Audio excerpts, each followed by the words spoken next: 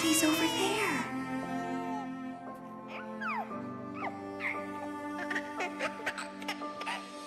The calamity's approaching, and it will destroy everything. I'll hold it back and buy us more time. Nolan, protect our daughter. No! Lillian!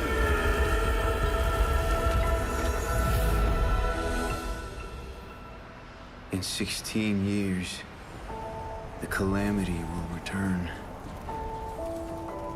I've already wandered countless universes, seeking an end to the impending catastrophe. There's no time to mourn, no time for regrets. I must fulfill my last promise before I can even hope to see my daughter again. But what chance do I have against the boundless might of the cosmos?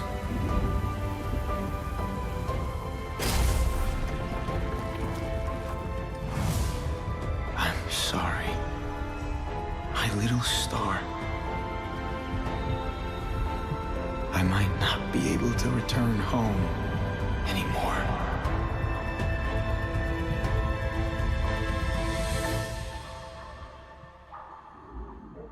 I promise I will take her to see the star lanterns. I promise I'll teach our child how to wield this power. I promise I will sacrifice everything to protect her. I promise I will sacrifice everything to protect our daughter.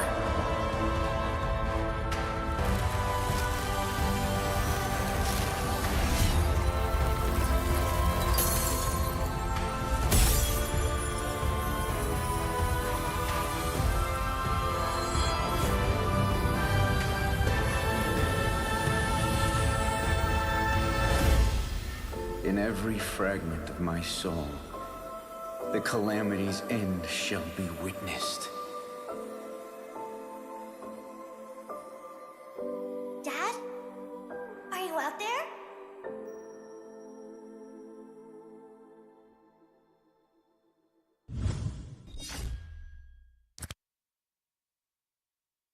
You have been slain. Legendary, unstoppable. Defeat.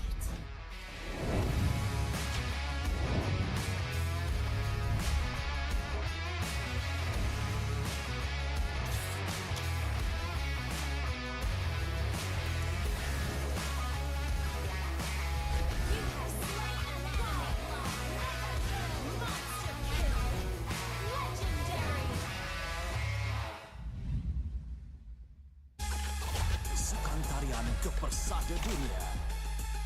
Masa untuk membuktikannya. Menari mengikut irama. Mengejar emas demi negara. Battleground Malaysia, Road to Go. Mulai 29 September, 10 malam di saluran berikut dan Astro Go.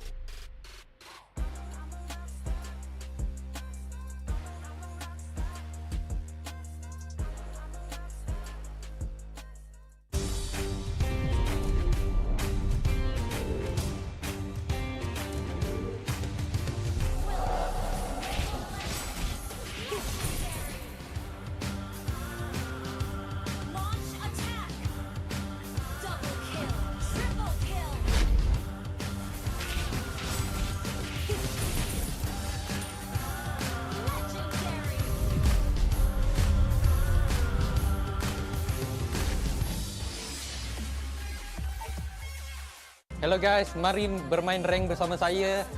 Kita orang sekarang mempunyai double star raising point dan double star protection point. Bonus ni cuma ada untuk 5 perlawanan rank game anda saja.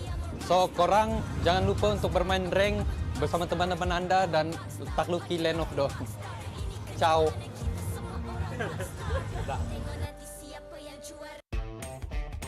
have been slain.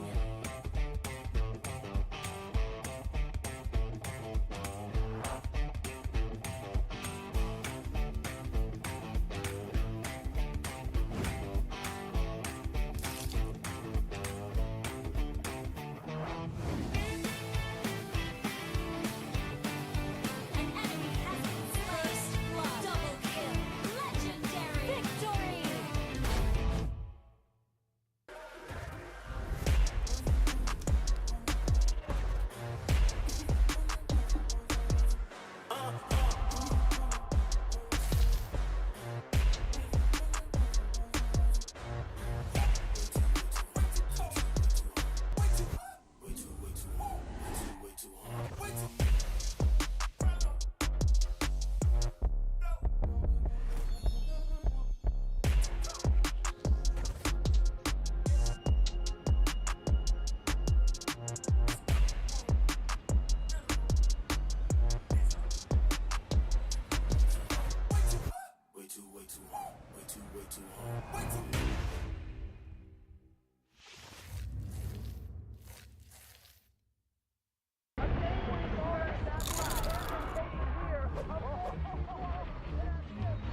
Killing spree. Mega kill.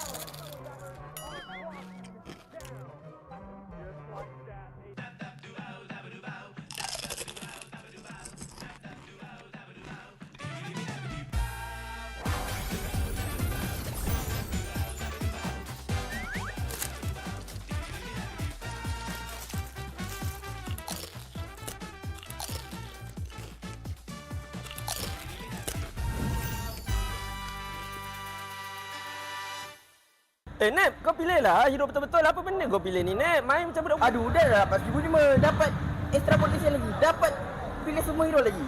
Capek, kau ni apa benda pula kau buat ni? Cuba buat betul-betul. Bunyi lah, Pak. Guys, jomlah main rank pada hujung minggu ni dah mendapatkan orang kata complete kantas dan mendapatkan skill percuma jika korang lekat kantas tu.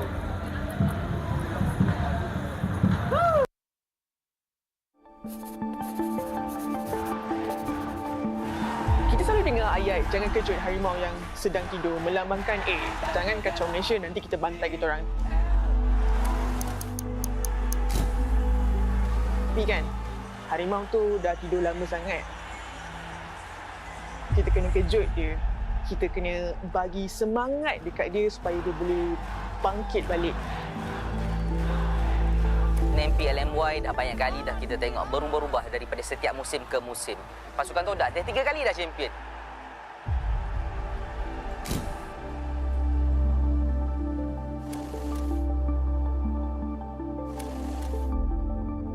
Pergi international macam tu juga. Pergi bawa balik sijil penyertaan. Sampai bila?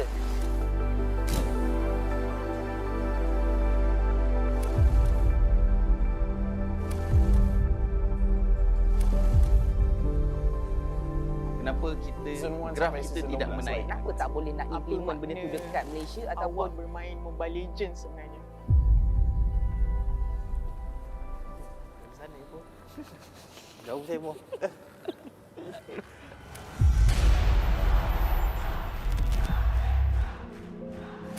Saya daripada M1 sampai ke hari ini saya masih lagi berjuang untuk industri ni. Kesedihan saya bila mana pasukan yang kita harapkan kurang memberi saingan lah. Kenapa benda ni berlaku? Kenapa graf kita tidak menaik? Kenapa menurun? Adakah terlalu berat tanggungjawab tersebut? Soalan personal lah.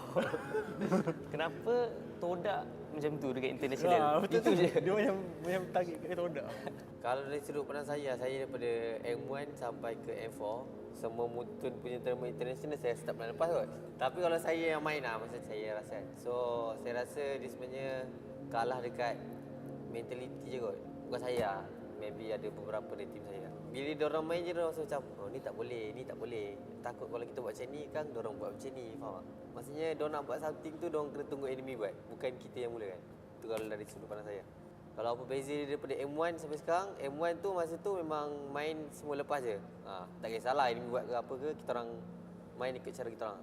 Tapi kalau ikut dari sekarang, saya rasa macam tu lah. Dia mental block kot. Shifu, Repo dengan Zon. Korang dapat wakil Malaysia kat SEA Games and korang dapat silver, which is very good. Tapi cukup ke? Korang punya pride, korang punya rasa excitement bila wakil Malaysia, bila dapat silver, adakah dia akan mati dekat situ?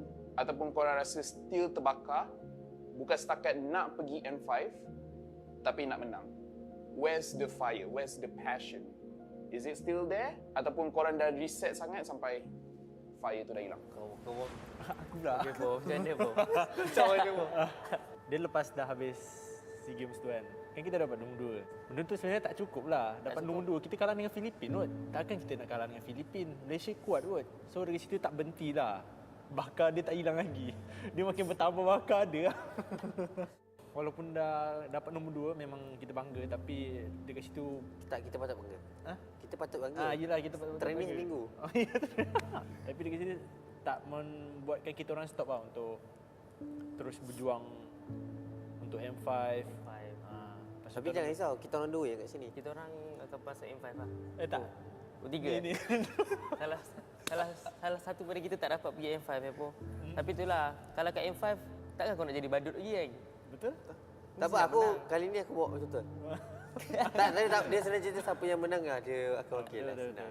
So, kali ni semua buktikan lah. So, dekat M5 memang bantai lah semua negara. Korang rindu tak line up SEA Games? Jauh. Sebab dia paling bersedia kan. Kita semua tak sama. Okey ya. Kalau aku rindu tu korang.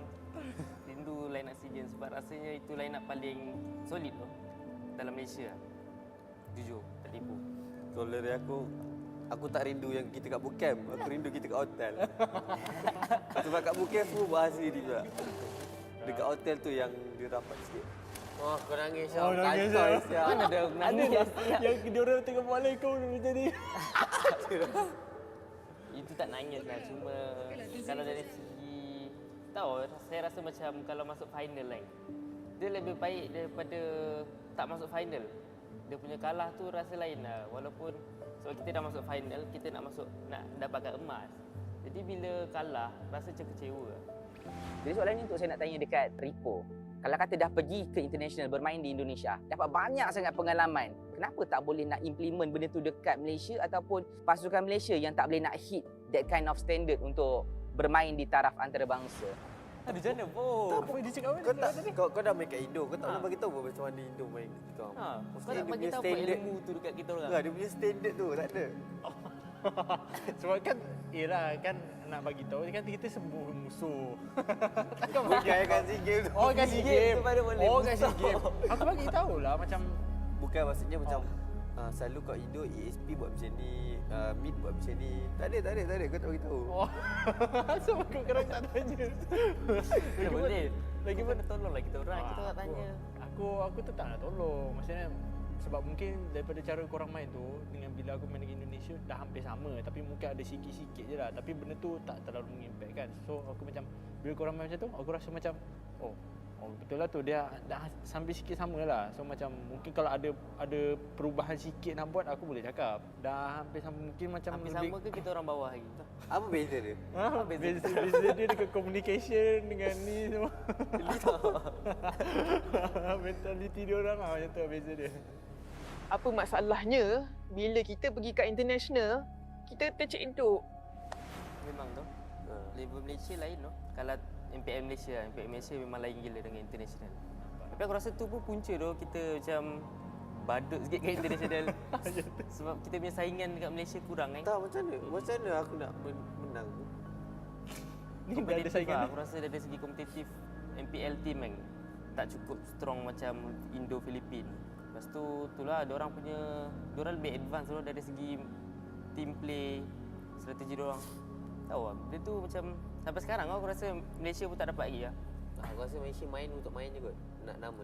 Malaysia main untuk dalam Malaysia je. Tak main untuk dapat duit gaji. Gaji tu semua dah settle. Dapat gerak. Tak ramai lah player-player yang macam kita.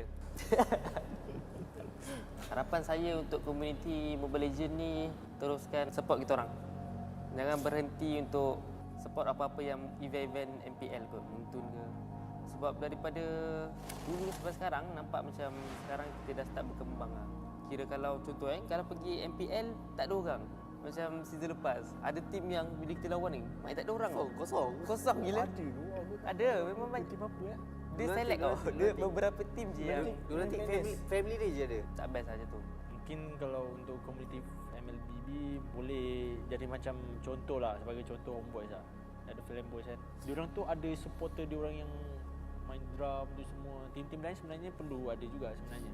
Tapi kalau fans RSG kan duduk je. Ada pun dong-dong dekat depan. Tak nak macam tepi-tepi tu ramai-ramai bam. Tanya kepada Ciku dan juga Zon. Umum tahu yang Ripo pernah bermain di Indonesia.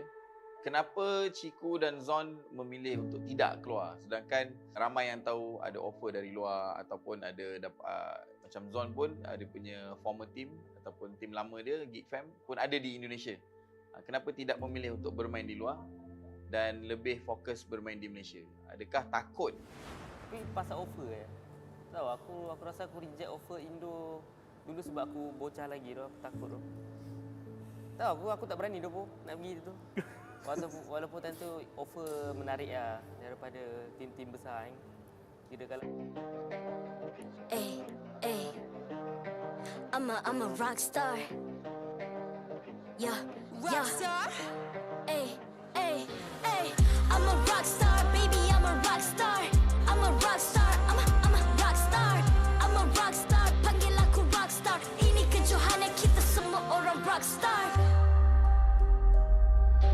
Kita rock star, kita buat saja gaya kita. Makin panas apinya sudah membara.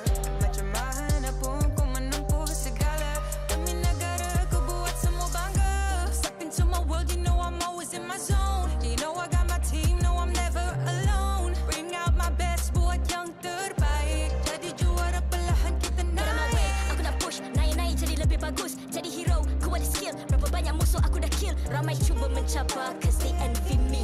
Tiap game aku pasti jadi MVP. Easy. I'm a rock star, baby, I'm a rock star. I'm a rock star, I'm a rock star. I'm a rock star, panggil aku rock star. Ini kejohanan kita semua orang rock star. I'm a rock star, baby, I'm a rock star. I'm a rock star, I'm a rock star. I'm a rock star, panggil aku rock star. Ini kejohanan kita semua orang rock star. Tengok nanti siapa yang juara. Ni peluang kita bawa pulang piala. This is my game, this is my time. Menang semua, everything will be mine. Kalau jatuh kau pasti kembali. Bangun balik ku tegak berdiri. Kuatkanlah tenaga, ganjaran diperoleh. Ni kejohanan kita, Malaysia memang boleh. Rise up to the top, kita buat bersama. Semangat kita kuat di bawah satu bendera. I'ma go hard for the win. Win. On the battlefield till the end. Trying to beat the greatest anyone has ever seen. Stand by, I'm coming in for the win. I'm a rock star, baby, I'm a rock star. I'm a rock star, I'm a rock star. I'm a rock star, panggil aku rock star. Ini kejohanan kita semua orang rock star. I'm a rock star, baby, I'm a rock star. I'm a rock star, I'm a rock star. I'm a rock star, panggil aku rock star. Ini kejohanan kita semua orang rock star. Rock star.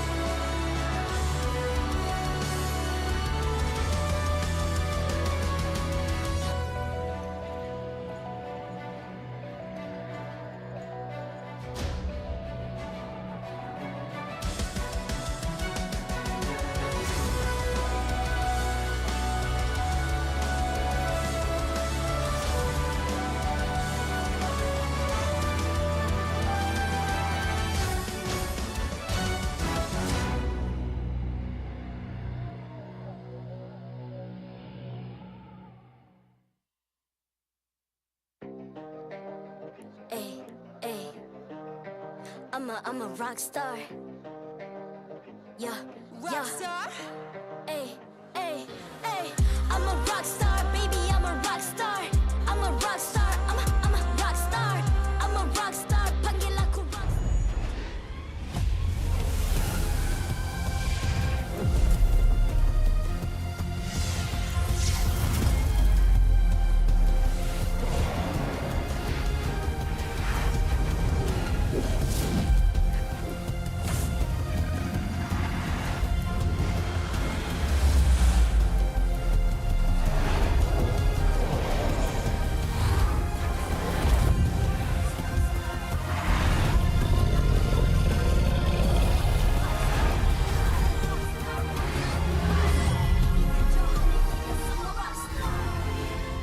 MPL Malaysia Season 12 is powered by Muntong, official mobile internet hotlink. Score an epic MLB skin for only RM1 with Hotlink. Summon your legends, unleash your style. Lightning-fast gaming experience with Hotlink all-new prepaid. Now with 5G. Visit the Hotlink booth today. Champion Extra GG with Garnier Men. Fight 99.9% acne-causing bacteria in just 10 seconds. Thank you to all our sponsors for your support in MPL Malaysia Season 12. Selamat datang ke Playoffs MPL Malaysia musim ke-12 bersiaran langsung dari Dewan Sri Putra Bukit Jalil. Anda bersama dengan saya Rose, host anda sepanjang musim ini. Dan sekarang kita sudah berada di hari kedua Playoffs MPL Malaysia musim ini. Dan sebanyak 5 pasukan yang berjuang semalam, 3 pasukan dah eliminated. So maksud tu kita ada 5 more teams left to go, and today kita akan tahu siapa yang akan masuk top 4 untuk musim ini. Sebelum apa-apa, we would like to thank semua orang yang nonton, either you guys are at home ataupun you guys tengok dari Dewan Sri Putra, because without you guys we wouldn't be here. And I'm pretty sure ramai orang dah sangat-sangat excited to kickstart our match. Tapi sebelum tu, mari kita tengok jadual kita untuk hari ini. Untuk match pertama, match pembukaan kita akan saksikan perlawanan Selangor Red Giants yang akan menentang Todak. Untuk match kedua pula, I'm pretty sure yang ni agak panas sikit sebab it's going to be RSG MY yang akan menentang Homebois. Dan untuk the last match, kita akan saksikan Team SMG yang akan menentang siapa yang menang match pertama. Alright guys, so nampaknya players are looking ready, the audience are looking ready, casters are looking ready too. So, with that, mari kita jemput Selangor Red Giants ke atas pentas MPL Malaysia. Selangor Red Giants menunjukkan peringatan yang sangat drastik untuk musim ini apabila berjaya mendominasi liga sehingga pertengahan musim. Kesesrian Coach Arcadia dan barisan pemain menjadi kunci utama kemenangan. Lencana merah kuning di dada menjadi lambang kedaulatan dan kebanggaan. Mampukah gergasi merah menjinakkan sang raja lautan di perlawanan ini? Let's see.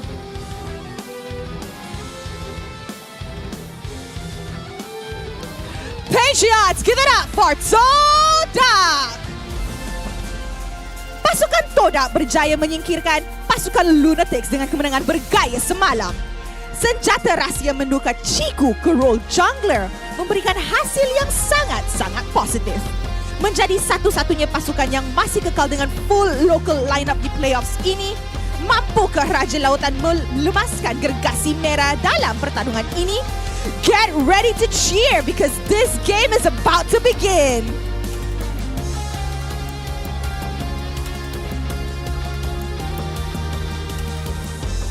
Sekarang, marilah kita menjemput barisan marshal kita yang akan mengalas tugas untuk memastikan perlawanan sentiasa berjalan dengan adil dan lancar.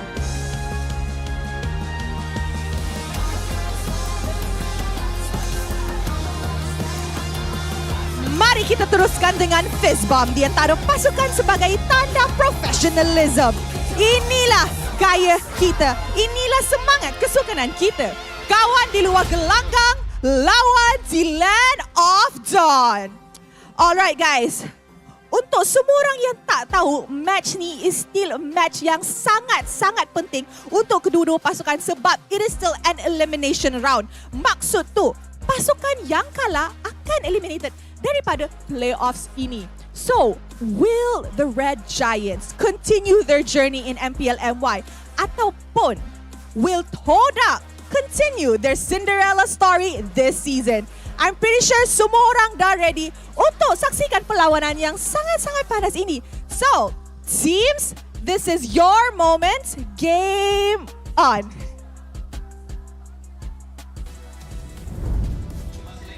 Hello semua, selamat datang kepada MPL Malaysia musim ke-12 Playoff English Broadcast bersama dengan saya Lafel Husky dan juga Adin. Oh, saya say hi Ani, saya tak sabar untuk tengok perlawanan pada hari ini, Lafel. Ya. Ha. 他说着急的鸟有虫吃，我非常的开心。I'm very happy to be here. It's second day of playoffs. They say the early bird gets the worm, and we got English. Yes, English. So used to the other side. We got a heck of a series to start it off, guys. Man, what a world we live in. What a world. Two Malay casters on the English. That's nice to have you, man. Hey, nice to have you. Nice to have you. Good to be here. Good to have you guys. Good to have you guys here. Anyways, now it is an elimination match between Todak going up against Selangor Red Giants. But before we move into the game, we gotta say, get your epic MLBB skin with just RM1 with Hotlink. If you guys want lightning fast speeds during your rank games, make sure you guys change to Hotlink. I mean, like, come on. You got 5G on your phone, but you don't have 5G internet? What a waste. So make sure you guys change to Hotlink now. Speaking of which, again, this is Todak against Selangor Red Giants, where Todak has always made it to the grand finals. But this is an elimination match. What are the odds? The odds, I would say, looking at group's regular season result, SRG has done this before, right? But it was not against this version of Todak. Chigo was still in the gold lane, Rival was still in the jungle. Can they beat Todak's new version? Well, now we got to talk about the new Starlight. Make sure you guys grab it for yourself because the skin right now is the Layla Twilight Walt skin with only 300 diamonds. And again, we here at the caster desk, we've been getting all the Starlights, right? Yep. Right? Yep. Because this is one of those things, is if we miss 1 month, we're going to make sure we never hear the end of it. So make sure you guys grab the Starlight for yourselves as well. And what about you? What do you think is there good chances that Todak can defeat Selangor Red Giants and actually move forward in the playoffs? I don't think so. You don't think so? I think Selangor Red Giants is going to break the curse.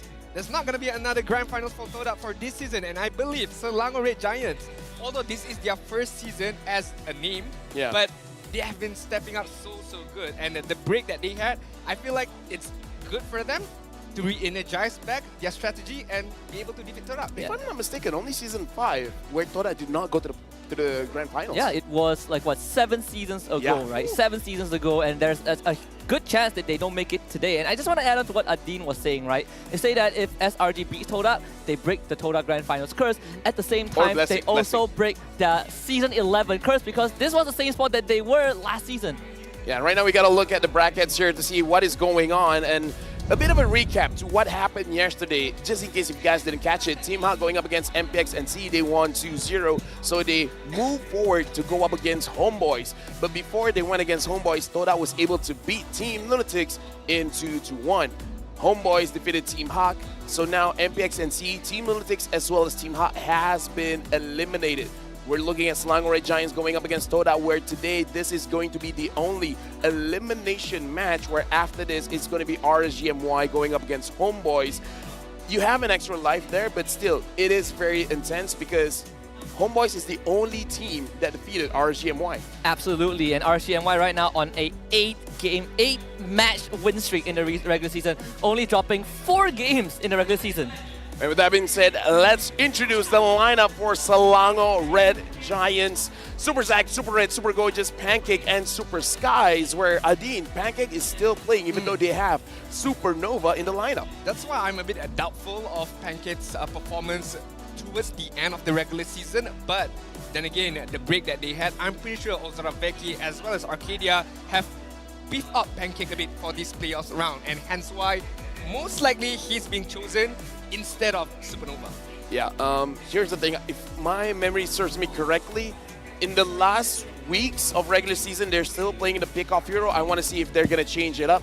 But now, let's look at the rise of the Red Giants, their impact of the imports, where previous season, I would say Selangor Red Giant, they look pretty strong. But after having Coach Arcadia, Pancake, as well as Super Red, they've been stepping up. Yeah, we got to go back to the Snapdragon Pro Series, right? They brought Coach Arcadia in the middle of the season, and that was where you saw the rise of Red Giants. And they came into Season 12 really strong, and they had a very good start to the season, right? I believe they won 5 series in a row before they started dropping their games. And with that being said, let's look at the lineup for Todak. Will they be changing their lineup? And looks like no. It's Time Senpai, Yums, Ralph, Chiku Guys, as well as Momo, where we have to assume Chiku Guys is playing in the jungle.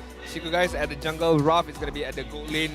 Not much changes for Todak. I feel like this could be the best recipe for them. Although, I've been hearing a lot of praise for Ralph. Yes, he is performing really, really well. But to declare himself as Chiku Guys 2.0, I feel like it's a bit far-fetched. I feel like there's a long way to go for you to be able to get that acknowledgement as Chiku Guys 2.0. Hey, no matter how small the step, it is still a step moving forward. Zyme Senpai performed incredibly yesterday, especially on the Valentina, not only dishing out the damage, but also actually setting it up for the team, which, by the way, Todak, at least based on yesterday's strats, they have not shifted to the Enchanter style of roamers. They haven't been using the healing supports. They're still going up with setup heroes for use. I think the only exception is Game 3 against Lunatics, where they did run the Matilda on Yums, right? But aside from that, they are one of the few teams that stuck to what worked back then. Just like Homebois, they also are one of the teams that doesn't bother too much about Enchanter supports. Yeah, but I kind of feel like if Matilda is open, it's kind of weird if you're not going to be picking it up. Now we're going to look at the match history between Selangor Red Giants going up against Todak, where they have won 1-1 against each other. When it comes to the damage dealt, it's more or less the same, but in terms of game win percentages, Selangor Red Giant is clearly ahead. Although that the thing that I can see here, Todak most ban is going to be the Forza and Fanny, but my main question or the main puzzle here right now is, are Todak going to really respect ban the Fanny out of Super Skies? Because we know that Todak can have that tendency of ego challenging opponents, right? So would it be smart if they don't ban out Super Skies Fanny, or it should be a permanent ban for this Fanny? I personally feel like it should be a permanent ban. When they faced off in a regular season, Fanny was let through in Game 1 and never again for the rest of the series, because just how efficient Super Skies was on that hero itself. I would say the biggest difference, Super Skies and other junglers using the Fanny, is Fanny you kind of want to go ahead. But with Super Skies, even if you're behind, even if you quote-unquote don't have a high ground defense, Super Skies can make it happen. He makes it look like it's very easy for him to cut the lanes and make sure that he's very safe. Purple buff, no purple buff, doesn't seem to make a difference. We've seen very few Fannies in the regular season, but the closest comparison you can make to Super Skies is Demon Kai on the Fanny, right? We also saw him playing that hero also against, I believe, Todak, against Todak, right? So these two teams that had that experience with Fanny against Todak, and they crushed both of those games, which is pretty crazy when you think about it. I think Todak have learned their lesson to just not let it through. That's a very good point. I kind of feel like that was one of the game highlights where Demon Kai just went in and Zion Senpai tried his hardest to juke it out. Not gonna happen. Not gonna happen. Not gonna happen at all for the next upcoming matches. But I feel like as much as it's gonna be a battle of the players, it's gonna be a battle of the coaches as well, right? Muja up against Arcadia, Ajim up against Osaraveki. What will they bring out in terms of drafting, in terms of strat as well? Is this the strongest lineup for Todak? I kind of feel like we need to put an asterisk for this season. I think you have to like contextualize it. Is this the strongest lineup of Todak this season, right? Yeah, that's the thing. At this state, is this state the best? I would say all time, no. No. I don't think so as well. I feel like if all time, Moon has to be there. Moon has to be there. Moon in his prime. That's fair, but like this season, right? We talk about season 12. Not gonna lie, I'm not sure, because we've seen a lineup without Chiku Guys, and it worked. It looked pretty strong as well, right? Yeah, it did, and I think towards the very end of that last week, they did talk about maybe not having Chiku, but still he is here and he's performing. But then again, up against the Filipino import Super Red, one of the best players so far in Selangor Red Giants, using the Iritel, Cloud, Bruno. As much as you like, as much as you might hate him if you're up against Super Red, looking at the average KDA at top 4, goal per minute 777, top 2, average damage per minute 3.2k. I mean, what more could you ask from Super Red, right? I mean, number 1 in average turret taken as well, 3 per game. The number 1. Yeah, he takes a full lane per game, right? If you put that into a perspective, so which is pretty crazy for a stat for a gold laner that you are allowed to take so much turrets. I would kind of put this as an XP laner job, so Super Red is definitely doing something right. I would say even though Claude in a way has been nerfed because of the changes towards the Blazing Duet, in a way, Claude has been buffed in this meta. In the sense of, if you're really trying to follow the meta, you're having those healer supports, who's going to stop the Claude? Because that's the most dangerous thing about Super Red on the Claude. He can't be caught. So, looking at the draft, if Yums can't catch him, it's gonna be Super Red just blazing red all over the place. I think there's one guy that can match up with him, it's Ruff, right? Just like Zyme Senpoi, for some reason for Todak this season, players who debuted in the middle of the regular season has a very strong opening. Like Zyme Senpoi coming in week 3, solid mid lane performance. Ruff coming in as well to replace Chico guys in the gold lane, also very solid in terms of his performance. I agree with Adine, I don't think Chico 2.0 is a valid title yet for him, but I believe that he has shown enough consistency to really take on and fill in that shoes. The potential is definitely there. I mean, coming in halfway through the season, top 2 in terms of damage per minute. If you want someone who is not afraid to dish out the damages, even though he is a rookie, Ruff is that man. You know, he's not afraid, he's not shy at all. I would say historically, honestly, Todak as well as Red Esports, they've been known to be very good at bringing up rookie players. But now we're going straight into the draft for the first game of the series of the day. Selangor Red Giants will be the first pick, Todak second pick, and looks like Helkert, Lancelot as well as Terizla has been banned out from Todak, and question has been solved. Fanny and Claude not going to be up on the table for Selangor Red Giants. I love that Todak is just giving respect, right? You really do not want to give Selangor Red Giants any advantage. The fact that the Lancelot is banned out also kind of shuts down Super Skies and Cheek a little bit. And of course, Lafayette, you can't escape this, right? We talk about you a lot on this podcast. I have a trap card. You have a trap. Apparently, if you start praising Todak, something goes wrong. And I like that he said, I don't care who wins as long as Todak loses. Wait, so in the end, he just wants Todak to lose, basically. Exactly. The curse was a cover-up, you know? He's just a straight-up hater. Straight-up hater.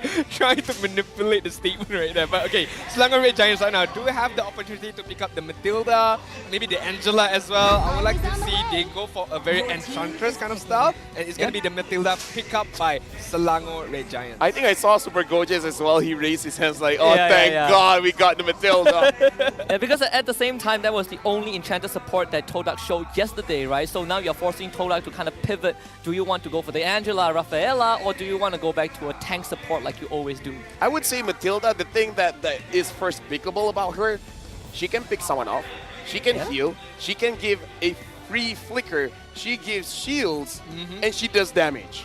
The best part about an enchanted support that a lot of enchanted support lacks in Matilda is she has a lot of mobility. Yeah. And you can build her a multitude of ways. You can build full magic, you solo kill people.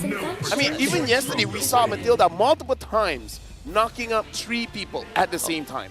That's a little bit unfair coming from a quote-unquote support. Because that's usually should be like a tank specialty. Yeah, I mean, the changes to Matilda has really skyrocketed her potential in these team fights. It's gonna be a bit hypercritical here. I do not like Chico guys on the fighter tank kind of jungle. I would like to say I'm very assuming. I'm stretching out right here right now.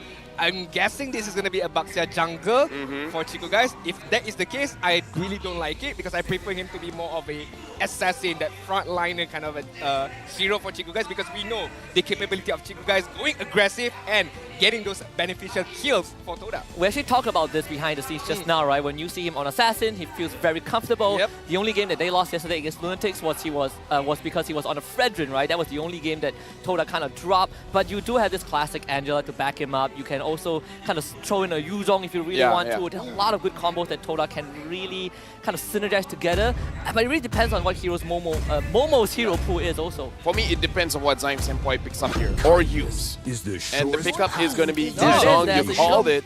Here's the thing, right? I believe that this could work for Chico Guy's favor because look at the way he plays. Sometimes it looks like he shuts his brain off, he just goes forward and he tries to get a kill. If not, he enables his own team to get the kill. So I'm worried because looking at Zion Senpai, if he uses a long-range mage, he doesn't really go all that aggressive. If he uses the Valentina, he will flicker forward. So I believe Chiku guys can enable Zion Senpai to get the kills. But if he's using a hero that doesn't have much of an impact early game, then I agree. Maybe the Baxia won't look that great. I mean, as you mentioned, it really depends on what kind of hero Zion Senpai uses.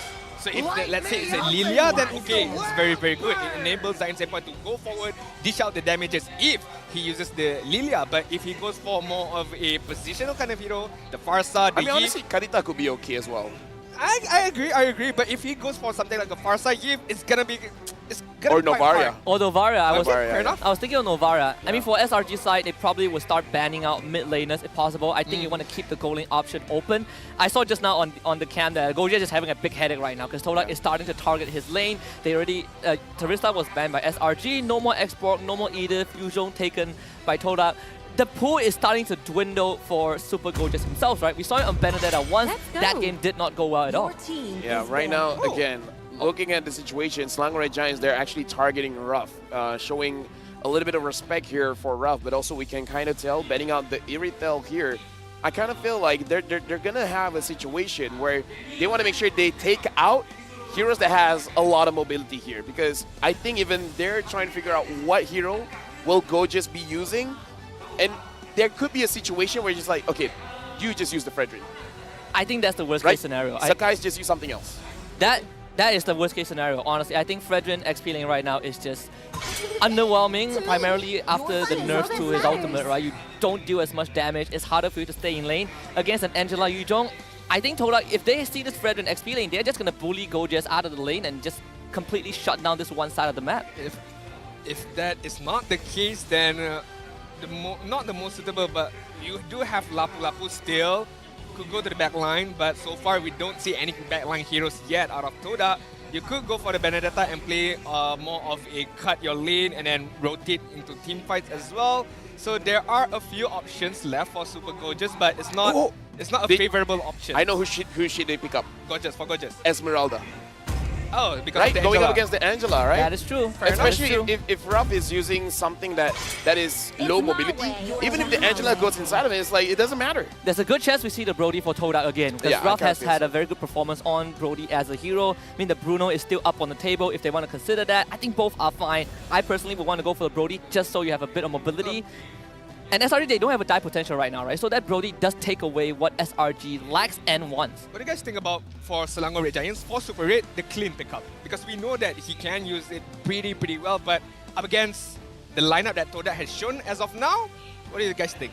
I don't know. I think it is a bit of a risk because... Yeah, you need someone to like peel him away from a Baxia and a Yuzhong. Like Yuzhong with Angela Ultimate is so fast that not many heroes can run away from it. I agree. You outrun a sprint Iritel with GDS, with that ultimate. It is not fun at all.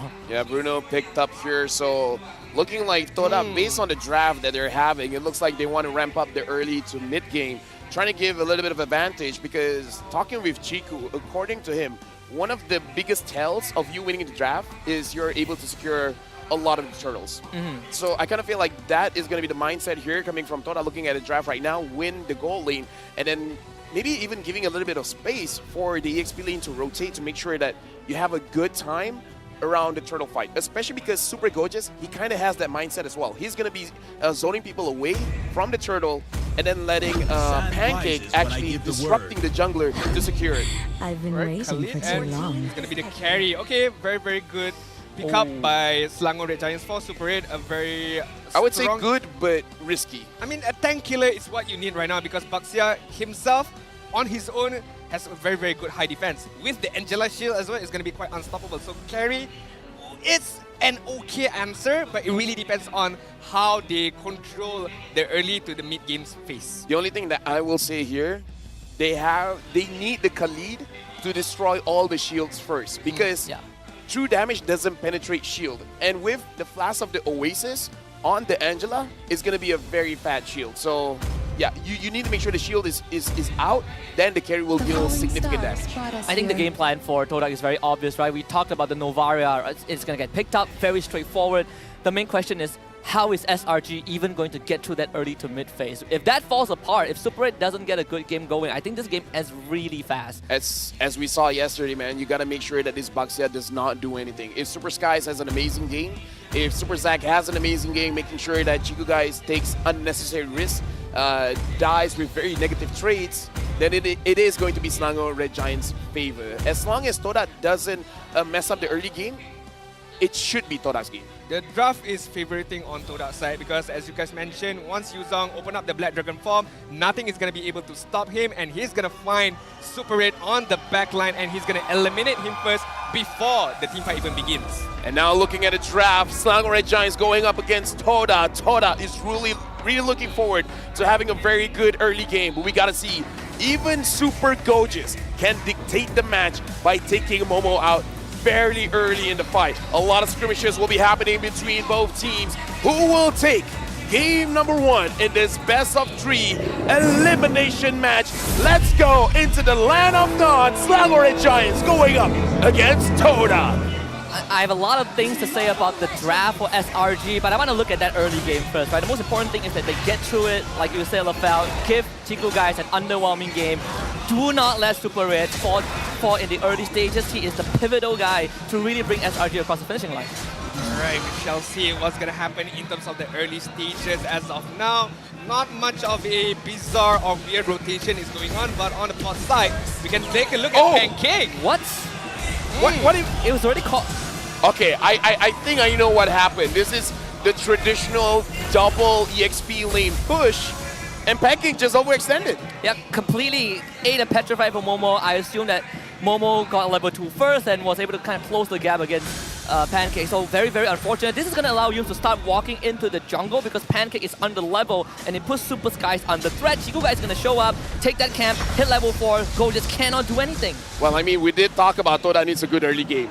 Yep. I would say that it justifies as a good early game. That is a very, very good early game from Todak right now. Now, as Husky mentioned, they can control the map, they can control the Reaper side because of that level advantage that Chico is enjoying as of now. Okay, so right now, honestly, Adi, now with Todak having this kind of advantage, are you really going for Super Gorgeous? You're going to try. Chico Guys doesn't land the stun, so Super Gorgeous, he's going to be fine, but again, this is the lane where historically a lot of teams have targeted against SRG. I like what Todak is doing right now. They know that they have the advantage. They know that they have the control. So they are using the advantage as early on, trying to minimize every single farming that Selangor Red Giant are capable of. Super Gorgeous drop low, knocked up. It's going to be sniped. Zyme's endpoint finds the second kill. Well, we've been seeing historically when the EXP is not doing well, it's not doing well. Momo, Black Dragon form, trying to kite everyone away. Is this going to be free for Todak? Super Zack, he's going to steal the Black Dragon form and use it instantly. And now you see the hard guard onto Momo's Dime Senpoi, just landing shots after shots from afar. Super Skies has to abandon post. They're going to come back in for the re-engage total for Todak, but Momo does end up dropping. Super Zack now finds the Terrify on the Yumes. Pancake giving chase. Super Goji has to keep up. Selangor Red Giants finds 2. I would say Todak took a very unnecessary risk there because it looks like they're trying to catch 2 birds with 1 stone. Yeah, but right now, Chico Guys is going to get disturbed a bit from the skies. He's going to be able to get the purple buff, lovely stuff, uses the guiding wind to get away. I mean, okay, let's backtrack a bit right there. Todak, I feel like they should just secure the turtle and back away, but they bite more than what they can chew. They try to get the kill on Super Skies, they try to get the turtle, although they did, but losing out 2 members in that particular team fight is not a good trade-off for me. Speaking of risk, honestly, with Pancake, even though he died first blood, he's showing that with the guiding winds, it looks like Selangor Red Giants, whenever it looks like they're taking a risk, it is not that big of a risk because you have a free flicker out of a bad situation. And now Super Gorgeous, he might be in a bad situation here. Yeah, he's going to be left on an island. If Todak gets this killed, they might end up getting the entire plating. So Super Gorgeous is going to be pinged out by the Astro Recall, has to use the ultimate to get away, saves the flicker but abandons the lane. I mean, they know that they are having an advantage Todak on the EXP side, so they are riding on it as much as they can. As well as on the top side, Rav is gonna get a bit of trouble time right now, but it's not a big of a problem. Circling Ego use, hard guard on the Rav to protect him. SRG is gonna dive underneath the turret to find Rav. He will end up going down and use. Now left all alone. Doesn't go down though, Todak able to keep him alive. I would say that does not look like a good trade, but at least you don't give any gold plating over the Selangor Red Giants, and that's why we are seeing that Todak still has the goal lead. So is that a bad situation? Yes, but it could have been worse. I mean, they are slowing down Ruff's farm, not being able to pick up important items for the Bruno. As you guys know, he is the damage dealer right now. So a bit of a plus point for Selangor Red Giants, but it's not in the end of the world yet for Todak. Okay, so right now the turtle is coming up. Selangor Red Giants, it looks like they have the better positioning here. Chiku guys and Zion Senpai, it looks like they want to contest. We really got to look at Momo whenever he's using the Black Dragon form. How's the fight going to look like? It's the Black Dragon form. Yums does not have the hard guard just yet, so Todak, they want to buy that time. Super Zag steals the Black Dragon form. Chiku guys does secure the turtle. Super Zag now has a decision. Do you want to dive to the back? It's going to settle for Chiku guys at least. SRG wants to give chase, but Todak should be able to disengage from this. Super Zag has to fall back. Right now, Selangor Red Giants, it looks like they're not entirely sure what they're supposed to do, because it looks like, wait, do we want to fight? Do we want to contest? What's going on? I really thought they wanted to go on Chiku guys right there. They want to all in on Chiku guys, but as you guys mentioned, there's a hesitation in what they're trying to do, and they lost that turtle. What could have been a good fight for Selangor Red Giants, but Todak is coming out on top. And right now, it looks like Todak, they're covering all bases on the XP. Super Gorgeous is getting attacked. He's going to try and lock him down, pump it on the string. Yums take a bit of aggro from the turret. Momo gets the tail on top. Todak gets top and is able to defend bottom. They're transitioning very well in the mid stages of the game. Later when the Lord comes up, so far we haven't seen the damage coming in from Ruff. But I think it's about to come up very, very soon. It should come up very, very soon. But my main problem here is that Selangor Red Giants. They are not sure what they're trying to do. Very indecisive, but Chiku guys gonna get caught right now. But it doesn't matter. Look at the healing. Look at the shield that he has. Selangor Red Giants, before they can initiate anything, they need the itemization. They need the damage first. I mean, SRG, they still have a lot of time that they need to buy to get through the toughest part of the game. I would say that's what it looks like when a Baxia is not really disturbed in the early stages of the game. That's 4 people, it's not enough. Yums right now has to use the flicker to get out of a bad situation at the bottom lane. Super Red finds Chiku guys. So for now, it is a little bit of a stalemate. Looks like Todak, they don't want to force things out until the turtle comes out. But when I take a look at Selangor Red Giants' potential in terms of the Ultra late game, they have a carry. They have a Khalid who can go onto the backside, who has the damage that he needs to be able to dish out on Todak. But Todak, on the other hand, they have a very good Ultra defensive kind of lineup with the Hard Guard, with Baxia having a lot of health as well as defensive capabilities. So it's quite 50-50 in terms of Ultra late game's potential. If that's the case, what is Selangor Red Giants really waiting for? They should wait for item, first of all, to be able to get the damage, to be able to get Super Red online is the main goal right now. Once Super Red is online, once the damage is there, then they can try to go on Chiku guys. Hence why they're avoiding all the team fights right now. Yeah, the third turtle goes to Todak. SRG, they were looking at an opportunity bot, but they missed the window. Chiku guys, he's now going to try to go for a pinch, find Super Skies. Now the hard guard on top of him. Yom's going to help him out. Momo now shows up with the Black Dragon from Super Skies, uses the Guiding Wind to get away. Super Gorgeous to keep him protected. But SRG, they're going to have that mid laner isolated just a little bit. No minion wave for Todak though. Yeah, I would say Chiku guys was too forward, but Pancake wants to go back in. Circling Eagle just to find a bit of disruption, but Todak, they just disengage. Very indecisive from Selangor Red Giants right there. They did use the Circling Eagle, but it was just a for show kind of a Circling Eagle. They went back, they just trying to bait out Todak as much as they can right now. Look at Momo, man. Let's see for Pancake. Pancake gets out, but man, those shots are starting to hurt. Yeah, right now looking into the situation, Todak, it looks like they're trying to force out fights, and Selangor Red Giant, it's like they want to say that we're not going to be taking the bait, but at this point, it comes to the situation, are they waiting for something, or are they just being passive for the sake of being passive? Because looking at the KDA, it's all looking good. Super Sky is going up against Momo, and Momo gets targeted by the Circling Eagle. Okay, 2-man knockout with the Circling Eagle. Ruff tries to get away, gets hit by the Appraiser's Grab. Now the Hardcore shows up. Super Zag out of position, has to dash away. Gets pinged by the Astro Recall. Super Skies as the brick wall for SRG. Gorgeous now uses his ultimate to disengage, and Todak, they walk out of there with full health. I like the kiting coming in from Selangor Red Giants. Yes, they are not doing a lot of damage, but the movement from them is very, very calculative. Momo right now trying on the backside, but just trying to disturb Selangor Red Giants away so that they can take the middle turret. 3k gold lead as of now. Todak are enjoying this game. I do agree what you're saying. Selangor Red Giants, honestly, they're playing a very disciplined kind of game plan. Even though some of it looks indecisive, but whenever someone makes the call to back off, they all be like, okay, we got you, we hear you, we're gonna back off. So that looks good. So it looks like they're really looking for a very calculated pickoff. So they're looking to take Todak 5v1 apparently. There's actually reason for Super Zag to actually not go for the back dragon and actually steal the hard guard just to make sure that SRG, especially the Khalid and the Frederick, can stay in the fight longer, honestly. Yeah, right now, looking at the situation, Super Skies taking quite a little bit of damage. Super Gorgeous, this could be a make or break ultimate coming in from the Khalid. A lot has been knocked up. Super Skies looking very, very low. And right now, Selangor Red Giants, they're looking for an opportunity. Not sure if they can fight this though. Super Skies less than half health. Momo being very, very disruptive. And now Super Sky ends up going down. What an alpha Gorgeous to the back. But they gotta get Super Red in the fight, and Super Red can't stay. Super Gorgeous ends up going down, and Todak have found 3 kills for themselves. Momo taking off Super Zag. I would say Selangor Red Giants took too long to pull the trigger. Super Sky took way too much damage from Todak before they decided this is their moment. Even though Super Gorgeous got a pretty good ult, but if we could see it coming, Todak could see it coming. I mean, Super Gorgeous got a very good ult, Pancake got a very good initiation as well.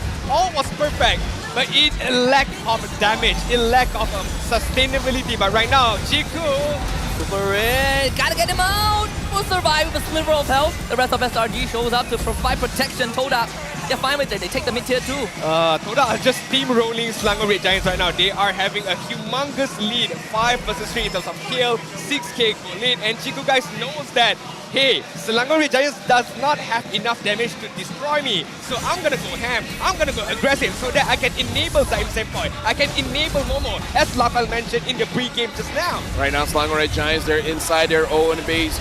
Looks like the holy. Oh, Momo! Just fight from Momo! Super Zaki's gone for 27. Super Sky goes down, a slide from Zaim Senpai to take a Pancake. 3 versus 5 from SRG. This game might just end quick. Lord pounding on the crystal right now. Super Gorgeous hits the bag. Lord gets taken care of, but Super Gorgeous will also fall. SRG getting dispatched in their own base, but Todak, they can't end the game just yet. Yeah, right now, 9,000 gold lead. Todak is just waiting for the minions, Super Red, as well as Super Skies is trying to defend the base. Super Skies gonna try Super Zag. Now he's back. Super Red, not much health, and a few shots from Ruff to do the job, and Todak, they're gonna secure game 1 with no problem. Chico guys to do the job. 11 minutes and 22 seconds, gentlemen. What an opening for Todak. Game number 1. Todak is showing their playoff buff. What happens in the regular season stays in the regular season. In the playoffs, it's a way different beast. This is what we call Todak Langgar. They just steamroll everything. They know that they had the better draft in terms of early to mid-game stages. They had a very good, humongous lead early on, and they just ride on the wave. We talked about this, right? If SRG doesn't get through that tough part of the game, this game is going to be done in 10 to 15 minutes. We talk about the Angela Yuzhong, Angela Baxia, the Novara, everything came through for Todak. It really felt like they got all the picks that they want. I feel like Selangor Red Giants waited for too long. They need to do something. They need to counter-initiate. But all they did was just kiting, waiting for that perfect golden opportunity. But it never came. They're scared of the hard guard.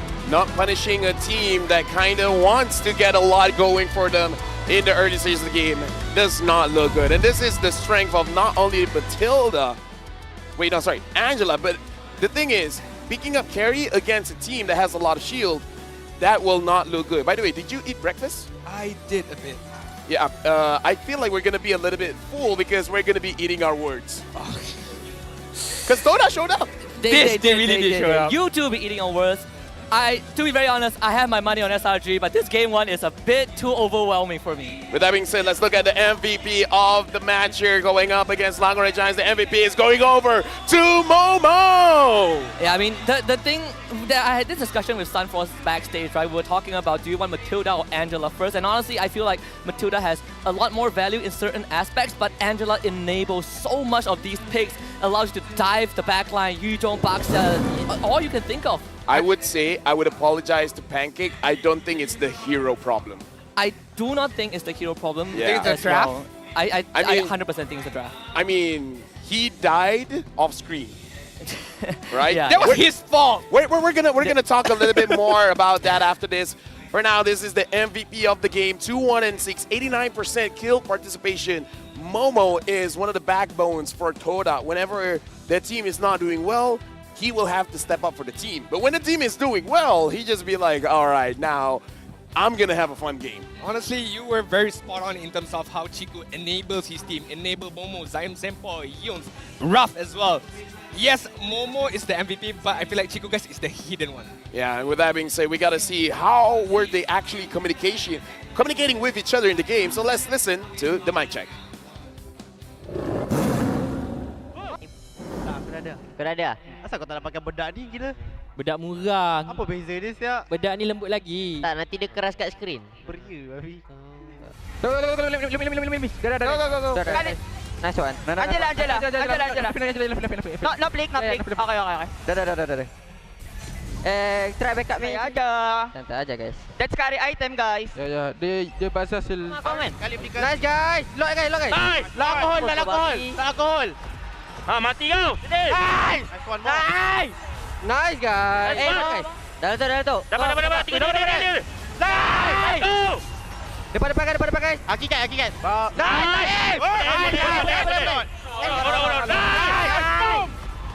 Sabar. Sabar. Mini tak masuk. Listening to the mic check, even Selangor Giants Pancake, he was like, let's look for items. So maybe they looked for too long. They had no choice, right? I do agree that they need to pull the trigger, but that is under the assumption that they will not 3K go behind for at least 5 minutes of the game, right? And that unfortunately was the case. So they just do not have the items to fight. I mean, waited for too long, waited for the golden opportunity, but it never came to them. And Todak really did well not allowing for that opportunity to come along for Selangor Red Giants. And I'm not too sure, but this is one of the fewer times I've seen Chiku guys very vocal, very animated as well in terms of his shot calling, in terms of the communication as well. Because again, he knows that, all right, we did have a very good early game. Matilda died early on. I have a strong advantage in terms of level up against Super Sky. So I'm just going to use the advantage that I have to just snowball against Selangor Red Giants so that Novara is not going to be captured. Bruno is not going to be disturbed. So both of you guys can deal out the damage. I'm just going to be the frontliner. I'm just going to be the bodyguard. I'm just going to disturb Selangor Red Giants' momentum. I got to say, we got to look at the itemization for Todak here alongside with their emblem set. Here's the thing. I kind of feel like Todak basically won all the roles. Yeah. I feel like you guys won the jungle. Yep. I feel like Yunes won against Pancake. The only thing is, I would say, the Bruno and the carry, it was a stalemate. Not really winning, losing anywhere else, even though Ruff did die getting ganked by 4 people. But again, no gold plating was given over to Selangor Red Giants. So I kind of feel like the carry in terms of the draft, the carry might not be it. Just because even though you can kill tanks, but if there's a shield, your true damage means nothing. If there are professional teams out there... I would say pick up a Bruno. If there are professional teams out there watching Todak's game just now, this is how you play an early game. You know that you have a very good early game advantage. You push to the limit, and you just don't give a room at all for Selangor Red Giants to even breathe. Yes, they are waiting for the item, and I mean, to be fair, Super Red does have the Holy Trinity, right? The Demon DHS, Corrosion Sight, as well as the Golden Staff. But it was just a little tad too late. First. Second of all, they did not have a good frontliner. Ferdrin was just getting shredded out of his own mind. Valentina could not even survive. Matilda, yes, can bring you in and out of teamfight, but carry without a frontliner is basically nothing. And this is where, when we talk about the second ban phase, I did mention that SRG, I think you should just leave the goal lane options open, right? But they opted to ban Irithel and Ixia. And Irithel could have been a lifesaver, right? If Todak gets either Bruno or Irithel, they could take the other, and it would make Super Red's life so much easier. This carry was a last resort because there's no other choice. You guys did mention as well that Selangor Red Giants could ban out the Novara, and they did not. Yes. They banned out the gold lanes. I was looking at that as well, so it was a bit puzzling when they started going down the gold lane path. I'm a bit speechless. I'm a bit confused. Yeah, a very questionable first game in the series here. Looking at the post-game stats, Ruff, 761 gold per minute. Zain Senpoi did a lot this game, 48,000 damage dealt. And Chiku guys took a lot, 116,000 damage taken. And we look at the damage coming in from Selangor Red Giants. Looking at the stats here, Super Gorgeous, he used a full damage emblem set as well as, you know, a little bit of a defense in his itemization, but he did 15,000 damage Yums did 15,000 damage. Just for comparison. Just for Pancake comparison. did 14,000. Which is really crazy. I mean, you look at these two support picks, the core difference is that Angela can be a part of the fight without actually being there physically, right? Whereas for Matilda, you always have to be around. And I would say that the moment that SRG started losing the game was actually the first 30 seconds. When Pancake got first blooded, he didn't hit his ult in time, the jungle got invaded, Super Skies fell behind, and everything just started going downhill. Yeah, and we're looking at the damage. 24,000 damage Super Skies, 25,000 damage Super Zac, Super Red 24,000 damage. We can definitely see a big gap of damage when comparing to Todak here, where Chiku Guys and Momo doesn't do much, but 24 and 27,000 damage comparing to a gold laner, a mid laner, that's a big difference. Now we're going to look at the gold distribution here, where Momo got a lot of gold from the minions here, over 600 gold from the minions, and this just shows the difference it makes when Super Gorgeous was killed off and he died without being able to clear the wave. And that's going to be the big difference there. And not only that, that Super Gorgeous got pressured wave upon wave, right? 4-man gang on Super Gorgeous. Maybe not even killing him, but just not allowing him to farm up those minions. Hence why Momo have a huge lead in terms of the total gold earned. With the gold he earned, he used that gold to be able to pick up a lot of items and just to go on the backside. Yeah, and also one thing I feel like was the killer for SRG in this game was when the Novaria got picked up, because she excels when you cannot threaten her. When there's a front line for Novaria, she can land Star Shatters for days on end, she opens up the map for you, and sure, you have someone like a Fredrin, but you're constantly getting sniped every 5-6 seconds. She is never gonna allow you to have enough health to even start a fight. Novaria is a very tricky hero, knowing should you pick it up, should you ban it out, because you're not fully sure whether your opponents will actually hit all of those skill shots. But Zion Senpai has shown me like, dude, I'm the guy. You know, I'm your guy. When you're trying to run away, I'll find you. Yeah, he plays Farsight and doesn't die, you know. Yeah. That is a very strong statement already from Todak. I mean, the king of positioning of heroes, right? That is what you get from Zion Senpai. Looking at Chiku Guys' jungle tendency, right? You don't get this kind of jungle from like rookie jungles, you know, they are very quite afraid, they're not too sure, should I go in front, should I absorb all the damage, but Chiku Guys, we know that a very, very experienced player can play multiple roles, but jungle is the one role that he has got it down. And again, just knowing the matchup, knowing that the advantage that he has, allow him to go forward, because again, if we put another jungle in comparison with Chiku, I don't think it's going to be a very similar gameplay. I would say giving Chiku a hero that he doesn't have to think that much, because he's the shot caller, is pretty good. I mean, what are you really thinking about when you're using a Baxia, right? Yeah, there are a few heroes, right? Like Fredrin, Martis, Baxia, the main three tanks. Maybe the Akai as the number 4 if they really go down that path. Yeah, and right now, looking into the situation, Todak is feeling very good. And Selangor Giants had a very good regular season, but now I would say the second half of the regular season, and apparently until this day on the playoffs, Selangor Giant has not looked very comfortable. In fact, I saw a glimpse after the game finished. Pancake was basically asking his teammates, like, guys, what's going on? I'm going to tell you, I think it's the RSG effect. Ever since RSG, SRG has not been the same. But we do have to remember... Nova's coming in. Nova's coming in. I think after the first blood... They have to, I think. I think even Coach Arcade will be like, okay, that's a bit much. But here, now it poses another challenge, right? So you have a couple of holes you need to plug. Super Gorgeous is getting crushed in his lane. Yeah. Super Red needs someone to keep him on a leash, and usually that's Pancake's job. Can Supernova do that for him? Can Supernova have the same effect? I think that's something that SRG needs to answer, because this could potentially be the last game this season. Although I do agree Pancake did not have a good game in the first matchup, but using the substitution now in a very desperate situation where if you lose this game, you're basically out of the playoffs.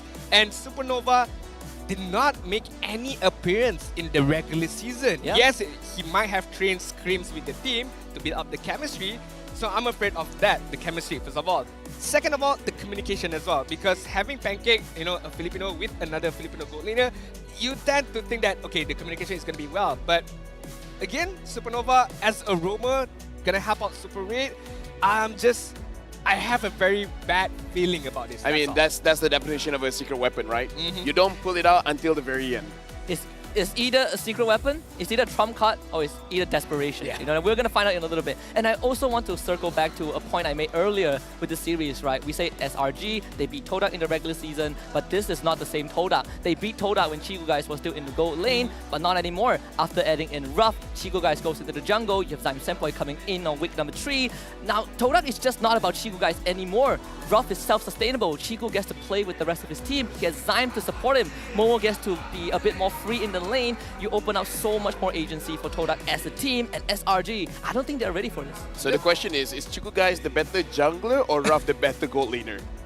I think it's the I think they complement each other. All right. I'm just gonna say the first statement. Okay. I'm just gonna go with the first statement. All right. I would say Rob makes Chico guy a better jungler because you take away a lot of that responsibility. Right? Yeah. Chico was in the gold lane, it was all about him, but now he's in the jungle. Rob can do fine in the gold lane, no problem. Yeah, right now looking at the player individual stats here for Super Skies. In terms of the closest thing to a top 10, 108% average Lord kills. That's amazing. You know? Only at the age of 108%? He's killing the Lord before he spawns. Like Exactly. Yeah. With the intention of kill, it's already like a 1% right there. Oh my god. Chico, please use Kagura Jungle. Dude, open your phone. I know what's going on. The screen went off. There it is. I know. Can we get a zoom in on that guy? Ever since yesterday. Can we get a zoom in? My god. Focus it. Ah! There we have it. There we go. Do you wish that you have your own skin? Oh yes. And it's gonna be a Kagura skin. Dude, I don't care. I can't just imagine. Gato, Kacha, Grog. I don't care. Kagura or Hellcat? Kagura, please. Hellcat looks more humiliating. So let's go with Kagura. Yeah. No, please Kagura. I just want to see. Why are we showing the BMC? I don't know, man. Oh, Filipina lang malakas. What's this? Menang kalah, ada permainan yang penting tentang santai. They're basically saying win or lose, it's all part of the game.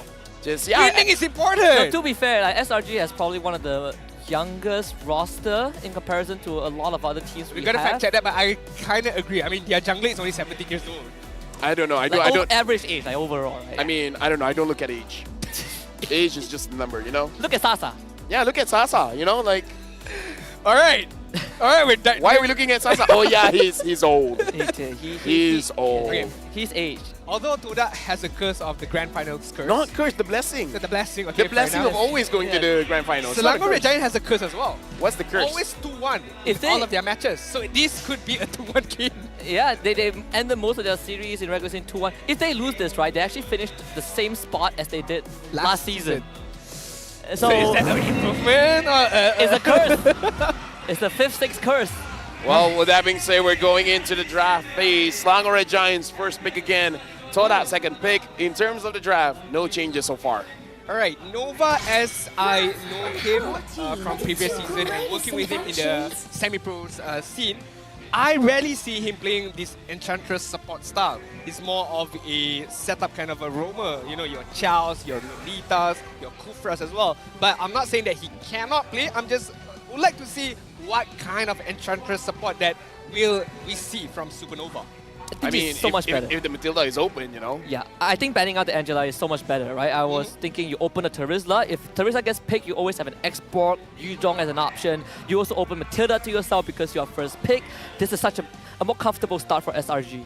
Yeah, honestly, if Matilda is open, I kind of feel like Supernova will be able to use that hero very well. And yeah, I do agree with you. Matilda is open again. I mean, we can say that perhaps in the previous game, they're just like, it's Pancake. We can let him use Matilda, but now with Supernova in, it is coming to the question, what is their priority? Is it still the Matilda? Or they just be like, nah, we have a different hero in mind for Supernova? Or should they pick a comfort hero for Gorgeous so that he can win his lane? Because we can see that if he loses his lane, the whole team shambles apart. The only problem is he's going up against Momo. And Momo is very good at hero matchups. So it's like, you can get your hero, but every hero has a weakness. We've seen like throughout, since week number 3 or 4, SRG has kind of pivoted towards sacking Gorgeous in the lane. You're going to have a poor lane anyways. We focus on Super Red, we focus on Super Skies, but Gorgeous has been a punching bag ever since. And I think the matchup matters very less for SRG right now. The focus shifts to the rest of the team. So Matilda getting first pick, I like this. Yeah, Matilda getting picked up again. Todak in the previous game, they early picked the Baxia as well as Angela. Angela is no longer there. So it is going to be a question. Without the Angela, will they still want the Baxia, or are they going to prioritize something else? I feel like they might prioritize something else, and I feel like they're gonna go off a pick-off strat here for Todak. By saying that, I'm looking at Young's gonna play something like a Lolita as he did play in the first day of playoffs, or maybe like a Kufra or a Chow. Moving away from this Enchantress support style could be the main game plan for Todak here. There's also the Valentina opening, there it is, for Times and Point. Very straightforward, they still stick to the Baxia. At the end of the day, you still get to kind of mitigate some of the shields from the Matilda, right? You still get to kind of frontline for yourself. With the Valentina, it also kind of makes SRG rethink. Do you want the Terizla right now? If you take the Terizla, I have a way to steal that out. Yeah, I gotta say, the Valentina with the Baxia, I kind of like it just a little bit more because just now with the Angela, a lot of slows are coming in.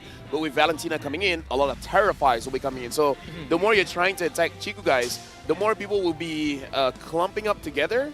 So a lot of people will get terrified. And I feel like Todak is just like showing to Selangor Giants, if you're gonna pick up the Terizla, pick up now. It doesn't matter what you pick up, as Lafayette mentioned, we have Momo. Whatever you pick up, we're gonna out-challenge you with his own heroes matchup right now. So Yuzong is gonna be the main focus for Selangor Giants. Can go onto the back line, can disrupt the Valentina before she disrupts the opponent. So okay, not a bad pickup for Selangor Giants as of now. I would say Yuzong is a good pickup because if he picks up the Terizla, I can see Momo using the X-board and then be like, yeah, come chase after me, boy. Yeah, this is probably the best possible pick aside from like maybe Khalid that SRG can go for, but you want Super Go just to have a lane where he doesn't just get shafted and completely ruined. I wonder if the Paquito is going to come in. There is a possibility. I feel like Paquito... Yeah. Okay. There's still a possibility, right, for Momo. Right? It depends on what he wants. I feel like at this case, he can take Paquito if he wants to kind of fall back to something more static like X-Warp. He's fine as well. They're not worried about his pick at this point.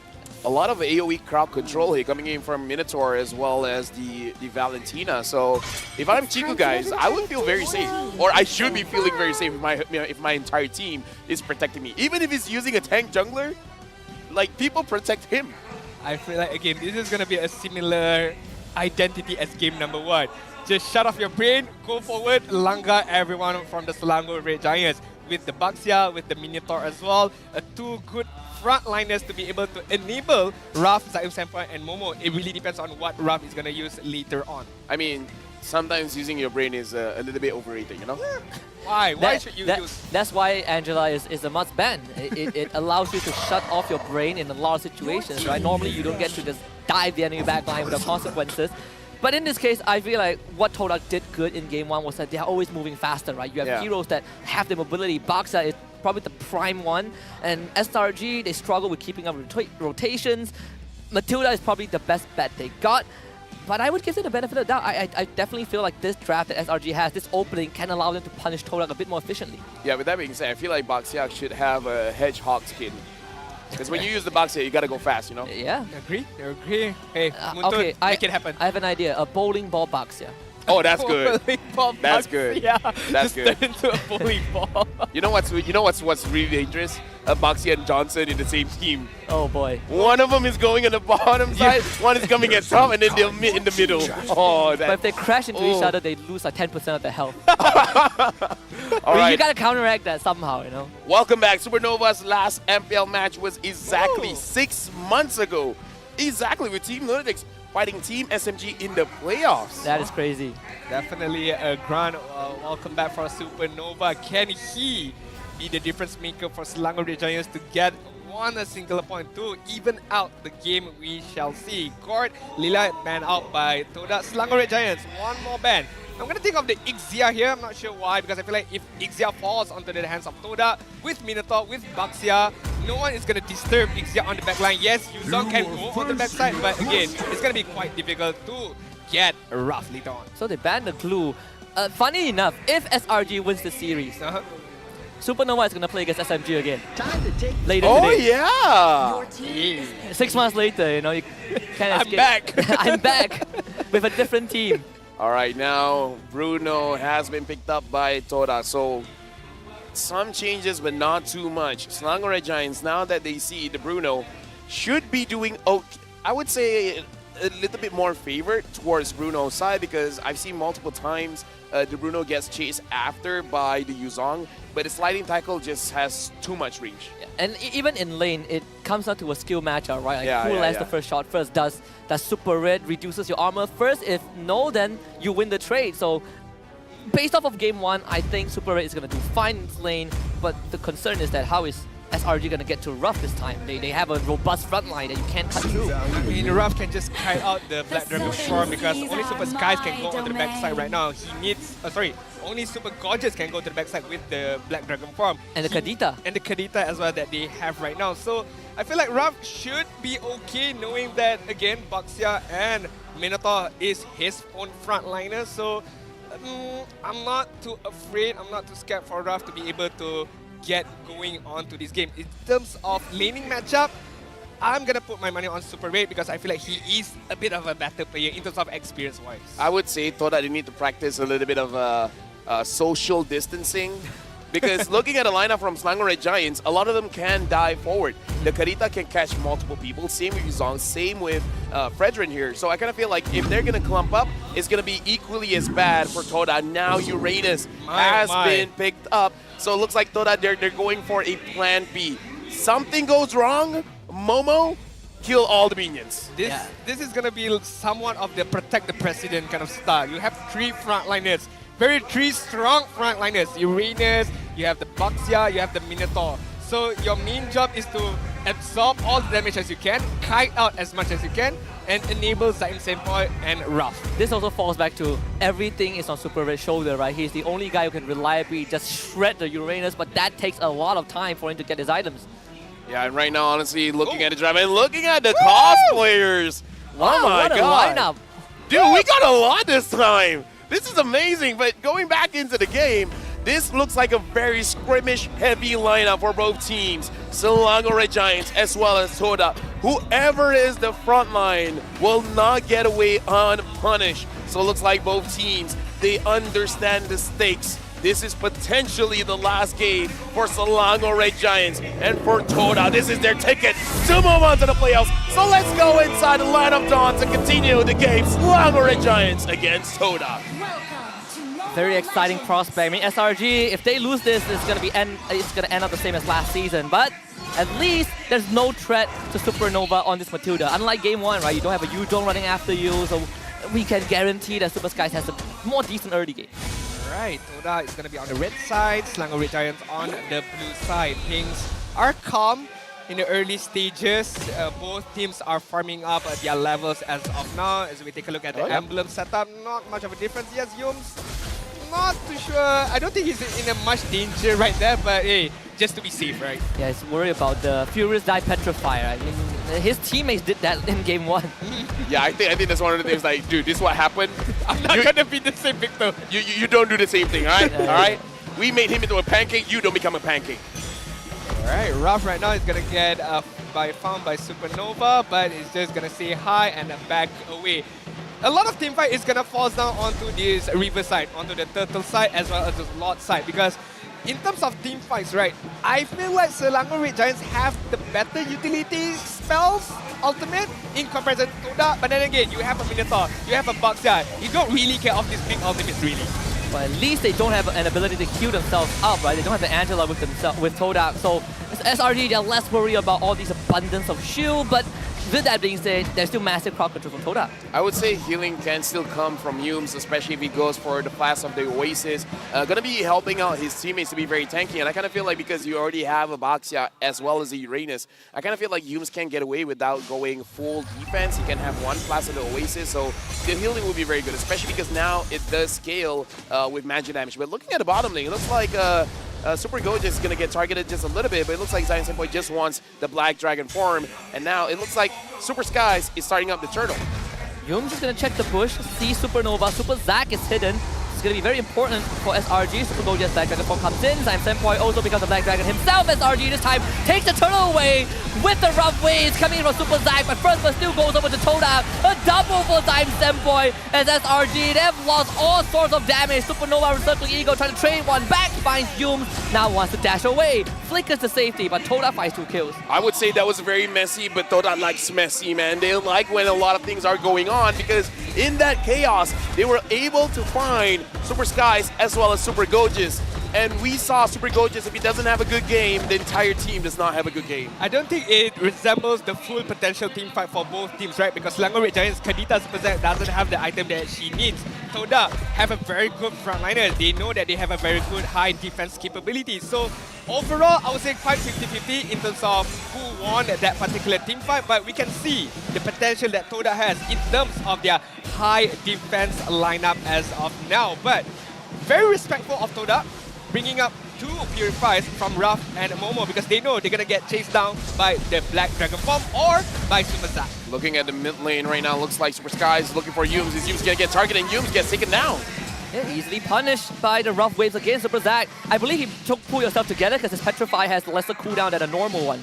Yeah, and here's the thing. We got to remember, even though Todak is having quite an okay early game here, yesterday they lost the game against Lunatics. So a lot can happen. Selangor Red Giants has been known to be the team that doesn't lose 2-0. So Selangor Red Giants, even though in the early game, sure, the scrimmage didn't go their way, it's not game over for them. That's a lot of Mobile Legends to be played here. I mean, both teams are very much taking their own time to be able to farm up for their main damage dealer, Bruno, as well as Aritel right now, Super Red. Supernova circling Ego, finds Ruff, but no follow-up from SRG. Unfortunately, Ruff able to get out. I mean, look at Momo. Look at this man. I like. Oh yeah. I mean, like Uranus sees, Uranus do. But just now, Super Red, the way that he communicated to Supernova, I'm not going in. Yeah, I'm just gonna press my recall here. But I don't know how to. I don't know how to say it. I'm just gonna recall. This is a sign. Don't go. They gotta wait for the circling Eagle to come back up. But Time Standpoint in with the Black Dragon again. Now the Ruff, wait, what? Super Zack gets the turnover again the second time and plays the grab. Finds Yumes. He goes down. Furious Dive knockup will be there, but Super Red joins the fight. A double again for Time Standpoint. Supernova dashes away with the shield. Now Super Red running down, boys. Time Standpoint with a flicker to get away. Super Red still wants to chase after Time Standpoint. Doesn't find a kill. He is that guy. He's that guy. He's that guy. I'm gonna die, but I'm gonna let the minion get killed first, and I'm still gonna stay alive. Dude, I mean, I tell you, he's the deathless man. I mean, a lot can be said, all right? Fool me once, shame on you. Fool me twice, shame on me. Super Zack gets 2 turtles. And now Momo gets targeted. Can he run away? Super Red, heavy crossbows. Not enough damage, not yet. Okay, the mid laners are doing work here, guys. Yeah, they are. Bro, Zayn got a triple key in that team fight. He didn't die. 5-0-0. He got chased by Super Red. He did not have his flicker. Yes, he has a dash under his own turret, almost getting killed. Went back in to destroy the minion and still stay alive. Right now, Zayn has 1 kill per minute. he does have 1 kill per minute. Oh my God. I would argue he's probably one of the more consistent mid laners we've seen, right? He is so aware of his surroundings. He's going to get the Black Dragon again. Wow. Yeah, and here's the thing, right? Okay. He was isolated. He was still able to run away. And now Zayn Senpai, he got the Super Skies retribution and looks like Super Skies. You got to be careful, man. They did get the Black Dragon out, so that is good. Super Goja's now in danger. They find a taunt. Kiku guys and Momo in the front line. Todak putting some pressure in onto SRG. But without Super Red, you can't kill Momo. I mean, they're quite smart for Zayn Senpai to pop up the Black Dragon Form because they know that Super Zack doesn't have his Petrify. So there's not going to be engagement coming in from any kind of quickers. And also, it sets up the next slot so that Zayn Senpai can steal another ultimate to prep up for this next slot. But I'm afraid it's still going to be Super Zack's turtle, my bad. Yep, and now looking at the situation, Momo taking quite a lot of damage. He's able to go, Super Gojas, Black Dragon Form. They actually commit the Black Dragon Form, okay, Super Red. They're still on their way alongside Supernova. Zayn Senpai sees that happening. Big ultimates have been expended. Zayn Senpai, he's very confident, stays away from Super Red. Turtle down low, SRG wants it. This time, they're gonna be the ones to get it. And of course, courtesy of Super Skies, big slam with the sword to take out Chiku guys. Not too sure what happened there from Todak because Zayn Senpai did not have the health to be able to steal any kind of ultimates. And yes, Todak tried to kite out the turtle as much as they can, but Selangor Red Giants just had the outnumbered in terms of mana power on that turtle side, hence why they won a bit that turtle fight, but in terms of the grand scheme of things, it's not too much of a big difference. Yeah, right now looking at the gold laners, Ruff is trading very well against Spurred, but Spurred does have the advantage when it comes to the gold. Todak here against Selangor Giants. This time this game is looking much more even. Not big advantage for either side of the team. There is Purify for Ruff, but they find Team SMG. He doesn't have a Purify. He's gonna have going down. Ruff trying to chase Super Zack, but he gets out because of Supernova. Okay, one thing that we have to see, right? Adin was talking about the synergy between Supernova and Super Red, but before that, Ruff might get targeted. Knocked out by the Circling Eagle. Heavy crossbows damage will be there. He used the worldly. Chico guys will show up. SRG, they want to threaten this top tier 1, but it's not going to be easy though. Chico guys used the ultimate Super Gold Gas coming through with Black Dragon. There it is. Doesn't get the Purify out from Ruff. Now he uses it, trying to man fight this. Gets knocked out by the Furious Dive and ends up bleeding down to Super Red. Momo finally arrives. Team SMG just respawn. They will find a trade onto Gold Gas. Todak, do they want to chase this though? Super Skies look to be the target. Yum shows up. Gonna get knocked out by the Circling Eagle again! Supernova! Oh, lovely counter engage right there. SRG with 3 kills. Was that a good choice? Fighting again when your goal leader just got deleted? I don't think so. What should have been done by Todak was push those mid-side. They know this top side is a far too gone for them. So what should have they done is Momo would have taken the mid target and then it could be an even team fight. But they forced the team fight on the top side and they still lost again. And now Selangor Giant is going to enjoy the benefits of the good lead as well as the map control. Look at Super Zack's position right now on the mid side, having the Petrify and can immediately, at any given time, go in and immediately destroy Team SMG. I would say the confidence came when Team SMG was there, so I think Todak, they just assumed that he's going to be following up with a lot of damage, but the thing about mages is they have cooldowns. They don't have crazy strong basic attacks here. Selangor Giants, it looks like they're also trying to calculate what they're trying to do. And I was about to say, Supernova and Super Zack, talk about synergy, man. 2-1-6, 2-0-6. Yeah. Stellar performance so far. Yeah, wherever they go, they're gonna come as a package. Both is coming in at the same time. Super Zack is positioned in the pixel brush. Looks like he is gonna get found out. You guys try to go after him. Let's get Super Zack away for now. Now SRG looking to pounce. That token from his use. Super Gold just falls away. Use finds a knockout. Super Red, they're gonna dive on him with the help of Team SMG. Super Gold just ends up going down and Super Red forced away from the fight. Now re-engaging with the heavy crossbow. Super Skies doesn't find a taunt and Todak have a man advantage. It looks like Selangor Giants, they understood what was going on. Todak they really want Super Red, and Super Red just kited out of his mind. Now Super Skies taking quite a lot of damage. Petrify, but the rough way on the two, but not enough to kill them. Super Red though, he's allowed to do damage. Supernova again with the Circling Eagle, finds a knockup, gets rid of Yum. Chico guys now low. Can't juggle the ward right now. SRG do have an advantage. I mean, the Lord was a pit actor for Selangor Giants right there. The knockup just disturbed Todak and it's not over yet. The Lord is gonna try. Nope, Super Skies finds it. Good on the retro finger. Now needs to get away, and he does. I would feel if Super Skies didn't get that one. The coach has a lot to say because the disparity in the levels, in the HP was a lot. So I kind of feel like Selangor Giants, they should have punished that. Chico guys went forward. Even if Chico guys did get the Lord, just kill him off. I feel like that would have been a worthy 3. I mean, they are very focused on the objective right now. Selangor Giants having the Lord pushing on the bot side.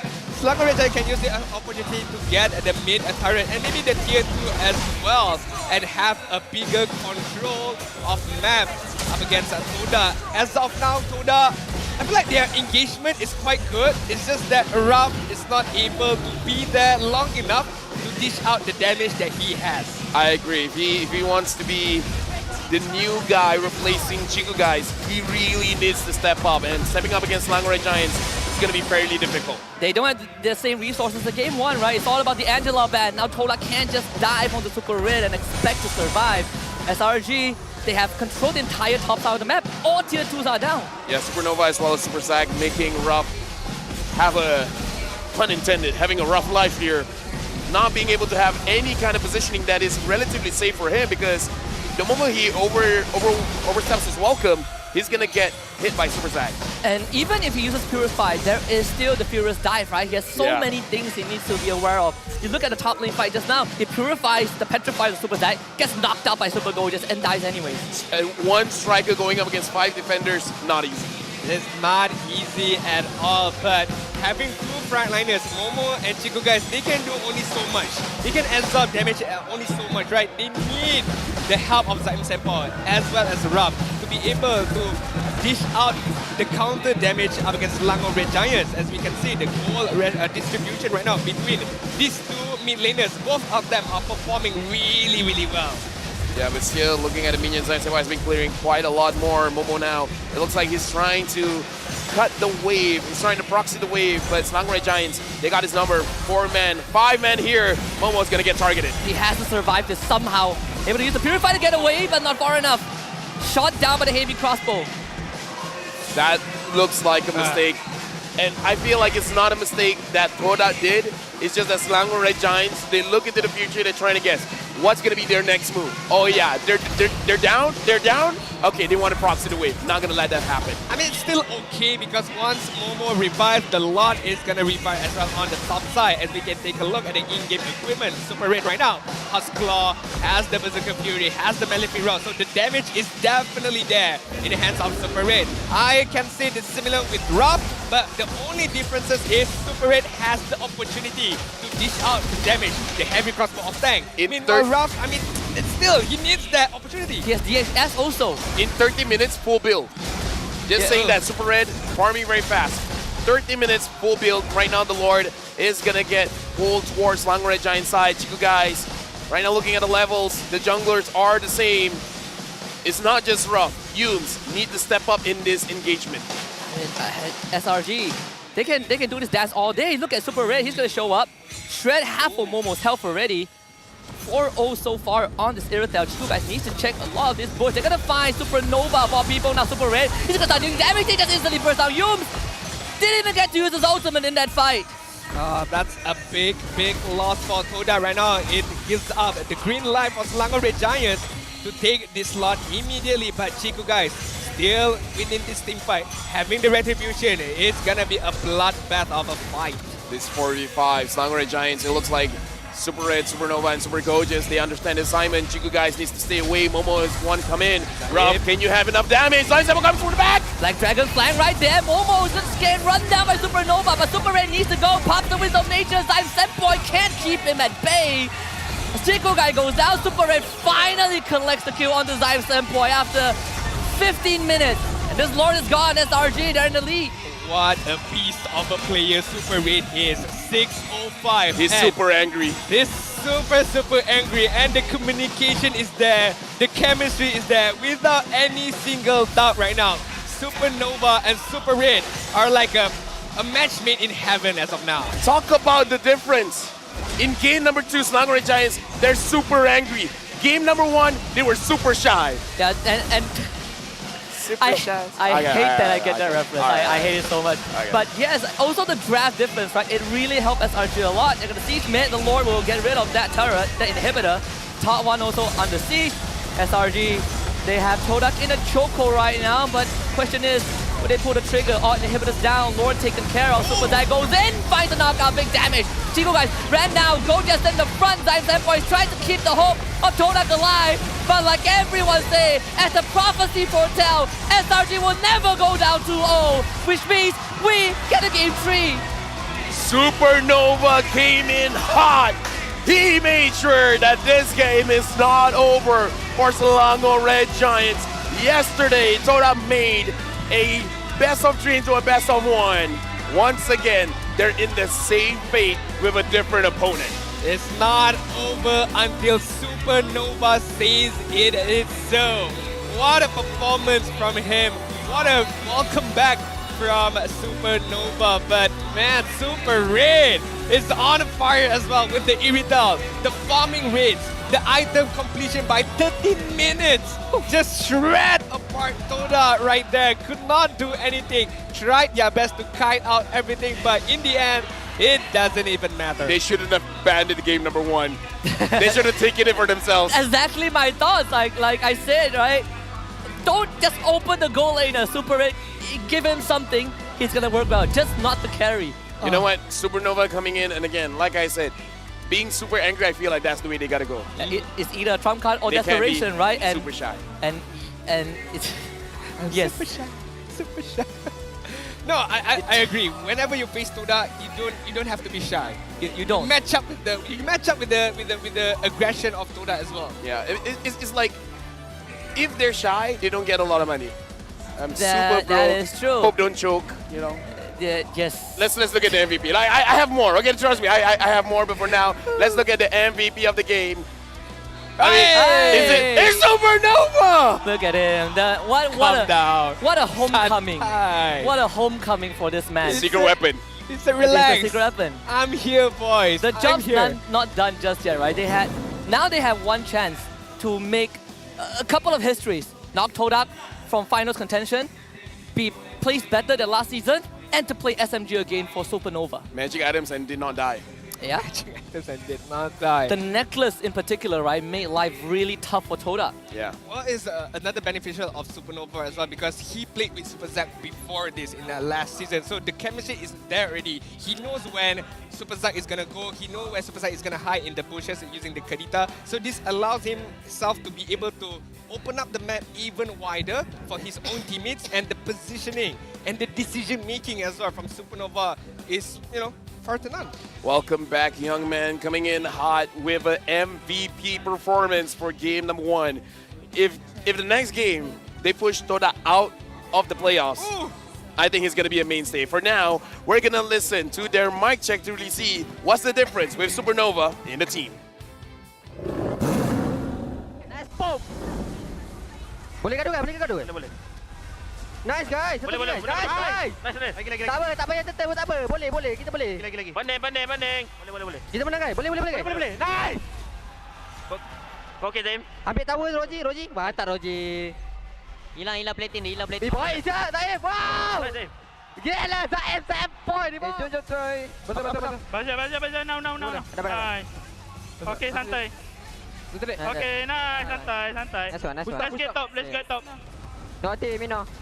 Aslan. I pull. I tap better tarik. Puri. Nice one. Nice one. Okey, santai nak minin. Boleh buat aku. No puri. Tahu. Ada mana? Mid dia. That's it. Okay. No puri. Kan? Nice. Careful river. Power suar. Aman, right? Aman. Nice one. Okay. Still tarik. Okay. Okay, santai. No picker. Nice one. Kanan. Tarik. Nice one, guys. I love you all. I would say having Supernova in the lineup looks very natural. He talked a lot, even though, yes, he talked a lot in Bahasa. He was speaking a lot in Malay. There were a few times where he was speaking in English, but I kind of feel like maybe Super Red is one of those guys like, yeah, just don't talk to me.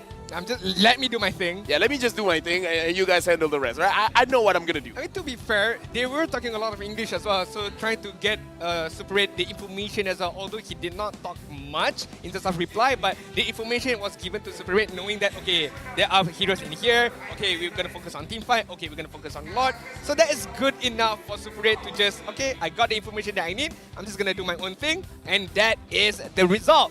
905 in terms of KDA. Full itemization, as Lafel mentioned, at the 13th minute. I mean, it's unstoppable from E-Retail. Yeah, we say like we need someone to kind of hold the reins for Super Red, right? Give him commands, and the command that Supernova really needs is Super Red, go kill. Super Red, later we kill. Yeah. Never says no. It's very Ooga Booga kind of style. It's like, we'll open the floor for you. All you have to do is walk down the aisle. And I kind of feel like that is a very straightforward direction. And I gotta say, the Matilda coming in from Supernova is miles apart. All right, let's just say that. Compared to game one, I say yes, but I think because conditionally, right? The draft helped out SRG a lot, and I'm not saying that I'm not defending Pancake's performance. I think he definitely did struggle, but the draft made a difference for SRG. No, the thing that I like is that this is a dive composition. Oh yes. In game number one, the guiding wings just keeps going back, never going forward. So I like that in this game, they're just like, let's move forward. It's fight fire with fire, right? That's how they beat Todak last time. They fight Todak head on. Supernova, fire. I mean, in comparison with Todak right now, I mean, what more can Yums do? I mean, it's just basically a sandbag of a performance from Yums. He tried his best to absorb the damage, and he did, but he did not be able to withstand the damage and dish out his own ultimate in time to be able to bring back the game towards Todak's side. Yeah, he's just minced beef, man. There's not much that he can do. Zion Senpai tried his best. He had 100% kill participation. Yeah, Zion Senpai was doing everything he can. He was constantly stealing the Black Dragon. He was constantly diving the back. But the main struggle for Todak was that if Yums dies, there is no one to engage for them. Yeah, it's unfortunate, but there's a lot of 4v5 in this game, huh? Yeah, there is a lot. All right, now we're going to look at the post-game stats here. Surprise, surprise, Rich Guy as well as the carry is Super Red, 946 gold per minute, 92,000 damage dealt. In this game, Super Red looks like no one was able to touch him. Not having the Yuzong in the game is a very big factor. I mean, to be fair, Zion Senpai did take the Black Dragon form, but that's a big difference when you're building yourself as a mage and as a fighter. I mean, the argument with Irita was, she definitely can shred through Momo, shred through Chiku guys, or even Yums. But the timing is a big factor. But with 946 gold per minute, time is not a factor at all for Super Red. Being able to pick up items very much quickly and be able to dish out the damage very quickly up against Momo, up against Chiku guys, or even Yums for that matter. I just want to quickly point out that he dealt almost 3 times the damage that Ruff dealt this entire game, right? Which really highlights the point that you made early on, Adine, where Super Red, he has the room to do damage, whereas for Ruff, he doesn't. It's just nice to me to see Supernova did 40,000 damage. He did more than anyone from Todak.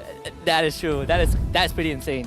Yeah, I mean, when you have a very good lead, it's quite easy enough for you to. No, I'm just saying this is why Matilda is banned. Just exactly. This is why Matilda is banned. I would prioritize banning Matilda over Angela. Oh yeah. In a lot of situations, she's a lot more versatile. As we can take a look at the goal graph, in the early stages, yes, Todak is holding out the lead a little bit, but as the game goes on that 9-minute mark further, it's all Selangor Giants. Yeah, I mean, Todak had 0 neutral objectives. Exactly, I was about to say. With Baxia as well. With Baxia. So the first 2 turtles was stolen by the Kadita. I felt like it was a bit unacceptable that you allow the Kadita to take the turtle 2 times, and this goes out to both junglers, alright? I'm just saying, if Selangor Giants does not make it through to the next stage, and if Super Zack is looking for another team, Homebois is calling for that. Yeah. Homebois is calling for it. I could have sworn he didn't use the Petrify and he was using the Retribution. I kind of feel like that's the case, right? It was unacceptable for both junglers to miss their Retri. Is Super Zack that good, or Chiku and Super Sky that bad? No, I think Retribution is overrated. I think Retribution is overrated, man. To be fair, Ruffway does deal more damage than Retribution. With enough items. That is fair. You're actually a better Retribution than Retribution. But he did it with no items, so... Exactly. Oh yeah, in the first turtle, right? First and second. And second. My god. After that, sure, Super Sky's got it, but you know. Yeah, I mean, that is much expected. That's very much expected. But then again, what is not expected is the room that Super Red has to be able to dish out all the damage. I mean, then again, what hero does Todak has that can go to the back line? Like literally go to the back line. You can rely on Momo. But then Momo get shredded through by Super Red, right? Oh. Like, I feel like the one thing that you should not ever do as a Uranus is to run after an enemy goal laner when your team is getting dole, right? We saw that example, I believe, from... Was it from Lunatics or Red? But it was like a horrible game where this Uranus had the fattest of lead, decides to chase after an Irithel, and his entire team died and they lost the game. So never do that as a Uranus. Yeah.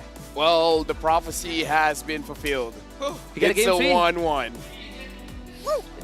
I wouldn't have it any other way. I feel like it would be injustice to this series if it ends 2-0. And my statement is still alive, that Todak is gonna get knocked out. Your backside is still safe. Here's the thing, I'm feeling hungry, so either way the cookie crumbles, I'm kind of okay with it. But we do have to say, Selangor Giants as well as Todak, they came into the regular season as favorites. A lot of people anticipated they will be at the top 2. But it looks like in this situation, either of them could be eliminated. After this, we're going for a short break, giving time for both teams to prepare. And legit, I hope Supernova is still playing.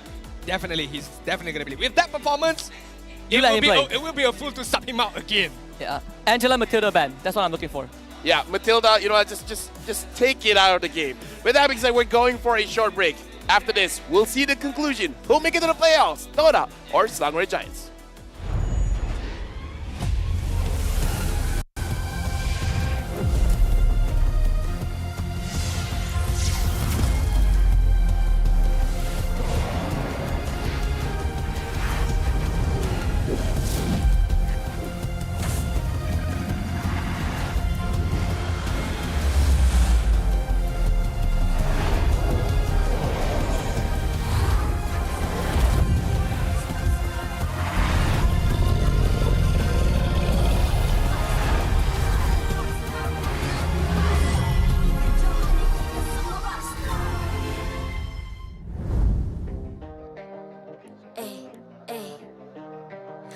I'm a rock star.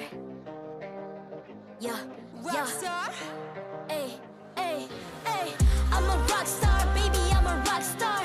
I'm a rock star, I'm a rock star. I'm a rock star, panggil aku rock star. Ini kejohanan kita semua orang rock star. Kita rockstar, kita buat saja gaya kita. Makin panas apinya sudah membara. Macam mana pun kau menempuh segala. Demi negara kau buat semua bangga. Step into my world, you know I'm always in my zone. You know I got my team, no I'm never alone. Bring out my best, buat yang terbaik. Jadi juara perlahan kita naik. Aku nak push, naik-naik jadi lebih bagus. Jadi hero, ku ada skill. Berapa banyak musuh aku dah kill. Ramai cuba mencabar, cause they envy me. Tiap game aku pasti jadi MVP. Easy. I'm a rockstar, baby, I'm a rockstar. I'm a rockstar, I'm a rockstar. I'm a rockstar, panggil aku rockstar. Ini kejohanan kita semua orang rockstar. I'm a rockstar, baby, I'm a rockstar. I'm a rockstar, I'm a rockstar. I'm a rockstar, panggil aku rockstar. Ini kejohanan kita semua orang rockstar. Tengok nanti siapa yang juara. Ni peluang kita bawa pulang piala. This is my game, this is my time. Menang semua, everything will be mine. Kalau jatuh kau pasti kembali. Bangun balik ku tegak berdiri. Kuatkanlah tenaga, ganjaran diperoleh. Ni kejohanan kita, Malaysia memang boleh. Rise up to the top, kita buat bersama. Semangat kita kuat di bawah satu bendera. Ay. I'ma go hard for the win. Win. On the battlefield till the end. I'm trying to beat the greatest anyone has ever seen. Stand by, I'm coming in for the win. I'm a rock star, baby, I'm a rock star. I'm a rock star, I'm a rock star.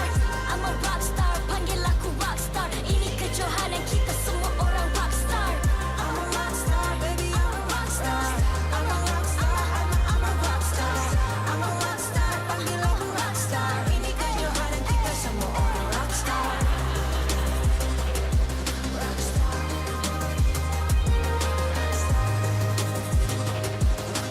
Ini kejohanan kita semua orang rockstar. I'm a rockstar, baby, I'm a rockstar. I'm a rockstar, I'm a rockstar. I'm a rockstar, panggil aku rockstar. Ini kejohanan kita semua orang rockstar.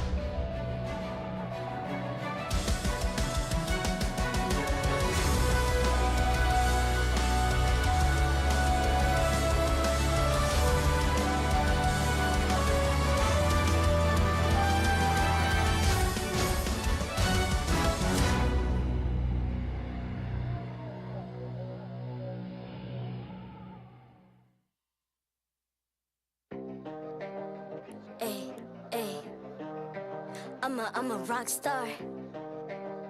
Yeah. Rockstar? Ay. I'm a rock star, baby, I'm a rock star. I'm a rock star, I'm a rock star. I'm a rock star, panggil aku rock star. Ini kejohanan kita semua orang rock star. Kita rockstar, kita buat saja gaya kita. Makin panas apinya sudah membara. Macam mana pun kau menempuh segala. Demi negara kau buat semua bangga. Step into my world, you know I'm always in my zone. You know I got my team, no I'm never alone. Bring out my best, buat yang terbaik. Jadi juara.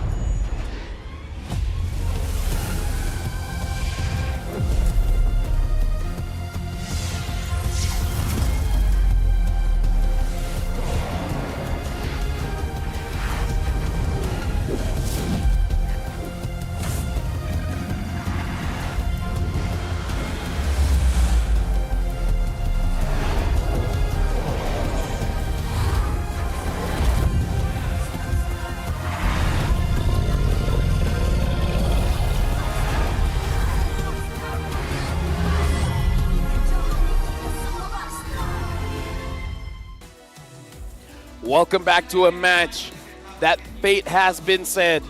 This game will determine the lives of two teams, Selangor Red Giants as well as Todak, where both teams came in as favorites, but one of them will be eliminated today. Welcome to the English broadcast with me, Lafel, Adine, as well as Husky. Husky and Adine, I'm going to go with Husky first.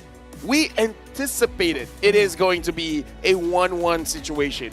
For this game, did you anticipate it will go this kind of direction? Honestly, no. I feel like I was expecting SRG to have a stronger game 1, and then maybe game 2 Todak clapped back a little bit, but that happened in reverse.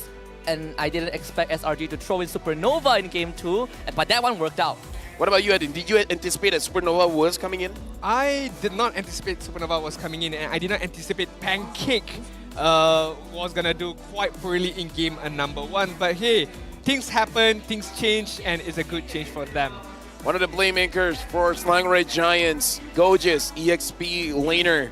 Yuzong has played 3 times, 100% win rate here. In terms of the stats, as an EXP laner, this is overall stats compared to everyone else as well.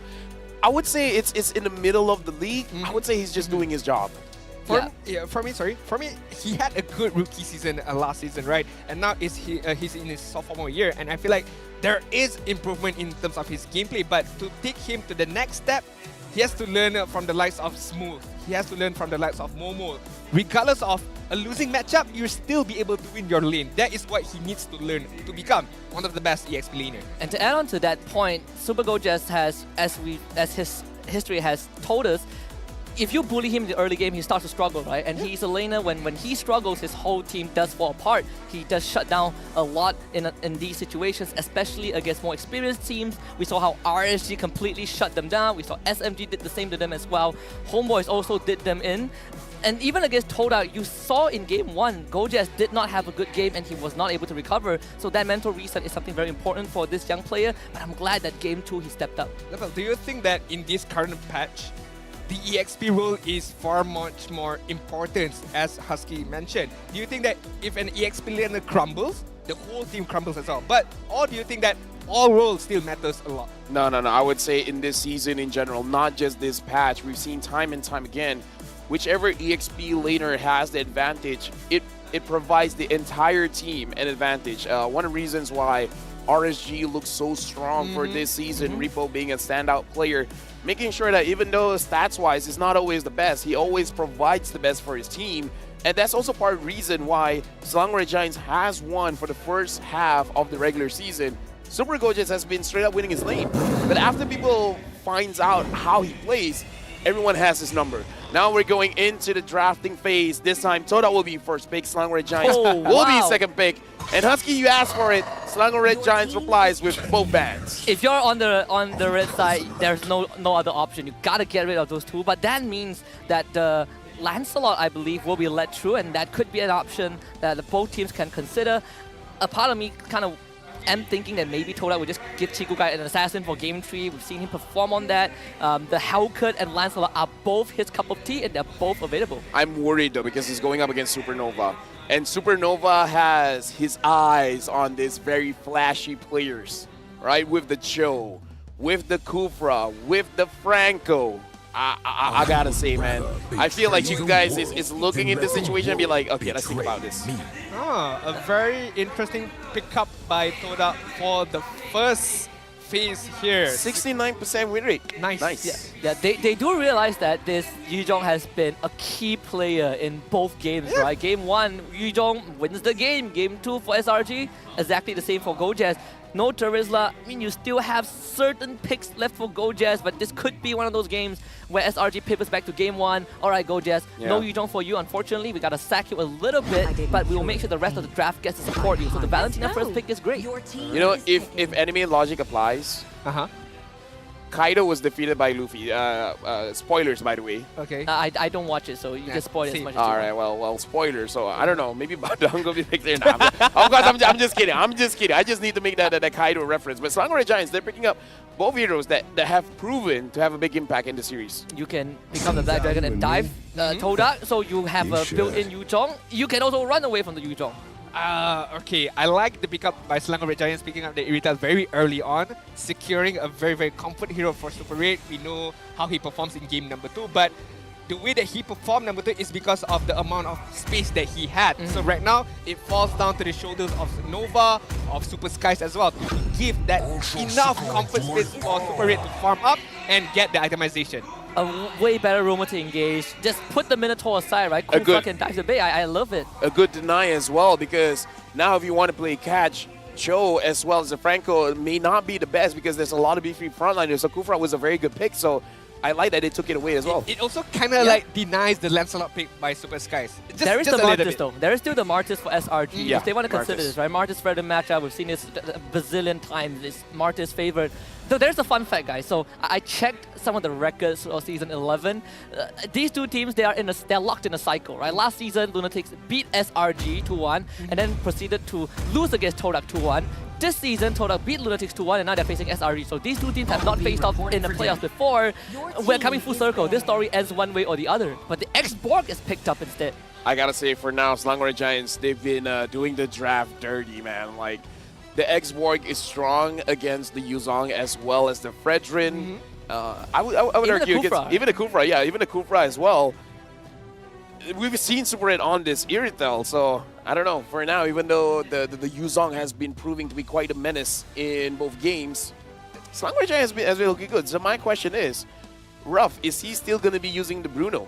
I feel like this is where, if you're SRG, it's the one time you can look at the second phase and decide, do you want to shut down Zion Sandpoint or Ruff, right? If you are confident that Ruff is not going to have a good matchup, then you just focus on Zion Sandpoint. Take away heroes like the Novara, take away playmaking heroes like the Farsa that they fall back to. The Bruno ban is fine as well. Ruff has been playing Bruno for both games.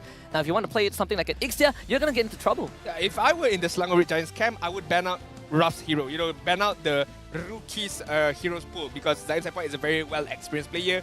We know that he can play multiples of heroes on that mid-side, so you know, decreasing or reducing the rookie's hero pool could be the main idea here. Bruno has been banned out. Maybe the next ban could be an Ixia by Selangor Red Giants. Zion Sandpoint literally has a big hero pool. Like, even if there's no mages in the game, he can use a Grok, he can use a Chow, Natalia. Right? Natalia, yeah. This could be a forecast to a potential pick like a Farsa for Todak, because they did ban the Hauka. The Novara is still on the table as well, right?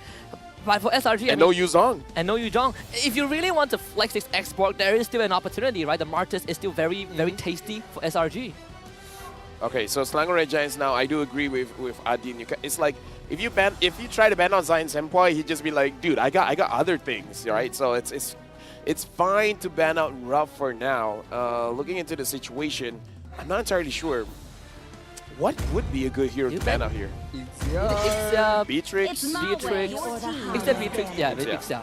So it forces Ruff right now. What kind of pickup does he need or he can play? I mean, again, you ban out the Ixia. Beatrix is still there. You can use it. Brody is still there. I feel like those two should be the pickup for Ruff, but Toda right now, one more ban before we head into the picking phase. But for Supernova, what kind of hero are we looking at here? Is it going to be an Enchantress? I'm looking at the Grok, honestly. Yeah, I think Grok would be pretty solid, yeah. Because I feel like the Hauka ban tells you, right? Like, if Farsa becomes an option, you can always just decide, you know what, we'll pick our jungler first, we'll keep that Grok for the last option. Todak can't pick a Grok, so you always have kind of the edge in terms of the roamer pool, I feel like. Banning out the Minotaur here is very interesting, kind of showing that Todak does want to clump up and they don't want to get punished in that kind of way. And probably showing a little bit more respect for Supernova, because again, an amazing roamer. I would say he is the one closest to really match up the mechanics of Zorn. Ooh. Oh, I was afraid that you might say Storm, you know, my heart skipped a beat, I'm like, ooh. No, I kind of feel like Storm is more clever, but in terms of mechanics, Zorn is like up there. That's what he said also, right? Like, oh, really? He said on his live stream. Ah, I see. Storm was Alright, then we have the same thinking? Same opinion. Same opinion, yes. Yeah. We can agree on that. Alright, right now, Selangor Red Giants, is Supernova's hero going to get picked up first, or are we going to see the true jungler / EXP laner by Selangor Red Giants? You guys called it. Grog is going to get picked up. So if, let's say, Zion Sandpoint picks up the Farsa, still got to be careful because a lot of heroes can cancel out. We haven't seen the E for a very long time. True. We haven't seen the E for a very long time, right? That is true. That is true. I mean, this could be another game where you just protect the president, right? You pick the Eve, and Ruff has to do all the heavy lifting.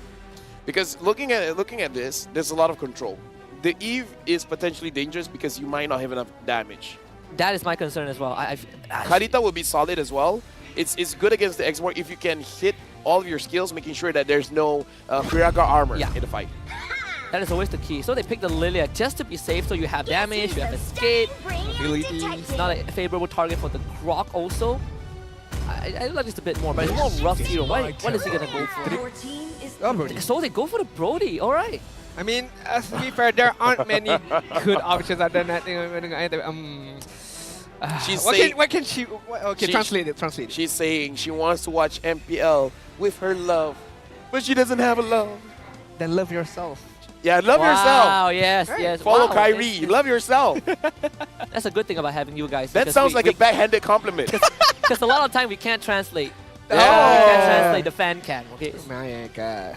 That's too bad. We will ask them to write more English written comments on the audience that come here today. But like now, last pickup, Selangor Red Giants. To end it all, it's going to be the Akai. Ah, yes. Have fun playing Fredrin. So disruptive, it's man. so dirty. Like, I mean, have fun playing someone like a Fredrin, right? You can't even stay in the fight round. Honestly, I wanted to see how Team SMG is going to use this Lilia because a lot of changes on this patch for Lilia, making her very strong at level 8 and above. Once she has the full stacks on her second skill, right? The explosion. So, but the thing is, hitting those shots is going to be very difficult. If he can do it, then dude, like, he's a god. A lot of responsibility falls down onto the shoulders of Team SMG because he has the damage, he has the mobility. You need to rely on Fredrin, it's quite difficult. Yuzong can only do so much on the backside as well as Brody. So again and again, Team SMG and Ruff is going to be the main key player for Todak. I mean, Lilia is only as safe as long as she doesn't have to force to use her black shoes very early on, right? And even then, it's a hero that you have a lot of consistent damage, but the conditions have to be met. You have to be stacking up that Gloom early on, or else you fall off. This is do or die. Can Todak survive the onslaught here by Selangor Red Giants, especially with Supernova in the team? The last match of the series. Who will make it through? Todak or Selangor Red Giants? Alright, game set and match. Game number 3, the one that decides it all. Who will make it through? Selangor Red Giants on the red side. Todak is going to begin on the blue side. Both teams are going to clear up their buff camps as of now. No any funny business going on either side. I mean, like, Supernova is a bit funny, you know? he tried to secure it, was not able to, but now they're trying to take the camp here. Yum's got it. I think Yum's got it, yeah. A bit unfortunate. Super Zack would have liked it. But you do force the padding for Chico guys to go straight to the top side into the X-Borg, which is a lane that you don't really want to gank. You don't really have the agency to gank anyways. Looking at the emblem setup, again, no funny business. Grok opted to go a lot of movement speed right now to be able, wanting to go fast, to be able to set up against Toda, who opted to go more of a traditional emblem setup. Lilia, again, a lot of movement speed. We know that she has the mobility, but having those two buff up movement speed abilities should be able, I mean, it's going to be quite difficult to catch her. One of the more notable things here is Selangor Red Giants with Supernova on the Grog. Even in the early stages of the game, they have very good lane pressure, but now Super Gorgeous is going to get hit just a little bit, but not a successful gank coming in from Chiku guys. Yeah, good attempt to break the Firaga armor. Momo even took a Rupture to add on to the damage, but again, Super Gorgeous is just not a hero you want to gank early on. So hard to do it. I mean, without any single items as of now, as you guys mentioned, very much difficult to pop the Firaga armor, so Super Gorgeous doesn't even face with the ganking that is coming on his way. Right now, the turtle has been started by Chiku guys. Supernova, Super Zack, Super Skies is in the area. Looks like the Black Dragon form has been taken by Super Zack, and Momo goes in first. Momo's gonna use it first, and this time Todak Chico guys secure the turtle. Lovely stuff. Momo's gonna separate the members of SRG. Super Sky's in danger. Super Zack not responsible for his own Black Dragon. Doing damage, hits the back. Chico guys gets the knockout. Super Zack in danger, but dashes away. SRG not able to get out, but they will pick up a kill on the Chico guys. not sure how Chiku guys did not manage to get out of there, and again, not sure how Super Zack managed to get the kill. I feel like early stages, Valentina is not that strong, no items as of yet, but hey, I was proven wrong. The damage was enough. The Black Dragon Form did enough as well. Chiku guys falls down to the hands of Super Zack, although Todak did manage to get the turtle, so I would say it's a 50-50 of a team fight. I would say the damage actually coming in from Selangor Red Giants, especially having the Grog there, really helps out a lot. And now Lilia is missing an entire wave. This goal difference is going to be a lot going on into the mid. Not only did Super Zack secure a kill, getting 300 gold, but Zyme Senpai missing basically an entire wave. This is a slow and it's a slow ramp up of Selangor Red Giants actually starting a very big snowball. If Super Skies actually secured the turtle, it would have been much more nastier. And comparing to Lilia as well as the Valentina here. Oh, Supernova goes in. Take a wild shot, follow knockup, good stuff from Super Skies. They layer the crowd control like a cake. Zyme Senpai needs to get out, but can't find the exit. He goes down. Super Skies might be traded back. Terrified dead from Super Skies, from Super Zack. Super Skies.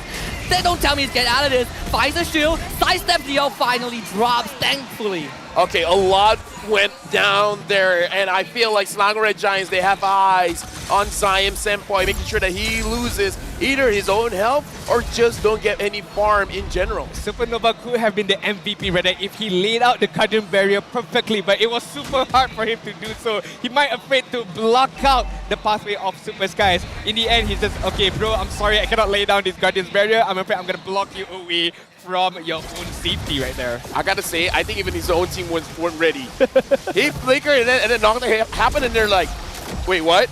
It took a second for them to process. And now Todak, they are processing the turtle here. Super Gorgeous as well. Supernova is being pushed away, but down bottom. Ruff is gonna get punished in return. I mean, SRG, they're doing everything right. Yeah, take the turtle, sure, but I'm gonna punish Zyme, I'm gonna punish Ruff.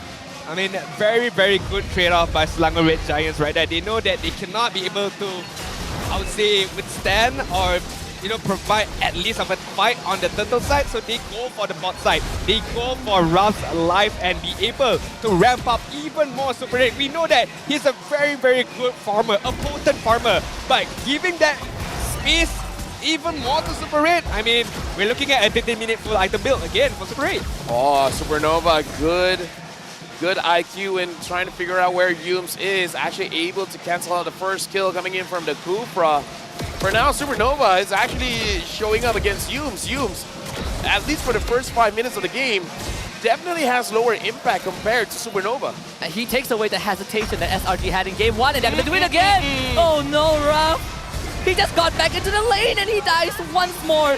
Yums can't get an engage off. That's another rookie mistake by Ruff. Knowing that a lot of heroes are missing from the minimap and just a little bit of out of position, Super Skies uses the Retribution, uses the Heavy Spin, and as Husky mentioned, same result, Ruff is dead. I mean, I gotta say, man, just entering your lane and die, that's rough. It's super rough. It is difficult. Oh, super rough. It's super rough. He needs to be super shy a bit from coming up from the lane. Yeah. For now, it does seem like Selangor Red Giants, they have a game plan, because the timing of the ganks is definitely much better than Todak, because now it looks like Todak is trying to play catch up. They're trying to be like, oh, we know that you're going to get ganked. We'll get there. But by the time they arrive, it's already too late. And Yums, I feel like Yums right now is in the same position as SRG in game 1. He's hesitating a bit because he's worried about Supernova really just negating all of his ganks. And there's the black shoes for Super Zack, so you can't kill him in one go. I mean, to be fair, although Ruff did die twice, Selangor Red Giants are enjoying just a slither amount of goal advantage. It could be more if, let's say, they can manage to get this turtle. It's gonna get prepped up by Todak. Yums on the backside as of now. Gets the jump, finds the slam on him. Both Super Red, Super Zack, instant black shoes used. Super Zack goes to work, Supernova by his side. Momo hits the backline, Yums flickers away. Super Gorgeous is gonna try and fry him with the last sanity turtle. Does get taken by SRG. Super Sky snuck in and took it. I would say that was a very messy fight by Todak. I gotta feel like even Yums didn't thought that he would be able to catch them. Ruff was able to secure a turret up top, so there is a trade there. Looking at the goal difference here, Ruff has a goal advantage? From the turret, I suppose. I mean, alright, that makes sense, yeah. But still, same amount of items, same amount of, I would say, good lead. I mean, it's okay for Ruff, although did die twice in the early stages, but managing to get some farm, managing to get some itemization is good enough. But Chiku, guys, almost getting caught up by Selangor Red Giants on the 8-minute mark. I guess Chiku, guys, if we taught anything to Ruff, is how to lose lane but still win gold. He somehow finds the farm. Or you can take a page out of Sasa's playbook. Just push down the turrets? That is one way to do it. Lose lane, win game, you know, that's a very valuable lesson, right? Yeah. Even though if you lose your lane, but you still can match up in terms of gold, that is a very, very much valuable experience by a good laner. But Selangor Red Giants, again, yes, they are, I would say, dominating a bit in the early stages, but the goal differences does not reflect that at all. Yeah, because we've seen the Selangor Red Giants did very well in the laning stages of the game. Now we're moving towards where everyone is grouping up. Super Skies needs to be able to catch a valuable target. And the thing is, it might be a little bit difficult here, especially because Ruff actually doesn't go into a lot of team fights. So no matter which target he gets, it doesn't always look good. And after taking down the top tier 1, Ruff has been prepping the wave very well. He's forcing Super Red to go back and clear. So SRG, they can't do what they did a few minutes ago. They can't group up early. Yeah, it's funny how Selangor Red Giants, they look good, but if you look at the positioning, it seems like Todak, they have the map advantage. Alright, Super Skies is gonna keep his heavy spin as of now because the Lord has respawned on the top side. Trying to get a Chiku guy's number, trying to push him away so that Super Skies can lock this Lord for himself. Right now, looking into the situation, Chiku what? guys, I'm sorry, I had my eyes closed. I was looking at the cosplayers. I don't know what happened. Natalia, maybe again. Looking for Ruff again. Yep, Ruff got a flicker from that. There's a lot of resources out from Todak already. They even used the Black Dragon. If they can get Super Skies, then they'll be good. On him back, Momo dealing the damage. Super Skies down, knees down, Supernova. Good wild shot, Super Skies doesn't get away. The Torpon memory is there from Ruff. Good slam from you. Can't get away though. Super Ray will find a kill, and now Super Gojets with last stand. They try to go on to Momo. As Chico guys try to keep Super Ray away, but this Brethren cannot chase after an Irithel. And SRG finds 2 kills. Yeah, I don't know what's going on with Todak because everyone is doing something different. Chiku guys, Humes, they're not on the same page. I don't know, they've been missing a lot of skills. Chiku guys as well as Humes. My screen is back on the game. Ruff is trying his hardest to carry, man.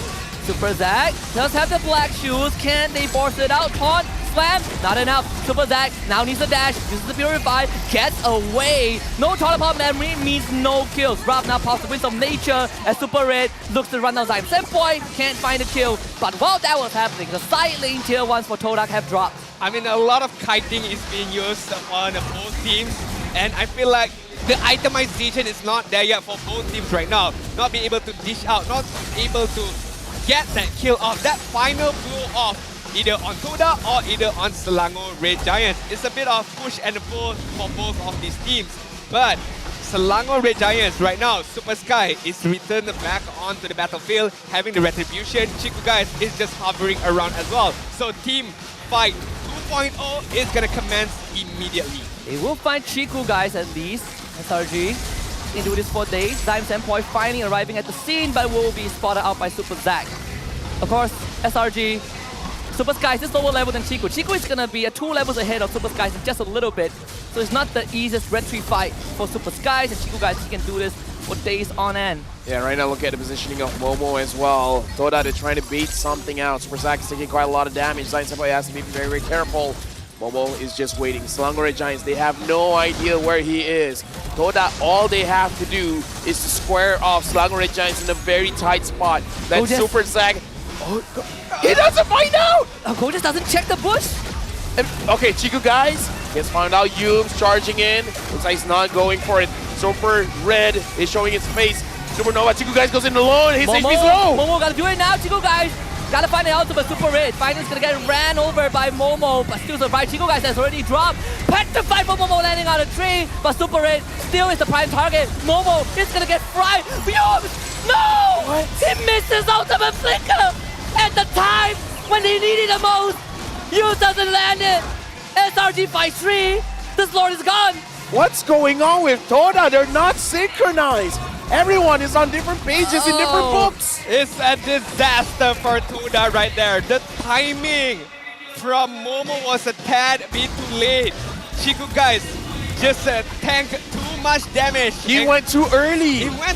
He tanked a lot of damage, and Yums trying to get that outplay moment also did not work out. So it's a total disaster for Todak right now, and we can see Selangor Red Giants is gonna reap the benefits of the lot of the goal advantage, and most importantly, the map control. Not like this, man. History might Not repeat like itself. this.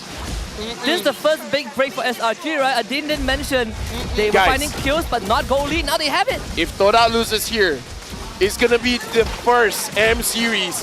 We will not see Todak representing Malaysia. Yeah, and in 7 seasons they don't make playoffs. Okay, hold on guys, it's only the 30-minute mark. This is only the second Lord. First Lord. So I don't think it's over yet. Todak has a good high ground defense, but if they make another mistake like that, it's over for them. Chiku guys taking a little bit too much damage. The Lord charges in. Man, The bottom inhibitor has been destroyed. Selangor Red Giants is still taking it a little bit slow, trying not to make a mistake. And now it looks like Todak is able to defend their base, but for how long? Very smart of Selangor Red Giants. They know that they have the advantage, but they don't push the envelope, right? They play by the book. We want to get the inhibitor turret. Unless we have a good opportunity, then we go! And they're gonna look for Chiku. Chiku try to dash to safety, uses the red tree to get that movement speed. Momo will try to zone the rest of SRG away. It will do so for now, but that means a lot of resources have been expended. Yums doesn't find it engaged. Flicker out back up, but he has to land it if they find the fight. You know what, Yums? You just need that one catch. Just one. Just one. One catch can change it all. And again, comparing Supernova to Yums, 0-3 and 1 for Yums, 0-0-6 Supernova. This is a great game for him. And this could be it. Chiku guys again. Always the prime target. Yums now finds the knock. Supernova gets to get out. Super Go just last standing, forcing everyone back. Yums got to flicker. It's hard for Todak right now. Even though Yums get the perfect initiation, the perfect Tyrant's Rage, Todak doesn't have that damage to follow up. Ruff needs to be very much near to be able to dish out the damage. Zain Senpai needs to do so as well. So when everyone is clumped up on Yums, it's a heaven of a match for Selangor Red Giants. It's heaven for Super Gorgeous to just dish out the flamethrower as well as the last insanity. As we take a look at the item, Brody, almost full set of item, but Iritel, Huskclaw, Berserker Fury, having the Wind of Nature, Malefic as well. So good itemization offensively, and if things goes wrong, still the Wind of Nature is there to save his own life. He's going for the DHS next as well, so all these tanks are going to start melting once he gets to that point.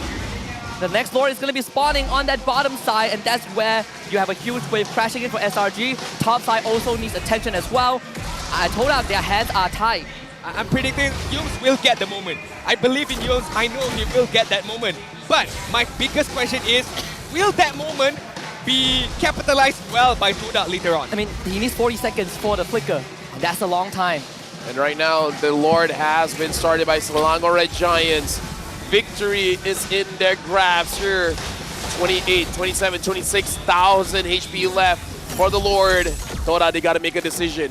Do they want to go in? Do they want to go for the Lord? Do they want to go for the kill? Super Red right now, he is at a different position as Selangor Red Giants. Selangor Red Giants, they're not clumping up together. They're not going to give an easy pick-off for anyone from Todak. And Super Skies, he can reset the Lord whenever he wants to. And Chiku guys, he's the only one that can kind of walk up and get info. Zain Senpai will get pressured. That's the black shoes gone. Super Zag will use his own black shoe, but nothing's back out. Yum now finds the knock on the two. Momo now engages. Use flickers to safety. Who's gonna get the Lord? Super Skies, can he get back in? Zain Senpai with the Lord for Todak. They find the kill onto Super Skies. Todak needed this moment, but will SRG let them get away with it? It seems like that is gonna be the case. Super Red now starts to run them down. Damage being dealt. Supernova in the front. Loses the immortality. Momo goes down. Used by Follow. Super Red with the heavy crossbows finds the kill. Super Zag ends up falling to Ruff. SRG, they want more. Super Red finds Zain Senpai. Maniac! Guys might be the next. Super Red now looking to run away. Gojaz is there with it. Chiku guys forward with the dash. Now doesn't have the taunt. Super Red finds the kill. Ruff, the last bastion of the team with the Wisdom Nature. Finds the kill onto Super Red. And Ruff will shut them down. Todak, they're not out just yet. What a game! I mean, if you're gonna lose like this, I don't know, man. Todak and Selangor at this point is anyone's game. Throw everything, the kitchen, the sink, everything at each other and rub right there. What a very calculative gameplay by this young man, this young chap. Knowing that he can take on the team fight, knowing that he can kill off Super Red as well as Super Gorgeous. I really like what he did there. Most of the rookies out there would back off, but he did not. He knows that he has the damage and the opponent doesn't have the skill set to run away. Right now, Todak have a bit of breathing room right now because they managed to get a lot, then they managed to control back this game in the 18-minute mark. At this point, who do you root for, man? And let me just say, fun fact, Supernova is the roamer, he has not died. I mean, what's with mid laners stealing neutral objective? That is my question. Black Dragon form coming in from Momo. Are they actually going to go in? Super Skies is alone, taking a little bit free damage there. But it looks like Todak, it looks like they're not going to capitalize. Maybe Momo pulled the trigger a little bit too soon. Could be one last fight. Top inhibitor in danger, mid one under threat as well. Supernova will try to eat a lot of damage from Zyme's standpoint.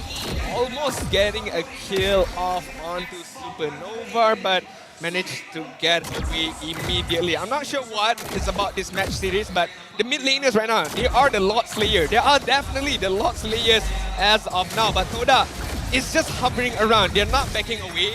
They are applying the pressure. But Chiku guys! Wow, Yo Flickers doesn't get the knockup onto Red, but does get Chiku guys out, and they get the top inhibitor. I would say that's worth it, man. Yep. Don't let your jungler die. 19 minutes of the game, you throw out everything. Don't let anyone die. It's a very crucial moment where Supernova was able to find Yumes, but nothing is going to happen out of it. Or is it? No, it's not. I mean, this is tight. Oh, every single movement matters the most. Every single decision matters the most. One mistake could end it all. As Rafael mentioned, if one of them dies, that death timer is going to be quite a while. And at any given moment, I feel like Selangor Red Giants, if let's say Todak loses their focus, Super Red can immediately maybe backdoor this, either on the top side or on the bottom side. Remind ourselves what's at stake here. M5. If you want to represent Malaysia, you have to get wins over wins over wins. Zyme's taking quite a lot of damage. He's been terrified, but the Black Shoes is there to save him. I mean, for the first time in this game, Todak has a lead now. They find a lot of control. SRG looking for this one final fight. Finds the knockout. Yumes shredded instantly. Lord dropping low. Momo finds the back. Super Red uses the wisdom. Again! What are these mid laners eating for breakfast, man? It doesn't matter. It doesn't matter. Chiku, guys, he's low. SRG, they can't pursue this. Todak have found another lifeline, guys. Okay, you know what? I've seen on Facebook people saying Zyme Senpai ain't that great. Eat your words! He stole 2 lords to keep his team in playouts, yeah. Not against just Chiku guys, but also against Super Skies. But guys, will it matter? Because Selangor Red Giants have the advantage in terms of manpower! Supernova, Flicker, knockout, Chiku. They don't have the damage taking down this yet. Zyme Senpai trying to run Gorgeous down, not the easiest to do. I mean, Todak now has the Lord advantage, right? He's gonna march down the top lane. They might break the whole SRG base open. All right, let's calm ourselves down. It's not over yet. Yes, Todak has the advantage of the Lord, but Selangor Red Giant, as we all know, they have a very good high ground defense. They have the heavy spin, they have the last insanity. They can defend this, but how will Todak find those loopholes and try to end this game right now, right then? Dude, Ruff is doing a lot. Zyme Senpai is doing a lot. For Selangor Red Giant, Super Zack and Super Red is doing very, very good. I mean, Todak is prone to making mistakes. If they make one now, it will be the last mistake they'll do this season. I mean, Zyme saved the game twice, man. What more do you want from him? They break the Fragile Armor of Gorgeous. That's a good start. SRG, what's the plan? Mid-inhib. Everyone's gonna drop. The Lord will fall. SRG is still defending the base pretty well. And Zyme Senpai, he's gonna start walking up and dishing out the damage. There's only one inhibitor left on the bot side, and Ruff is pushing the wave in. Right now, look, Conceal has been used by Yumes.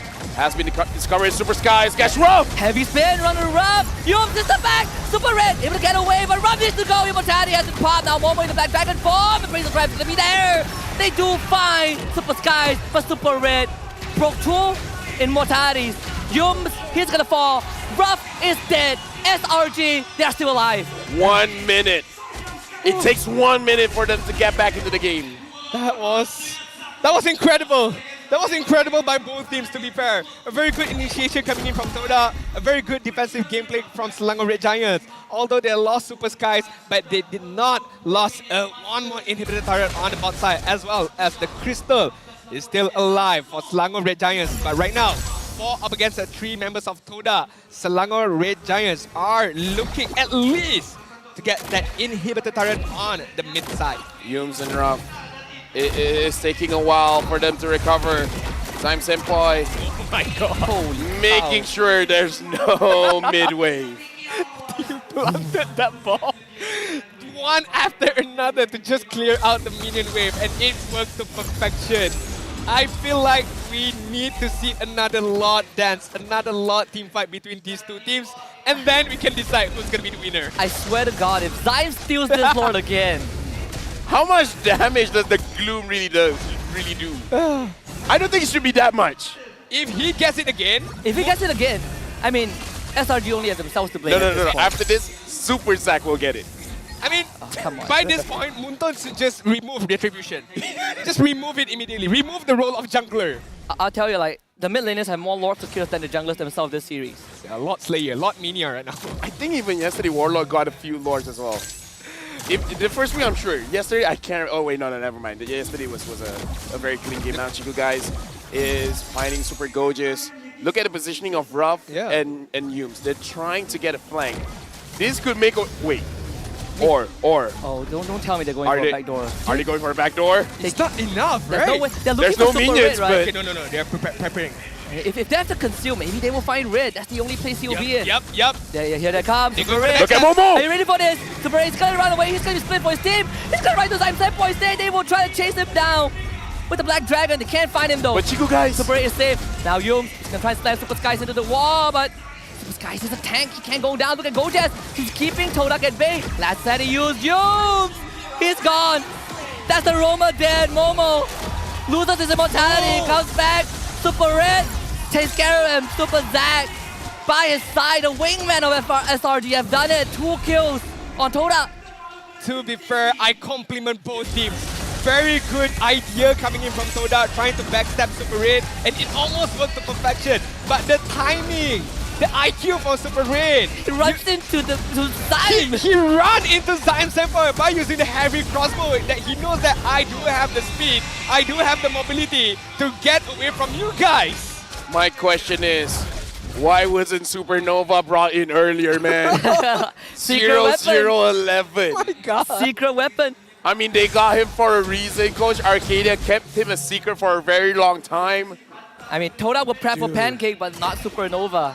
The immortality is coming up. This could be the final push here by Selangor Red Giants. Someone just eat that bomb. Just eat that bomb. Just eat that bomb. Nah, it's all. I mean, Todak had one last chance. You know, Momo and Yums are coming back. Yes, the Petrify will be there, but no flicker for Yums for another 40 seconds. Okay, right now, marching in mid.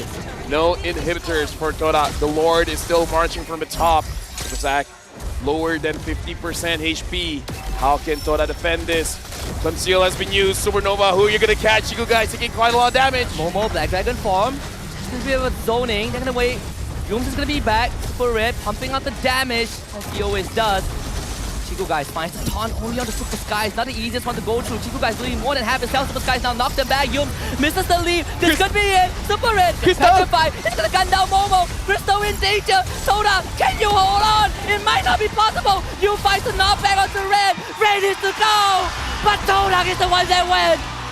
Selangor Red Giants have made history, people. The history here for 4 World Series. Todak is the Malaysian representative. This time, Todak will not represent. They will not go to the Philippines. They will not go to M5. Just like the regular season, SRG won 2-1. Todak made some adjustments, brought in Zyme, brought in Ruff, Chico goes jungle. SRG says, we also have adjustments. We have Supernova. And they have earned a date with SMG later on today, but man, what a series, gentlemen. One legend has fallen, and another legend has arisen. The birth, the death of a new star, we call it a supernova. The birth of one also comes from supernova. It's a bittersweet moment, guys. I'm not gonna lie. It's a bittersweet moment, but what a game. What a fight between these two teams. Props to both teams, to be fair. Definitely an amazing match. It's very intense. For now, we're going over to stage with Rose to interview both teams. The next team to go home is going to be our defending champion, Todak. Alright, sebelum Papa, Ciku, any last words for all your fans that supported you in your journey? Last words kepada fans yang support korang. Kuja. Assalamualaikum. Okay, kita orang dah memang banyak improve daripada regular dan kita orang dah tunjukkan satu game yang boleh dikatakan memang sangat fight dan kita orang bukan kalah yang tak melawan langsung macam regular, so at least bagi kita orang ruang sebab kita orang masukkan beberapa player baru lagi, kita orang perlukan lagi ruang dan peluang untuk korang berikan kita orang untuk kita orang lebih improve akan datang. Dan untuk fans SRG dan Todak, terima kasih sebab datang support hari ini. Kami daripada side Todak minta maaf tu adalah perkataan yang boleh dikatakan terlalu biasa. Apa yang kita orang boleh janjikan akan datang, kami akan comeback untuk kejar lagi title MPL.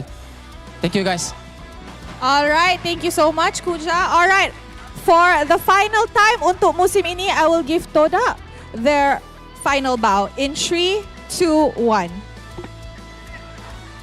Alright, thank you Todak. See you guys next season.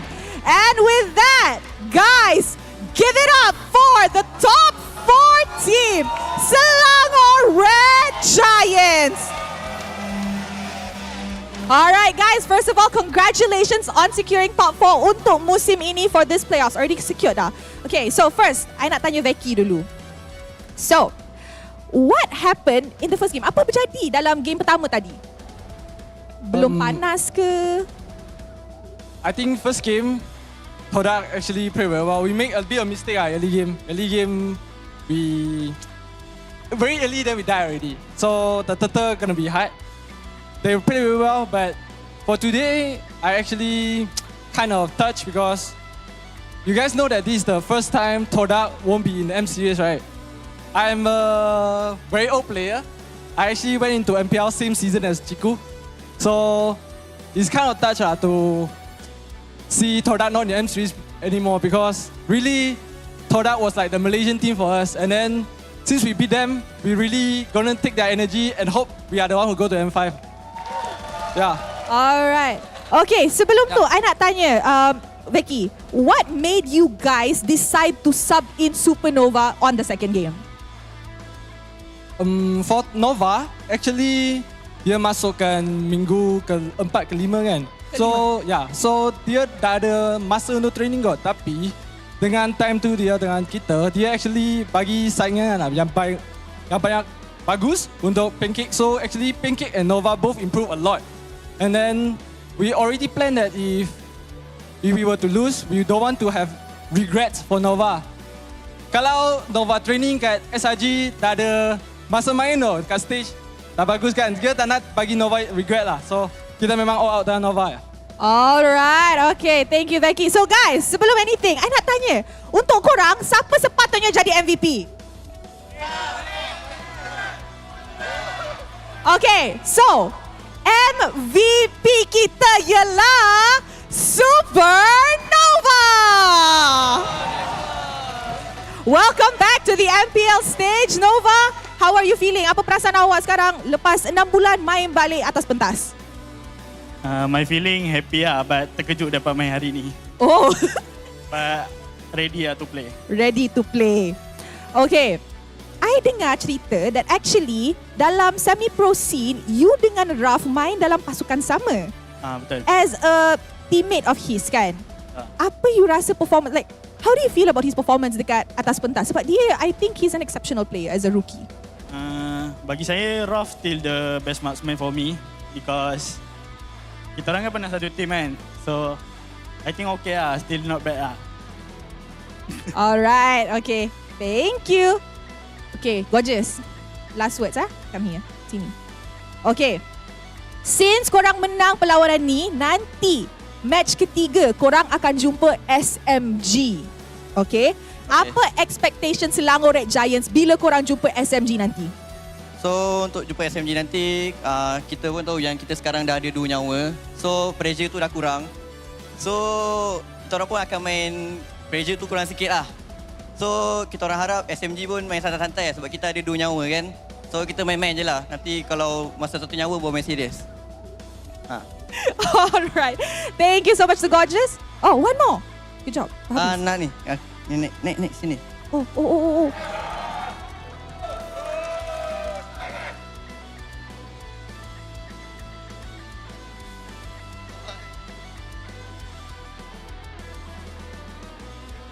Wira merah gergasi.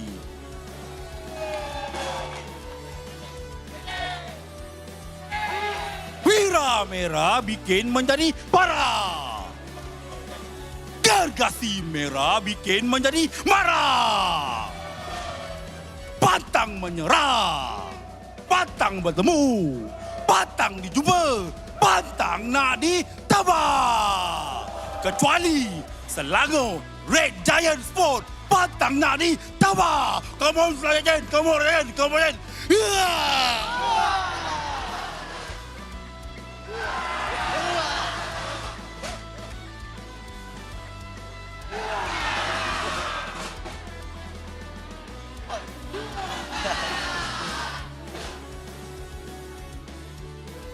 Alright guys, so with that, thank you so much Selangor Red Giants. Mari let's throw it back to the casters untuk dapat tahu apa yang menjadi dalam game 2 berbalas 1 ni. Casters, silakan.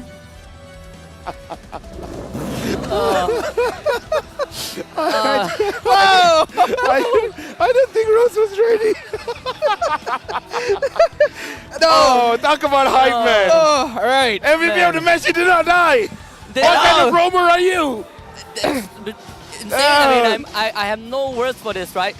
Becky wanted him to have no regrets. Well, guess what? He made the best decision of the series.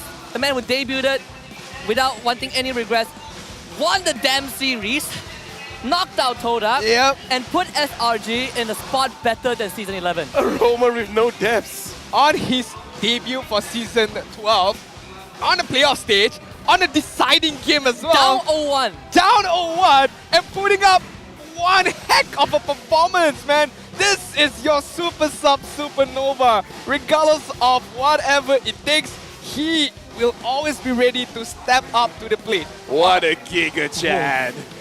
I mean, finally, when they announced Supernova, a lot of people asked if he's going to come in, but let's listen in to what the Red Giants are talking about in this mic check. Yeah, let's listen to the mic check. Let's go. Hilang guys, semua hilang guys. Baru nak ke S. 20 total guys. Grok tak ada difficulty tau. Boleh nanti. Go. Oh, nak pick Kupra first. Boleh nanti. Large. Tak boleh bunuh aku bro, tak boleh bunuh aku. Jaga bateri kau tak? Aku boleh. Already half. Gado. Logik. Dapat. Nice. Aku mati. Boom! Back. Nice dah Roji. Tengok. Dah sprint. Long, sprint. Boleh menang Roji. Nice Roji. Okay. Boleh Roji. Roji. Nice Roji. Mi. Ada gerak. Dorang yang lagu. Dapat Elite wall. Nice. Back. Tolong. Elite down. Sabar Kongsi, careful. Watch me if I got body ah. Watch me. Go. Body. No win chan. Ulti. Die. Immortal body. Die. Nasi. Nice one. Nice. Okay. Minen. Guys, I think Dragon. Dragon. Nice one. Die. Nice one. Dragon. Lilia second. I stand. We can end this. Yeah. Chill. don't rush. Yeah. Ada puli. Dollar. Cannot. Hero. Tower lock. A lot of valuable insight inside of their mic check. Again, like I like the confidence that Zion Samuel is like, before he secures, like I got it, guys, I got it. And then in the final push that Todak tried to end it, Super Skies called it out. I'm gonna get Brody, guys. Trust me, I'm gonna get Brody. And then Todak did it the entire game. Even Super Gorgeous, when we see him talk, he's like very aggressive. But even in the game, he's like, guys, push it slow. Don't rush it. Yeah, and that is one quality that I think he definitely has attained across the regular season. He now has that tempered rage. He's no longer the I'm just gonna langa and pray for the best. Now he has that discipline, which is something really good. Controlled anger, man. Controlled anger. Control anger, good communication, providing information as well, and knowing what to do is very much important for a player like Super Red. Okay, I know that Super Sky is gonna get Brody. I'm just gonna prepare on the backside. If let's say Momo jumps on me, I still have my sprint, I still have my Wind of Nature, but if no one is gonna jump on me, I'm gonna provide the damage on towards the Brody. But we did praise Supernova's performance really good, 0, and 12 with the itemization that he built. Super Red died. Yeah, two baby. Super Zack died. But to be fair, the Super Gorgeous died. To be fair, the amount of they died. Sakai's died 4 times. Only one, Super Red, Super Zack, and Super Gorgeous. To be fair, everyone played really well to be able to take care of their own positioning. But I mean, the perfect player would be Supernova. Supernova went to Super Skies and he said, "You're the roamer now." Yeah, I will decide who fights. I will decide who dies. You don't even retry anymore. Yeah, you're the roamer You now. lost twice to Lilia, bro. You're an Akai. Last game, our mid laner took the turtle. This game, the Lilia took the Lord. And take a backseat, man. But to give credits to Todak, you know, this game is like 7 to 21 kills, but Todak kept it really close. Like they won that one crucial team fight, and it kind of offsets all the disadvantage that they had. I mean, Raf or Raoji tried his best, man, but Science Temple tried really his best. Yeah. Stole 2 lords, kept them in the game, kept them alive, kept them afloat. And okay, to be fair, there's nothing wrong with that Todak did. They tried their best. A Griffin Hydra trying to backstab Super Red at one moment between Ruff as well as Yums on the backside, but it did not work out well. But what I'm trying to say that they have an idea on what to do. It just did not go out as planned as how they would like it to be. And Todak recovered from a shaky start as well, right? We saw some really, big whiffs, but then they recovered. But you have to give it to SRG overall as a team. It's a battle of the wits, and SRG just has slightly higher IQ today. Science Endpoint did more damage than Super Zack or Super Red. To say that he tried is an understatement. I mean, he stole 2 lords for the team. Like if I was a fan, I would not have asked for more from this man. He has done more than enough. Yeah. I did mention in their early stages after the draft has commenced that there's a lot of responsibility falls down onto the shoulder of Zaim Senpai, and he did really well. He tried his best. He gave it his all. But I mean, again, Selangor Red Giants just outmaneuvered him. I feel like the people of Facebook will not be merciful. Yeah, that was. Come on, man. I mean, this is the one time where I would send Todak off the stage, but I would kind of empathize with them, right? Because this was a hell of a series. You cannot blame them. You look at the previous game in the regular season, sure, go ham, but this one, I think this one deserves a lot of respect and credits given over. I feel like if I'm SMG, I'm looking at that game and be like, that's kind of scary. Speaking of which, I like how Super Coaches, in case you guys didn't understand what he was saying, usually Super Coaches will be taunting the other team or anything, but this time it's like, hey guys, let's just have fun. Take it easy, right? I mean, we have extra life, right? Just take it easy, In other words, I'm tired. Yeah, it's just like, you guys don't have to go that hard. just make it an easy game, for both of them. But Selangor Red Giants on the 14-minute mark, they had a good amount of lead, 5k good lead. But Husky did mention that Todak pulled it back, carried it back, and I'm pretty sure this was the stolen lot moment. Yes, lot on the between 16 and 17 minute, as well as the between 20 and 21st minute. So both lot was stolen by Todak. It shifted the goal back onto their favors, 3.7k gold lead. But at that stage, it's not about how much gold you earn. It's about the team fight. It's about who captures who. It's about who has the better initiation, who has the better kiting, as well as team fight skills. The thing is, we're gonna look at the highlights. Todak, they had an idea of how to approach the fight. Selangor Red Giant, they just sniffed it out. They knew the flank was coming. Which is so crazy, right? Because that is the only place that was unprotected, and yet SRG was able to maneuver around that.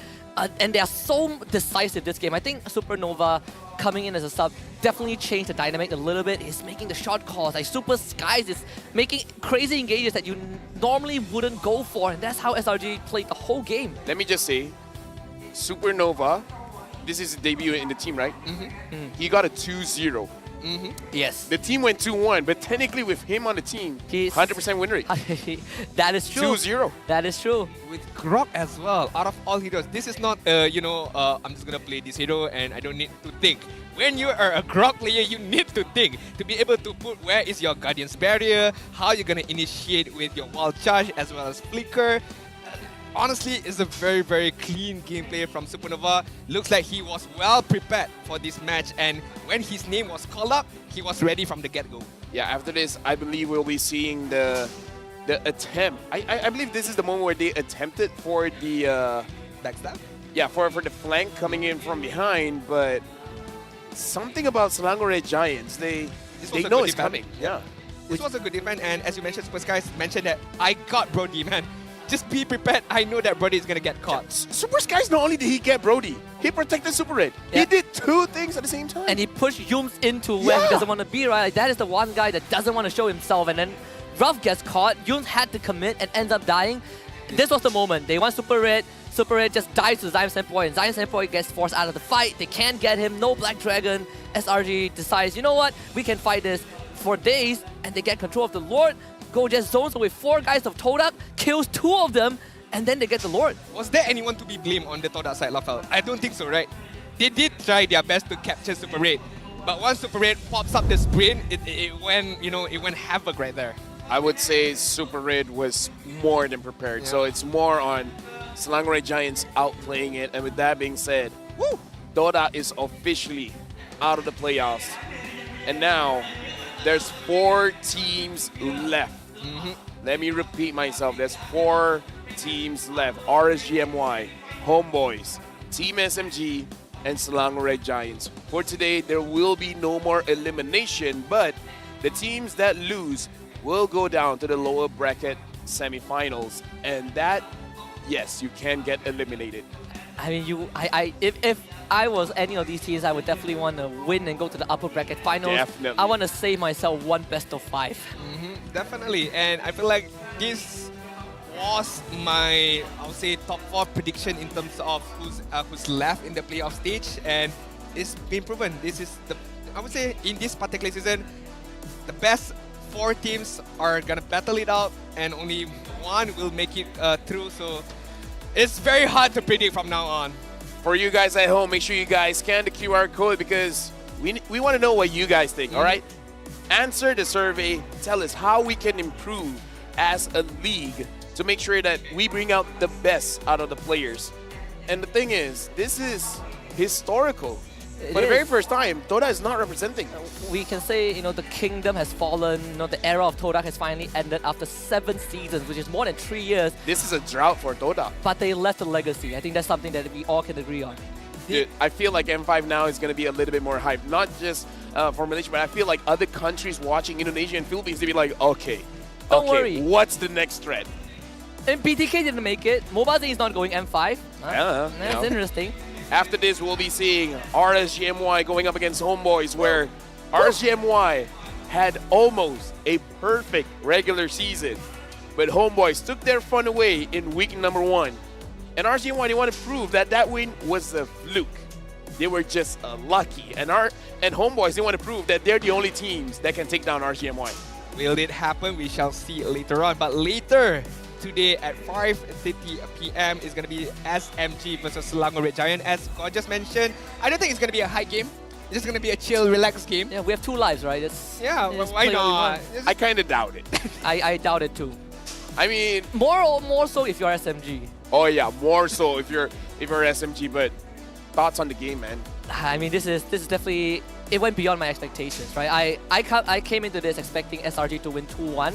I expected a tough series, but that game 3 really showed the pinnacle of both teams, right? So many memorable clutch moments. I think either way, there's going to be bittersweet moment. Todak getting knocked out, SRG going through. If Todak wins, SRG falling 5th, 6th again is also going to be another moment for us to remember. What about you? I think it's okay, Todak, for not being able to make it to M5, but they have set the blueprint already for all the upcoming teams to represent Malaysia on the international stage. So I bid farewell to Todak. Good game, well played. I hope they get even stronger for next season. But it's time for the new boys to step up. For me, I want to see more of Zion Senpai. With that being said, we're going for a short break after this. It's going to be RSG MY going up against Homebois. Is it true Homebois is the only team that can take down RSG MY?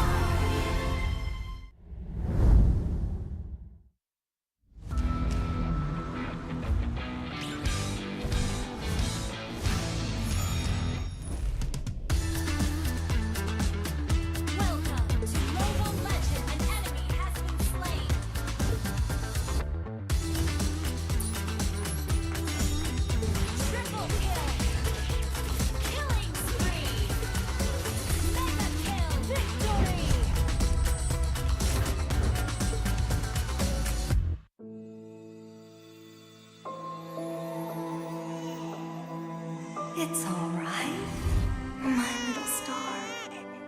Look, Daddy's over there.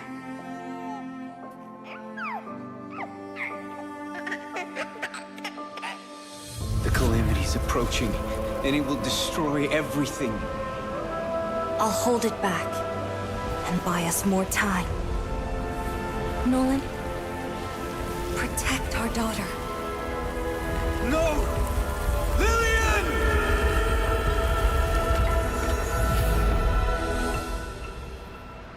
In 16 years, the calamity will return. I've already wandered countless universes, seeking an end to the impending catastrophe. There's no time to mourn, no time for regrets. I must fulfill my last promise before I can even hope to see my daughter again. But what chance do I have against the boundless might of the cosmos?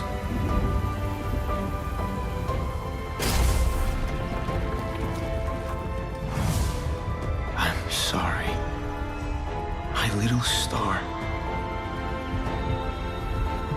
I might not be able to return home anymore.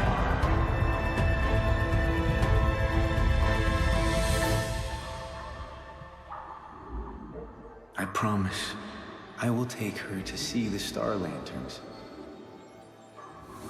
I promise I'll teach our child how to wield this power. I promise I will sacrifice everything to protect her. I promise I will sacrifice everything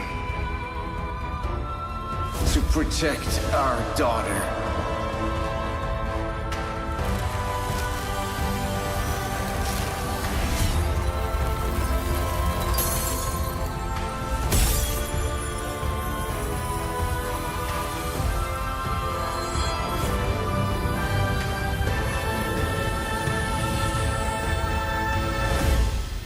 In every fragment of my soul, the calamity's end shall be witnessed. Dad? Are you out there?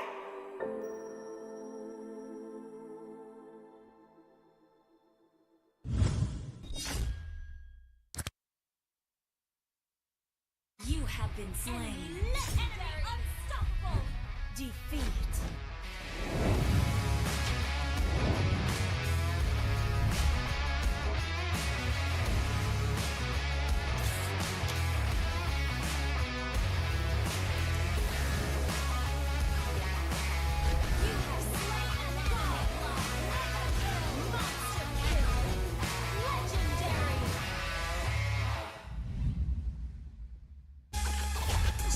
pencarian kepersada dunia. Masa untuk membuktikannya. Menari mengikut irama. Mengejar emas demi negara. Battleground Malaysia, Road to Gold, mulai 29 September, 10 malam di saluran berikut dan Astro Go.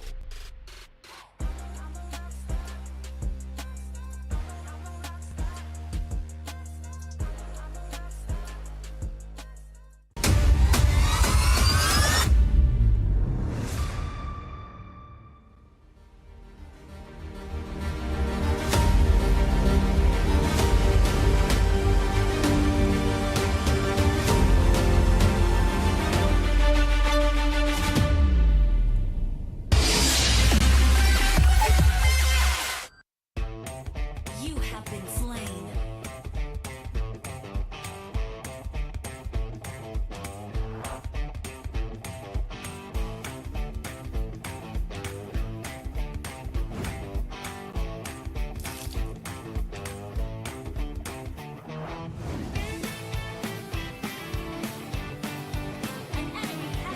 First blood. Double kill.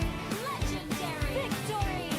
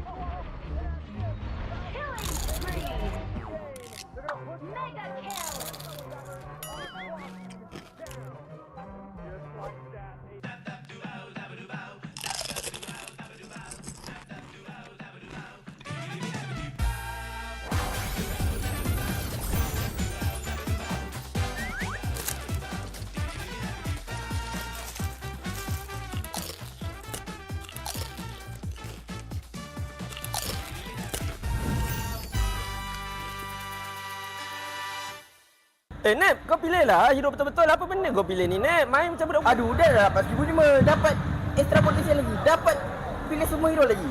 Capek, kau ni apa benda pula kau buat ni? Cuba buat betul-betul. Bunyi lah, Pak. Guys, jomlah main daripada hujung minggu ni dah mendapatkan, orang kata, complete kantas dan mendapatkan skill percuma jika korang lekat kantas tu.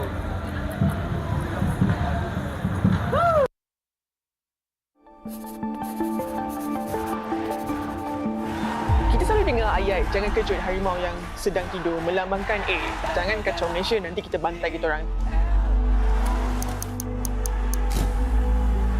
Tapi kan, harimau tu dah tidur lama sangat. Kita kena kejut dia. Kita kena bagi semangat dekat dia supaya dia boleh bangkit balik. MPL MY dah banyak kali dah kita tengok berubah-ubah daripada setiap musim ke musim. Pasukan Todak dah 3 kali dah champion.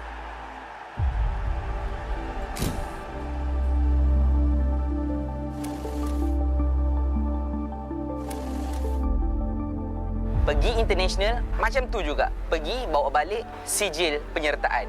Sampai bila?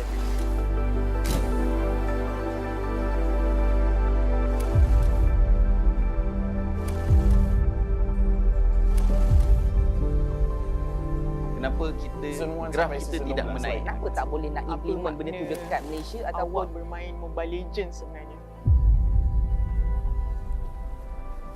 Sana pun. Jauh saya pun.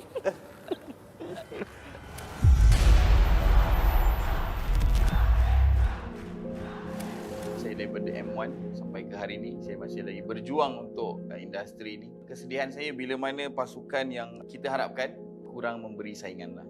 Kenapa benda ni berlaku? kenapa graf kita tidak menaik? Kenapa menurun? Adakah terlalu berat tanggungjawab tersebut? Soalan personal lah. Kenapa Todak macam tu dekat international? Betul itu je. Dia macam target kat Todak. Kalau dari sudut pandang saya daripada M1 sampai ke M4, semua mutun punya tournament international saya start bulan lepas kot. Tapi kalau saya yang main masa saya rasa. So, saya rasa dia sebenarnya kalah dekat mentality je kot. Bukan saya. Maybe ada beberapa dari tim saya. Bila diorang main je, diorang rasa macam, oh ni tak boleh, ni tak boleh. Takut kalau kita buat macam ni kan, diorang buat macam ni. Faham tak? Maksudnya, diorang nak buat something tu, diorang kena tunggu enemy buat. Bukan kita yang mulakan. Itu kalau dari sudut pandang saya. Kalau apa beza daripada M1 sampai sekarang, M1 tu masa tu memang main semua lepas je. Tak kisahlah enemy buat ke apa ke, kita orang main ikut cara kita orang. Tapi kalau ikut dari sekarang, saya rasa macam tu lah. Dia mental block kot. Chiku, Repo dengan Zon. Korang dapat wakil Malaysia kat SEA Games and korang dapat silver, which is very good. Tapi cukup ke? Korang punya pride, korang punya rasa excitement bila wakil Malaysia, bila dapat silver, adakah dia akan mati dekat situ? Ataupun korang rasa still terbakar, bukan setakat nak pergi M5, tapi nak menang? Where's the fire? Where's the passion? Is it still there? Ataupun korang dah reset sangat sampai fire tu dah hilang? Aku pula. Okay, Bo. Macam mana, Bo? Macam mana, Bo? Dia lepas dah habis SEA Games tu kan kita dapat nombor 2. Benda tu sebenarnya tak cukup lah. Dapat nombor 2, kita kalah dengan Filipin kot. Takkan kita nak kalah dengan Filipin? Malaysia kuat kot. So dari situ tak berhenti lah. Bakar dia tak hilang lagi. Dia makin bertambah bakar dia. Walaupun dah dapat nombor 2, memang kita bangga. Tapi dekat situ... Kita patut bangga. Kita patut bangga. Yelah, kita patut training bangga. minggu. Tapi dekat situ tak membuatkan kita orang stop lah untuk terus berjuang untuk M5. Tapi jangan risau, kita orang 2 yang kat sini. Kita orang akan pasal M5 lah. Tak. Bertiga. Salah satu pada kita tak dapat pergi M5 Epo. Tapi itulah, kalau kat M5 takkan kau nak jadi badut lagi kan? Betul. Tak apa, kali ni aku bawa betul-betul. tak, dia senang cerita siapa yang menang lah, dia akan wakil lah. So, kali ni semua serius lah. So dekat M5 memang bantai lah semua negara. Korang rindu tak line up SEA Games? Jauh. Sebab dia paling bersendirian. Kita semua tak sama. Okey ya. Kalau aku rindu tu korang. Rindu line up SEA Games sebab rasanya itu line up paling solid tu dalam Malaysia. Jujur, tak tipu. Kalau dari aku tak rindu yang kita kat bootcamp. Aku rindu kita kat hotel. Sebab kat bootcamp semua bahasa dia juga. Dekat hotel tu yang dia rapat sikit. Oh, kau nangis Syah. Nangis Syah. Mana ada nangis? Yang dia orang tengah buat like kau macam ni. Itu tak nangis lah. Cuma kalau dari segi... Tahu, saya rasa macam kalau masuk final lah. Dia lebih baik daripada tak masuk final. Dia punya kalah tu rasa lain lah. Walaupun sebab kita dah masuk final, kita nak dapatkan emas. Jadi bila kalah, rasa macam kecewa. Jadi soalan ni untuk saya nak tanya dekat Ripo. Kalau kata dah pergi ke international bermain di Indonesia, dapat banyak sangat pengalaman. Kenapa tak boleh nak implement benda tu dekat Malaysia ataupun pasukan Malaysia yang tak boleh nak hit that kind of standard untuk bermain di taraf antarabangsa? Aduh, macam mana, Bo? Apa dia cakap tadi? Kau dah main kat Indo, kau tak boleh bagi tahu macam mana Indo main kita orang. Kau nak bagi tahu apa ilmu tu dekat kita orang. Dia punya standard tu, tak ada.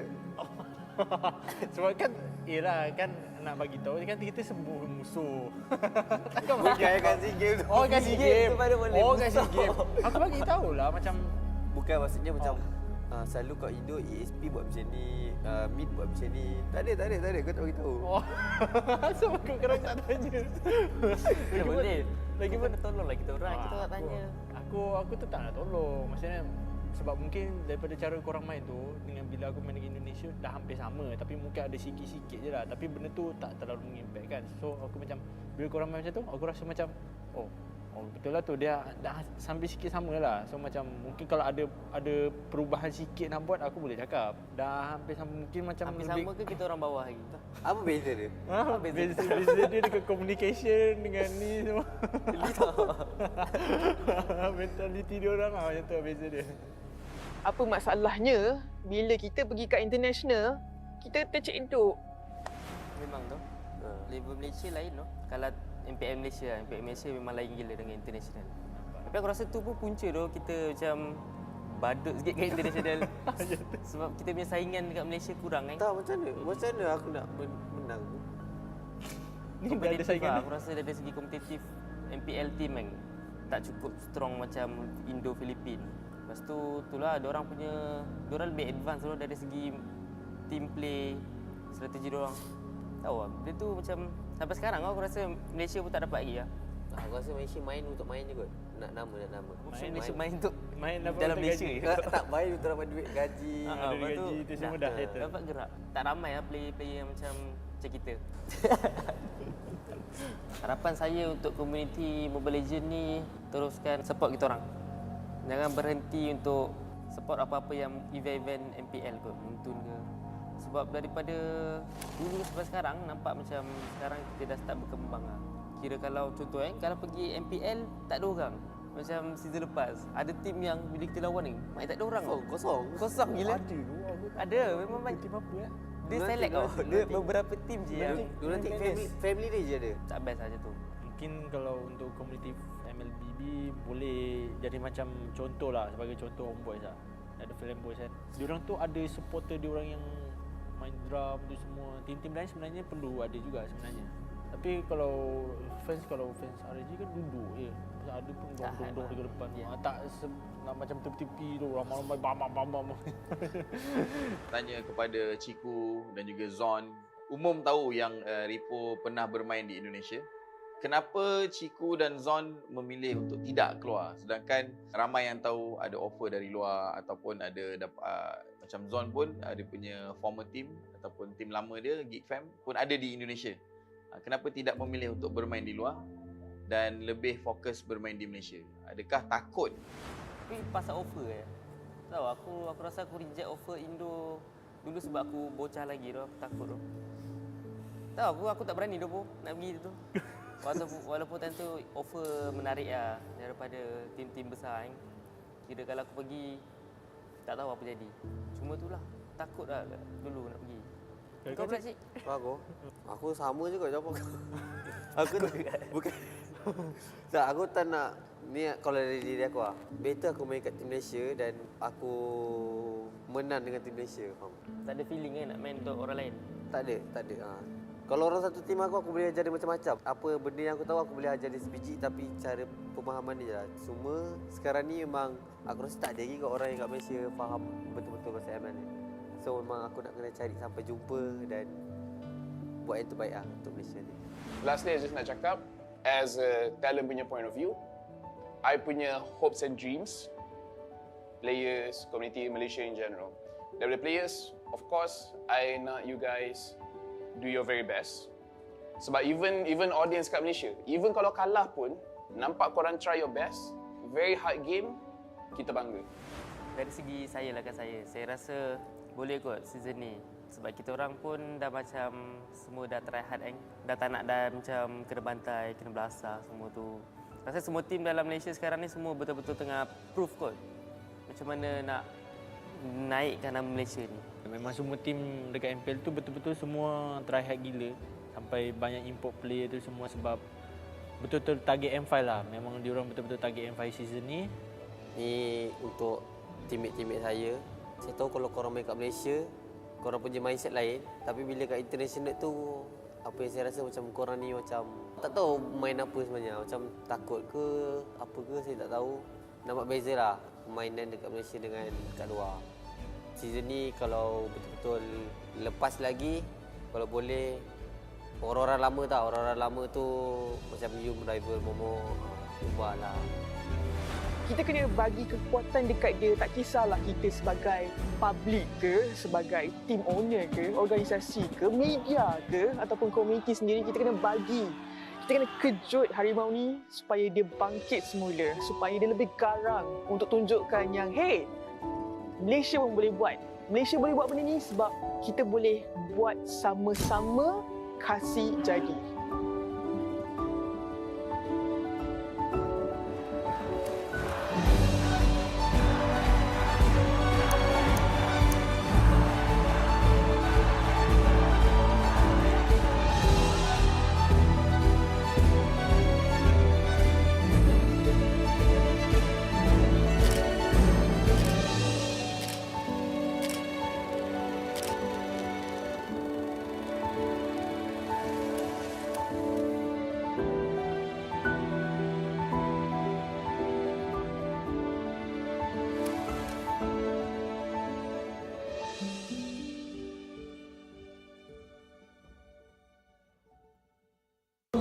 selamat kembali kepada The Hot Limit dan anda bersama dengan saya Rose and a fan daripada Selangor Red Giants. So sebelum apa nama awak? Zaf.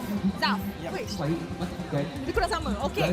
So Zaf, I dengar you ni minat Nova. Kenapa minat Nova? Sebab dia punya gameplay falter dia luar biasa. Luar biasa. So kalau you macam boleh cakap something kat Nova, you nak tak? Nak jumpa dia. Okay, jom.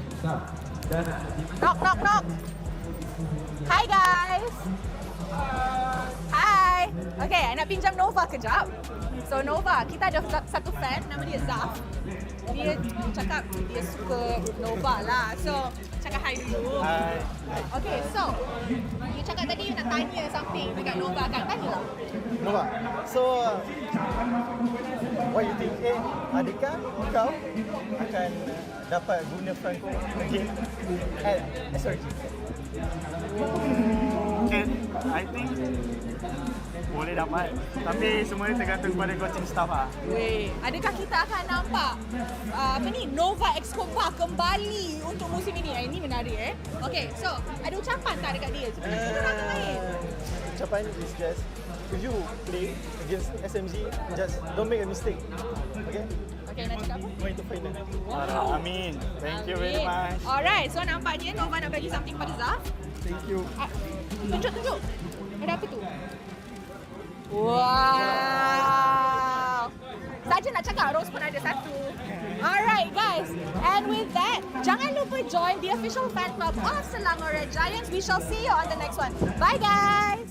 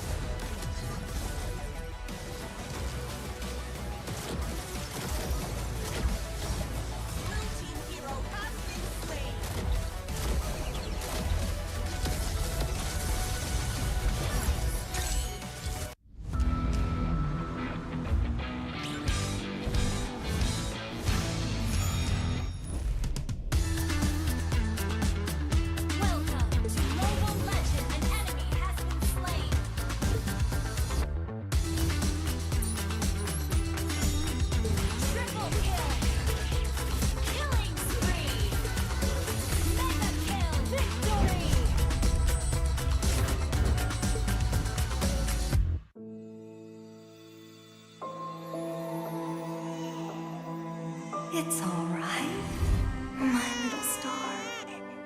Look, Daddy's over there.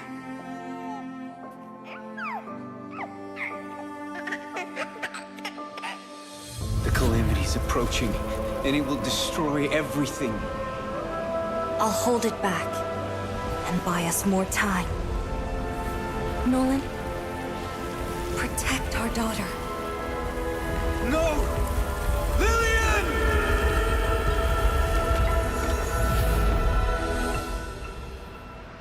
In 16 years, the calamity will return.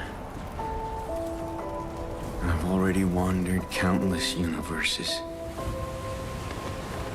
seeking an end to the impending catastrophe. There's no time to mourn, no time for regrets. I must fulfill my last promise before I can even hope to see my daughter again. But what chance do I have against the boundless might of the cosmos?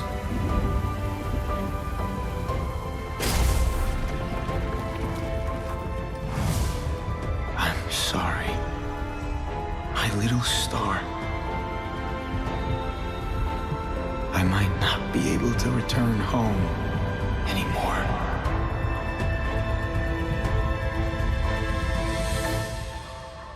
This one is correct. This I one promise is correct. Say the code again. I will take her to see the star lanterns. No. I promise. What is? I'll teach our child how to wield this power. No. I promise I will sacrifice everything to protect her. I promise I will sacrifice everything to protect our daughter.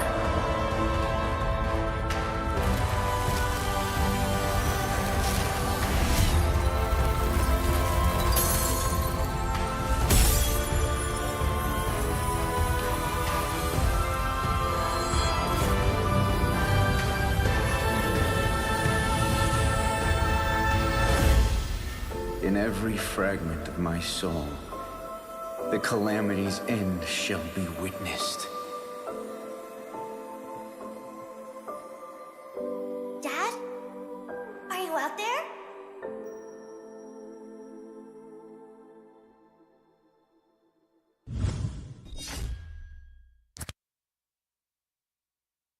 You have been slain. Unstoppable. Defeat.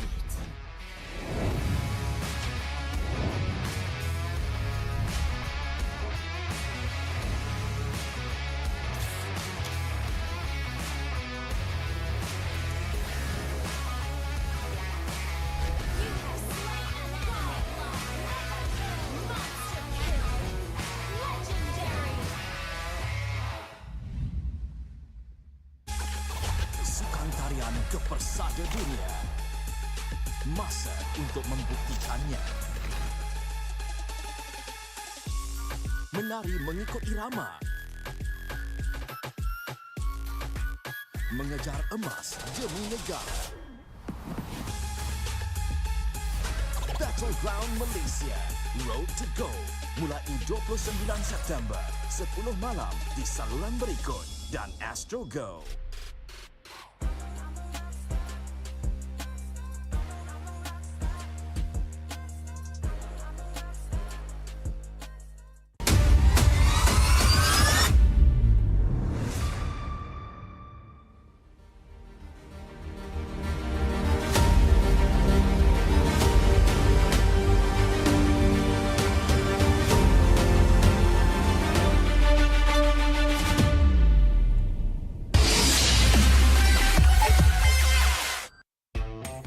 You have been slain.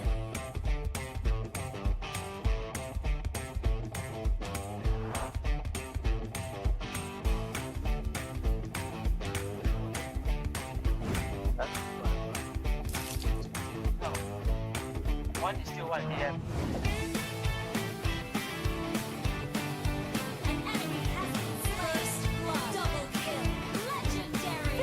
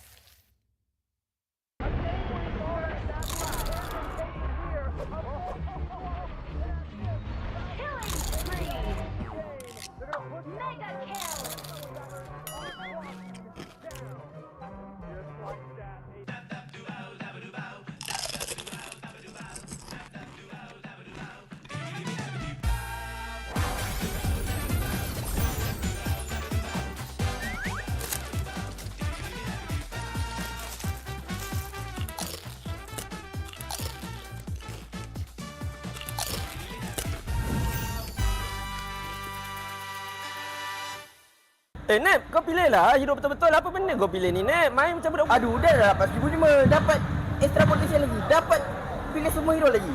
Capek, kau ni apa benda pula kau buat ni? Cuba buat betul-betul. Bunyi lah, Pak. Guys, jomlah main rank pada hujung minggu ni dan mendapatkan orang kata complete kantas dan mendapatkan skill percuma jika korang lekat kantas tu.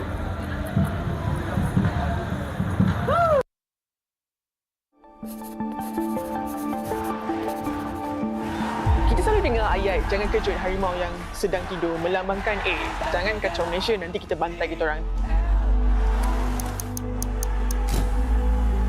Tapi kan, harimau tu dah tidur lama sangat. Kita kena kejut dia. Kita kena bagi semangat dekat dia supaya dia boleh bangkit balik.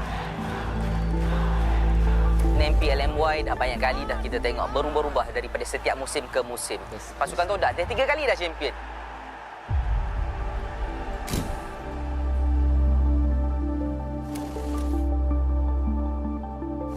Ya.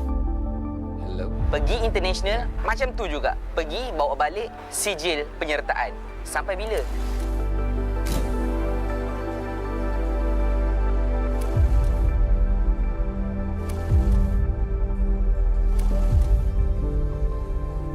Kenapa kita graf kita tidak menaik? Kenapa tak boleh nak implement benda tu dekat Malaysia ataupun bermain Mobile Legends sebenarnya? Sana pun. Jauh saya mau.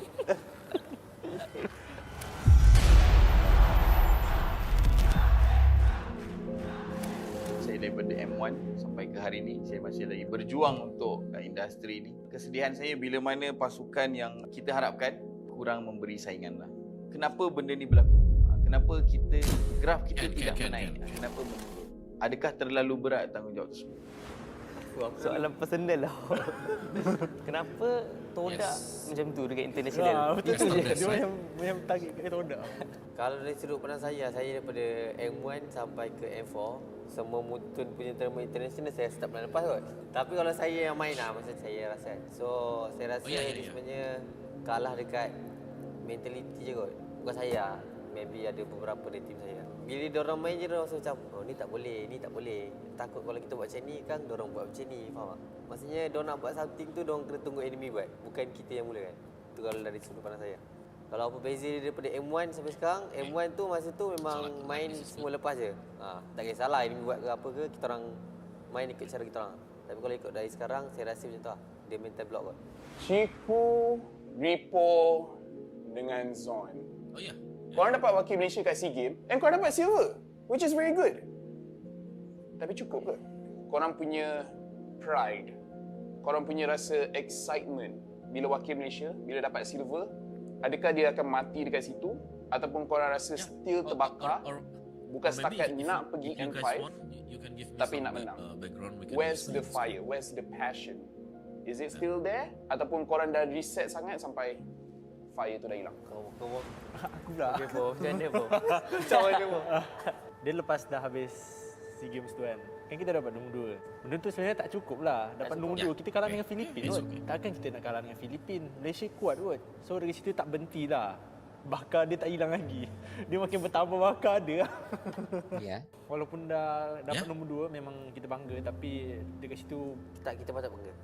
Kita patut bangga. Yelah, kita patut bangga. Training seminggu. Sure. Tapi dekat situ tak membuatkan kita orang stop lah untuk terus berjuang. Take your time. Yeah, sorry caster, it's already to N1. Tapi jangan risau, kita orang 2 je kat sini. Kita orang akan pasal M5 lah. Tak. 3. Salah satu pada kita tak dapat pergi M5 ya, Po. Tapi itulah, kalau kat M5 takkan kau nak jadi badut lagi kan? Betul? Tak apa, aku kali ni aku bawa betul-betul. tak, dia senang cerita siapa yang menang lah. Dia akan okey lah. So, Kali ni semua nak serius lah. buktikan lah. So, dekat M5 memang bantai lah semua negara. Korang rindu tak line up SEA Games? Macam Jauh. Sebab dia paling bersendirian. Kita semua tak sama. Okey ya. Kalau aku rindu tu korang. Rindu line up SEA Games sebab rasanya itu line up paling solid tu dalam Malaysia. Yeah, I can hear you. Jujur, tak tipu.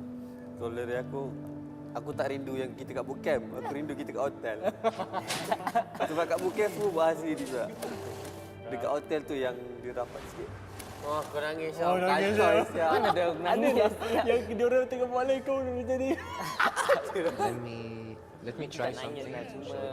Kalau dari tahu, saya rasa macam kalau masuk final lain, dia lebih baik daripada tak masuk final. Dia punya kalah tu rasa lain lah. Walaupun sebab kita dah masuk final, kita nak dapatkan emas. Jadi bila kalah, rasa macam kecewa. Jadi soalan ni untuk saya nak tanya dekat Ripo. Kalau kata dah pergi ke international bermain di Indonesia, dapat banyak sangat pengalaman. Kenapa tak boleh nak implement benda tu dekat Malaysia ataupun pasukan Malaysia yang tak boleh nak hit that kind of standard untuk bermain di taraf antarabangsa? Aduh, macam mana pun? Tak apa dia cakap apa? Kau dah main kat Indo. Kau tak boleh bagi tahu macam mana Indo main kat kita. Kau nak bagi tahu apa ilmu tu dekat kita orang? Dia punya standard tu tak ada. Sebab kan kan nak bagi tahu kan kita semua musuh. Takkan bukan kat SEA Games. Oh, kat SEA Games. Oh, kat SEA Games. Aku bagi tahulah macam bukan maksudnya macam selalu kat Indo ESP buat macam ni, Mid buat macam ni. Tak ada. Kau tak bagi tahu. Oh. Sebab kau kerana nak tanya. Boleh. Lagi pun tolonglah kita orang. Kita nak tanya. Aku tu tak nak tolong. Maksudnya sebab mungkin daripada cara korang main tu dengan bila aku main dengan Indonesia dah hampir sama, tapi mungkin ada sikit-sikit je lah, tapi benda tu tak terlalu mengimpact kan. So aku macam bila korang main macam tu aku rasa macam oh betul lah tu, dia dah sampai sikit sama lah. So macam mungkin kalau ada perubahan sikit nak buat aku boleh cakap dah hampir sama, mungkin macam hampir lebih sama ke kita orang bawah lagi? Apa beza dia? Beza dia dekat communication dengan ni semua. Mentality dia orang lah macam tu beza dia. Apa masalahnya bila kita pergi kat international, kita tercedok. Memang tu. Level Malaysia lain tu. Kalau MPL Malaysia memang lain gila dengan international. Tapi aku rasa tu pun punca tu kita macam badut sikit kat international. Sebab kita punya saingan dekat Malaysia kurang kan. Tak, macam mana aku nak menang tu? Ni dah ada saingan. Aku rasa dari segi kompetitif MPL team kan tak cukup strong macam Indo-Filipin. This is my link, the rule number 2. Diorang lebih advance dari segi team play, strategi diorang. Tahu lah, dia tu macam sampai sekarang aku rasa Malaysia pun tak dapat lagi lah. Aku rasa Malaysia main untuk main je kot. Nak nama. Malaysia main dalam Malaysia. Tak main untuk dapat duit gaji. Ada gaji tu semua dah settle. Dapat gerak. Tak ramai lah player-player yang macam kita. Harapan saya untuk komuniti Mobile Legends ni teruskan support kita orang. Jangan berhenti untuk support apa-apa yang event-event MPL kot, Muntun ke. Sebab daripada dulu sampai sekarang nampak macam sekarang kita dah start berkembang lah. Kira kalau contoh kalau pergi MPL tak ada orang. Macam season lepas ada tim yang bila kita lawan ni main tak ada orang. Kosong gila. Ada memang main tim apa Dia select tau. Dia beberapa tim je yang Nanti family dia je ada. Tak best saja tu. Mungkin kalau untuk komuniti MLBB boleh jadi macam contoh lah, sebagai contoh Homebois lah. Ada Homebois kan. Diorang tu ada supporter diorang yang main drum tu semua. Tim-tim lain sebenarnya perlu ada juga sebenarnya. Tapi kalau fans RSG kan duduk je. Ada pun duduk dekat depan. Tak macam tepi-tepi tu ramai-ramai bam. Tanya kepada Ciku dan juga Zon. Umum tahu yang Ripo pernah bermain di Indonesia.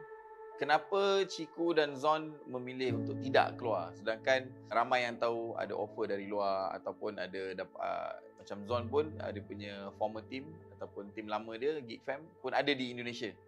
Kenapa tidak memilih untuk bermain di luar dan lebih fokus bermain di Malaysia? Adakah takut?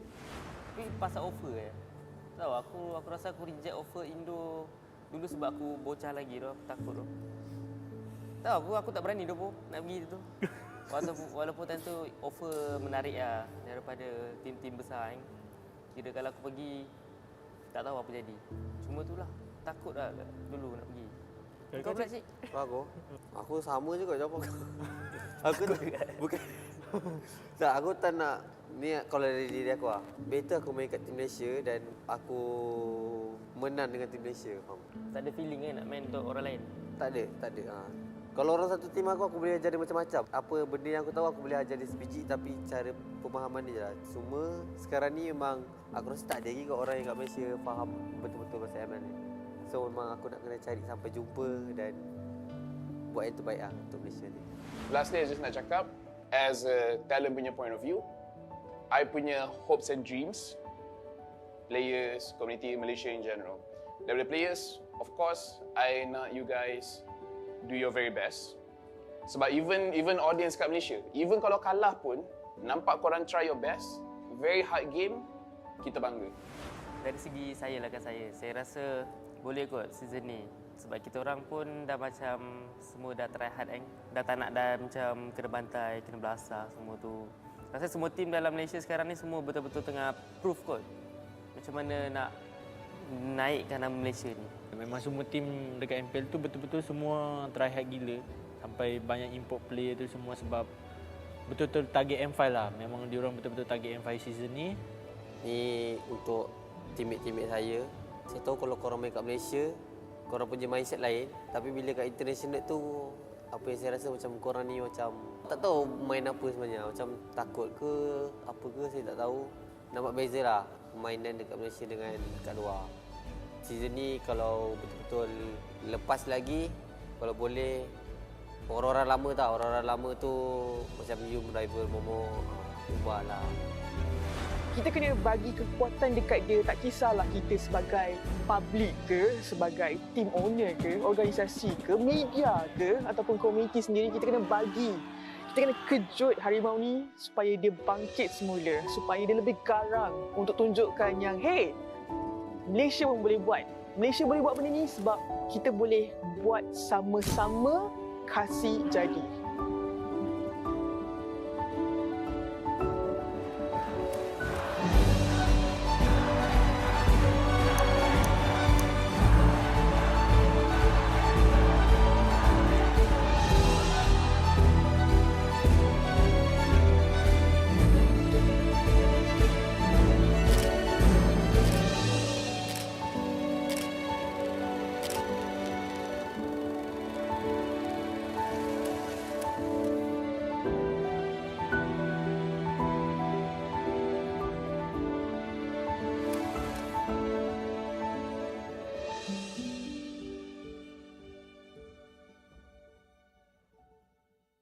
Hey guys, selamat kembali kepada The Hot Limit and Hit anda bersama dengan saya Rose and a fan daripada Selangor Red Giants. So, sebelum apa nama awak? Zaf.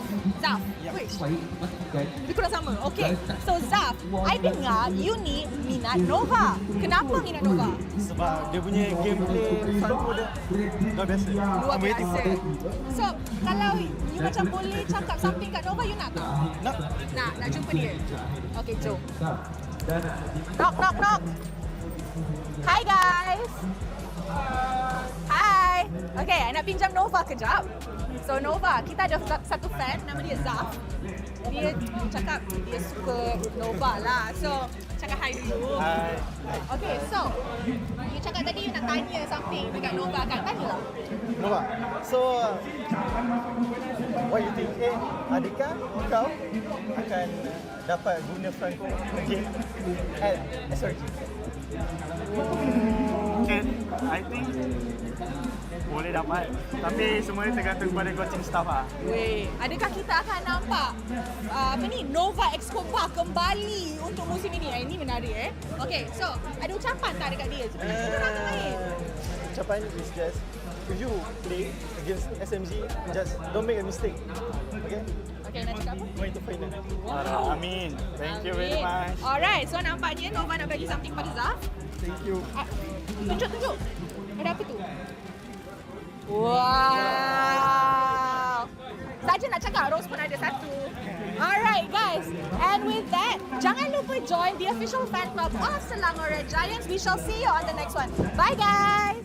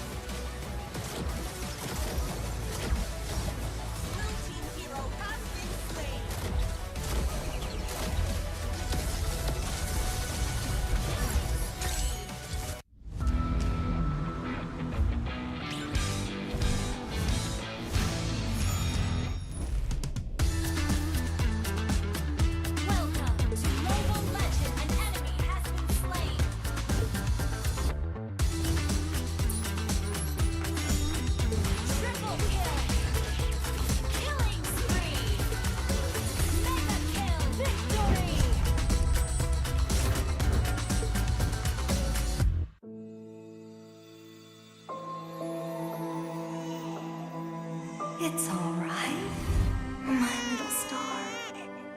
Look, Daddy's over there.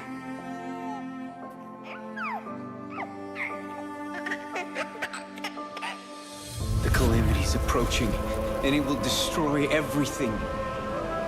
I'll hold it back and buy us more time.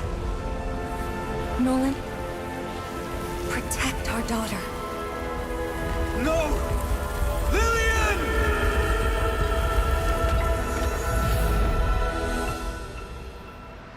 In 16 years, the calamity will return. I've already wandered countless universes, seeking an end to the impending catastrophe. There's no time to mourn, no time for regrets.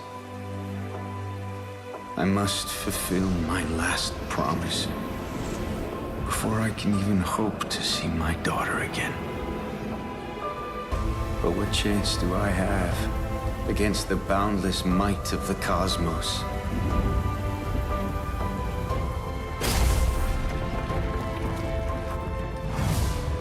I'm sorry, my little star.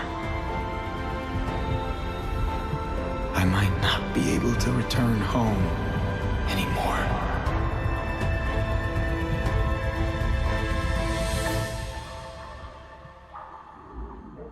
I promise I will take her to see the star lanterns. I promise I'll teach our child how to wield this power. I promise I will sacrifice everything to protect her. I promise I will sacrifice everything to protect our daughter.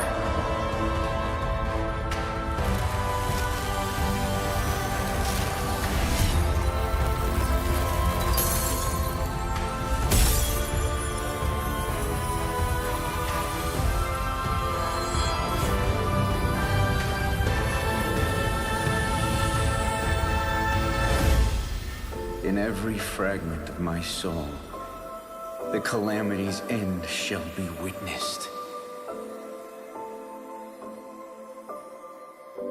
Dad? Are you out there?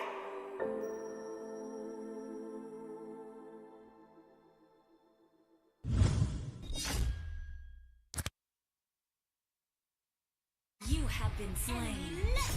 Unstoppable! Defeat.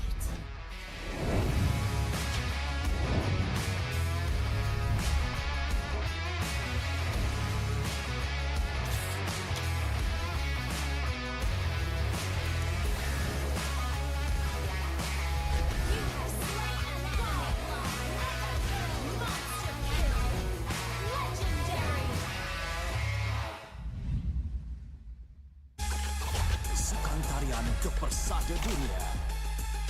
Masa untuk membuktikannya. Menari mengikut irama.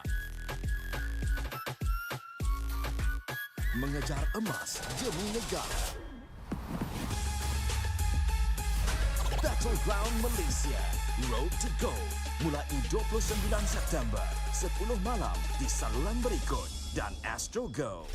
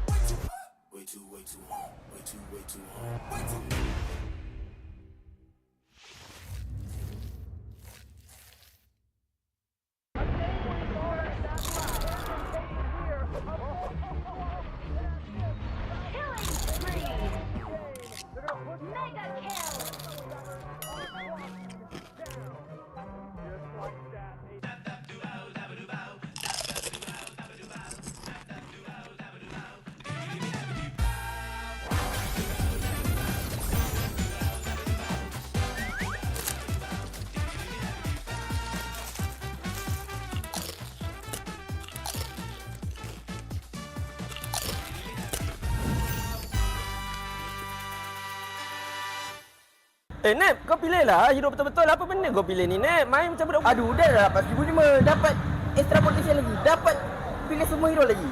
Capek, kau ni apa benda pula kau buat ni? Cuba buat betul-betul. Bunyi lah, Pak. Guys, jomlah main daripada hujung minggu ni dan mendapatkan, orang kata, komplit kantas dan mendapatkan skill percuma jika korang lekat kantas tu.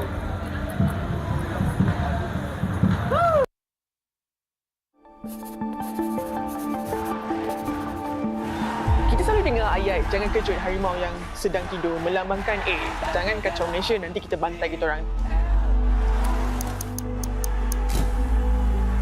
Tapi kan, harimau tu dah tidur lama sangat. Kita kena kejut dia. Kita kena bagi semangat dekat dia supaya dia boleh bangkit balik. MPL MY dah banyak kali dah kita tengok berubah-ubah daripada setiap musim ke musim. Pasukan Todak dah 3 kali dah champion.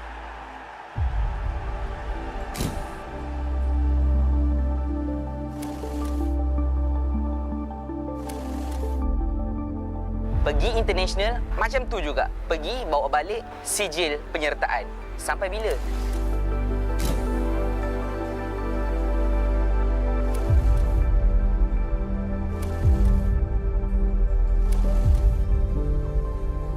Kenapa graf kita tidak menaik? Kenapa tak boleh nak implement benda tu dekat Malaysia ataupun bermain Mobile Legends sebenarnya? Sana pun. Jauh saya pun.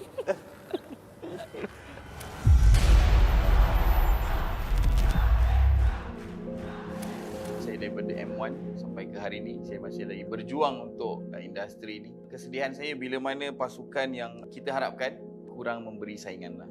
Kenapa benda ni berlaku? Kenapa graf kita tidak menaik? Kenapa menurun? Adakah terlalu berat tanggungjawab tersebut? Soalan personal lah. Kenapa Todak macam tu dekat international? Betul tu. Dia macam target kat Todak. Kalau dari sudut pandang saya daripada M1 sampai ke M4, semua mutun punya terma international saya start bulan lepas kot. Tapi kalau saya yang main macam saya rasa. So, saya rasa dia sebenarnya kalah dekat mentality je kot. Bukan saya, maybe ada beberapa dari tim saya. Bila diorang main je, diorang rasa macam, oh ni tak boleh, ni tak boleh. Takut kalau kita buat macam ni kan, diorang buat macam ni, faham tak? Maksudnya, diorang nak buat something tu, diorang kena tunggu enemy buat. Bukan kita yang mulakan. Itu kalau dari sudut pandang saya. Kalau apa beza daripada M1 sampai sekarang, M1 tu masa tu memang main semua lepas je. Tak kisahlah enemy buat ke apa ke, kita orang main ikut cara kita orang. Tapi kalau ikut dari sekarang, saya rasa macam tu lah. Dia mental block kot. Chiku, Ripo dengan Zon. Korang dapat wakil Malaysia kat SEA Games and korang dapat silver, which is very good. Tapi cukup ke? Korang punya pride, korang punya rasa excitement bila wakil Malaysia, bila dapat silver, adakah dia akan mati dekat situ? Ataupun korang rasa still terbakar, bukan setakat nak pergi M5, tapi nak menang? Where's the fire? Where's the passion? Is it still there? Ataupun korang dah reset sangat sampai fire tu dah hilang? Kau Aku pula. Okay, Bo. Macam mana, Bo? Macam mana, Bo? Dia lepas dah habis SEA Games tu kan kita dapat nombor 2. Benda tu sebenarnya tak cukup lah. Dapat nombor 2. Kita kalah dengan Filipin kot. Takkan kita nak kalah dengan Filipin. Malaysia kuat kot. So dari situ tak berhenti lah. Bakar dia tak hilang lagi. Dia makin bertambah bakar dia. Walaupun dah dapat nombor 2, memang kita bangga. Tapi dekat situ... kita patut bangga. Kita patut bangga. Yelah, kita patut training bangga. seminggu. Tapi dekat situ tak membuatkan kita orang stop lah untuk terus berjuang untuk M5. Tapi jangan risau, kita orang 2 yang kat sini. Kita orang akan pasal M5 lah. Tak. 3. Salah satu pada kita tak dapat pergi M5 ya, Po. Tapi itulah, kalau kat M5 takkan kau nak jadi badut lagi kan? Betul. Tak apa, kali ni aku bawa betul-betul. tak, dia senang cerita siapa yang menang lah, dia akan wakil lah. So, kali ni semua buktikan lah. So, dekat M5 memang bantai lah semua negara. Korang rindu tak line up SEA Games? Syam. Sebab dia paling bersendirian. Kita semua sama. Okey ya. Kalau aku rindu dua korang. Rindu line up SEA Games sebab rasanya itu line up paling solid tu dalam Malaysia. Jujur, tak tipu. Kalau dari aku tak rindu yang kita kat bootcamp. Aku rindu kita kat hotel. Sebab kat bootcamp semua bahas sendiri juga. Dekat hotel tu yang dia rapat sikit. Oh, kau nangis. Oh, nangis. Mana ada nangis? Yang dia orang tengok bola kau dulu jadi. Itu tak nangis lah. Cuma kalau dari segi... Tahu, saya rasa macam kalau masuk final kan. Dia lebih baik daripada tak masuk final. Dia punya kalah tu rasa lain lah. Walaupun sebab kita dah masuk final, kita nak dapatkan emas. Jadi bila kalah, rasa macam kecewa. Jadi soalan ni untuk saya nak tanya dekat Ripo. Kalau kata dah pergi ke international bermain di Indonesia, dapat banyak sangat pengalaman. Kenapa tak boleh nak implement benda tu dekat Malaysia ataupun pasukan Malaysia yang tak boleh nak hit that kind of standard untuk bermain di taraf antarabangsa? Ada macam mana pun? Tak apa dia cakap Kau dah main kat Indo, kau tak boleh bagi tahu macam mana Indo main kat kita. Kau tak bagi tahu apa ilmu tu dekat kita orang. Enggak, dia punya standard tu tak ada. Sebab kan, yelah kan nak bagi tahu kan kita semua musuh. Takkan bukan kat SEA Games tu. Oh, kat SEA Games. Oh, kat SEA Games. Aku bagi tahulah macam bukan maksudnya macam selalu kat Indo ESP buat macam ni, Mid buat macam ni. Tak ada. Kau tak bagi tahu. Oh. Sebab kau kerana tak tanya. Lagi pun tolonglah kita orang, kita tak tanya. Aku tu tak nak tolong. Maksudnya sebab mungkin daripada cara korang main tu dengan bila aku main dengan Indonesia dah hampir sama, tapi mungkin ada sikit-sikit je lah, tapi benda tu tak terlalu mengimpact kan. So aku macam bila korang main macam tu, aku rasa macam oh betul lah tu, dia dah sampai sikit sama lah. So macam mungkin kalau ada perubahan sikit nak buat, aku boleh cakap dah hampir sama, mungkin macam hampir lebih sama ke kita orang bawah lagi? Apa beza dia? Beza dia dekat communication dengan ni semua. Mentality dia orang lah macam tu beza dia. Apa masalahnya bila kita pergi kat international, kita tercedok. Memang tu. Level Malaysia lain tu. Kalau MPL Malaysia memang lain gila dengan international. Tapi aku rasa tu pun punca tu kita macam badut sikit kat international. Sebab kita punya saingan dekat Malaysia kurang kan. Tak, macam mana aku nak menang tu? Ni dah ada saingan. Aku rasa dari segi kompetitif MPL team kan tak cukup strong macam Indo-Filipin. Lepas tu itulah diorang lebih advance tu dari segi team play, strategi diorang. Tahu lah, dia tu macam sampai sekarang aku rasa Malaysia pun tak dapat lagi lah. Aku rasa Malaysia main untuk main je kot. Nak nama. Malaysia main untuk dapat dalam Malaysia gaji. Tak main untuk dapat duit gaji. Gaji tu semua dah settle. Dapat gerak. Tak ramai lah player-player yang macam kita. Harapan saya untuk komuniti Mobile Legends ni teruskan support kita orang. Jangan berhenti untuk support apa-apa yang event-event MPL kot, Muntun ke. Sebab daripada dulu sampai sekarang nampak macam sekarang kita dah start berkembang lah. Kira kalau contoh kalau pergi MPL tak ada orang. Macam season lepas, ada tim yang bila kita lawan ni, main tak ada orang. Kosong gila. Ada, memang main tim apa Dia select tau. Dia beberapa tim je yang nanti family dia je ada. Tak best saja tu. Mungkin kalau untuk komuniti MLBB boleh jadi macam contoh lah, sebagai contoh Homebois lah. Ada Homebois kan. Diorang tu ada supporter diorang yang main drum tu semua. Tim-tim lain sebenarnya perlu ada juga sebenarnya. Tapi kalau fans RSG kan duduk je. Ada pun dong-dong dekat depan. Tak nak macam tepi-tepi tu ramai-ramai bam. Tanya kepada Ciku dan juga Zon. Umum tahu yang Ripo pernah bermain di Indonesia. Kenapa Ciku dan Zon memilih untuk tidak keluar, sedangkan ramai yang tahu ada offer dari luar ataupun ada macam Zon pun ada punya former team ataupun team lama dia Geek Fam pun ada di Indonesia. Kenapa tidak memilih untuk bermain di luar dan lebih fokus bermain di Malaysia? Adakah takut? Tapi pasal offer tahu aku rasa aku reject offer Indo dulu sebab aku bocah lagi tu, aku takut tu. Tahu aku tak berani tu nak pergi tu. Walaupun time tu offer menarik lah daripada tim-tim besar kan. Kira kalau aku pergi tak tahu apa jadi. Cuma itulah takut lah dulu nak pergi. Kau pula cik? Aku sama je kot jawapan aku. Aku bukan. Tak, aku tak nak ni kalau dari diri aku lah. Better aku main kat tim Malaysia dan aku menang dengan tim Malaysia, faham? Tak ada feeling nak main untuk orang lain? Tak ada. Kalau orang satu tim aku boleh ajar dia macam-macam. Apa benda yang aku tahu aku boleh ajar dia sebiji, tapi cara pemahaman dia je lah. Cuma sekarang ni memang aku rasa tak ada lagi orang yang kat Malaysia faham betul-betul pasal ML ni. So memang aku nak kena cari sampai jumpa dan buat yang terbaik lah untuk Malaysia ni. Lastly, I just nak cakap, as a talent punya point of view, I punya hopes and dreams, players, community Malaysia in general. Daripada players, of course, I nak you guys do your very best. Sebab even audience kat Malaysia, even kalau kalah pun, nampak korang try your best, very hard game, kita bangga. Dari segi saya rasa boleh kot season ni. Sebab kita orang pun dah macam semua dah try hard kan. Dah tak nak dah macam kena bantai, kena belasah semua tu. Rasa semua tim dalam Malaysia sekarang ni semua betul-betul tengah proof kot. Macam mana nak naikkan nama Malaysia ni. Memang semua tim dekat MPL tu betul-betul semua try hard gila. Sampai banyak import player tu semua sebab betul-betul target M5 lah. Memang diorang betul-betul target M5 season ni. Ni untuk teammate-teammate saya. Saya tahu kalau korang main kat Malaysia, korang punya mindset lain. Tapi bila kat international tu, apa yang saya rasa macam korang ni macam tak tahu main apa sebenarnya. Macam takut ke, apa ke saya tak tahu. Nampak beza lah permainan dekat Malaysia dengan kat luar.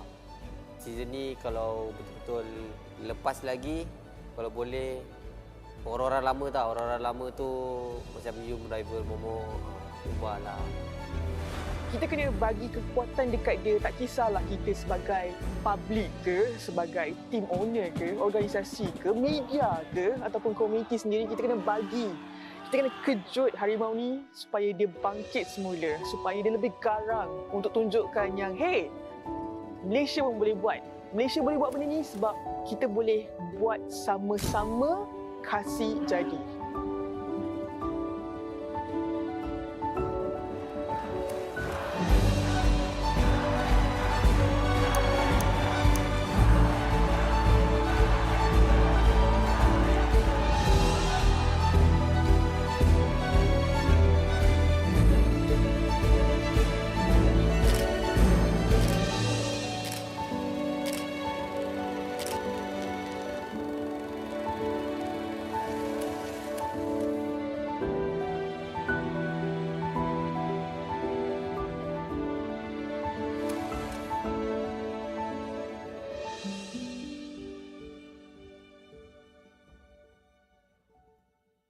Hey guys, selamat kembali kepada The Hot Limit dan with anda bersama dengan saya Rose and a fan daripada Selangor Red Giants. So sebelum apa nama awak? Zaf.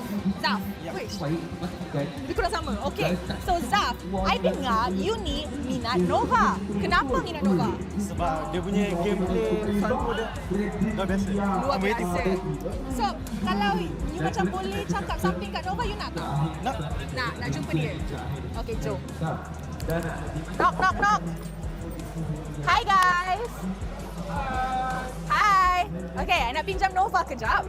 So Nova, kita ada satu fan nama dia Zaf. Dia cakap dia suka Nova lah. So cakap hi dulu. Hi. Okay, so you cakap tadi you nak tanya something dekat Nova kan? Tanyalah. Nova, so what you think? Adakah kau akan dapat guna Franco again at SRG? Okay, I think boleh dapat. Tapi semuanya tergantung pada coaching staff lah. Weh, adakah kita akan nampak Nova Excopa kembali untuk musim ini? Ini menarik Okay, so ada ucapan tak dekat dia? Sebenarnya kita orang main. Ucapan is just if you play against SMG, just don't make a mistake. Okay? Okay, nak cakap apa? Going to final. Amin. Thank you very much. Alright, so nampaknya Nova nak bagi something pada Zaf. Thank you. Tunjuk. Ada apa tu? Wow. Saja nak cakap, Rose pun ada satu. Alright guys, and with that, jangan lupa join the official fan club of Selangor Red Giants. We shall see you on the next one. Bye guys.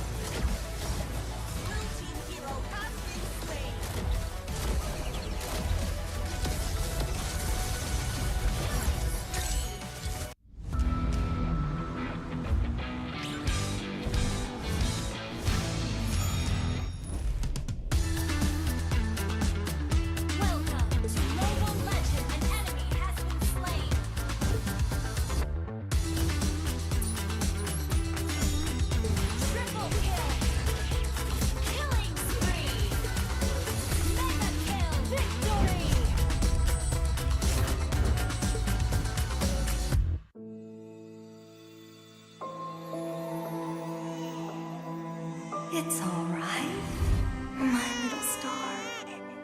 Look, Daddy's over there.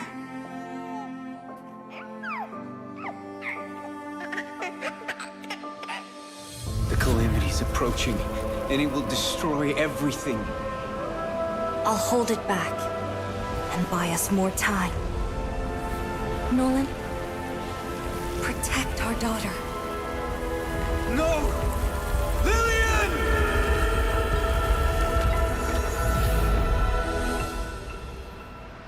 In 16 years, the calamity will return. I've already wandered countless universes, seeking an end to the impending catastrophe. There's no time to mourn, no time for regrets. I must fulfill my last promise before I can even hope to see my daughter again. But what chance do I have against the boundless might of the cosmos?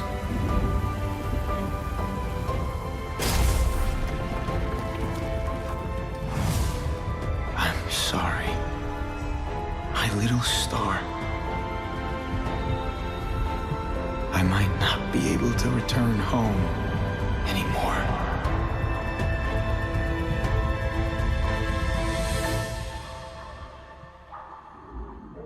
I promise I will take her to see the star lanterns. I promise I'll teach our child how to wield this power. I promise I will sacrifice everything to protect her. I promise I will sacrifice everything to protect our daughter.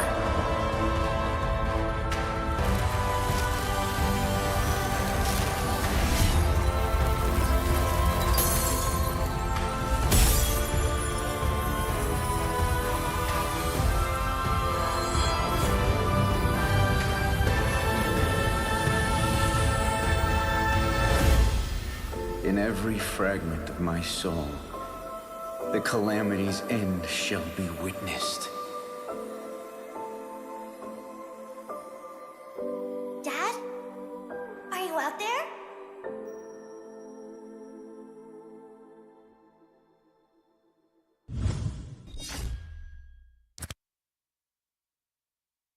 You have been slain. Unstoppable! Defeat.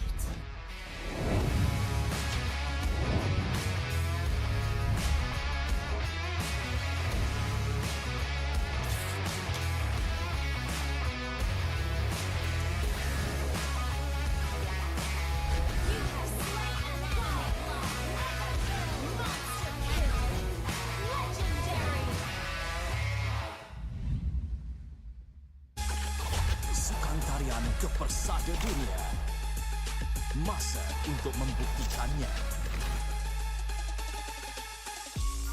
Menari mengikut irama. Mengejar emas demi negara. Battleground Malaysia, Road to Go.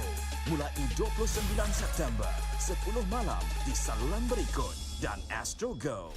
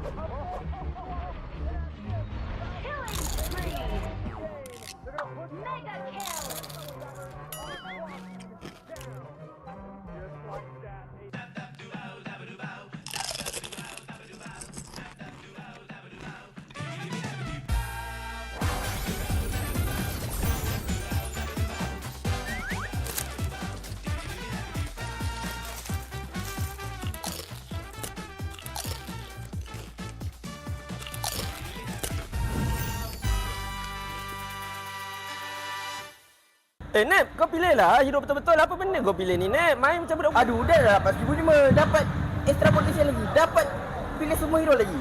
Capek, kau ni apa benda pula kau buat ni? Cuba buat betul-betul. Bunyi lah, Pak. Guys, jomlah main daripada hujung minggu ni dah mendapatkan, orang kata, komplit kantas dan mendapatkan skill percuma jika korang lekat kantas tu.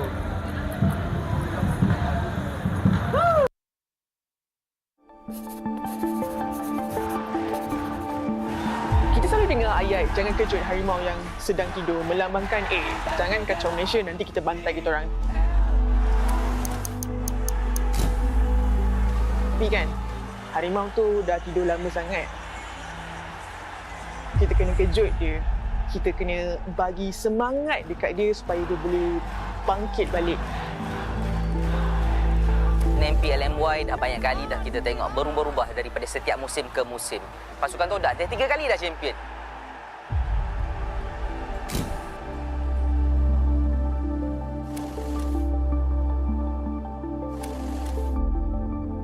Pergi international macam tu juga. Pergi bawa balik sijil penyertaan. Sampai bila?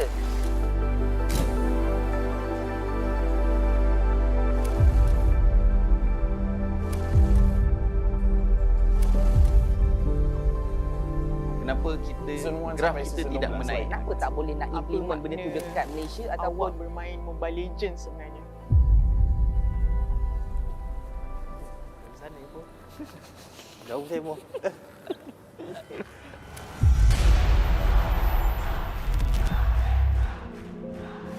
Saya daripada M1 sampai ke hari ini, saya masih lagi berjuang untuk industri ni. Kesedihan saya bila mana pasukan yang kita harapkan kurang memberi saingan lah. Kenapa benda ni berlaku? Kenapa graf kita tidak menaik? Kenapa benda ni? Adakah terlalu berat tanggungjawab tersebut? Soalan personal lah. Kenapa Todak macam tu dekat international? Betul itu je. Dia macam target ke Todak. Kalau dari sudut pandang saya daripada M1 sampai ke M4, semua mutun punya terma international saya start bulan lepas kot. Tapi kalau saya yang main lah, masa saya rasa. So, saya rasa dia sebenarnya kalah dekat mentality je kot. Bukan saya. Maybe ada beberapa dari tim saya. Bila diorang main je, diorang rasa macam, oh ni tak boleh, ni tak boleh. Takut kalau kita buat macam ni kan, diorang buat macam ni. Faham tak? Maksudnya, diorang nak buat something tu, diorang kena tunggu enemy buat. Bukan kita yang mula kan. Itu kalau dari sudut pandang saya. Kalau apa beza daripada M1 sampai sekarang, M1 tu masa tu memang main semua lepas je. Tak kisahlah enemy buat ke apa ke, kita orang main ikut cara kita orang. Tapi kalau ikut dari sekarang, saya rasa macam tu lah. Dia mental block kot. Chiku, Ripo dengan Zon. Korang dapat wakil Malaysia kat SEA Games and korang dapat silver, which is very good. Tapi cukup ke? Korang punya pride, korang punya rasa excitement bila wakil Malaysia, bila dapat silver, adakah dia akan mati dekat situ? Ataupun korang rasa still terbakar, bukan setakat nak pergi N5, tapi nak menang? Where's the fire? Where's the passion?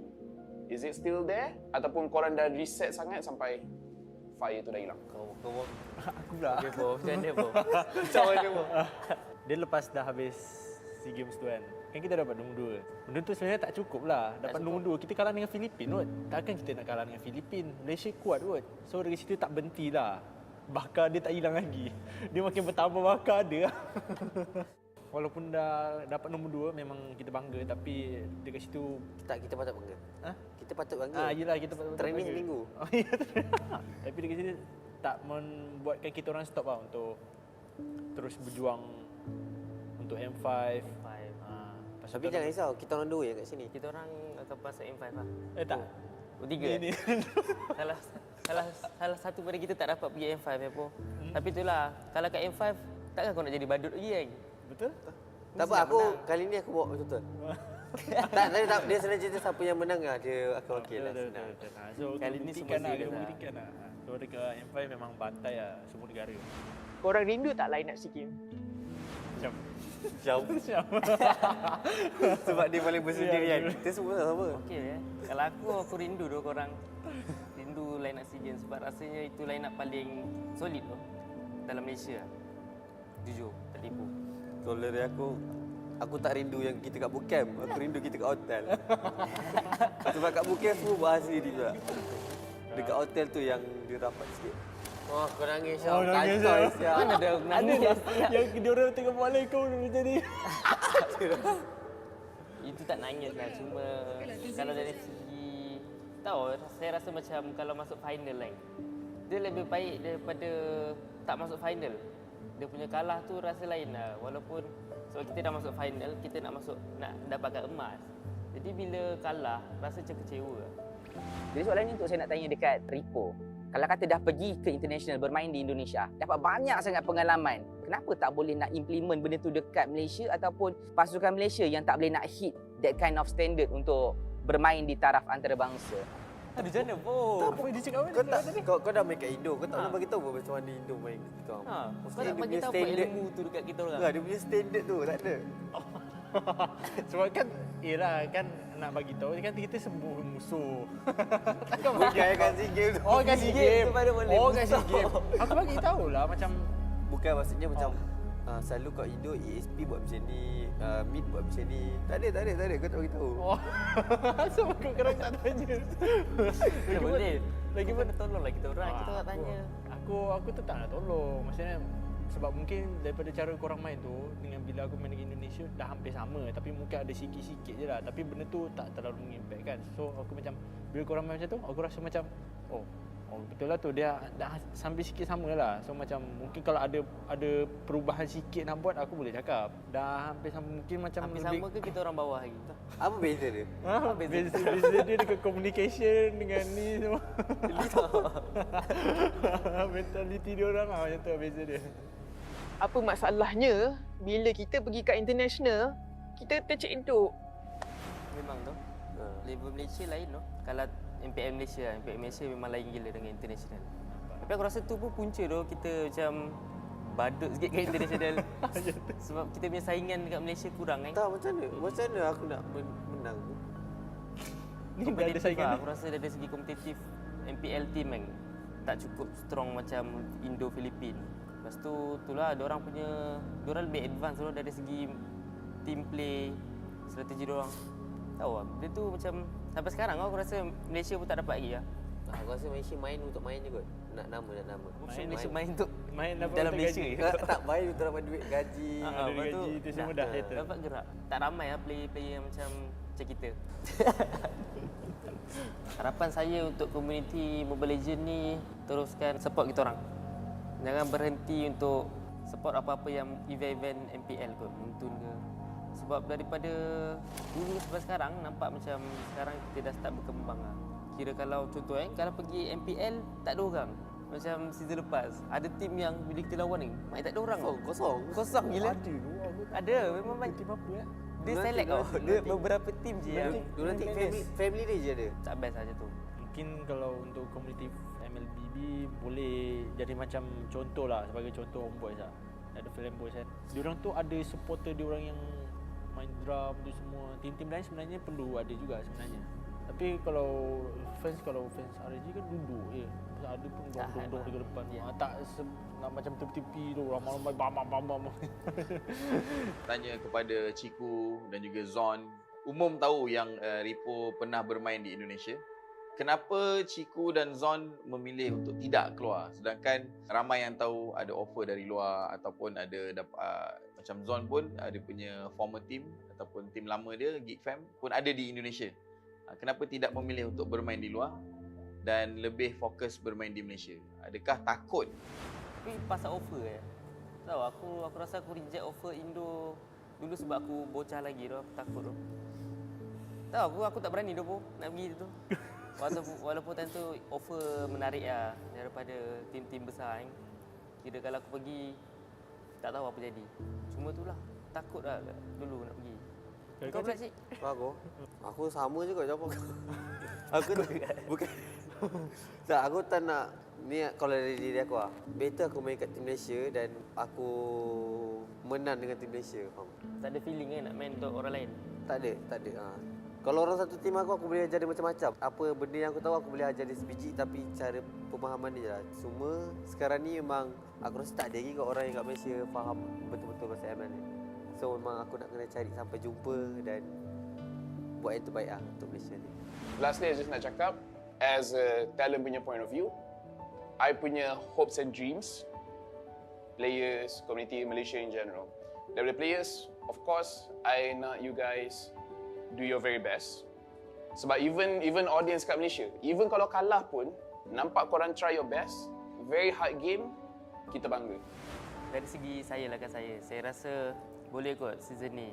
Sebab kita orang pun dah macam semua dah try hard kan. Dah tak nak dah macam kena bantai, kena belasah semua tu. Rasa semua tim dalam Malaysia sekarang ni semua betul-betul tengah proof kot. Macam mana nak naikkan nama Malaysia ni. Memang semua tim dekat MPL tu betul-betul semua try hard gila. Sampai banyak import player tu semua sebab betul-betul target M5 lah. Memang diorang betul-betul target M5 season ni. Ni untuk teammate-teammate saya.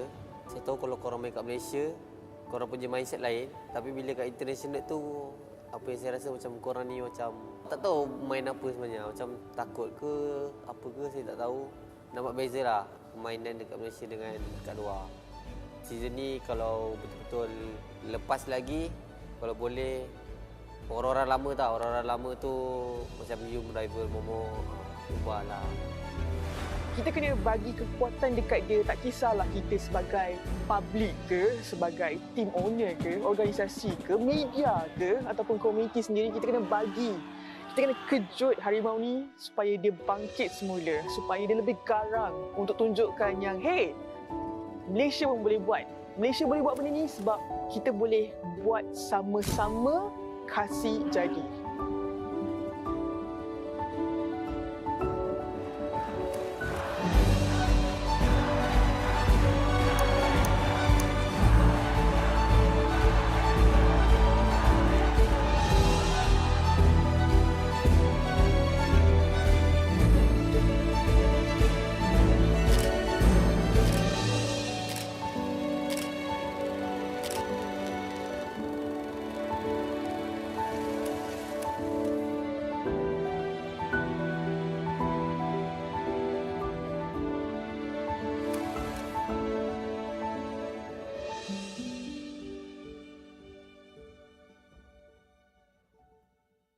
Hey guys, selamat kembali kepada The Hot Limit dan hit anda bersama dengan saya Rose and a fan daripada Selangor Red Giants. So sebelum apa nama awak? Zaf.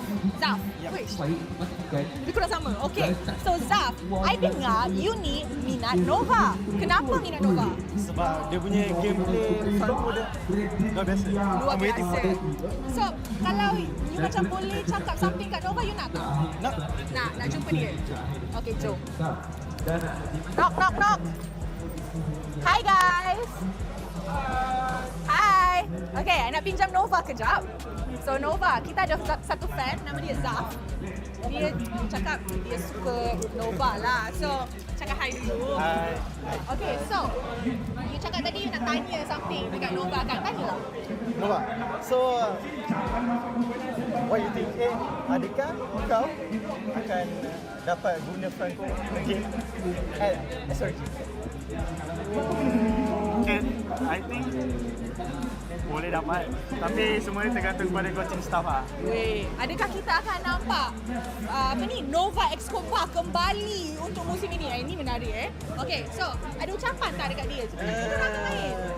Ucapan is just, if you play against SMG, just don't make a mistake. Okay, nak cakap apa? Going to final. Amin. Thank you very much. Alright, so nampaknya Nova nak bagi something pada Zaf. Thank you. Tunjuk. Ada apa tu? Wow. Saja nak cakap, Rose pun ada satu. Alright guys, and with that, jangan lupa join the official fan club of Selangor Red Giants. We shall see you on the next one. Bye guys!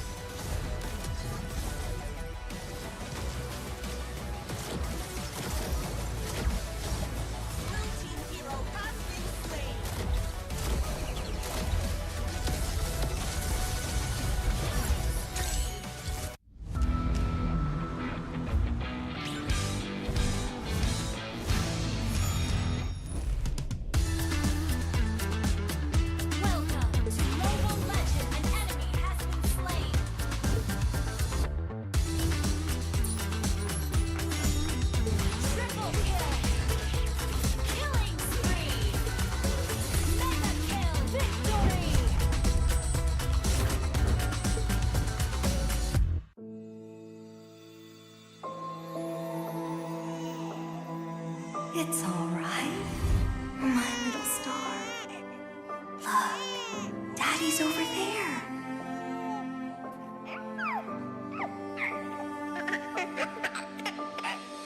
The calamity's approaching, and it will destroy everything. I'll hold it back and buy us more time.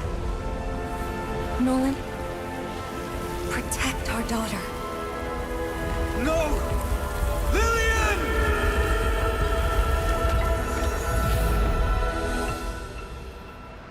In 16 years, the calamity will return. I've already wandered countless universes,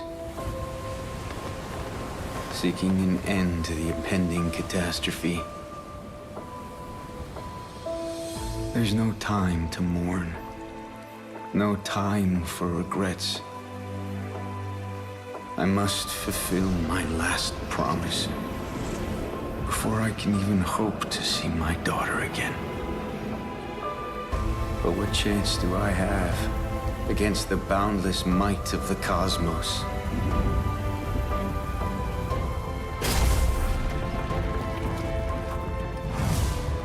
I'm sorry, my little star.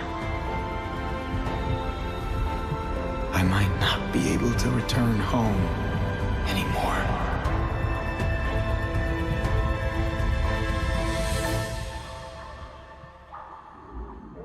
I promise I will take her to see the star lanterns.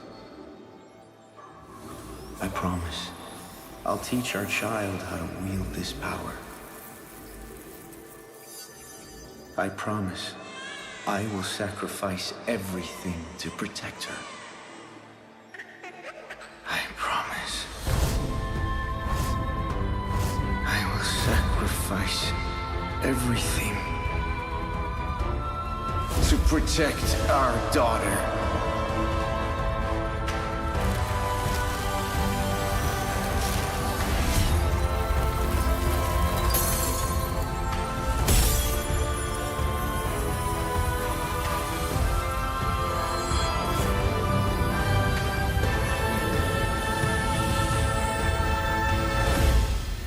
In every fragment of my soul, the calamity's end shall be witnessed.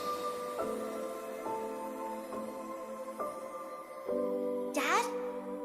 Are you out there?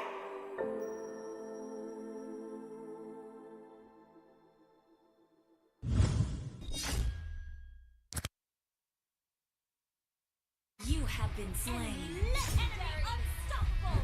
Defeat.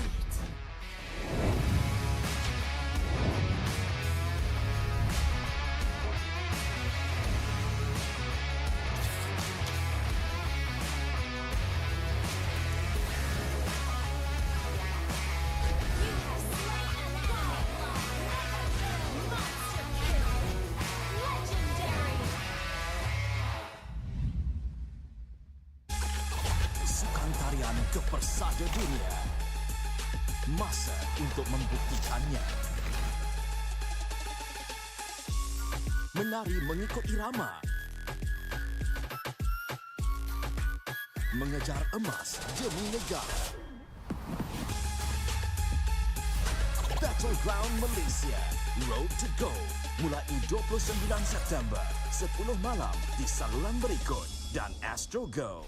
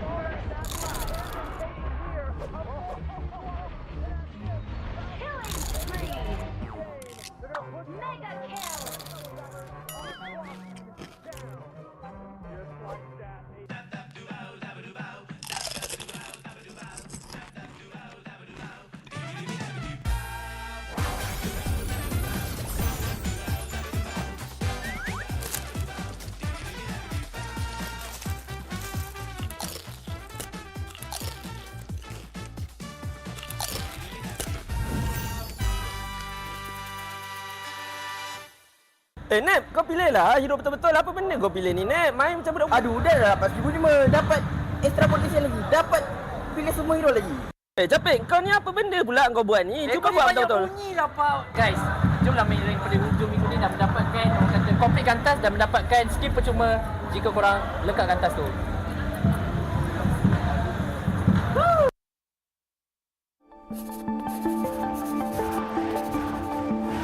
Kita selalu dengar ayat jangan kejut harimau yang sedang tidur, melambangkan jangan kacau Malaysia, nanti kita bantai kita orang.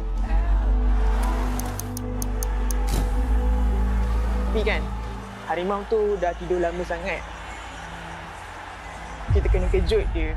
Kita kena bagi semangat dekat dia supaya dia boleh bangkit balik.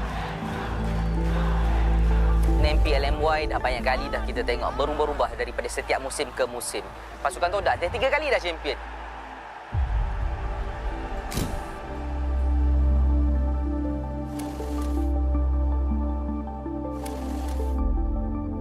Pergi international macam tu juga. Pergi bawa balik sijil penyertaan.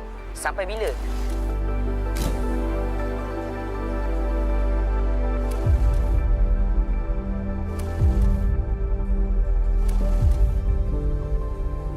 Kenapa kita graf kita tidak menaik? Kenapa tak boleh nak implement benda tu dekat Malaysia ataupun bermain Mobile Legends sebenarnya?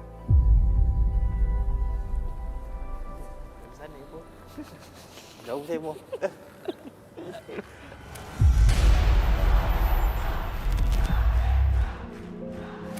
Saya daripada M1 sampai ke hari ini, saya masih lagi berjuang untuk industri ini. Kesedihan saya bila mana pasukan yang kita harapkan kurang memberi saingan lah. Kenapa benda ni berlaku? Kenapa graf kita tidak menaik? Kenapa menurun? Adakah terlalu berat tanggungjawab tersebut? Soalan personal lah. Kenapa Todak macam tu dekat international? Betul itu je. Dia macam target kat Todak. Kalau dari sudut pandang saya daripada M1 sampai ke M4, semua mutun punya terma international saya start bulan lepas kot. Tapi kalau saya yang main lah, masa saya rasa. So, saya rasa dia sebenarnya kalah dekat mentality je kot. Bukan saya. Maybe ada beberapa dari tim saya. Bila diorang main je, diorang rasa macam, oh ni tak boleh, ni tak boleh. Takut kalau kita buat macam ni kan, diorang buat macam ni. Faham tak? Maksudnya, diorang nak buat something tu, diorang kena tunggu enemy buat. Bukan kita yang mulakan. Itu kalau dari sudut pandang saya. Kalau apa beza dia daripada M1 sampai sekarang, M1 tu masa tu memang main semua lepas je. Tak kisahlah enemy buat ke apa ke, kita orang main ikut cara kita orang. Tapi kalau ikut dari sekarang, saya rasa macam tu lah. Dia mental block kot. Chiku, Ripo dengan Zon. Korang dapat wakil Malaysia kat SEA Games and korang dapat silver, which is very good. Tapi cukup ke? Korang punya pride, korang punya rasa excitement bila wakil Malaysia, bila dapat silver, adakah dia akan mati dekat situ? Ataupun korang rasa still terbakar, bukan setakat nak pergi M5, tapi nak menang? Where's the fire? Where's the passion? Is it still there? Ataupun korang dah reset sangat sampai fire tu dah hilang? Kau Aku pula. Okay, Po. Macam mana, Po? Macam mana, Po? Dia lepas dah habis SEA Games tu kan, kita dapat nombor 2. Benda tu sebenarnya tak cukup lah. Dapat nombor 2, kita kalah dengan Filipin kot. Takkan kita nak kalah dengan Filipin? Malaysia kuat kot. So dari situ tak berhenti lah. Bakar dia tak hilang lagi. Dia makin bertambah bakar dia. Walaupun dah dapat nombor 2, memang kita bangga. Tapi dekat situ... Kita patut bangga. Kita patut bangga. Yelah, kita patut training bangga. minggu. Tapi dekat situ tak membuatkan kita orang stop lah untuk terus berjuang untuk M5. Tapi jangan risau, kita orang 2 yang kat sini. Kita orang akan pasal M5 lah. Tak. 3. Salah satu pada kita tak dapat pergi M5 po. Tapi itulah, kalau kat M5 takkan kau nak jadi badut lagi kan? Betul? Tak apa, kali ni aku bawa betul-betul. tak, dia senang cerita siapa yang menang lah, dia akan wakil lah.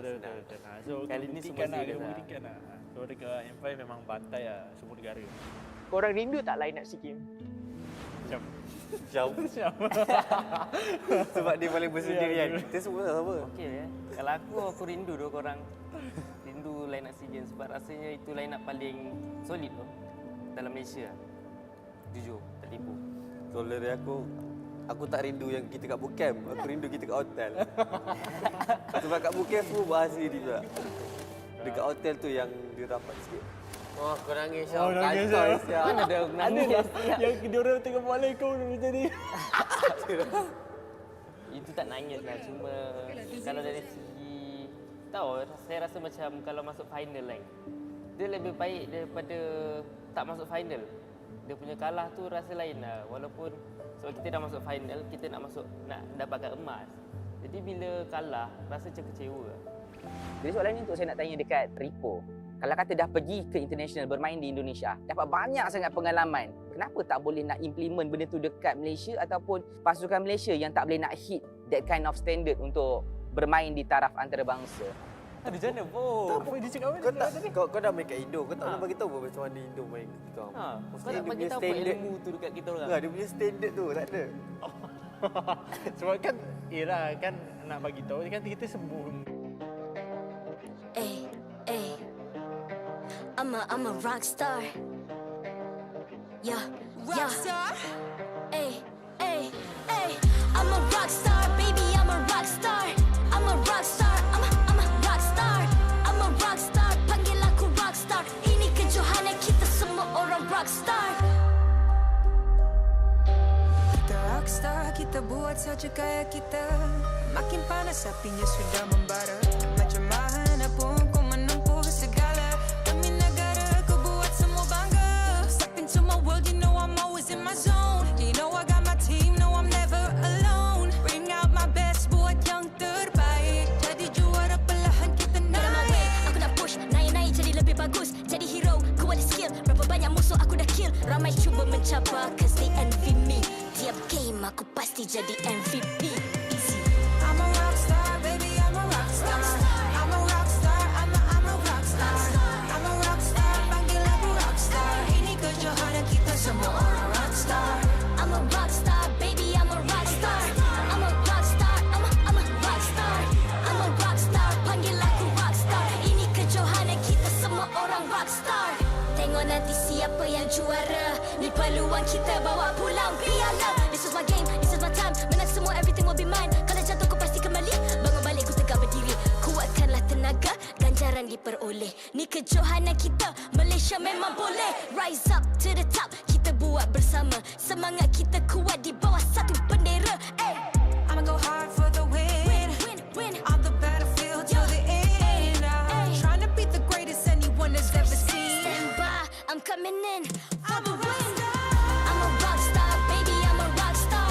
I'm a rock star, I'm a rock star. I'm a rock star, panggil aku rock star. Ini kejohanan kita semua orang rock star. I'm a rock star, baby, I'm a rock star. I'm a rock star, I'm a rock star. I'm a rock star, panggil aku rock star. Ini kejohanan kita semua orang rock star. Rock star.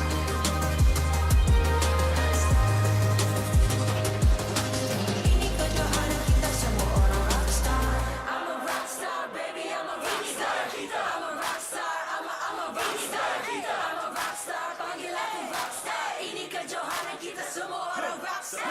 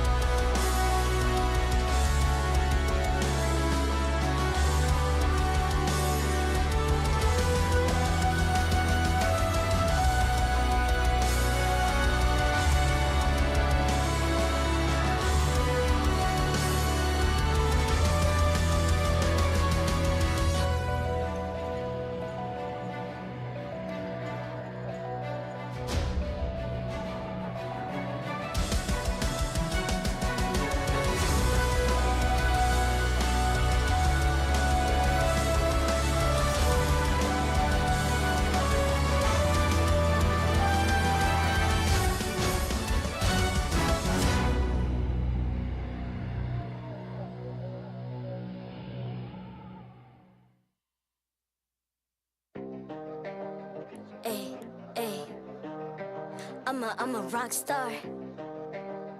Yeah, rock star. I'm a rock star, baby. I'm a rock star. I'm a rock star. I'm a rock star. I'm a rock star. Panggil aku rock star. Ini kejohanan kita semua orang rock star. Kita rock star, kita buat saja.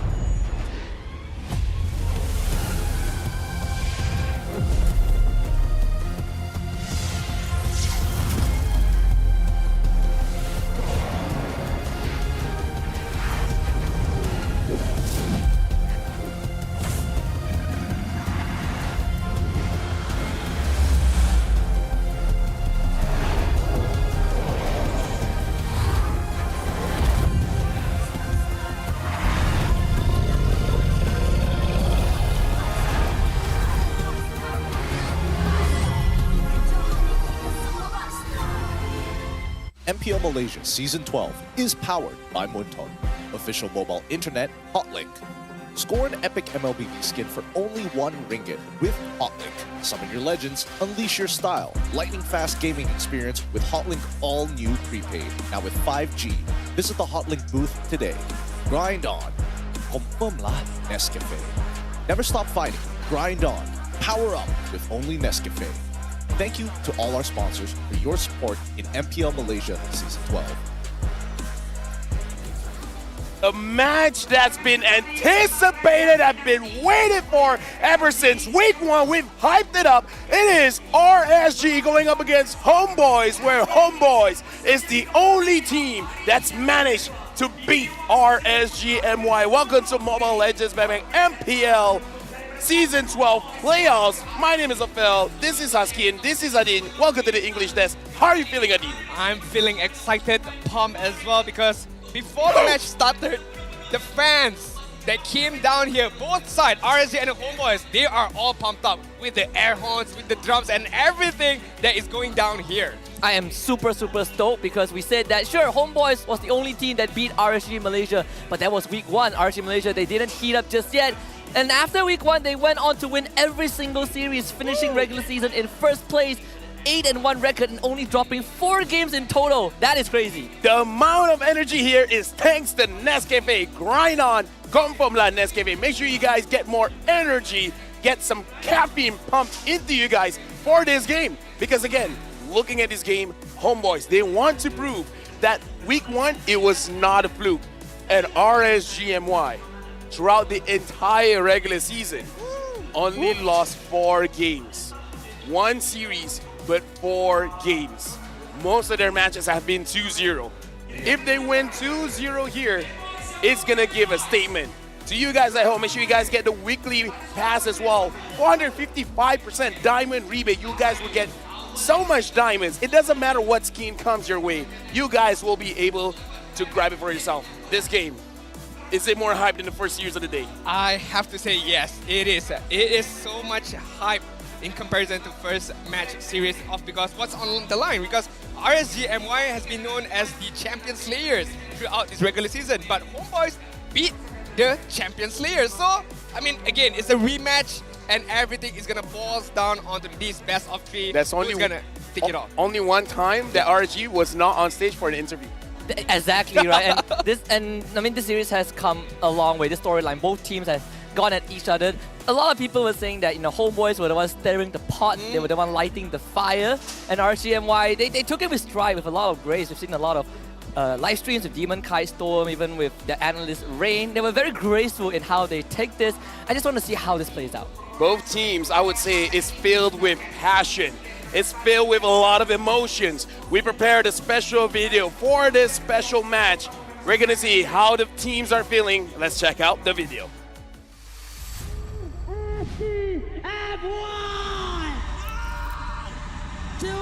Berbalaskan kosong RSG MY, the winning streak slayer. Line up macam ni sebenarnya boleh pergi jauh. Sebenarnya aku lebih ke arah jenis yang less talk, more work. Kita orang buktikan lah yang kita orang ni lebih better. InsyaAllah kita orang dengan line up macam ni, kalau pergi M5, serius. Kita orang boleh tapau semua tim keluar sana. Walaupun rasa macam diorang ada confidence semua sebab win streak guys, tapi korang kena tahu kita jumpa orang yang kalahkan satu-satunya korang kalah dekat regular season tu.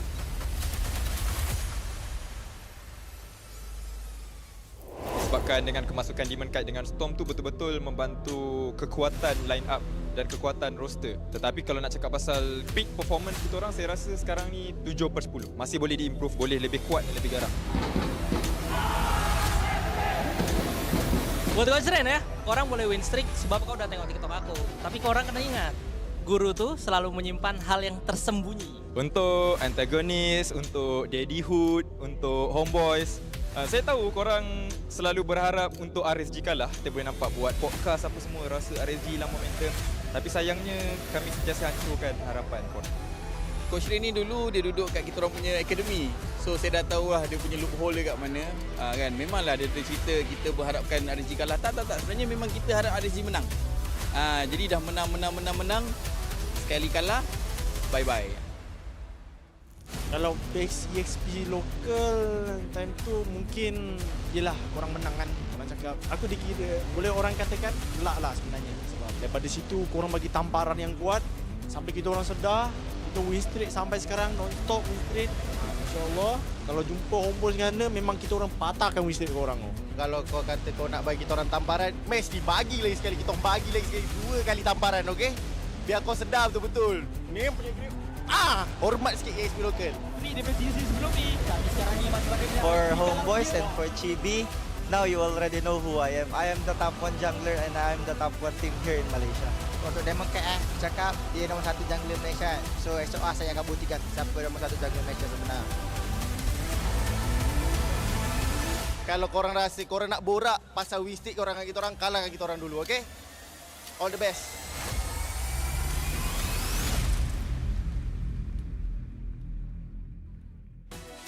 Now that's a video. Woo, I mean, it's getting a bit hot. Now that is statements over statements over statements over statements. Coach Rain used to be in Homebois. Daddy was like, hey, we know what you got. We're ready for you. But I like the banter between the jungle and the EXP. I mean, we're talking about champions lineup here, right? Oh, yeah. Silver medalists on both sides of the teams. We have champions of coaches on both teams as well. So I just let's get it started right now. I love your voice. But something that I love more is to see the entrance of the team. So let's go over to the stage for Rose to invite the teams onto the stage. Terima kasih kepada caster-caster kita yang sangat-sangat handsome hari ini je ya. Anda bersama dengan saya Rose, host anda sepanjang musim ini. Dan dari video tu, kita nampak match ni akan jadi match yang sangat-sangat panas untuk hari ini. Because guys, let's be honest, RSG dominated the regular season. Macam tu je. Tapi korang kena ingat juga, dorang kalah sekali sahaja dan dorang kalah dengan Homebois. So guys, kalau korang ingat, I pernah tanya Ripo nak jumpa siapa dekat playoffs, and Ripo cakap, Ripo nak jumpa Homebois. And so, I think Homebois will give Ripo what he wants. So with that, marilah kita menjemput RSG MY ke atas pentas MPL Malaysia. Pasukan RSG menunjukkan peningkatan yang sangat mengagumkan musim ini. Mencatat hanya 1 kekalahan sekaligus, menjadi raja regular season musim ini, menjadi calon terkuat untuk menakluk kejuaraan dan slot ke M5. Adakah sinar biru bakal menerangi perlawanan kali ini? Let us see!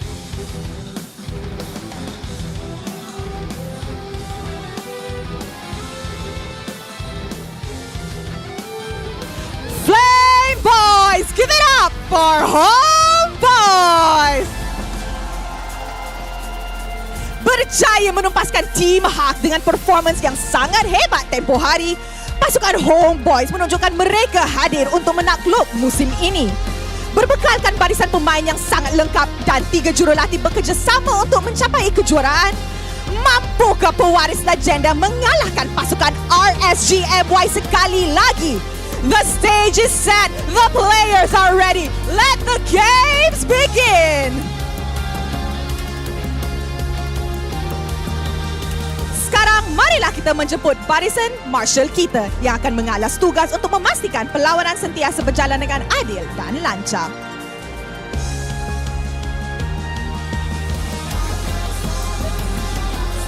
Mari kita teruskan dengan fist bump yang tak ada pasukan sebagai tanda profesionalism. Inilah gaya kita. Inilah semangat kesukanan kita. Kawan di luar gelanggang, lawan di Land of Dawn. Alright guys, nampak full house hari ini dekat Dewan Sri Putra. Players are just as lit. Tapi sebelum I throw to caster, I nak buat vibe check because guys, come on. Full house tapi tak dengar suara kurang, mana best kan? So, let's start dari side ni, okay? Flame Boys, are you ready? Loving the vibe. Alright, daripada side sini pula. Gang RSG, are you ready? Wow, alright. I nak semua pula kali ini. Dewan Sri Putra, are you ready? I'm loving it. Alright, mari let's show it to the casters to start our first game. And with that, teams, this is your moment. Game on. You know what? Might as well just call me Goku because right now I'm absorbing all this energy because the crowd is high. We're at the RSG camp and they're very loud, Husky. They brought everything. They brought every single thing. They even got a kitchen sink. Literally. They got a sink. This is crazy from RG. You know, this is one of the few teams that got me super invested in them, on a personal level. My heart is beat. I feel like I'm more nervous than the players on stage. And I'm not the one playing. I mean, this is it. This is their moment, to be fair. Game on. Okay, Game on. Throw it back though. But to be fair, if everything's aside, both of these teams has still another chance to be able to get into the grand finals. But who wants to go to the long route, right? I mean, like, who wants to lose? Right now, we got to look at the lineup for RSG MY. It's Demon Kite, Stome, Loliel, Izanami, as well as Rippo. Definitely based on the video just now, both Rippo as well as Demon Kite have had a lot to say. They have mostly been on the receiving end of all the smack talk from Homebois, and just like Rippo said, right, RSG as a team is is a firm believer of letting the results speak for themselves, and so far they have been doing that. It's quite ironic coming from Rippo where he says, oh, I don't talk much. Exactly. Yeah, it's like, I don't talk much, I'm just, let the action speak for himself. And now we got to look at RSG MY right now because they're the highlight team. Is this the season?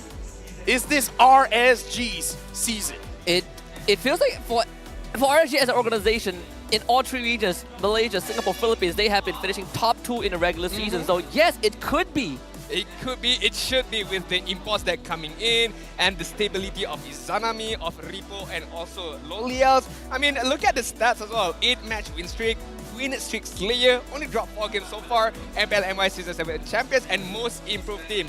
The accolade is there, but as people said, the action must speak louder than words. And right now, let's look at the lineup for Homebois, Chibi, Zoran, Rizal, Warlord, as well as Supat, where Supat yesterday had an amazing game. And I just imagine him using the Paquito and saying, I'm going to slap you twice. Yeah, and it is a hero that, for very, funny, not funny reasons, interesting reasons that RSG MY actually don't look at as much as Homebois, right? They love the Paquito a lot. They have a very confident playstyle thanks to Zorn, super active on the map. It's brains against brawn. Right now, we got to look at the team head-to-head because, let me just say, it happened in week number 1, but I remembered a lot of it. Matchup history. Woo. Talk about rivalry. 4 wins, 4 losses for both teams. I mean, it's so much hard to separate both of these teams, right? Looking at the total damage dealt, also it's not too far apart. Game win percentage, average KDA as well. And coming into this season where most of the teams have improved their teams a lot with the quality of import players. RSG going for the Filipino route, meanwhile Homebois going for the Indonesian route as well. So as much as we want to see our grassroots level getting more better, we shall see the battles of imports. Which are better, Indonesia or the Philippines? I mean, both teams retained 3 of their members from season 11, right? You know, for the side of RSG, it was Ripple, Izanami, and Loliao. For Homebois, it was Sepat, Chibi, and I believe Warlord. So, and then they brought in new members, Zor and Rizal for Homebois, Storm and Demon Kai for RSG, and both teams leveled up. Remember the Kita Bersama video? Yeah. 3 people that we saw, right, with Zor and Ripple, Chiku. Chiku is not qualifying to M5s anymore, but the other 2, they're still here. And if I remember correctly, even in the video, they were talking about only 2 of us will be going to M5. Yes. I mean, if that's anything to say, this might be a preview of the Grand Finals. If either team managed to go to the Grand Finals and the other one has to go through a rougher route, I mean, I don't know, man. Either teams, I'm pretty sure looking at a stacked roster coming into the wild card, no one wants to be second place here. The craziest thing is that when I believe when Storm beat SMG 2-1 in week 5, I believe, they didn't even mention that they want Homebois to be going with them, right? They want SMG to go with them. So Homebois is the last team that I think RSG MY wants to beat, and then they've completed a lot of what they set out to do. I mean, again, a lot of on stake right now, but as we did mention, our hot topic, the battle of ID imports versus PH imports, not only in terms of players, but in terms of the coaching staff as well, are both imports. You know, the head coach obviously is going to be Pops versus Kadaga. Both are ex-champions, I must say, one in Season 7 and the other is in Season 10. So not only the players have the accolades, even the coaching staff has an accolade. And well, even if we want to go one step further, Pops has a silver medal in SEA Games as well. RSG have waited 7 weeks to get their revenge that's long. against Homebois. Like, they have been fermenting this hatred, this revenge to fight against Homebois again. Now we're looking at the average goal per minute ranking.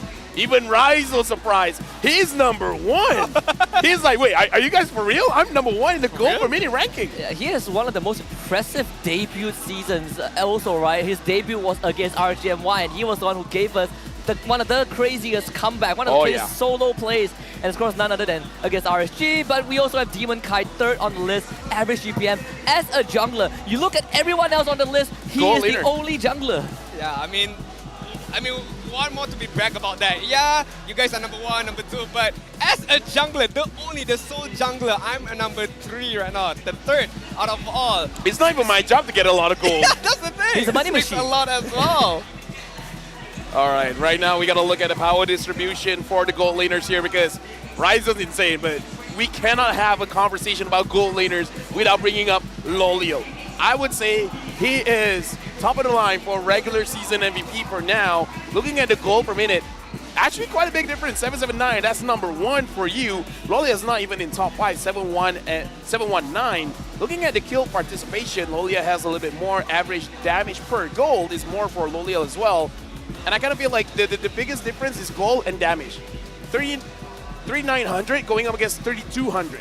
And I think a part of that was also credited to RSG MY, right? Storm and Demon Kai in particular able to set up these situations that allows Loliao to comfortably dish out damage without having to worry too much.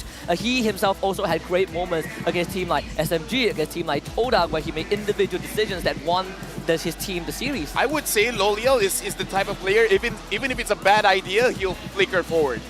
He will do whatever he can. makes it work. And he makes it work. I mean, we call him an alien for a reason, right? Especially on the Harriet as well, being able to dish out a ton of amount of damage. Hence why we see the average damage per minute is much more higher compared to Rizal, 3.9 up against 3.2. So I really want to see how the draft is going to complement them as well. What kind of heroes are going to be given to both of these gold laner? I feel like Loliao might have the highest total in terms of damage. Like, look at Loliao. It's just like, he knows. Nah, he's not a good gold laner. I'm the better gold laner. Because I remember even one game, I think he got almost 300k damage or something. Yeah, he knows how to work with the camera. So I want to add on to what Adi was mentioning. You brought the Harriet, right? It's one of his signature picks. And funnily enough, his very first game in the season, he picked the Harriet. Rizal. And he lost. Ryza, do it. Rezo, do it now. No! He broke the heart! What? The disrespect! No love, all fight! The disrespect. Sorry to cut you off, Aski. Maharaja Solos is here as well. Oh my god, what a day. Panjat! Oh, this is hype. Oh, just bringing back a wave of memories right there. The OGs, man. The OGs. The OGs. Yep, it's okay. We're Fine. going into the draft. You want to be in the spotlight? It's okay. All good. That's the money shot right there. That's the money shot right there. But it's okay. Let's take a look at the draft. Has been commenced right now, boys. RSG MY gonna ban out the Martis as well as the Edith. Meanwhile, Homebois is gonna start their movement with the ban of Fanny. Very, significant. We know how Demon Kite uses the Fanny really well. And the Buxia. A lot of respect given over to Demon Kite, and this does narrow down the hero pool a little bit. I'm looking at the Lancelot in the jungle. The Hellcut is one of Homeboy's specialty, so there are some distinctions in the jungle. RSGMY with the Valentina ban. I kind of feel like right now, looking into the situation, I kind of feel like RSGMY, they're gonna slightly delay maybe the third pick. Then they're gonna think about the jungler here, just because Homeboys they have I would say plan A, plan B. Plan A, let GB go to the backline. Plan B, let Supai go to the backline. So I kind of feel like Repo really wants a late pick here. He wants to see what he's going up against, and then he'll match it up because he doesn't want to talk much. He wants to play. He just wants to play. So betting out Yuzong, I feel like that's one of the best bans Homeboys can do right now. Yeah, I completely agree.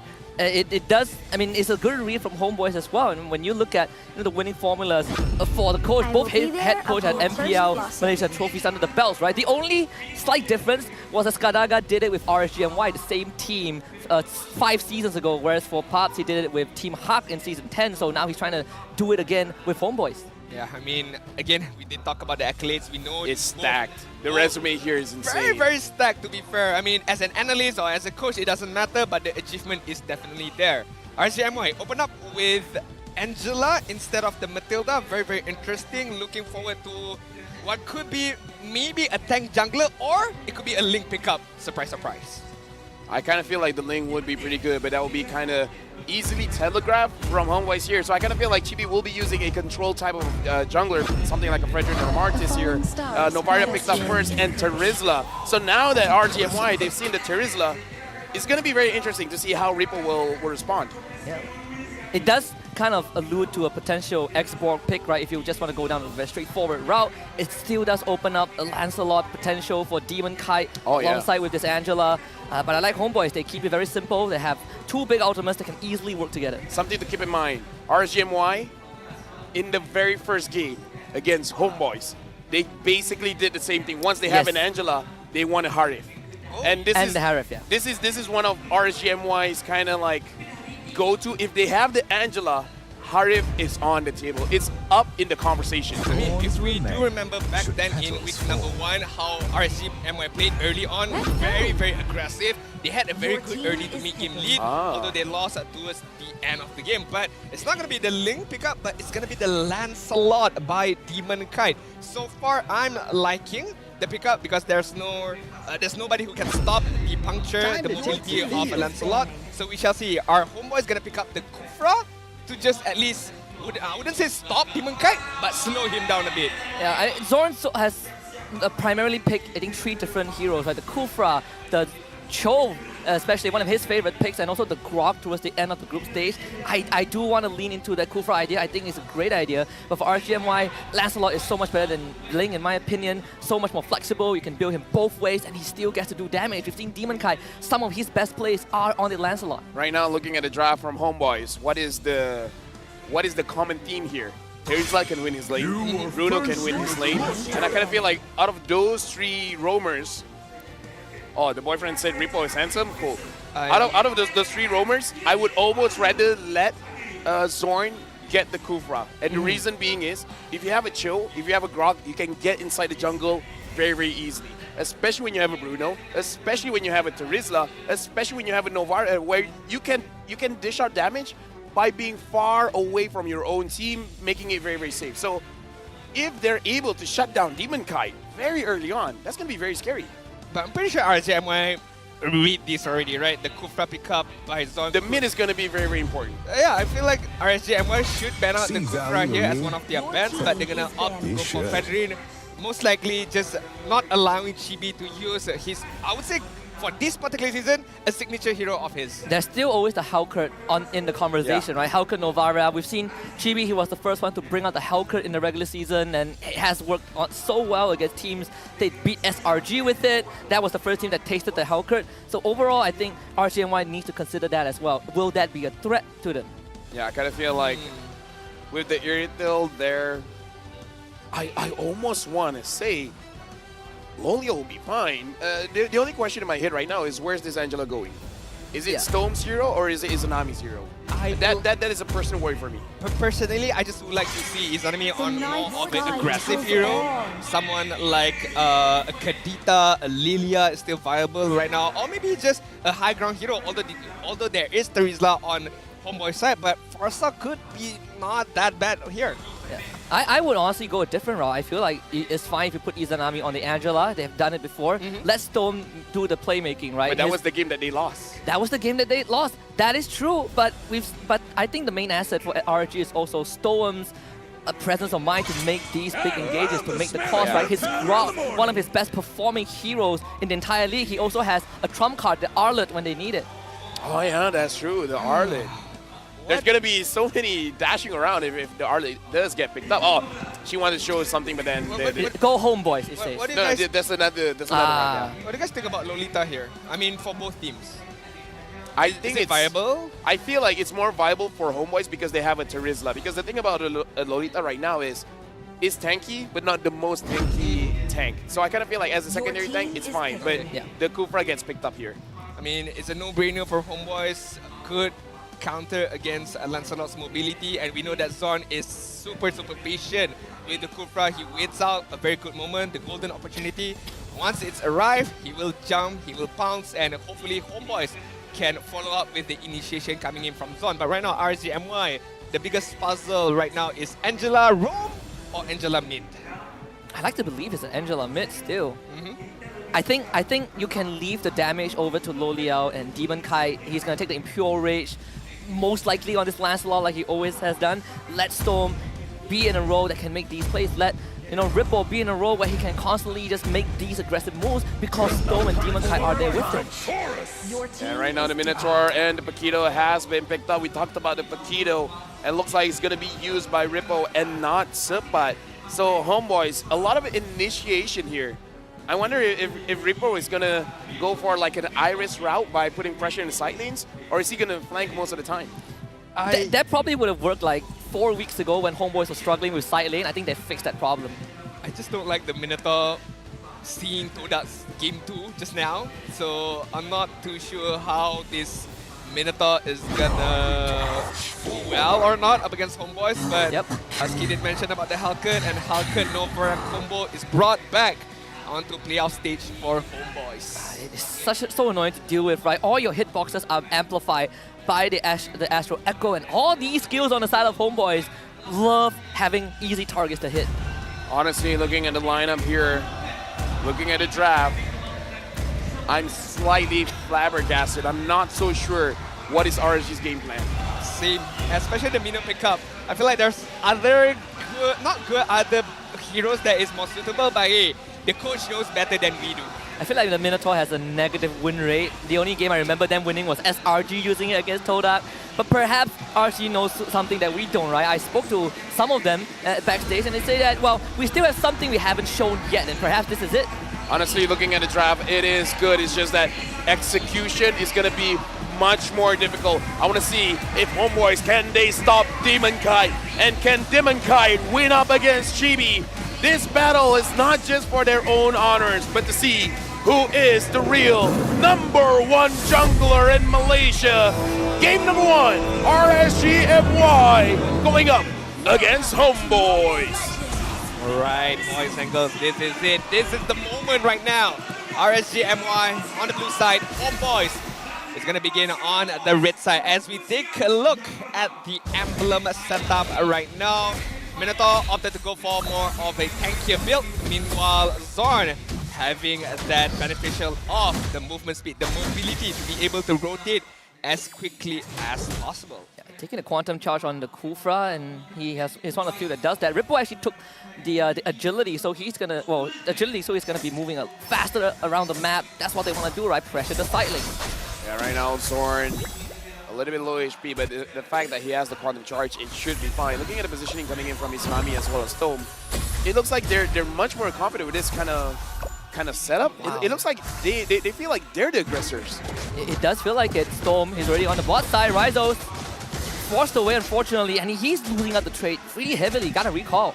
I mean, it's a small win for Loliel right there, being able to farm up a little bit quickly, and how Riser is going to miss out on a few minion wave, but I think it's alright as of now. Still early stages. I like how both side laners for RSG MY, they're playing with the minion wave, because both Ripple as well as Loliel, they're trying to freeze the wave in their favor. Trying to make it so that Homebois might have a faster rotation, but they're not going to be confident in trading their own HP. So I'm not sure what the game plan is here, but they're really trying to make sure that it's okay if you guys move a little bit faster. We have something else in mind. I mean, Sapat has level 4 already, so penalty zone is online for this first turtle fight. Demon Kite level 4, Repo level 4. So it really depends on the Dark Nightfall from Chibi. Is that gonna be the difference maker on who's gonna own this turtle? Ripo's gonna get knocked up. No Tyrant's Revenge just yet. Tyrant's Rage will be there. Now after Echo use Flicker. Falls onto Storm. Dark Knight falls to prevent anything. Storm uses EO. Only hits out the Zorn. Gets the double knockout. Turtle for Homebois. And First Blood goes over to Chibi. Demon Kai can't do enough damage. Homebois walks away. I would say RSG MY, they tried to start it off, and I kind of feel like it had a pretty good start, but the moment that Zorn was able to catch Stone, even though I feel like RSG MY felt like that was fine because someone has to open up the map, someone has to figure out where everyone else is positioned. I like that Homebois, they have a very fast trigger finger. Even Demon Kite said is like, the good thing about Homebois is they're very confident. The moment someone gets caught, they don't hesitate. They went for it. RSG MY was trying to look for the return kill onto Zon, but again, Zon, after the initiation, he backed off immediately away. So RSG MY was left alone where Storm died. They did not manage to get the turtle, so it's a good early game advantage for Homebois, but it really depends on how they use the advantage. Loliel also lost a bit of trade in the bottom lane, so Riser has a bit more go and XP over the Irithel.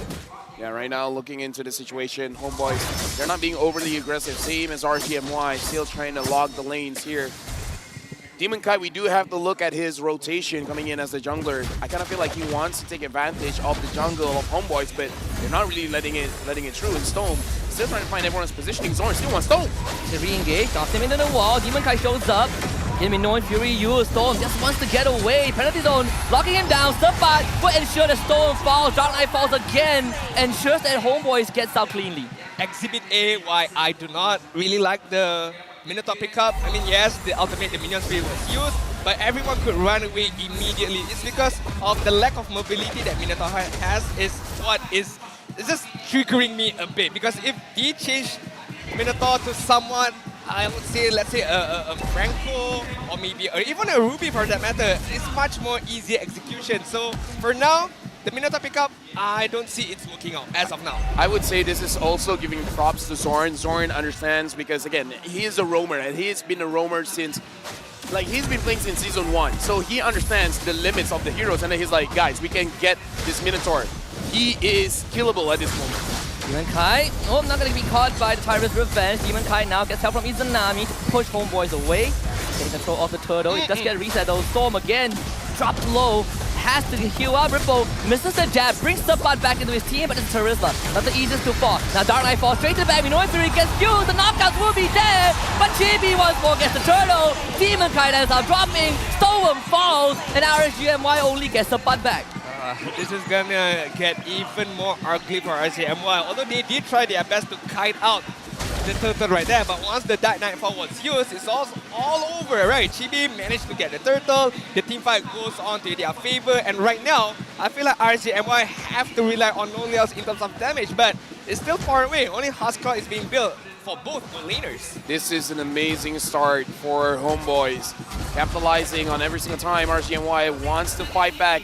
I would say this is the same thing that happened against Team Hot. Team Hot's like, yeah, we know you're strong in the river, but we're going to fight back.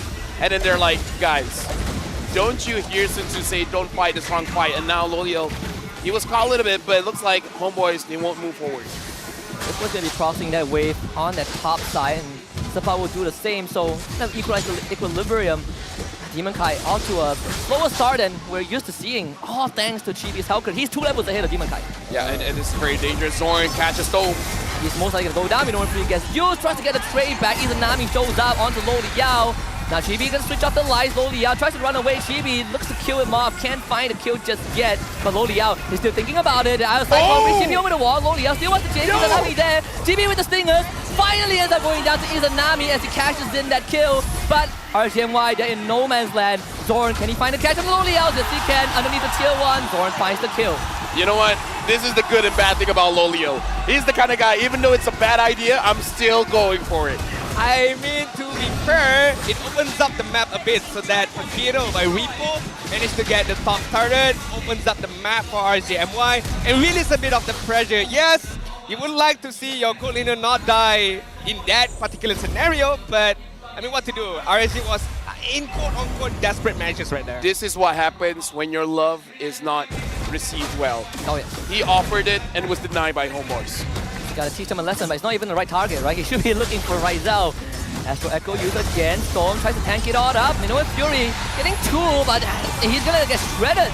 There's nothing that he could do. Homeboy just securing the objective. Again and again, I just don't understand the Minotaur pickup.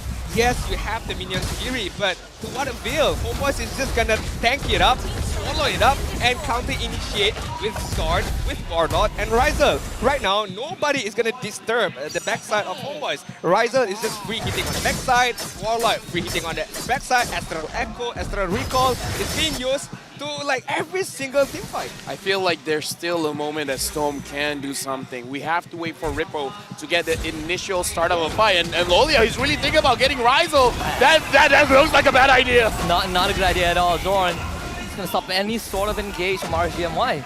Yeah, again, what I would say, at least now Loliel, he topped up on his health because of Stone there. If Rippo can get a very good initial startup to a fight, and then Stone becomes the second initiator, I think things will look different because Rippo has to sacrifice himself. Clumping on Homebois, then Stone can make a difference. With 0-5 and 1, he's not going to be tanky enough. I think RSG MY right now, they have to be the one who initiate first, right? Storm has to use the ulti early on. Even if it's a single-man target, single-man ulti, it's okay. At least get one off out of Homebois and then start to pick off another one. Because if they want to clump up and team fight, it's not looking good for them right now.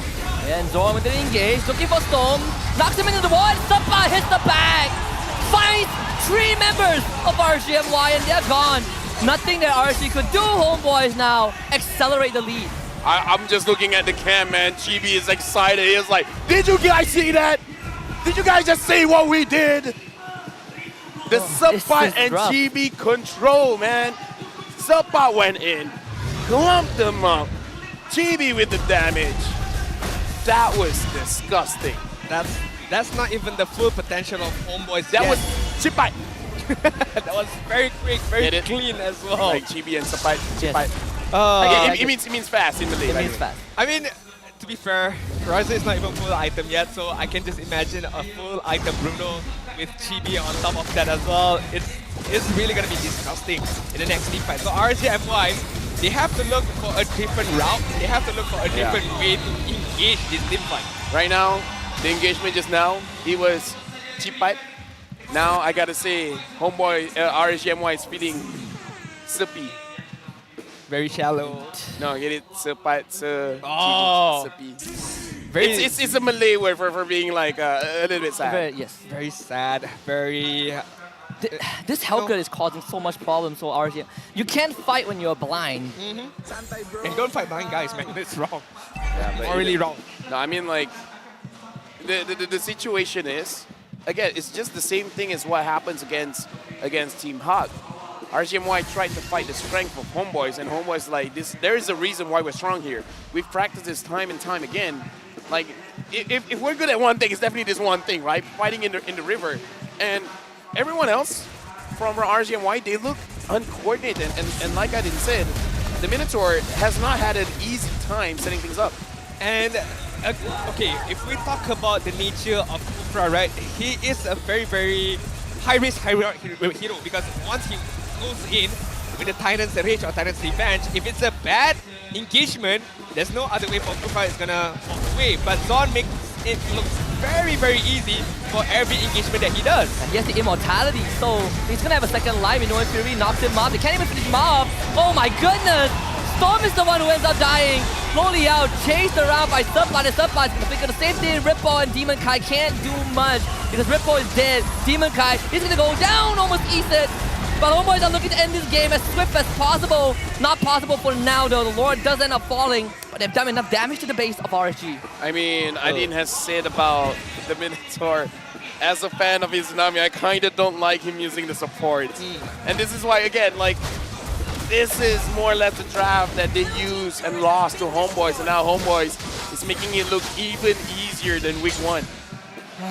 Again, what is the way out for RSG MY? I'm still trying to think. I'm still trying to find a way.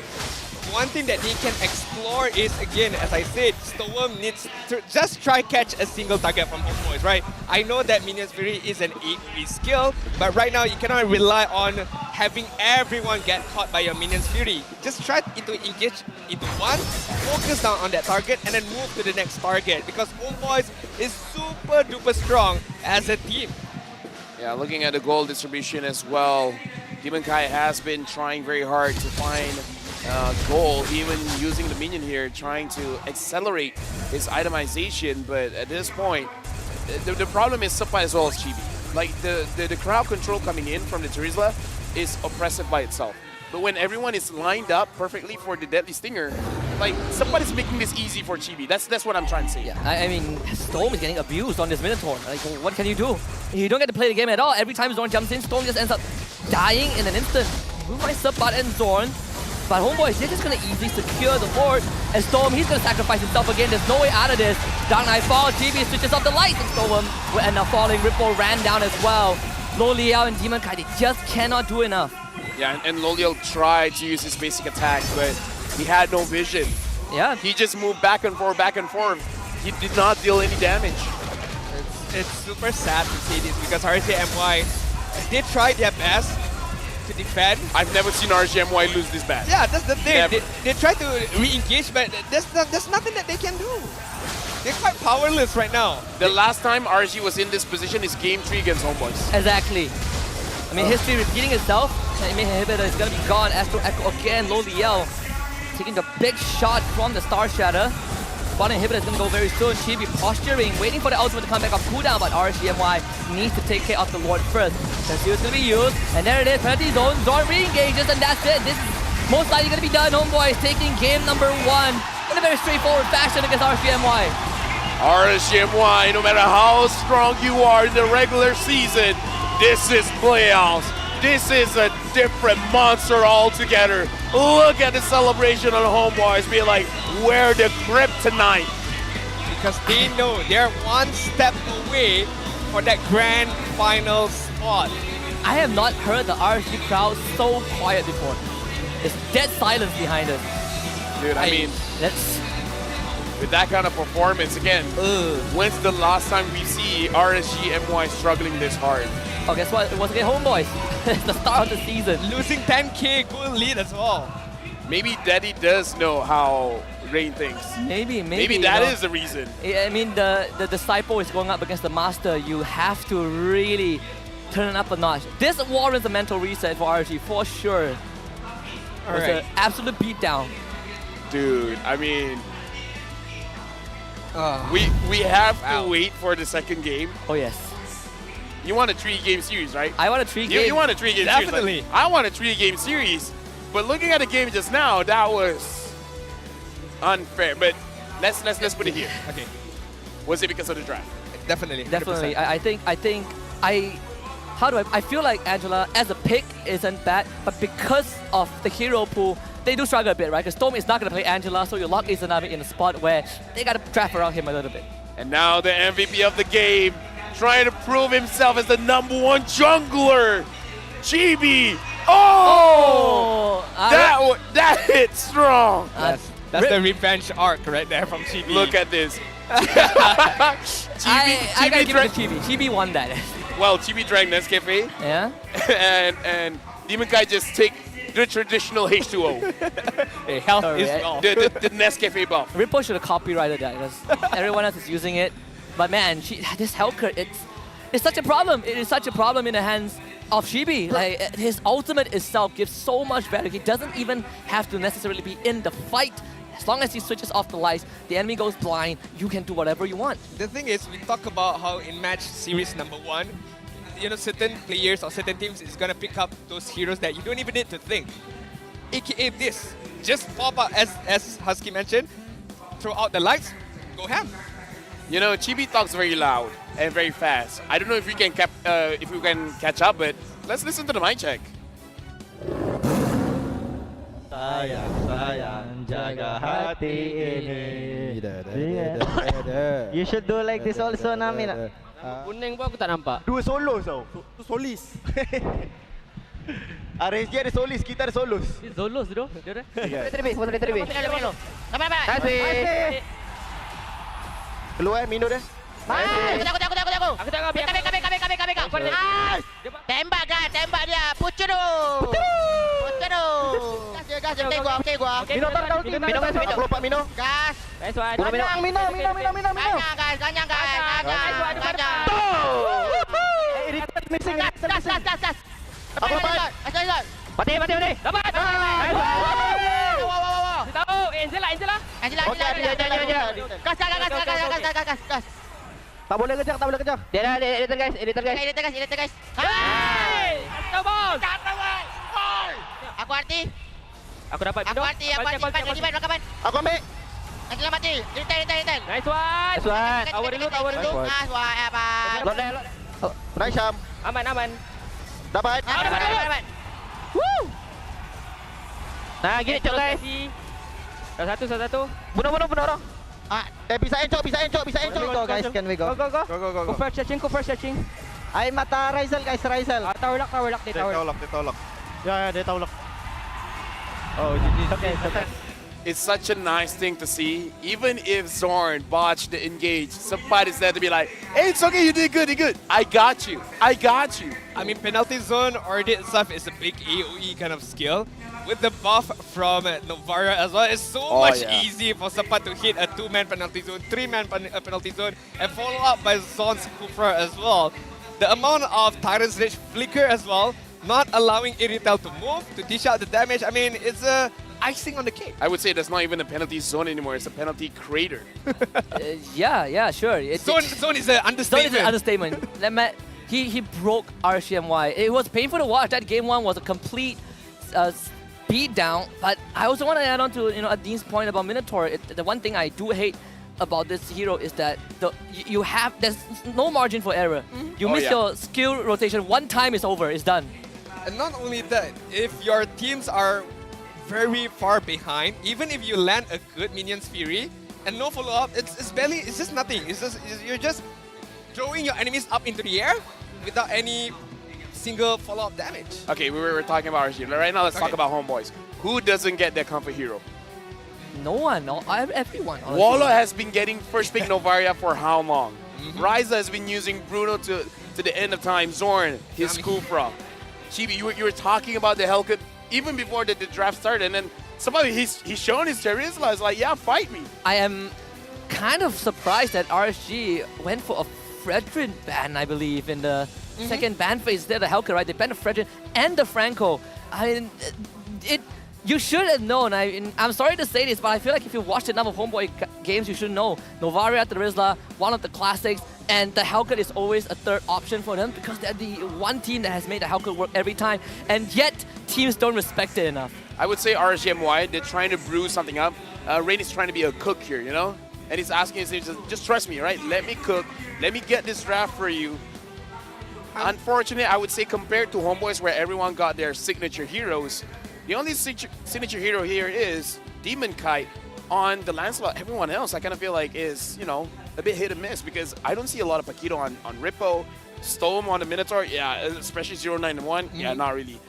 Angela for Izanami, I don't know, Izanami is a Valentina, Eve kind of player, you know? No, I mean, to be fair, Angela is a good hero, as Husky mentioned, but it's just the user, Izanami, it's not like he's not good at it, but he's even better. Wasted potential. Wasted potential, because Izanami is more of an assassin kind of a mage user, right? Your Valentina, your Lilia, you know, more aggressive kind of gameplay. Hence why I wanted to see him on the pure mage damage dealer kind of role, not this Angela, sit back and use your ultimate.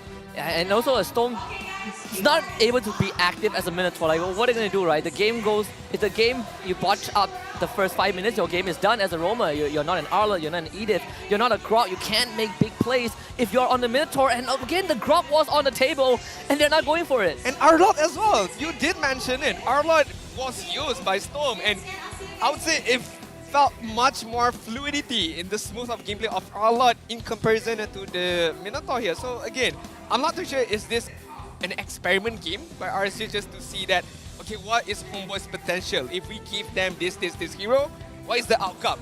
And now they've seen it, so maybe game 2 is going to be a big of a change. I hope that's the case, right? Give them their comfort picks, see what they can do at their strongest, and then we start identifying the threats. For me, Novara and Hellcurt, either one of them has to go. I think Hellcurt is a bigger threat than the Novara itself because Hellcurt is the one that is really messing up the team fights of RSG. All right, we're going to look at the highlights where, as a roamer, I kind of feel bad for Stone because the harder he tries, the worse he gets. It's like at that point, it's like, okay, Stone, just don't. He was tossing ult because he could not see. Look at that, he's blind, hits 4, and he just ults for absolutely no reason. There was no reason to ult there, but he had no choice, right? And ends up dying. He was like, what, 0-8, 0-9 this game? Yeah, he's basically a worse Rafaela in this game. He just heals. That's so, I mean, again, respect to the player, but I kind of feel like it's not his kind of hero, you know? Yeah, I mean, again, I feel like Minotaur works well if you are leading ahead, very, very much ahead. But he's not the kind of hero that scales well in terms of playing from behind, right? Yeah. As I mentioned, even if you hit the Minion's Fury, Lolia doesn't have a full set of item, Repo doesn't have a good amount of damage, Demon Kite also got pressed a lot. So even with a perfect Minion's Fury, there's no follow-up damage in comparison to this, to Penalty Zone, Dark Nightfall, Deadly Stinger, Worldy, Astral Echo, Tyrant's Rage. I mean, shall I name more? No, here's the thing. You know how crazy Izanami is? Even with the Angela, he's the only one that got the kills. That is correct. He's 2-1. He stole one from Lolia underneath the tier 2 and Lolia died for it. But yeah, Homebois. I know what Izanami is thinking. If only this hero has 2 dashes. You know what? I have a replacement for that. Yeah. Play Matilda mid. Has a dash. Was it full open? damage. I can't even remember. If only I can use Heart Gun on myself. Honestly, Matilda would be a good option, right? You can build full magic. Yeah. You have dash. You have crowd control. You have damage. You have mobility. You have everything you want. Was it banned? It wasn't banned. It was open. Oh my god. I believe it was open. If that's the case, that makes it worse. Yeah. We say that like Homebois is one of the few teams that just do not care too much about the enchanter supports, aside from Angela, but I suppose RSG MY is also kind of the same. Hey, you know what, guys at home, RG Phone 7 is the best choice for gamers. With the Snapdragon 8 Gen 2 chip, get your Savage with a fast and responsive display and rank up fast with 6,000 mAh battery. And practice on your Hellcurt. It's insane. Okay, pop quiz. There has only been one, well, it's not even a Savage, it's an unofficial Savage because the timer ran out. Has only been one so far in this entire league. Can you guess who it is? You were talking about that. I need more time to think. I kind of feel like I want to find where is Rose because I feel like this is a good moment for her to ask how the crowd is feeling. Where's Rose? Hey guys, alright guys. So right now, you guys are with me, obviously. Tapi tengok I ada siapa sebelah I. Kita ada Solos dan juga Penjahat. Alright, so sebelum apa-apa, hi Solos, how are you? Sehat. Sehat, okay. Penjahat, okay tak? Oh, okay, sehat. Alright, so tadi kita nampak Homebois macam lain macam untuk playoffs ni. Solos, you rasa prestasi ni, diorang boleh wakil Malaysia kat M5 tak? Boleh. Ciwi kena rajin tengok stream Piak. Alright. Nak tanya penjahat. So, penjahat. Tengok. Diorang tengah dengar kan? Okay, so penjahat. You rasa diorang boleh tutup game ni clean sweep ke 1-1 nanti? 2-0 fix. Don. 2-0 fix. Oh, okay. Alright. Solos nak kata apa-apa tak dekat diorang sini? Diorang tengah dengar sekarang. Diorang dah cukup power, tak payah cakap apa-apa lah. Okay, penjahat pula. No comment. Keep it up, don't give up. Suka. Alright. Kalau Solos boleh cakap something dekat RSG, apa tu? Tak payah buang tenaga lah. Diorang dah tahu jawapan dia kan. Penjahat. Come on. Teruskan berjuang. Alright guys. So, nak cakap kata-kata tak dekat Flame Boys tengok ni. Penuh kat sini. Itulah ramai terima kasih yang datang kan. Support team mana Penjahat. Teruskan support, besok ada lagi dan teruskan meriahkan lagi suasana MPL. Alright, terima kasih kepada Solos dan juga penjahat. We're done with this. Mari let's throw it back to the casters untuk start game kedua kita. So casters, silakan. Never would I thought I would hear Solos make an attempt to taunt someone. It's like, I don't need to spare my energy. They know what's up. I mean, I don't need to say anything. They know what's on the line. They know what they need to do. And it's a matter of doing it and doing it at the most effective manner. Changes. What kind of changes do we want to see? Starting with Husky. Get rid of the Angela. I mean, don't pick the Angela if you're RSG. Ban it if you have to, but I think if you want to look for an enchanter, Matilda is probably the one and only I would be looking at for it. Honestly, for me, I would open the Angela. I was thinking the same. I kind of want to dare to see if Zorn will use that hero. And if he uses that hero, what kind of style? Like, I'm imagining puppy boom, and then just emotes all the way. It's like he's gonna spam recall, then he sees someone walks out, he flickers puppet on a string. Here's the thing, I'm wondering if he uses the hard guard, and he's like, I don't like this hero. And then the team is like, why? I can't recall. That is true, I can't spam recall inside of you. He's gonna hard guard into it, and then goes out of the hard guard, and then flicker forward, recall, and then puppet on the string. And now looking at Repo here, #1 in average KDA. Yeah. In the EXP stats, 5.1. Number 3, gold per minute, 596. The damage taken as well as average kill participation isn't in the top 10, 13 and 11 respectively, but average KDA 5.1, that is very impressive. 7 times picking up the Yuzong, and we talked about this. Homebois is a genius for banning that out. Yeah, it's one of his, if you watch all the RSG MY games, I found most success with Yuzong, and Khalid is actually the second one, right? Oh yeah. Pakido, not as much, not much Xbox, not much Terizla. So this Yuzong, has been one of their pillars of success, and Homeboy taking that out really puts Ripple in a slightly more uncomfortable spot. But in the match series #1, I feel like Repo did okay. It's not that Repo did that bad, but it's just a matter of Homeboys won the other lanes. And again, they know that, as Lafel did mention, Zor knows that Minotaur cannot absorb all this damage. Minotaur cannot counter-engage if we jump on them. So the advantage that they had, it looks like Sapai had a very, very much easier game using the penalty zone, flickering forward with the help of the Astral Echo as well. So it's a very, very, I would say, easy game for Sapai, game #1. Right now, 3 stats in the top 3, average KDA 3.7, 624. Gold per minute is number 2, getting quite a lot of gold for from his team. Damage taken per minute, number 9. So actually, in terms of stats here, Sapai is doing quite well against Ripple. Which is pretty crazy because he played like Pakido and Terizla. Especially on his Pakido, he is making money every time Homeboys put their opponents in the stranglehold. You see this Pakido never leaves the side lane, and that has been the bane of a lot of teams that lost to Homeboys prior. But going into game #2, I'm just looking to see where RSG MY will put Ripple, right? What is he gonna get? Because he's not getting that Yuzong. Right now we're going into the draft for game #2. Homeboys first pick, RSG MY second pick, Yuzong again. Not going to be let through in this pick and ban. Alright, I like the Terizla and Yuzong being banned now. It forces both of the EXP laner to use different kind of heroes? Are they gonna opt to go for the clean? Are they gonna opt to go for the Lapu Lapu as well? We shall see, because Edith is still on the board. So it's because of Edith is on the board, I feel like Homebois might pick it up on the first hand. Or the Valentina. Or even the Novaria, right? They've been first picking Novaria a lot of times, regardless whether they're on red or blue side. So Homebois are not afraid. Edith, less of a Zorn hero. I feel like he will still go back to the Grok or Kufra, but it's more of an RSG MY hero. So Novaria first picked by Homebois. Now I want to see what RSG MY has in response. Valentina is up. I'm looking at Valentina as well as Edith. Yeah. Accolades galore, except for Storm. All players in the starting lineup of RSG MY have won MPL before. Edith has been picked up, but Bruno is going to get picked up here, denying Rizal that pick, and I'm guessing because the Novaria is there, they can pick up Valentina third pick.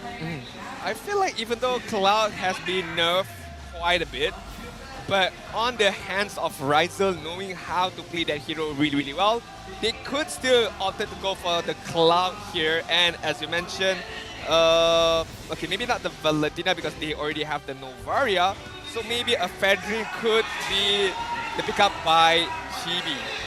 Yeah, right now Daddy is going towards the fan. The fan as he wants to hug it out, say nice things, and Daddy's just like, yeah, right now. Wow, what a wholesome moment, man. He's even crying. In MPL Malaysia, man, building the community. This is what it's all about. There it is. MPL cares. MPL cares. MPL cares. Yeah, the I mean, Kufra again for Zorn. This is the amount of single people coming to the MPL is getting lower and lower day by day. That is true. That is true. Gaming connects people. But I like this Kufra pick, right? It's very. I mean, they saw the Edith. Doesn't matter if it's Ripple or Storm. Kufra is a very straightforward pick. They take the Lancelot from Demon Kite. Demon Kite doesn't have the Martyrs anymore, so Fredrin feels like the team. That's the Baxia. What if Demon Kite picks up the Hellcut? I mean, Baxia has been banned as well, but I wouldn't mind, honestly. Right? Maybe he's like, okay, let me show you how it's up, and nah, Fredrin. I kind of feel like the Fredrin just because they know it's probably going to get banned later. Right. At this point, I but feel at least like they know that there's no Hellcat on Homebois. You know? I mean, okay, here's the thing. Homeboy, should they ban out the Valentina or not? Just because we had this triangle of heroes before. I believe we started at week 5. Novaria beats out the... Oh, wait, no. Valentina is actually stronger against the Novaria just because now there's 2 Astral Echoes. Yeah. I feel like you go down. I feel like you ban Valentina, right? Yeah. I mean, not only because how Valentina is quite good up against Novaria, but the user is going to be Izanami, and you know how crazy he can get with the Valentina with the mobility that she has and the ultimate disposal on her hand as well. So we shall see. For the side of Homebois, since there is a Fredrin on RSG MY, I am leaning towards for Sapat export. I just have a feeling that it could be good up against a Fredrin. You can slow him down, especially with the Ice Queen 1, and your last Insanity will hurt a lot. Yeah, there's a lot of Q also, right? I mean, Storm, if Storm is going to be on this Edith, which there's a high possibility, you also do struggle a little bit once the Ice Queen 1 is done. Both teams are looking at the XP lane, so that pool is really going to get narrowed down. No Joy, no Lapu. The Paquito is still up, but I feel like if you're Homebois, you are more comfortable picking the Paquito than if you are RSG. I wonder if RSG MY want to ban out the Claude, because we talked about it, that the Claude has been nerfed, but the problem here is there's not really a lot of cash heroes here going up against the Claude. There's one more, the Ixia, right? You can also backline with the help of the Novaria if there's no dive from RSG to get to you. And I don't think Ripple has any heroes that can do that at this point. What's up? I'm thinking week 1, Demon Kai used the Fredrin. It did not do well. Okay. Against Homebois. No. So RSG MY, they're picking up more or less the same draft 7 weeks ago. Hey. What's the quote by Albert Einstein, if I'm not mistaken? Insanity is doing the same thing and expecting a different result. Yes. That is insanity, man. I like. Here's the thing. I just don't know how to feel about this for now. I'm getting flashbacks here. I mean, the good thing about the draft for RSG MY, it's easy to execute, right? You don't have to think too much. You don't have to, kind of pamper someone like a Minotaur. Almost autopilot. You can kind of autopilot this. The southern seas are my domain. And the Khadija gets banned out now, so... If all fails, they still have lower bracket. That you just play one best of 5, no problem. But just why not, right? Could Whoa, this? whoa. What are they showing? Is that the game? Yeah. He got a screenshot. Wow. And Repo chocolate. Ouch. That hurt his ego. Alright, Valentina pick up Homebois Okay. right now. Ixia for Rizal? Cloud for Rizal? Because here's the thing, actually now that the Bruno and the Valentina is there, picking up the Claude is slightly more worrisome unless you plan not to use the Blazing Duet. Because if you use the Blazing Duet, you're kind of putting yourself in a very tough spot. The damage from Bruno as well as the Valentina can instantly delete you. So if you're just using basic attacks and you're just kiting around, I think the Claude is still a solid pick. But the Irrital is open if they want for themselves. That is true. Irrital would be pretty solid here.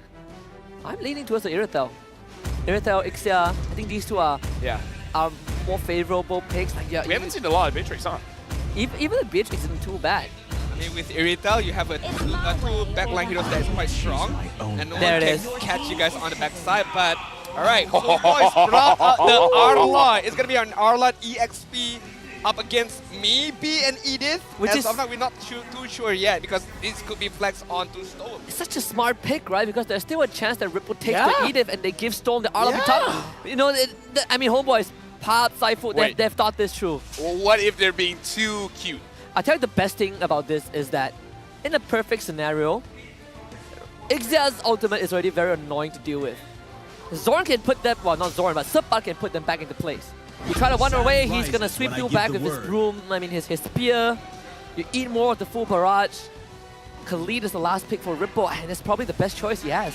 Yeah, I feel like that is definitely the best choice. Win out his lane, make sure that Sappa is a non-factor. My worry is, Sappa used to be amazing on the Arlet, but a lot of EXP laners has not been training that hero for quite a while. Is this trying to be too cute? Trying to deny the Arlet, but then Sappa is not going to do well. It could be. I honestly feel like there is very little reason to take the Arlet.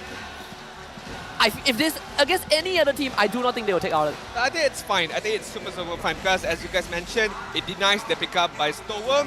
And I feel like, yes, although Sappa has not been using Arlot for quite some time, but at the end of the day, he is a professional player in a professional team, so we expect that he can excel well with any particular heroes. Game number 2, RSG MY only lost one match in the regular season. It was against Homebois. It was a 2-1 score. Is Homebois going to prove they're the real kryptonite to RSG MY by beating them 2-0? Let's go into the land of Dawn. Game number 2, Homebois, RSG MY. Alright, this is gonna be it. If Homebois manage to secure a win, they have secured the upper bracket final spot. Meanwhile, sending RSG onwards to the lower bracket. But RSG are not gonna let that happen easily. As we take a look at game number 2, RSG on the red side, Homebois on the blue side. Homeboys and RSG, two teams that would give the Roman level 2 in the middle lane, and compared to the rest of the squad, we see Warlord taking some pressure from Ripple and Izanami. Sappa will come to protect them. There's some good damage in Izanami, dropped low. I kind of feel like even RSGMY did not expect that to happen because I feel like they were the aggressors and then they're like, all right, good trade, guys, good trade. And then all of a sudden, Warlord just like, you know, just stay there for just a little bit and I'll show you what a good trade looks like. The damage is no joke, my guy. The damage is no joke. Triple Assassin emblem is going to get picked up by Lancelot, by Novaria, as well as Ixia. So the damage is definitely there and is going to get ramped up even more once the itemization is on hand on these particular heroes. All right, in this game, Zorn catches 2, should be moving forward. Yeah, so Minor going down. He's going to try to hold this. This is the onwards. Can't get anything done. And now he's in the danger zone. Warlord's going to be looking for a snipe. Oh! Demon Kai didn't block it, but still survived. I gotta say, man, right now, Warlord and Zorn, they're really showing up in the mid. Zorn is showing why he's the #1 roamer for how many seasons now in MPL Malaysia. I mean, just the positioning, look at this. The IQ as well. Look, Izanami cannot go anywhere. Oh. Almost hitting the Phantom Execution, but Izanami gonna manage to walk away. Needs level 4 as of now. Yeah, thankfully that one missed. Could have been disaster. They get a taunt on the side of Sappa. The knockout does miss. Sappa now gets a breath of life. Flickers away, final slash. They all get knocked up by Zorn. Ripple falls, Demon Kai wants the kill, Princess Wrath. This is not enough. It's a 2-for-1 trade for Homebois. Oh, but Izanami wants to go for more. Warlord wants to fight him as well. Stome and Izanami. Warlord is able to dodge as Zorn goes back in. Oh, good. Oh, Stone! Primal Wrath. Lovely cancel from Stone, waiting for the timing. And this is going to be an easy turtle for Homebois. It all started because the knockup from Stone missed.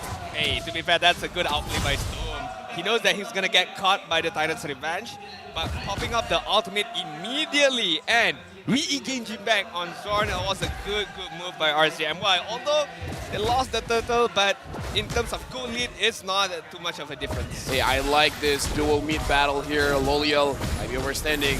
Zorn charging up, did not hit Loliel. Loliel able to survive. I'm sure he will tell his teammates that was on purpose. I knew he was there. I knew. My spider sense is tingling. I knew someone was gonna charge the Tyrant's Revenge. But if that did not, Loliel did not manage to escape that, he could be dead immediately, man. Yeah, if that hit, he instantly goes down. Right? You have full barrage, you have everything for Rizal. RSG MY, like, who is gonna open up the map? It had to be Storm. Demon Kai feels like a secondary front line, but Homebois, they are taking control of this bot side. Demon Kai finds a knockup, doesn't connect, only Zorn gets taunted, and now full barrage, they all get knocked down. The flicker from Rizal to keep RSG MY in place, and they just walk into a death trap. That was a disaster. I don't feel good, Mr. Stark. That was total disaster. When Storm did not manage to hit onward, it all fell apart. One Exo coming in from Warlord, and the full barrage coming in from Rizal as well. My, oh my. Better coordination from Homebois, definitely. I mean, this is what is so much value in this draft. It's so hard for RSG to hit the back unless Ripple somehow finds a deadly out flicker. But even then, we saw the amount of peel that Homebois has. This draft is ramping up. 2K goal lead at almost 5 minutes. Yeah, full barrage has a big range. Putting Astral Echo there, kind of making it slightly unfair, you know, slightly unfair. And now the turtle, broken. Yeah, turtle has been started. GB wants to scare this turtle, and he's gonna get it. RSG MY can't even respond. One of the strongest early game teams in this season, right? I mean, people have been arguing between RSG MY and Homebois, but judging by the series so far, Homebois have the entire early game on lockdown, and Storm, he is struggling. Doesn't even look close. It doesn't even look close, yeah. Okay, let's put our big brain on. How does RSG MY get out of this, right? 2K gold lead right now, the deficit is quite big. The engagement, yes, are there, but the follow-up is not that good. And I have to say, Demon Kai, so far, a bit underwhelming on the 5-minute mark. Again, like, he used this hero against Homebois before, and even during the draft, I say it did not look good. So, again, it looks like RSG, they want to prove that the draft from week 1 was good. So they're trying it again, but I don't know. Demon Kai manages to get Zorn, and GB is there, able to... Is he able to run away? Yeah, let's try. Zorn taunted before he can get his ult off. Oh, Demon Kai was ready for that. Good slam on the Chibi for 2 kills. Okay, I mean, I ate my words right there. I literally ate my words because the taunt coming out from Demon Kite, stopping Zorn from using the Tyrant's Revenge and Tyrant's Rage was super on point, and that was the turning point for RSG MY. Now they are able to breathe, now they have the map control a bit, and some confidence to try to take back the gold lead. Okay, right now looking into the situation, 1,000 gold lead for Homebois. In terms of kill, it's not that different, 5-4. Ripple is here trying to get any kind of advantage that he can, and somebody's gonna make sure that everything is well taken care of. RSG MY right now, they really gotta ask themselves, what are they going after? Are they going after Rizal? Are they going after Warlord? Are they trying to shut down Chibi? Because it doesn't look like their movements here are being controlled. It's kind of like, okay, let's just move around. Whoever we get, we'll just be happy with it. Kind of drawing the shorter end of the stick. He will start off this third turtle though, but Izanami, he's gonna receive a lot of pressure. Already forced away, and now Sampat gets control of the bush. Stolen Astro Echo used by Izanami. Zorn again, the knockout with a 2 into a full barrage. What do you do against that if you're RSG? Absolutely nothing. And Loliao, he's gonna sliding tackle over the wall, only to be chased down by Chibi. That's 3 kills for Homebois. My, can we get an instant replay of that? That was just too quick. The Tyrant's Revenge, Tyrant's Rage, onto the full barrage, onto Phantom Execution, Anton Rose, immediately eliminating Demon Kite, immediately eliminating the members of RSG MY. What a clean team fight and engagement by Homebois. They are well prepared for this playoff round. How many times Homebois has gotten away with this Novaria first pick? How many times? I believe only Team Hop banned out the Novaria against them. Other teams, they're like, it's not that big of a deal, guys. Yeah, no one else uses it. It's just Warlords. Yeah, the damage potential of Novara is high, but it's always a secondary stat for her, right? Her inherent value lies in the Astro Echo. You enable so many things. Up against Homebois who would like to get these big engages, Astro Echo is such a valuable tool. Against a team, because Homebois is stacks when it comes to mechanics.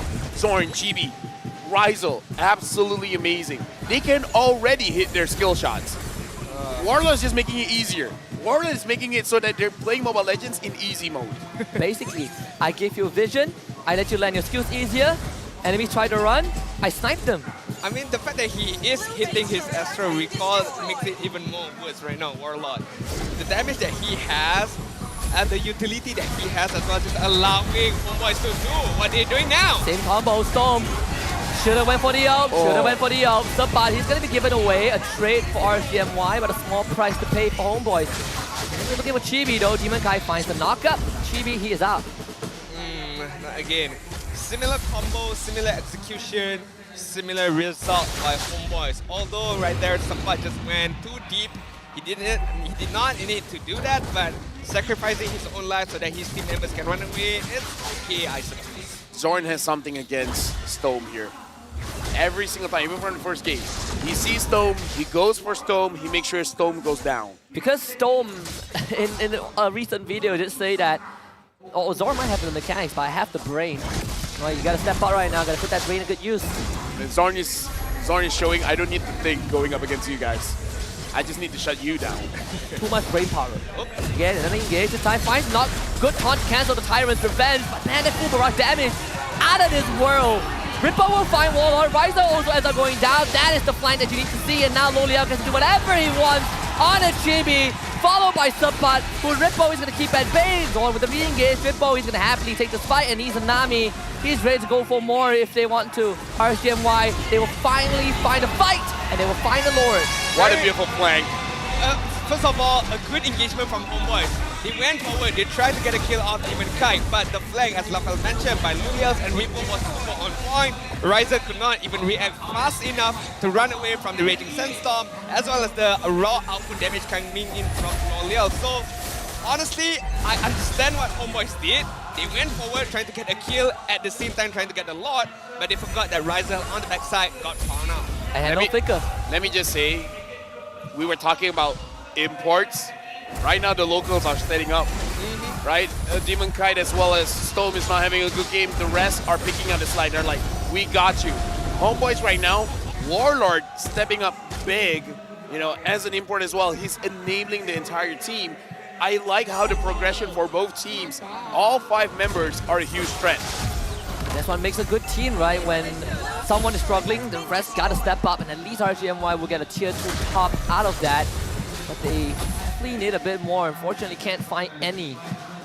This is gonna boil down to the battle of mistakes, battle of discipline as well. Whoever makes the next mistake is gonna be the biggest prize. Right now, RSG MY are holding on to the lead that they have, 1.3k lead. They have map control. They have the positioning as well. What they don't have is right now is a bit more itemization, especially for Demon Kite, for Lolial. And speaking of itemization, let's take a look at Lolial, Husk Claw, Berserker Fury, and Wind of Nature.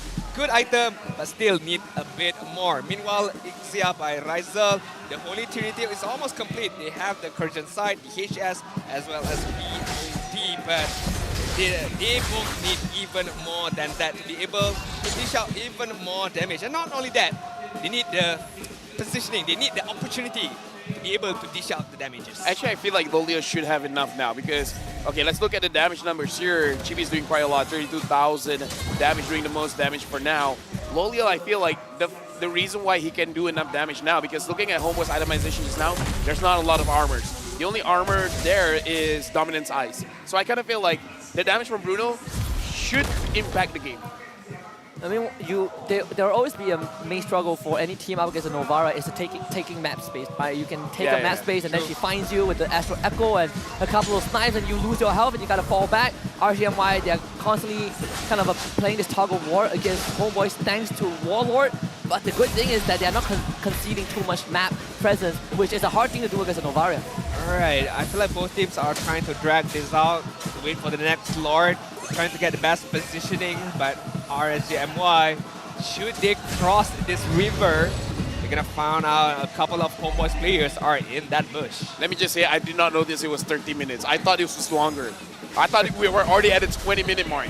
Right? Like, they transition into the late game very fast.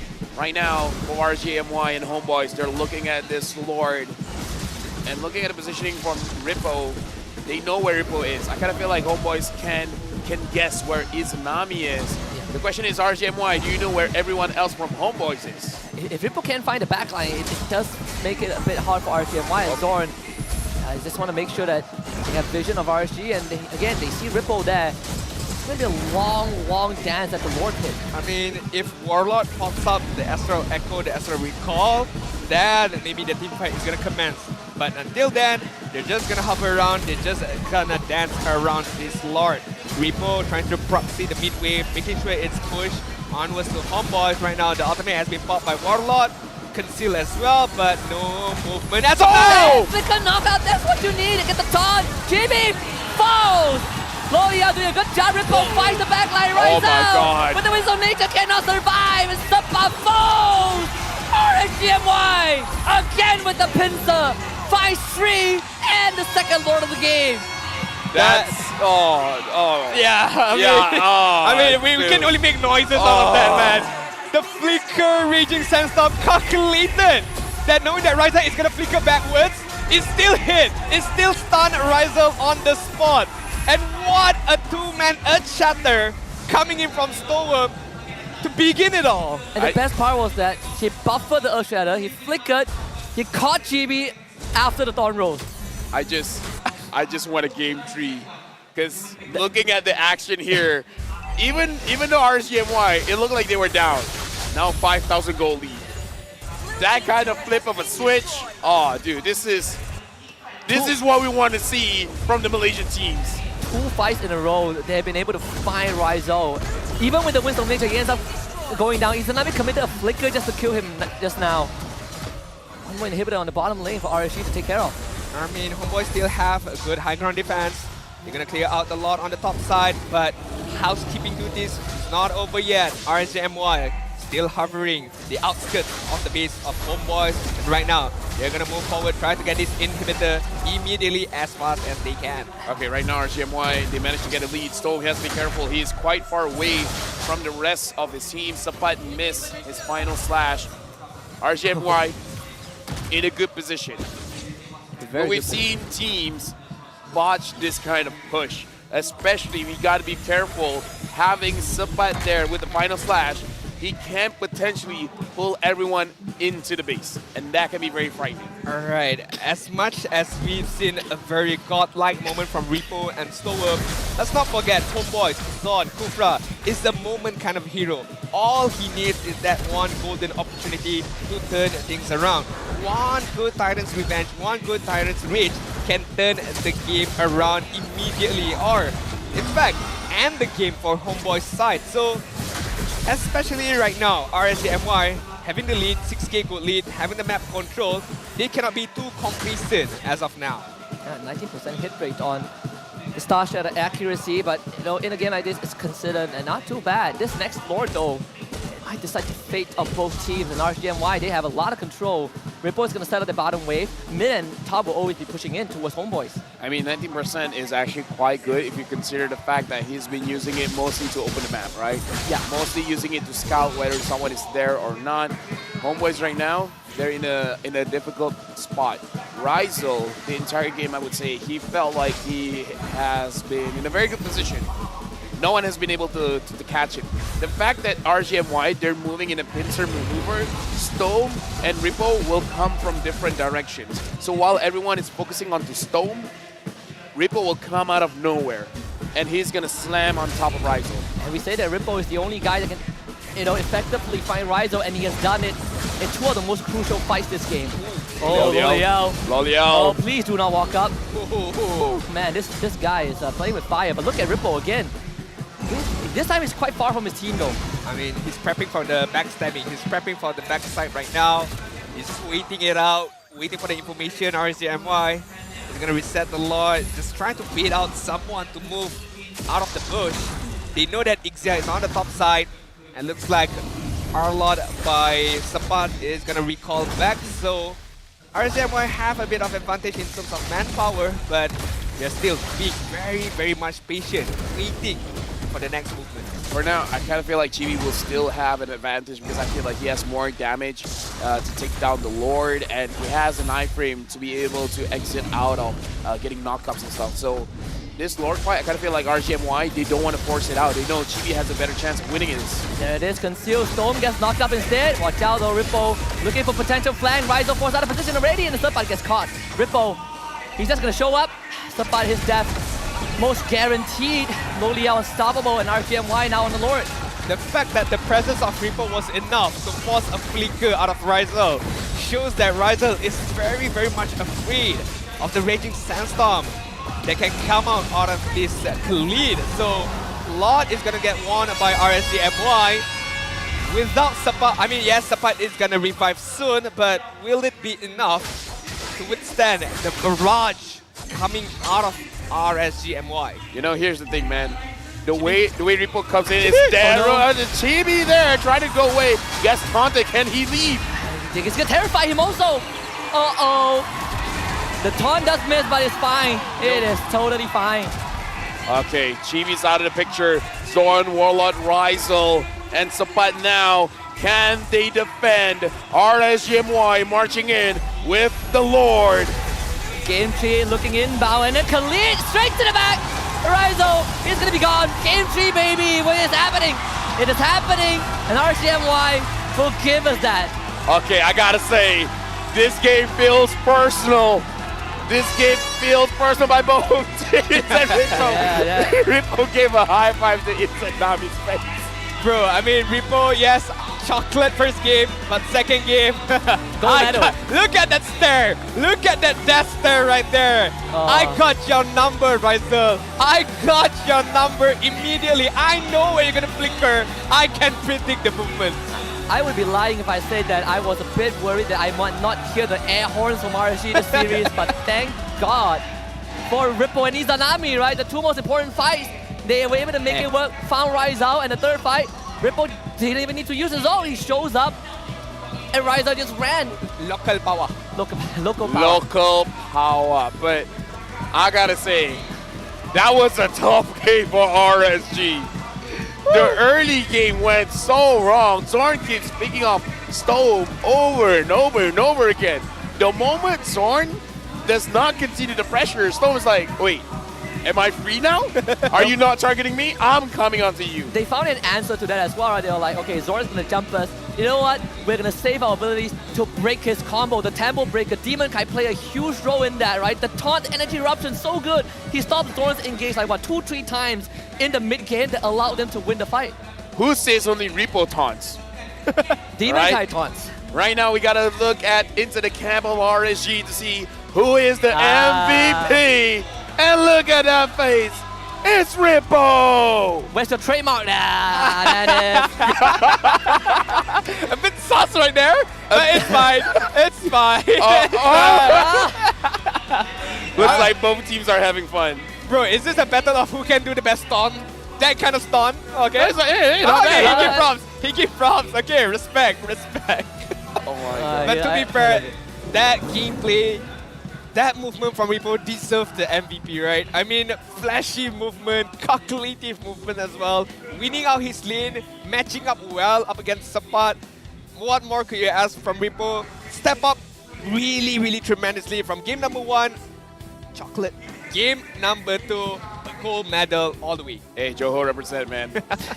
The Medal of Honor deals full damage, no fear at all. Got 2 kills this game, but both the kills were onto Rizal. The most important kills of the entire game. Dude, 2-1, 2-1 series, man. Something about today. I wouldn't have asked for more of this, honestly. I feel like, okay, since the teams some teams are gone, I can say this, right? Unless it's like Lunatics against SMG, anything that's not a 2-1 is unacceptable for me. Yeah, you know what? At this moment, I want to see what really changed in the game to make it like, yeah, we can win it. Let's look at the mic check of the game just now. What did RG say that turned things around? Bagi dia langsung lagi tak? Bagi. Bagi kan? Bagi. Bagi ya? Bagi. Tanya Tanya lagi, tanya. tanya lagi, Bi. Ah, kena senang dia main slot. Oh, berarti Golo. Kalau. Main pada sikat ban. Bisa maju guys. Bisa. Aku tes. Ui. Baik depan.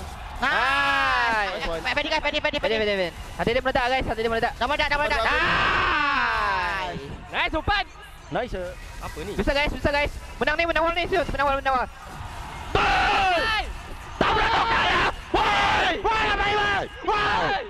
Titan. Nice one. Let's run. Ni dah gol ni. Ayo. Kau nak Freddy dia? Pedi, trade. Berdua. Nice. Bruno seorang. Apa ini? Kata apa tu? Itu solar. Price back ke bro? Price back. No flicker. No flick. I can turn. Nice one, bro. Mid skill, they don't have skill. Go. They don't have skill. Nice. Lagi, go. Easy guys. Arlo. Wait guys. Fight. I'm strong, guys. I'm strong. Nice. Nice. Oh, tangi na yo. We can end. Can we end? Yeah, we can. Nice one. Let's go. Focus. Yeah. Go. Come here. Alat. I can. Oops. Tawalak. Nice one. The way that we can put it lightly is the teams are on fire. Demon Kai is usually very quiet. He doesn't get worked up, but this time he's standing up from his chair. He's like, "Yeah, what's up? He has assimilated very well into RSG. That is the culture. I mean, Rippo has disciples. Hey, you know? No. Here's the thing. Protege. We need a focus cam of Chibi and Demon Kai. Oh yes. Both these junglers, they're like, we're not sitting down, we're standing up playing. Even Rippo was more chill, right? Rippo was more chill. They made Ripple look normal guy, very chill. Rippo looks normal. He did say he doesn't talk much. Like Demon Kai, like Rippo is... And his action speaks louder than his words. Like Rippo makes the big plays, sits there very chill. Demon Kai is like 1-4 and he's like standing up, he's taunting Chibi. How the tables have turned. No, legit. Throughout the entire game, I kept looking down. At least 3 times, Chibi stood up and be like, what's up? Yeah. I mean, to be fair, and then late game happened. They were dominating in the early stages. Yep. The engagement was good, but late game was RSG's moment when Fedrin by Demon Kai knows, okay, the main idea to counter Zorn is to just let him come, I'll taunt him, and then we re-engage back on Zorn so that he is not able to use the Tyrant's Rage, the full combination, right? When that clicked for RSG, it just immediately turned the environment. Once Zorn cannot full combo RSG are able to move freely, no one is going to catch Lolias on the backline, and Lolias have the opportunity to dish out the worldy, the damage onto Homebois. They play to the tendency of Zorn, right? He's one of the few roamers that is the most efficient, but also has the highest average depth because he just throws his body, he just throws his spell to get a play for his team, and they just baited him, you know, a couple of times. And a lot of the fights in the early to mid game where Homebois won, Khalid was not a part of the fight. Rippo wasn't actively joining, but once he showed up with the Raging Sandstorm, suddenly it was lights out for Warlord, it was lights out for Rizal. Right now, I have mixed feelings for Arlet here because, to be fair, Senpai played amazing. He got a few highlight clips for himself, but is it really that he wanted the Arlet, or was it really to deny coming in from RSG MY, right? Because he's not as impactful as game number 1. That's what I'm trying to say. I don't like it index feeling. I think if you really want to make it work, the only lane you can put him into is the roam roll, and the only person who has made it work is on RT's side. It was Storm. I mean, now, after the game ends, it does look like it was a denied pick because the impact was there definitely because the amount of ultimates that he did, being able to set up the full barrage, being able to set up Zorn as well as Chibi was super good. But as you guys mentioned, late game comes, it was RSG's moment, and we take a look at the post-game stat. The damage dealt by RSG MY was not even that, big in comparison to the damage dealt by Homebois, but the target, the prioritization by especially Repo, going on to the backside, making sure that Ryzel are in a very, very uncomfortable position, not being able to dish out the damage is what was the difference maker. You know, Husky, you know what we need? For all the RSG fans here, we need something to track their heartbeat to see how does their heart react when they see Lolio. How many times has he been more forward than Storm? Even Storm is like, dude, chill out. Dude, I'm the tank. I tell you that the one time I expect Zorn to jump Loliao and he didn't was the Lord Pit one. You know what? This is reverse psychology, right? Because Lolia put himself at a difficult position. In a very precarious position. And then Zorn is thinking, is like, this must be a trap. Like, there's no way he walks out. There's no way a gold laner positions himself this dangerously. Someone is waiting in the bush, right? I think if Zorn looks back at the replay and looks like Lolia was completely alone, it's like, man, I should have just went for it. But look at this heat map. Ripple snap coverage in that late game. He's just able to move actively, so much more actively than Subpart because the Arlord, you're only as good as your team's follow-out. And most of the time, if the combo gets broken, Arlord can't do much. And then the decision making by Repo to go onto the backside trying to find Ryzel paid off really, really well. Especially the last lot, if I'm not mistaken, where he forces out the flicker out of Ryzel. He did not manage to kill Ryzel, but he forces out the flicker, Ryzel had to go back. So just the presence of Repo and his decision making to go onto that path, trying to find Ryzel is what makes RSG very, very much strong in that later stages. Right now we're going to look at the highlights because, oh boy, we need it. In the early stages of the game, it was all the Homebois, but after the fight around the Lord, RSG just switch it up and be like, okay, you know what, your fun is over, it's our time to shine. This was before RSG realized that, hey, actually we can kind of break the combo, right? They were eating all these spells from Zorn, Ryzel, Subpart, they get to do whatever they want, and RSG MY clearly in the early game, they do not really have the damage capacity. Storm also kind of struggle a little bit with, getting the engages off. This was a great outplay. But then RSG MY, they realized that, you know what? If Homebois can get all the skills off in sequence, we break it, now we get to turn it around. Yeah, and quite a few times we see Zorn coming in. I kind of feel like it's gotten to the point, RSG MY now, it's muscle memory. They basically understand how Zorn moves, so they're pretty much ready for whenever he wants to go in, and at this point is where we see the big difference here. Look at Rippo, he's coming from the side, and Lolio, he completely dodged the full barrage. He basically just walked out of it. I mean, the craziest thing was that Storm was the one who cancelled Zorn's combo. He flipped him right before the ult went off. This was the longest Raging Sandstorm. Look at this. Oh my goodness. From Johor to Kuala Lumpur, man. Never mind. From Johor all the way to Indonesia. 0 to 100 real quick right there with the flicker, with the Raging Sandstorm, and man, we have a game 3 on our hand. And we got a game. We got a game. Yes. And if I'm the one who's going to make a prediction, I don't even know right now. It's anyone's game for game number 3. Based on my personal experience, I'm not going to do it. I'm not going to do it either. I'm on RSG's camp. I want to cast the next series. We have like GG RSG and RSG banners right in front of us, and I'm not going to make any prediction. I just want to see good games. But technically that's for RSG. GG RSG. Right? I mean, to be fair, you gotta choose something else. But both teams are still alive, basically. Yes. You still have a low bracket chance. That is true. Let's not say that, right? Okay, fair enough. Not Not yet. I'm pretty sure the teams aren't thinking that way. They're pretty sure it's like they want to win, of course. You want to skip one best of 5, right? You want to rest tomorrow. No. Taunting rights. That is true. Right? So, RSG, for me. It's because, trust me, if Homebois wins this one, they're not going to go easy on RSG. The fans were crazy. The fans were standing up behind. The security guard must be on their toes right now. This is what happens when you have passionate teams. We love to see how they show their spirit. With that being said, we're going for a short break, giving the time to the teams to prepare for the next game.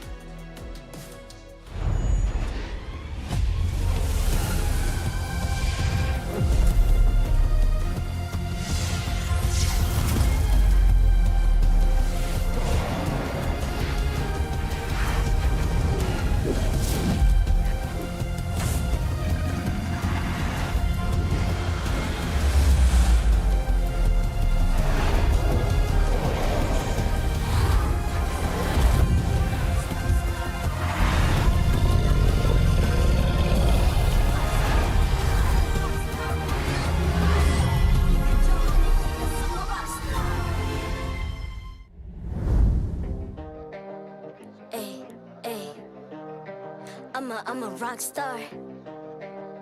Yeah, rock star. Ay, ay, ay. I'm a rock star, baby. I'm a rock star. I'm a rock star. I'm a rock star. I'm a rock star. Panggil aku rock star. Ini kejohanan kita semua orang rock star. Kita rockstar, kita buat saja gaya kita. Makin panas apinya sudah membara. Macam mana pun kau menempuh segala. Demi negara kau buat semua bangga. Step into my world, you know I'm always in my zone. You know I got my team, no I'm never alone. Bring out my best, buat yang terbaik. Jadi juara perlahan kita naik. Aku nak push, naik-naik jadi lebih bagus. Jadi hero, ku ada skill. Berapa banyak musuh aku dah kill. Ramai cuba mencapai, cause they envy me. Tiap game aku pasti jadi MVP. Easy. I'm a rockstar, baby, I'm a rockstar. I'm a rockstar, I'm a rockstar. I'm a rockstar, panggil aku rockstar. Ini kejohanan kita semua orang rockstar. I'm a rockstar, baby, I'm a rockstar. I'm a rockstar, I'm a rockstar. I'm a rockstar, panggil aku rockstar. Ini kejohanan kita semua orang rockstar. Tengok nanti siapa yang juara. Ni peluang kita bawa pulang piala. This is my game, this is my time. Menang semua, everything will be mine. Kalau jatuh kau pasti kembali. Bangun balik ku tegak berdiri. Kuatkanlah tenaga, ganjaran diperoleh. Ni kejohanan kita, Malaysia memang boleh. Rise up to the top, kita buat bersama. Semangat kita kuat di bawah satu bendera. Ay. I'ma go hard for the win. Win. On the battlefield till the end. I'm trying to beat the greatest anyone has ever seen. Stand by, I'm coming in for the win. I'm a rock star, baby, I'm a rock star. I'm a rock star, I'm a rock star. I'm a rock star, panggil aku rock star. Ini kejohanan kita semua orang rock star. I'm a rockstar, baby, I'm a rockstar. I'm a rockstar, I'm a rockstar. I'm a rockstar, panggil aku rockstar. Ini kejohanan kita semua orang rockstar.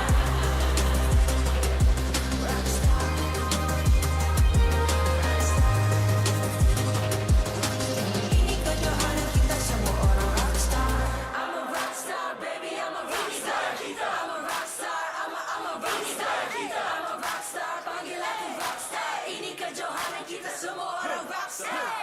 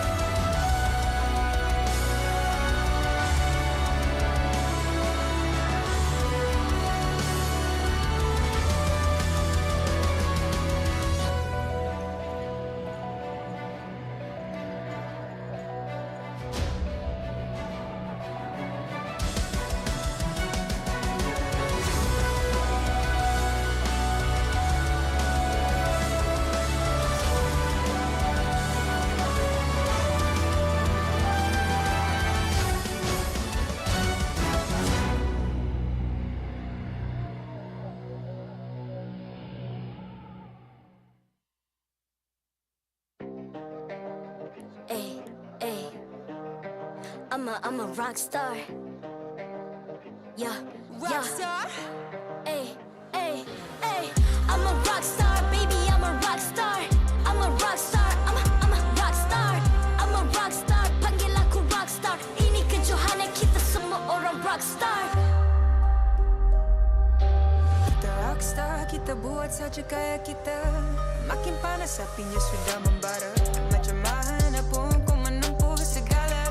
Demi negara kau buat semua bangga. Step into my world, you know I'm always in my zone. You know I got my team, no I'm never alone. Bring out my best, buat yang terbaik. Jadi juara.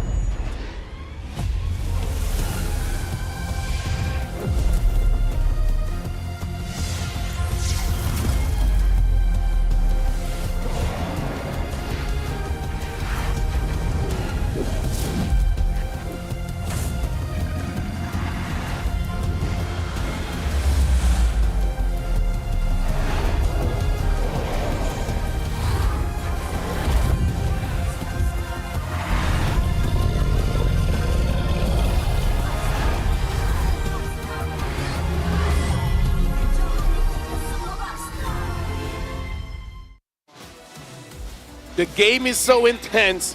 Even Chiku doesn't know who he wants to vote for.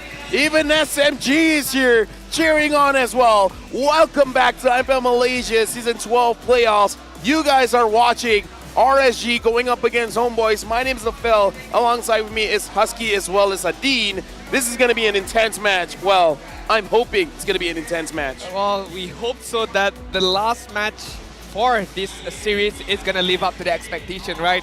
The drafting, the execution, more flashy gameplays from both sides. And I do hope that is kind of what we saw early on between Todak and SRG, just a close neck-to-neck game that comes out to the wire. And I gotta say, Homebois, they might have solos and Penjaha to support them, but guess who does RSG have? They have Miko. Miko has been shouting Stone's name so many times. Stone was asking him to just don't shout my name. Here's the thing, right? People are like thinking they have beef because Stone like went up to Miko and be like this. Yeah. But see how close they are. He's supporting Stone. Because Stone also wants him to go to M5. Yeah. Okay. A few things need to be said here, right? It's interesting for us to look at Demon Kite going up against Chibi here. Where again, we're talking about the #1 junglers in Malaysia. A lot of differences, but one of the closer one. Average Lord kills 1.2, 1.3. That's close. Average KDA, Demon Kite, and Chibi. It's okay, much more one-sided. 9.7 going up against 3.8. But I feel like this is because of the shift of meta. If we're talking about season 7 Chibi, season 8 Chibi, the average KDA should be a lot more because of the assassin heroes that he are more familiar with. But as you know, meta changes, time changes, Chibi also shifted his, I would say, playstyle to more of a tank jungler kind of role to secure the objective is the main objective, not to only get kills. And you look at the comparison, right? Chibi, before he started playing Lancelot and Halkert, it's just Fredrin, Martis, Fredrin, Martis, Fredrin, Martis. They get no kills, but then you look at Demon Kite, consistently Lancelot, Martis, occasionally some Fredrin, but most of the times he's playing heroes in the jungle that farms fast, gets a lot of kills, and snowballs for his team. And here's the thing, 1.2, 1.3 average Lord kills, 1.9, 1.6 average Turtle kills. This is one of those junglers that actually get those objectives. Oh yeah, I believe RSG, it's either RSG or Homebois, they have like the highest objective secure rate in the league. Homebois. And they've been doing it since Season 7. Come on. Here's the thing, imagine... Because they have 5 red trees. Yeah, here's the thing, imagine like how consistent can you be, even if you're not champions, for 5 seasons in a row. Chibi's always at the top of the leaderboards for securing turtles and lords, and now we're gonna look at Zorn here. The one who never missed a single MPL so far, up at this season number 12, with the signature hero of his, Kufra, Chao, Franco, but we've yet to see an Enchantress support hero being used by Zorn. I would love to see a Matilda Zorn, an Angela Zorn, a Florin Zorn, but hey, so far, there's a reason why he's not been using it, because of the signature heroes that he's been using so far and to most effective manner. I still do not think they will put him on an Enchanter. Maybe the closest one that can do something. Matilda, right? Or a hero that we haven't seen for quite a while in the bans, the Kaja. Because Franco was banned by RSG, I think, in game 1, but the Kaja was left open, right? That was kind of in the second phase. So perhaps if Homebois wants to go down that route, the Kaja could be an option. You know, here's the thing. Both teams, they've gotten so used to the stage by now. Every single time the camera is on them, they just know it and then they react accordingly. Now let's look at the player statistics. Do you want to talk about the Minotaur? Used twice, only won once? Can we just like, I'll just do this. Okay, now I can say only Grok and ETs right now, but looking at the ranking of average assists, total of 9 average assists being collected by Storm, and that is top 3 amongst all roamers so far. I feel like it's a very, very good statistic knowing how Wait. Average assist top 3? Not amongst roamers. Oh, everyone in the league. Okay, I take that back. So it was an understatement by me. So this is everyone in the league. Yeah. Top 3. I'm surprised they put the Minotaur instead of the Arlot, because I believe he played Arlot like more than 2 times, and he won most games with it. They want to put salt on the wound. Nah, come on. Or they want to tell us he's won before, okay? So it's not that bad. It's To slow down the Minotaur haters. It was targeting towards me. I'm sorry. See, even he's laughing looking at his Minotaurs like, yeah, I got it. Why? He wanted to screenshot that and send back home, but not with the Minotaur, man. Yeah. Not with the Minotaur. Maybe Arlot, yes. Arlot would have been perfect. Higher win rate also, I believe. All in all, I feel like Storm is a very, very good import by RSG MY. Hey, he shifted from mid laner to a roamer. True. With that kind of switch up, he's doing very, very well. Yeah, so far doing very, very well, although there are room for improvements, but as of now, debut in MPL MY, I'm quite impressed. Don't you mean there are room for improvements? Yes. Get it? Yes. Room. Yeah, just don't use the Minotaur. Yes, just don't use Minotaur. Just sack the... I didn't say it in the second game. I find it funny that Izanami tried to steal the turtle away from Chibi. Huh? Because so far we've been... Wow. He showed that Sunfrost is his idol, but the first image was Chocolate. Sunfrost having a bad game on the Valentina as well. Ay. Signature hero of his. That is a counter statement right there. That's a backhanded compliment. Now, going into the draft, RSG MY betting on a Terizla. Bruno as well. Looks like even Lolio doesn't want to play with it for now. Angela getting banned. Baxia and Fanny banned as well.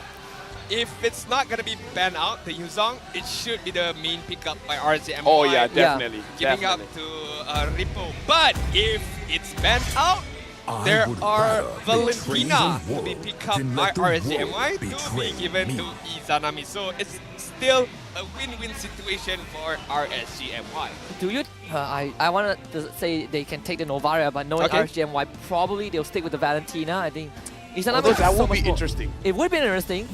The Martin's dad is good as well. Demon Kai's signature snowball hero. Okay. No more fun and games, no more Mr. Nice Guy, no more taunting. I need to pump up more of my average KDA. I'm already #1, but I want to be the best amongst all. I want to be #1er. He's here to crush Shibi in the jungle. This is a direct challenge. Oh yeah. For sure, like he's one of his best picks.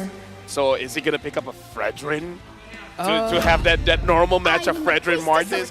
That's, you know, I don't know, kind of boring, but we'll see which route they go with. It have picked up here. I kind of feel like the next hero should be Chibis. If not, it's gonna get banned out. Because I don't think RSG MY will let the Helka go through again. True.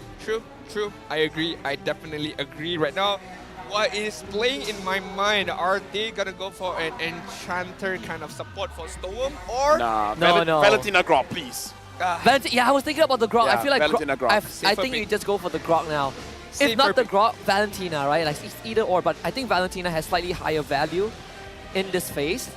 I definitely agree. I love the pickup with Valentina and Grok. I hope it's gonna get picked by RSG MY, or are they gonna? There you go. I know my boys. I know my boys. I'm loving this already. On the freaking dot, my guy. On the freaking dot. Well played. Okay, so now, if they don't pick up the Lancelot, it's gonna be the Helka. But I kind of feel like this would be a pretty good situation for them to pick up the Lancelot, because if not, I'm pretty sure it's gonna get banned out. Lancelot, Helkert, maybe even the Fredrin will be target bans after this. I think you just pick the Helker, right? Like it is a bit of a forced pick, but if Homebois really want to go back to comfort, I think the Helker or the Lancelot, like it's either or. So they take the Lancelot. Lancelot, I would have preferred the Helkert because of the utility ultimate that he has, the Nightfall, just to erase all the vision coming in from RSG MY, but hey, still Lancelot on Chibi, it's still quite scary as well. So right now RSG MY could look out to ban heroes like Irital, Ixia, just narrowing down hero pools of Rizal. Or you ban the Kufra. Oh, fair enough. Like you just ban the Kufra right now. You want to make sure that Soren uses the Edith? Yes. I think that is what they can consider, because if somebody gets the Edith, you're not going to get a super strong lane, but you do have that Kufra Edith, right? You brick wall, you sand back your lane, but if you force Zorn to go into the Edith, you have the Grok to deal with it. Loliel, he was laughing looking at the Hardif band because so far RSGMY has been getting their comforts here. So I kind of feel like the Hardif is a pretty good band here, and both teams, RSGMY, they're respecting the Franco. I would agree. In this kind of situation, Martis and Grog does not want to fight against the Franco. Just Homebois are looking toward the band of Khalid right now. I mean, we know that it is super impactful in game. I feel like both teams needs to look at Lapu-Lapu. Sepat has shown that he can use the Lapu-Lapu. But if the Lapu goes through, I think if you can still go for the Khalid and it'll be fine, right? Yeah. Yeah, so they leave it open. The one gets banned now, okay. I'm really curious to see the EXP Lean matchup right now. I mean, yes, Edith, we're not too sure yet. Is it going to be a rumor Edith or is it going to be a EXP Lean Edith later on? But again, just intrigued to see what kind of hero will be used by Ripple later on. So RJM, one more ban. Is it going to be the Kufra here? The question is this Edith ban kind of the same as Arlit? Just taking away from RSG? Edith pick up. Is that like, I don't know. Even as a coach, sometimes I'm very uncomfortable with this kind of idea. I like the Kaja ban. Yeah. That is the last suppression. So you take away any sort of agency that Zorn can pick for himself, put Edith into Sepat's hands, and then find these early games. So now you're really forcing Homebois to consider, to kind of eliminate this flex potential of Edith. Zarul. Wow. Managed to slide in there as well. Okay. Hold on. The thing is, I can see the Natalia here. She does not realize what's going on. She does not know what's going on. It's like, yeah, fair enough. Pick me. All right, Homebois right now is gonna have the benefit of the next pickup. We haven't seen yet. Right, so okay, so that decide it is gonna be a Paquito roam. No, I'm kidding. It's gonna be a Paquito EXP Edith roam so far. It's a result of RSG's bans, right? You ban instead of the Kufra, you ban both the Franco suppressed heroes, and now this Edith had no choice. You can't put him in the XP lane anymore because you need someone that can roam properly, and this is probably the last best choice. Even against the Grog, is not that good. I was worried. I was wondering if this Paquito is going to get picked because you only saw the Martis, Grog, and Valentina. I feel like you need a bit more info, but they really want Ryza to have a good matchup. Yeah, so I really want to look at the gold laners. I kind of feel like that's going to be... Did it tell? Loliel historically does not do well with the clock. So he picks it up. I don't know, man. Oh my god. Yes. Oh. The timing of that. I told you. The timing of that. I know, I agree. Historically, Claude has not been his go-to. Yes, specifically for Loliel, by the way, for all of you guys watching. But in the situation, who can stop him? Who can find him? Yeah, that's true. And you have an Esme in front. Esme, Grog, Martis. Oh my god. Oh, haven't seen Ripple use Esme for a long time. The last one a few weeks ago. The odds of I mean, you did mention who's gonna stop him, so the only thing that comes to my mind is Brody. Dude, everyone just digging up match histories now. Fix! Man! What a bad player he is. What a bad time to be a streamer. Everyone just screenshotting the game that you loses. But either ways, this is, looking at the draft, is going to be an intense match. Definitely intense. Ryzel using the Brody up against the Cloud.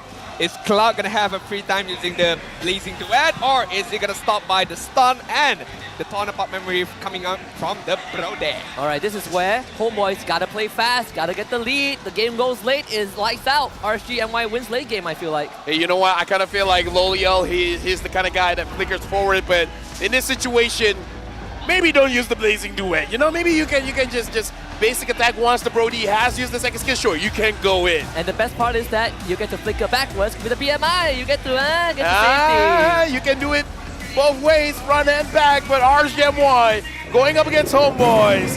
This is the battle for their own pride. Who's the better team? Who's the better jungler? Who's the better roamer? Better everything. Let's jump into the Land of Dawn. RSGMY going up against Homebois. Last game for them for today. Upper bracket final is on the line for both of these teams, which means they are just that much closer to a ticket to M5. RSGMY is going to begin on the blue side. Meanwhile, Homebois are going to stand tall and proud on the red side as we take a look at the emblem setup. Penetration coming in from Novaria and Brody. Meanwhile, Cloud having that attack speed, but hold on, Storm got caught by Zorn, but no initial follow-up. He's Grog, he's fine. Of course, if Homebois, you're expecting Riser to really pressure the lane as much as possible, start getting the turrets, really put Lolios in a bad spot, slow hard down his item progression, and that is kind of one of your conditions to victory. But Homebois, they have to make sure that these early games go very well for them. Yeah, because again, RSG MY Ripple will scale up to be very, very tough, and Demon Kite, it's kind of hard for you not to do well in the early game. Because Homebois, I kind of feel like the moment they give Demon Kite one kill, just one, he doesn't even need two with this kind of draft. Just one kill for Demon Kite, and all of a sudden, this game just, for all the wrong reasons, just becomes much more difficult than it really has to be. In about 10 seconds to go, the first turtle is going to respawn on the top side. Both teams are quite well ready to take on this turtle, to dance it around. Looking at the EXP lane, how Ripple has already cut the lane and the rotation has begun. Falling Star Moon used very early on. Hit the flip onto Izanami, who has the EDF. Oh, doesn't get to use it. Gets bursted down by Supa. Now Demon Kai started to go to work. Zon got to flicker the safety. Chibi starts working on the turtle. Demon Kai ends up dropping low. It's Chibi with the turtle, and Demon Kai, he's gonna go down. The jab from Supa to secure the kill, and it's 2 for Homebois. As Sapat mentioned, you slapped me, I slapped you twice. That's what he did on towards Demon Kite. Lost the turtle, lost his own life, lost the purple buff as well. Well, this is the kind of aggression that we've been seeing from Homebois in Game 1, Game 2, and now Game 3. They're making sure that whenever the turtle is up, they just have this winning formula, man. Like, I don't know how they created this formula from Season 7 up until Season 12. No other team has been able to crack it. Very, very strong engagement in the early stages. 1.8k goal lead, almost 2k goal lead as of now, but Storm should be able to get this. Dorn has no flicker. And that's it, the Demon Kai snowball. The Demon Kai choo-choo train starting as engines a little bit. Yeah. He's not kiting, he's diving. It's Demon Dive. Demon Dive. Oh, that sounds good. Yeah, let's go with that. That is a good skill name. Right, yeah, the Demon Dive. The Demon Dive. Yeah, well, let's change the ultimate name to Demon Dive. No, please don't. No. Please, the Decimation is the perfect skill Yeah, name. Decimation is kind of cool. All right, fair enough. Right now, it's just when he does it, when he goes forward, it's not Demon Kite, it's Demon Dive. It's a double 7, double 30. But right now, Ripple is not gonna stop his onslaught, trying to disturb Chibi a little bit, but Chibi managing to secure the orange buff without any problems at all. This 4th minute approaches, but Homebois still holding on to this lead, still holding on to the aggression that they have. Yeah, remember, all RSG MY needs is a good snowball to get going for Demon Kite, and suddenly it's going to be a big problem. Chibi is going to try and deny his purple buff. Demon Kite that gets it. Yeah. He's not going to have red tree for this turtle though. I kind of feel like at that point, why take turtle? If you can kill, that's true. They do find Ripple, able to avoid the knockup, taking massive damage, gets the shield, and now Zorn, he's gonna get decimated. You can't do anything about that, Stone blocked him off. Another kill goes on to the Demon Kite. As you mentioned, the trade is starting to ramp up. But this guy, look at Storm, look at Ripple, just trying to deny Chibi as of now. Izanami forced Warlord away, and Demon Kite, he's gonna slow down the turtle a little bit to make sure the Homebois is given no chance. Guardian Barrier expires, Chibi still thinking of a potential steal. Homebois, they gotta reset this. Zorn is back. Yeah, I kind of feel like Chibi kind of understands that right now the retribution is back for Demon Kite. It's not going to be a good situation for him to go in. But Chibi goes in and Chibi gets it! And he gets it, but he needs to get out. Lovely flip from Zorn to prevent the chase of Demon Kite. Ripple needs Chibi, Thorn rolls, not enough. Ripple finds the kill, but Zorn finds a double. Homebois with 3. I do not think that went well for RSG MY. Lost the turtle, lost 3 of their members in return for a kill on towards Chibi. Right now, I think Homebois will take that at any given day. Yeah, right now looking at the goal difference here, a lot of difference in the jungle. Zorn catches Lolio. Now Warlock will be there to supplement the damage. Lolio, eat the snipe, gas the black off, and there it is. Bottom tier 1 is down. Homebois starting to ramp up the tempo. If the counterpart memory connects, that would be the death of Lolial right there. But the fact that they managed to put on pressure towards Lolial allowed them to take the turret bot side and allow for Riser to maybe rotate onto the middle side to get a bit more farm, to be able to collect even more items. But we did mention late game potential should be RSG MY, so they just need to survive a little bit on this mid game. Let's check the difference in level here. Rizal level 9, Lolial level 7, 2 levels difference. Chibi level 10, Demon Kite level 8, Izanami level 8, Warlord level 8, but Stone gets caught. He's gonna use the wild charge, knock them out. Can he keep Zone in place before he uses ultimate? He's gonna flicker away and use that out. Demon Kite wants to chase, gets rooted instead. Oh, Demon Kite, he's gonna end up going down and Stopart flanks him with the jab. Now Rippo and Izanami, they're gonna try to work together, but the flip from Zone once more, placing too wet. Unleashed by Lolial, but there's not enough damage. Homebois with 2 more kills. Hidden MVP for that particular moment was definitely Zorn. How he baited out the Demon Dive out of Demon Kite and not allowing to use the decimation on him, forcing Demon Kite in a very, very uncomfortable position and immediately got killed by Pakiro used by Sapat. Sapat is so strong. He's 5-0-10. He's the highest level member in the entire game alongside Chibi. 5-0-10. 5-0-0. Hey, 10 is his level. 10 is his level. Yeah. 10 is his level. All right. Yeah. Are you trying to predict his last KDA before the game is over? Because that's insane, man. Probably not 5 kills by the time the game ends. I mean, I don't know. If it becomes 5-0-10, then you should become a weatherman, you know? You should become a weatherman. You should become one. But right now, Homebois 5k good lead, 7-3 in terms of kill on the 7-minute mark. As we take a look at the itemization, that just now they are wrapping up quite well up against RSG MY. Looking at the item, Brody with the Blade of Heptasis, Malefic Roar. In comparison to Cloud, only has the DHS. Novara and Valentina as well are far apart. So Homebois, they know that they have the lead. What they need to do now is put on some more pressure, not allowing RSG MY to be able to come back in terms of goal lead. But still, Lolial has a goal advantage going up against Rizal, and we've seen in the previous game that RSG MY can find opportunities. Repo can find an opportunity, Storm as well. It all takes that one moment, right? Because when it comes to the late game, it's all about those team fights. So Homebois, even though they have the lead now, they should remember what happened game number 2 and not let that happen again. Sapat right now is good, 5-0-0, but he needs to maintain this to end with a 5-0-10.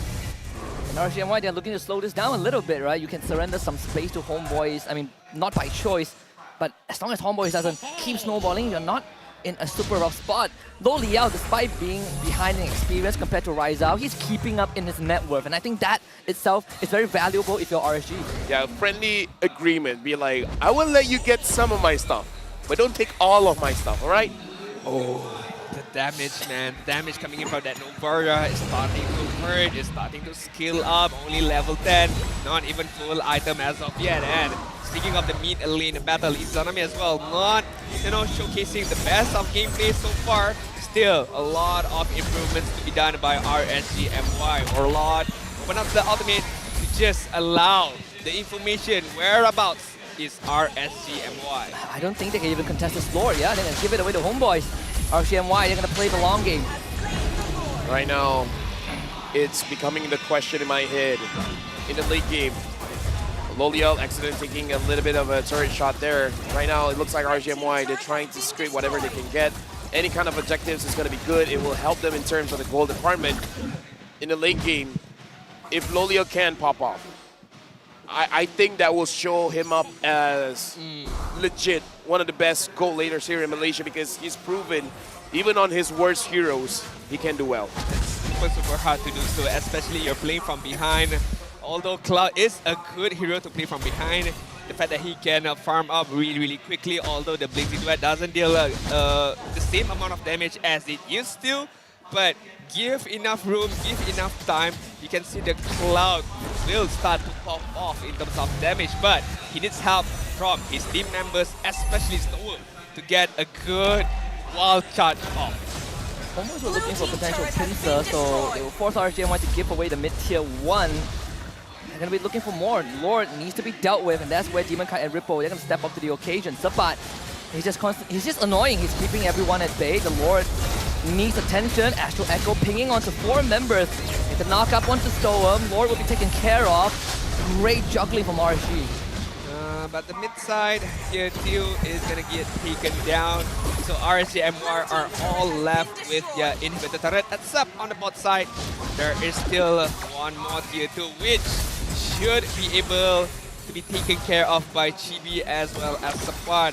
RSG MY will try to defend it, but I don't think they can do okay, alright. You can see that Homebois are starting to back off, so they're just gonna let RSG MY defend the turret. I'm not too sure how RSG MY is going to engage. They need to do something right now because the goal is that's how they get it. There it is. The combo shows up. Lo Liao needs the damage. Instantly gets cancelled. GB looks for him. Try to kill him up. Warlord with the snipe from afar. And the torrent bomb memory now goes to work. Homebois ends up getting 2 kills, but it's an even trade for RSG. That's how they engage, by the way. Thank you for the answer, RSG MY, but it could have been much more cleaner. Although it was a good engagement, it was a good startup of a fight, but Homebois did well to kite out everything. The Guardian's Barrier was perfect, but then again, Homebois still finding ways to counter-engage 2 for 2 in that team fight. But that's nice from Warlord though. That's nice. That saved them from the fight, honestly. I mean, it's still a almost 3k goal swing in favor of RSG, but if Lo Liao survived that, I mean, that could have been a wipe. Yeah, dude, I mean, like, Lo Liao's felt like, okay, I've dealt with the most dangerous guy here. Chibi on the Lancelot, I'm able to kite away. I'm good. And all of a sudden, he sees a meteor in front of his face.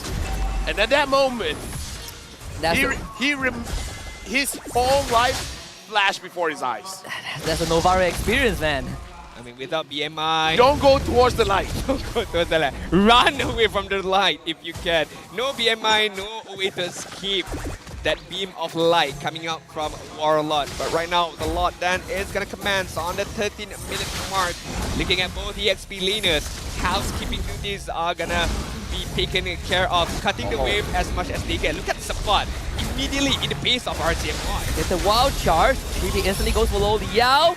The Phantom Executor is going to be there. Lo Liao, the shit terrified from Izanami. Lo Liao BMI's back to try and get away. Wall of Fingers forward. Lo Liao trying to man-fight him, but dies to an auto attack.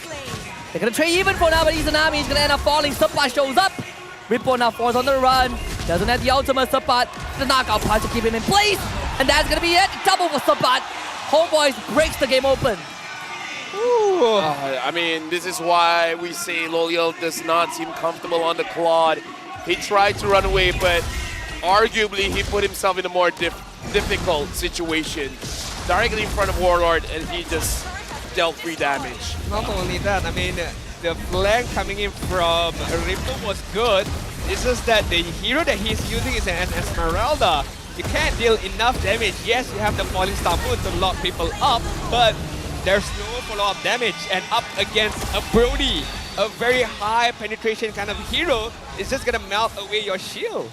Right now, unfortunately, Claude, the change is his ult, his Blazing Duet, does not deal extra damage to minions.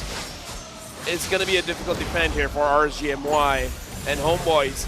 Before the fight even starts, Warlord can just chunk their HP down. Still the Astral Echo, hanging out Homebois. Lord gets a charge on the mid side. Demon Kai trying to keep everyone away. 2 immortalities on the side of Homebois. Sapat and Chibi, they both have there. Chibi will lose his first, but actually no, Thorn rolls. It's going to be blocked in by the Guardian's Barrier. Zorn forced to pop his ultimate, and now the Decimation and Rippo will show up. Oh, it's good. Sidestep Spell Shatter, but still ends up going down. Lo Liao. What are you doing, my man? He's dead. This game might be over. They gotta hold on. RSG MY can't do this alone. They need to get rid There's of one the minion. Izanami flickers forward, get rid of the minion. Rise out, dealing damage. Demon Kai keeping his own at bay. Tries to look for Rise Demon out. dies. Can't find him. He's dead. Izanami 1 against 3. Finds Rise out, but it's done. Sapat will do it. RSG MY goes lower brackets. Give the moment to Homebois. The crowd is loud. And Chibi Ask RSG to quiet down. Don't make noise. I'm the #1 jungler. With that gameplay, with that execution, with that immense teamwork, the understanding was at the pinnacle moment for Homebois. And they managed to continue their win streak up against RSG again, proving that how they won in week number 1 was no fluke. It was 100% skill, 100% determination, and 100% teamwork. Homebois is your upper bracket finalist. Dude. Do it once could be a fluke, do it twice is a statement. The only team to take down RSG, 7 weeks later, they still took down RSG. I'm sorry, but there's something going on with this matchup. Game number 3, Homebois against RSG. Lolio used the Claude as well. Something's going up, and for now, we're going on to the stage with Rose and Homebois. Homebois secures the upper bracket finals, securing technically top 3 untuk musim ini. Okay, so I think we can give it to Chibi dulu. Alright, Chibi. RSG MY kalah sekali sahaja dalam regular season dan sekali lagi korang kalahkan dorang, kicking them to the lower brackets. So, do you think that korang adalah counter RSG MY untuk musim ini? First kali saya nak cakap Alhamdulillah lah, sebab kita orang menang dengan top 1 regular season. RSG pula tu kuat. So nak cakap counter tak, cuma kita orang lebih better daripada RSG lah. Itu je lah. Alright, okay. So, do you think that korang juga yang akan stop dorang daripada jadi kings of playoffs? Saya sebenarnya nak buat pesanan sebenarnya. Jangan terlalu banyak cakap, fokus bermain lah. Itu je. Terlalu banyak cakap dekat live, so better fokus main kot daripada banyak bercakap. Okay. Chibi woke up hari ini feeling a little bit spicier than usual. Okay. So, guys, sebelum apa kan nak tanya, Flame Boys, MVP korang siapa? Alright. Well, MVP kita untuk match ni ialah Sepat. Woi. Sepat. Dah 2 hari dah jadi MVP. Betul. Okay. So, apa Sepat cakap dalam video tu? Ni EXP local. Betul. So sekarang you dah kalahkan dah Betul. EXP International. Betul. Di playoffs. Apa yang nak kata dekat Repo? Untuk Repo, dah kena tampar 2 kali tadi. Jangan cakap lagi, fokus. Kalau jumpa lagi, tampar 3 kali. Tampar 3 kali pula. Alright. Kejap. Jarang cakap ni fix. Fix. Okay, fix. I nak tanya fix satu je. Awak dalam line up Homebois, okay? Tapi, in your opinion, korang nak jumpa siapa dekat upper bracket finals? Either SMG atau SRG? Mana-mana je. Tapi kalau boleh Selangor. Kenapa? Sebab ada gorgeous lah. Dia pun lebih kurang beria macam Lipo kak. Alright. Terima kasih. I'm pretty sure Daddy nak kata last words. Okay, saya semua pun tahu sebelum saya mesti ada siapa. Alright, silakan Anca dulu. Ya, Ros, sebelum aku mulai, itu di bawah situ ada apa ya? Oh, ternyata RSG di lower bracket.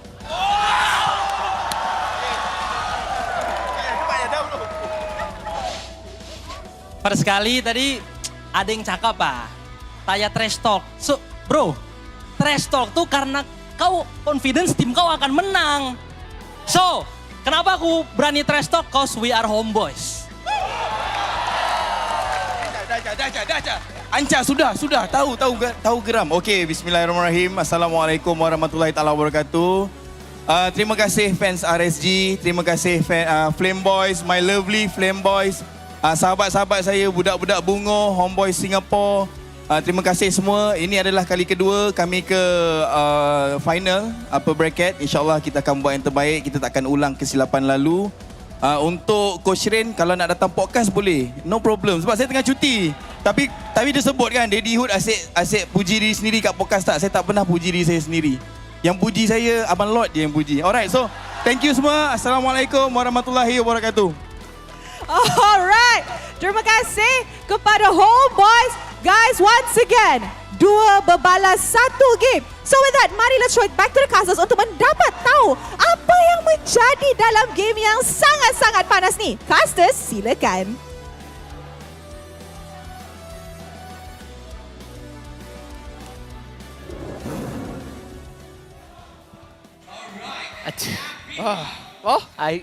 We're all puzzled. Honestly, I forgot what I wanted to say. We're all puzzled. Oh, right. Now I remember. Now that okay, let me just say first, I like it when teams that have personality wins. They know how to handle the mic. Yep. Now that Homebois have won, if you are an RSG fan, especially an RSG fan, I think you should stay away from Facebook for at least 24 hours. Oh yeah, no. Izanami always tells me the moment they lose, he takes a social media cleansing. You will not hear the end of it. That should be the way to go. I was hoping that Sapat would run to the RSG camp and to the mirror and just to the window and to just try to taunt back a Repo. But then again, doing on stage is still good enough. If let's say they go up against RSG again, it could be a third time slap. Oh, they want to face off against SRG instead of SMG. Are they afraid SMG beat them again? Huh? Because it's the only 1 or 2 teams that beat them. I mean, dude, it's got...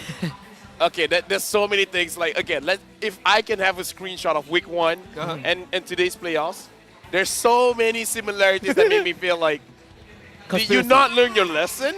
I don't know. We got to listen to the mic check to see what's going on, but Sapat deserving of the MVP, man. Even the crowd asked for it. Let's listen to the mic check. Jam, tolong lah. Satu je Jam. Kau dah menang dah. Wait, bro. Iya, dah lupa kata-kata dah. Aku percaya kau, Siban. Nice! Nice one. Let's go! Focus guys, focus. Don't mati. Nice. Aku. SMG guys. Aku kuat ni, ya. Nice. Nice. Nice! Boleh! Wow! Belakang. Batas. Mati. Aku. Nice.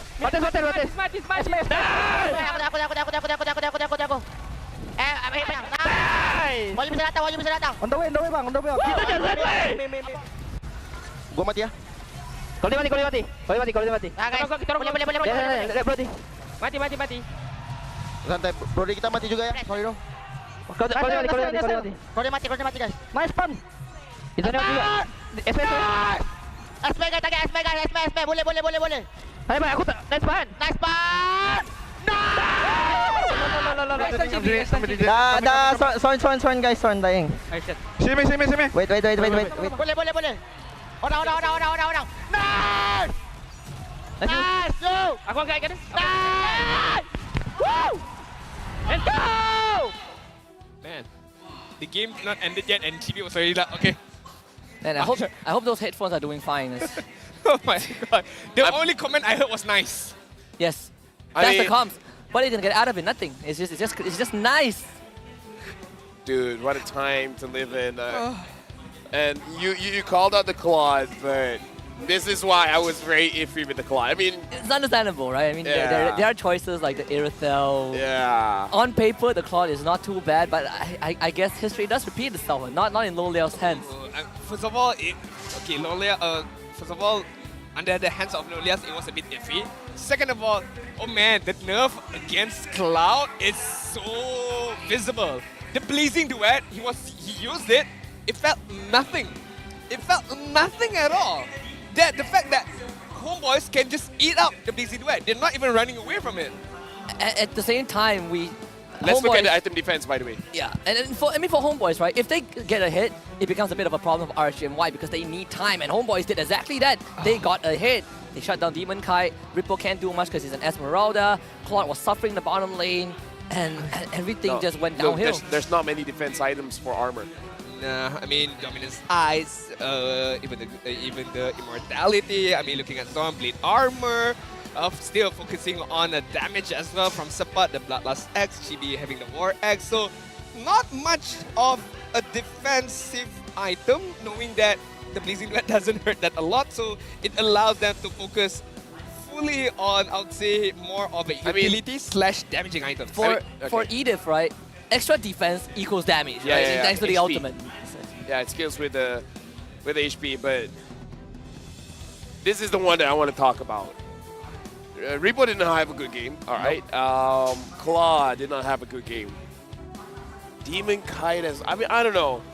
Homebois has to have some kind of recipe to take down RSG MY because 8 other teams couldn't do it. Yeah, even SMG couldn't do it, right? And at that time, SMG was on a roll to go undefeated. Yep. They lost to RSG, and then they lost 2 more other series after that, right? RSG broke them, and yet Homebois, 7 weeks apart, still was able to take down RSG. Let me just recap the video we saw before the game started. Daddy said, oh no, we want you guys to win. We want you guys to keep on winning. Because the moment you guys lose, bye-bye. Yeah. I wonder if this will start an effect where RSG can't recover. I mean, like, losing during the regular season, it's fine. Losing in the playoffs, even though you have an extra life, it affects you. I really hope it doesn't eat them out. I really hope that they can bounce back on the lower bracket, but that is another story for another day. As we take a look at the post-game stats, look at the damage dealt Sampa's the rich guy. by Homebois at 228,000 up against a 166k only by RSG MY. But yeah, surprise, surprise, gold per minute as Sampat dominating 814. And not only that, the damage dealt by Warlord 65,000. So you have damage coming in from the physical side of Sampat, of Chibi, of Rizel. You do have the damage coming in from the magical damage from Warlord. 65,000 is not to joke with. This is why Sapat, I believe, is top 3 in terms of average gold per minute. And on an XP laner, nonetheless, he's farming lanes, he's farming camps, jungle camps, he's farming heroes this game. Like he literally single-handedly carried the entire game. You know why I was surprised? Rizel is #1 in average gold per minute. Yeah. And even Sampa has been like, take a seat, come on. Take a seat. Just relax.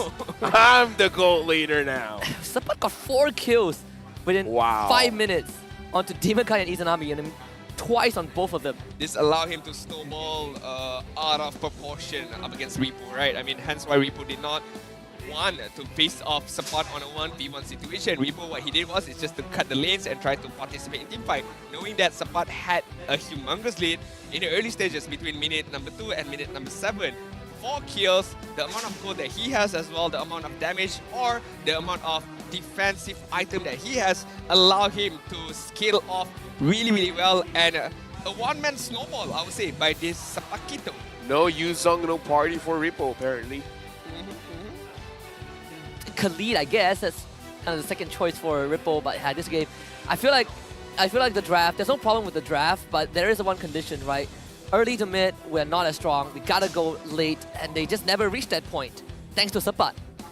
Right now we're gonna look at the game highlights here, where all 3 games, Homebois finds ways to dominate in the early game. RSG MY, they keep trying to fight the turtle area, and I mean, Chibi can say he's the best jungler because technically this is your job, securing the neutral objectives. Not only that, the way I see it as well, nobody is going to focus on the backside. Nobody is focusing on Warlord, free hitting the Astral Recall, the Astral Echo as well, hitting enemies upon enemies. So it was supposed to be Repo's job, maybe, using the Falling Star Moon to go on the backside, but it's not working to avail. Yeah, Demon Kai also was having a rough game. He's getting toyed around by Zorn. He's getting baited, and Zorn on this Edith. And this is why I love Edith as a hero, especially in the roam role. You get to do so much, and you do damage, right? Not much roam supports can do damage. He did more damage than Sapai. Yeah. Yeah, he did more damage than Sapai. And again, Zorn is gifted, man. He's born to play Mobile Legends because every hero he's touched, he looks strong at. And when you have a player like that, if he tells you, I don't want to play Estes, I don't want to play Rafaela, and then the coach said, but his meta is like, I'm Zorn. Yeah, like what else do You you respect want? that. It's crazy that this man is not like an M series all-timer. Now that you think about it, right? Yeah. He has so much potential. Even rejected the offer from other regions because at that point he wasn't ready. But I think now he's more than ready to take on the international stage, and they are one step closer. I mean, technically debuting in Homebois is a lot of people are saying his contract is very expensive. Daddy will probably say it's worth it. It is. Every cent. I think you would, if you can afford, if you can get him, you just do it in a heartbeat.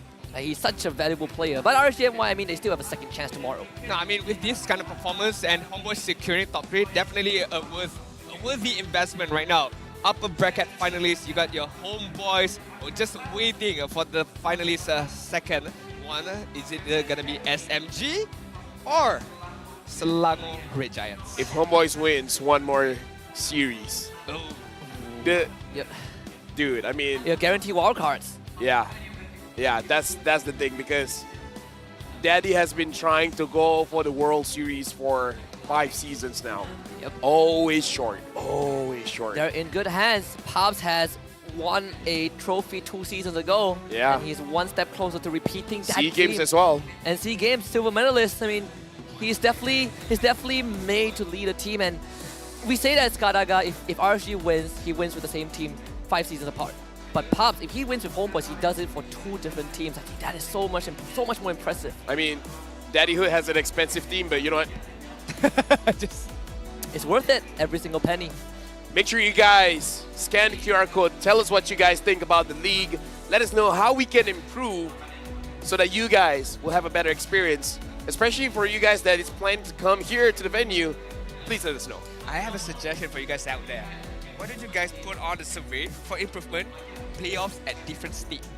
Oh, that's going to be interesting, right? Nice. Going to Sabah, Sarawak. Yeah, why not? It's like a meme, right? You know, like we get feedback, you get improved league.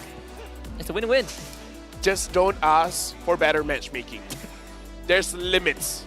We do not control your matchmaking. But either ways, the next game, Team SMG going up against Selangor Red Giants. By the way, that's one of the leading things that people have been asking for. Better matchmaking. We can't control that. Who are we to control that? We have grown past the caster start game phase, right? So it's improvement. It is improvement. Selangor Red Giants against Team SMG. That will be an intense match where we will see who will be going up against Homebois and who will be going up against RSG. And I kind of feel like both teams saw that match. I feel like both of them don't want to fight either of them. Let us face RSG MY on the bottom side. If you're SMG, I mean, SMG lost to RSG, but they beat Homebois 2-0. Fair? In the regular season. Fair point. SRG lost to both of them. Fair point. After this, we started with a 2-1. Yep. Second series was a 2-1. SMG against SRG, where even Gorgeous was like, if you would be so kind, just go easy. I mean, like, we have extra lives, man. Like, we don't have to be that try hard. But I don't know if Gorgeous will keep his promise or not. Make sure you guys catch it, because we're going to go for a very short break. After this, Selangor Red Giants will be going up against Team SMG.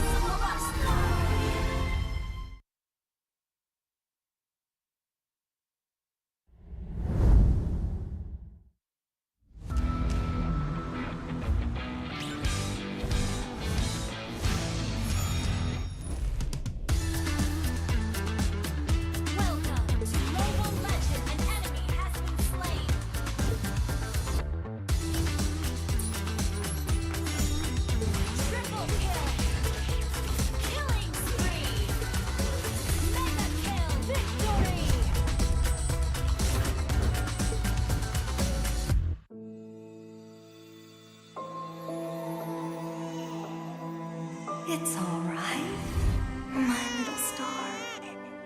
Look, Daddy's over there.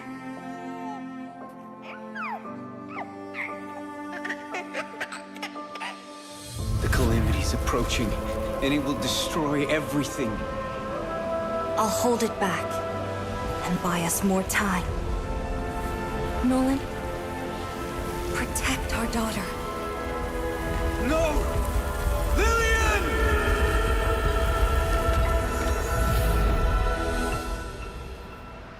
In 16 years, the calamity will return. I've already wandered countless universes, seeking an end to the impending catastrophe.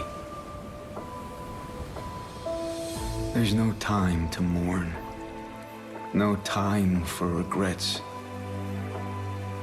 I must fulfill my last promise before I can even hope to see my daughter again. But what chance do I have against the boundless might of the cosmos?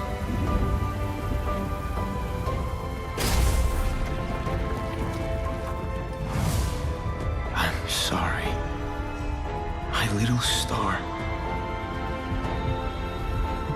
I might not be able to return home anymore.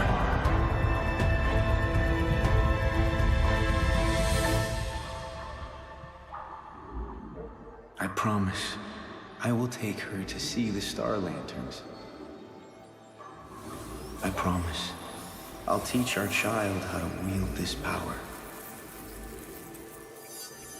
I promise I will sacrifice everything to protect her. I promise I will sacrifice everything to protect our daughter.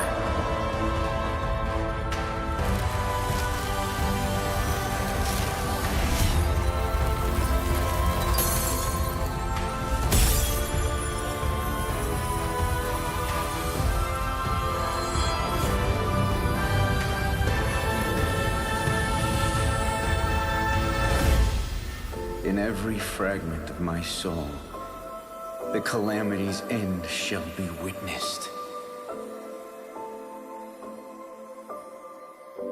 Dad? Are you out there?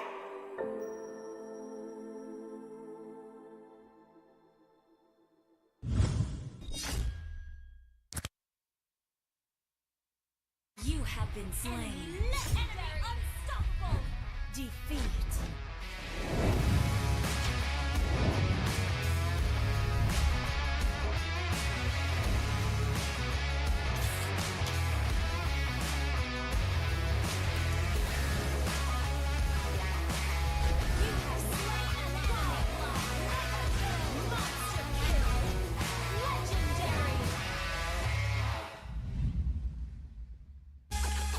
Sukan tarian kepersada dunia.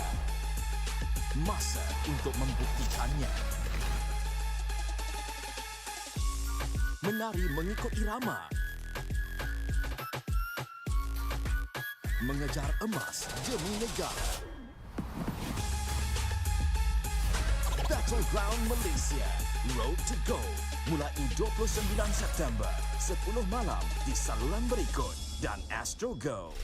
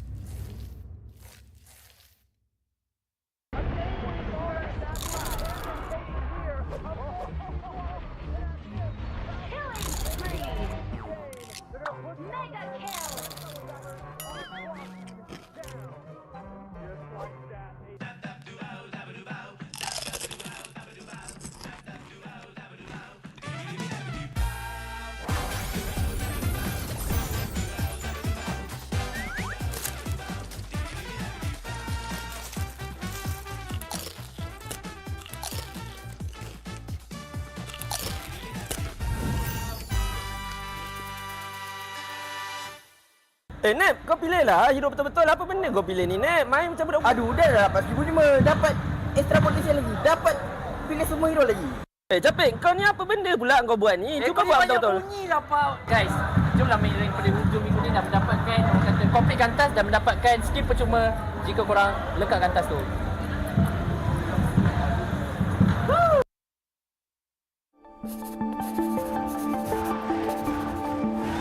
Kita selalu dengar ayat jangan kejut harimau yang sedang tidur, melambangkan jangan kacau Malaysia, nanti kita bantai kita orang. Tapi kan, harimau tu dah tidur lama sangat. Kita kena kejut dia. Kita kena bagi semangat dekat dia supaya dia boleh bangkit balik. MPL MY dah banyak kali dah kita tengok berubah-ubah daripada setiap musim ke musim. Pasukan Todak dah 3 kali dah champion.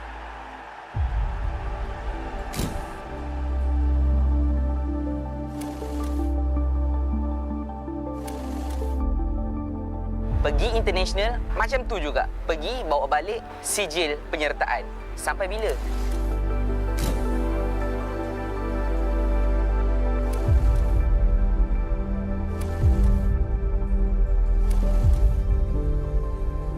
Kenapa kita graf kita tidak menaik? Kenapa tak boleh nak implement benda tu dekat Malaysia ataupun bermain Mobile Legends sebenarnya? Sana pun. Jauh saya pun.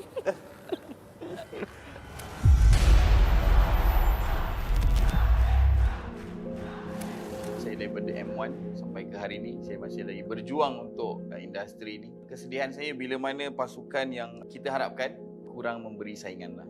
Kenapa benda ni berlaku? Kenapa graf kita tidak menaik? Kenapa menurun? Adakah terlalu berat tanggungjawab tersebut? Soalan personal lah. Kenapa Todak macam tu dekat international? Betul tu. Dia macam target kat Todak.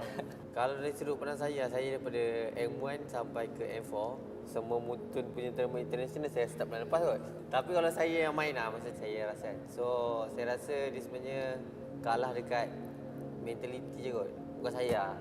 Maybe ada beberapa dari tim saya. Bila diorang main je, diorang rasa macam, ni tak boleh, ni tak boleh. Takut kalau kita buat macam ni kan, diorang buat macam ni. Faham tak? Maksudnya, diorang nak buat something tu, diorang kena tunggu enemy buat. Bukan kita yang mula kan.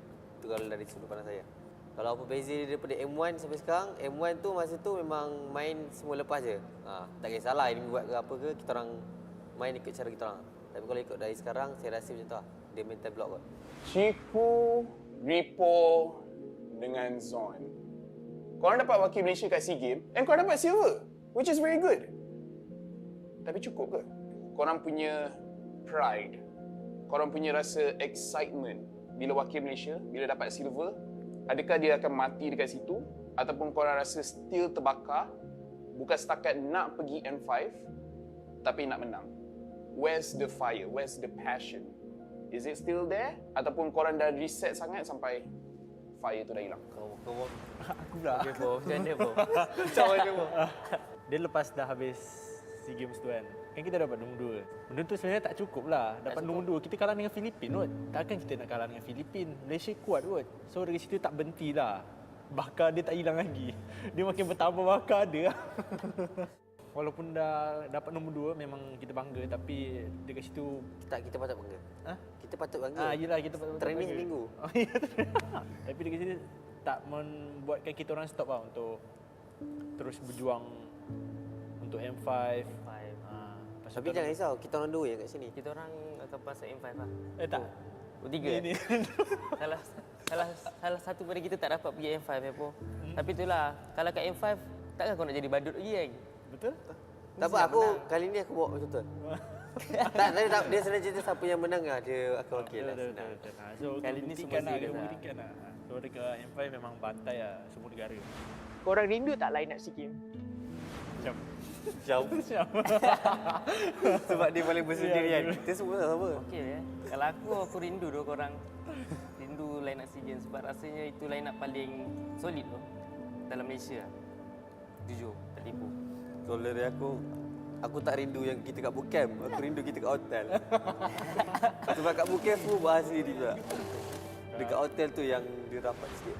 Oh, kau nangis Oh, nangis ya. Mana ada nangis? Yang dia orang tengah buat lain kau macam ni. Itu tak nangis lah. Cuma kalau dari segi tahu, saya rasa macam kalau masuk final kan, dia lebih baik daripada tak masuk final. Dia punya kalah tu rasa lain lah. Walaupun sebab kita dah masuk final, kita nak dapatkan emas. Jadi bila kalah, rasa macam kecewa. Jadi soalan ni untuk saya nak tanya dekat Ripo. Kalau kata dah pergi ke international bermain di Indonesia, dapat banyak sangat pengalaman. Kenapa tak boleh nak implement benda tu dekat Malaysia ataupun pasukan Malaysia yang tak boleh nak hit that kind of standard untuk bermain di taraf antarabangsa? Ada macam mana pun? Tak apa dia cakap apa? Kau dah main kat Indo, kau tak boleh bagi tahu macam mana Indo main kita orang. Kau nak bagi tahu apa ilmu tu dekat kita orang? Enggak, dia punya standard tu tak ada. Sebab kan kan nak bagi tahu kan kita sembuh musuh. Takkan Bukan kat SEA Games tu. Oh, kat SEA Games. Oh, kat SEA musuh. Games. Aku bagi tahulah macam Bukan maksudnya macam selalu kat Indo ESP buat macam ni, Mid buat macam ni. Tak ada. Kau tak bagi tahu. Oh. Sebab kau kerang tak tanya. Tak boleh. Lagi mana tolonglah kita orang. Kita tak tanya.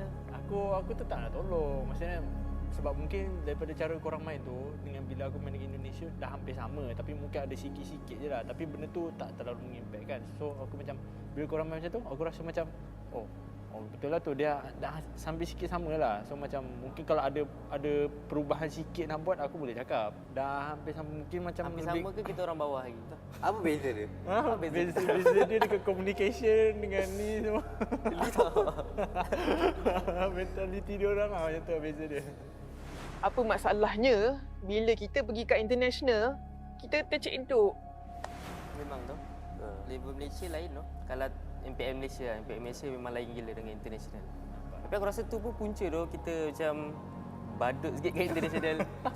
Sebab kita punya saingan dekat Malaysia kurang kan. Tak, macam mana aku nak menang? Ni dah ada saingan. Aku rasa dari segi kompetitif MPL team kan tak cukup strong macam Indo-Filipin. Lepas tu itulah diorang lebih advance tu dari segi team play, strategi diorang. Tahu tak? Dia tu macam sampai sekarang aku rasa Malaysia pun tak dapat lagi lah. Aku rasa Malaysia main untuk main je kot. Nak nama. Malaysia main untuk main dalam Malaysia. Tak main untuk dapat duit gaji. Ada gaji tu semua dah settle. Dapat gerak. Tak ramai lah player yang macam kita. Harapan saya untuk komuniti Mobile Legends ni teruskan support kita orang. Jangan berhenti untuk support apa-apa yang event-event MPL ke, Muntun ke. Sebab daripada dulu sampai sekarang nampak macam sekarang kita dah start berkembang lah. Kira kalau contoh kalau pergi MPL tak ada orang. Macam season lepas, ada tim yang bila kita lawan ni, main tak ada orang. Kosong gila. Ada, memang main tim apa ya? Dia select tau. Dia beberapa tim je yang Nanti family dia je ada. Tak best saja tu. Mungkin kalau untuk komuniti MLBB boleh jadi macam contoh lah, sebagai contoh Homebois lah. Ada Homebois kan. Diorang tu ada supporter diorang yang main drum tu semua. Tim-tim lain sebenarnya perlu ada juga sebenarnya. Tapi kalau fans RSG kan duduk je. Ada pun dong-dong dekat depan. Tak nak macam tepi-tepi tu ramai-ramai bam. Tanya kepada Ciku dan juga Zon. Umum tahu yang Ripo pernah bermain di Indonesia. Kenapa Ciku dan Zon memilih untuk tidak keluar, sedangkan ramai yang tahu ada offer dari luar ataupun ada macam Zon pun ada punya former team ataupun team lama dia Geek Fam pun ada di Indonesia. Kenapa tidak memilih untuk bermain di luar dan lebih fokus bermain di Malaysia? Adakah takut? Tapi pasal offer tahu aku rasa aku reject offer Indo dulu sebab aku bocah lagi tu, aku takut tu. Tahu aku tak berani tu nak pergi tu. Walaupun time tu offer menarik lah daripada tim-tim besar kan. Kira kalau aku pergi tak tahu apa jadi. Cuma itulah takut lah dulu nak pergi. Kau pula cik? Aku sama je kot jawapan kau. Aku bukan. Tak, aku tak nak ni kalau dari diri aku lah. Better aku main kat tim Malaysia dan aku menang dengan tim Malaysia. Faham? Tak ada feeling nak main untuk orang lain? Tak ada. Kalau orang satu tim aku boleh ajar dia macam-macam. Apa benda yang aku tahu aku boleh ajar dia sebiji, tapi cara pemahaman dia je lah. Cuma sekarang ni memang aku rasa tak ada lagi orang yang kat Malaysia faham betul-betul pasal ML ni. So memang aku nak kena cari sampai jumpa dan buat yang terbaik lah untuk Malaysia ni. Lastly, I just nak cakap, as a talent punya point of view, I punya hopes and dreams, players, community Malaysia in general. Daripada players, of course, I nak you guys do your very best. Sebab even audience kat Malaysia, even kalau kalah pun, nampak korang try your best, very hard game, kita bangga. Dari segi saya saya rasa boleh kot season ni. Sebab kita orang pun dah macam semua dah try hard kan. Dah tak nak dah macam kena bantai, kena belasah semua tu. Rasa semua tim dalam Malaysia sekarang ni semua betul-betul tengah proof kot. Macam mana nak naikkan nama Malaysia ni. Memang semua tim dekat MPL tu betul-betul semua try hard gila. Sampai banyak import player tu semua sebab betul-betul target M5 lah. Memang diorang betul-betul target M5 season ni. Ni untuk teammate-teammate saya. Saya tahu kalau korang main kat Malaysia, korang punya mindset lain. Tapi bila kat international tu, apa yang saya rasa macam korang ni macam tak tahu main apa sebenarnya. Macam takut ke, apa ke saya tak tahu. Nampak beza lah permainan dekat Malaysia dengan kat luar. Season ni kalau betul-betul lepas lagi, kalau boleh, orang-orang lama tau. Orang-orang lama tu macam Yum, Rival, Momo, ubah lah. Kita kena bagi kekuatan dekat dia, tak kisahlah kita sebagai public ke, sebagai team owner ke, organisasi ke, media ke, ataupun komuniti sendiri, kita kena bagi. Kita kena kejut harimau ni supaya dia bangkit semula, supaya dia lebih garang untuk tunjukkan yang hey, Malaysia pun boleh buat. Malaysia boleh buat benda ni sebab kita boleh buat sama-sama kasih jadi.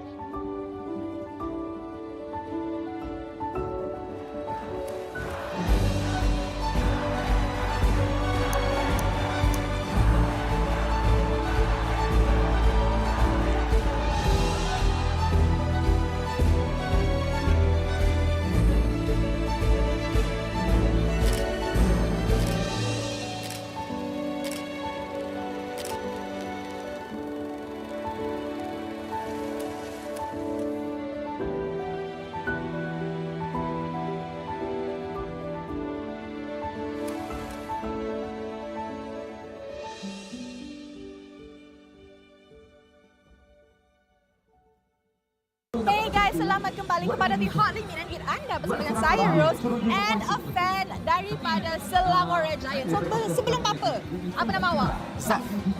Wait. Lebih kurang sama. Okay. So Zaf, I dengar you ni minat Nova. Kenapa minat Nova? Sebab dia punya gameplay franco dia luar biasa. Luar biasa.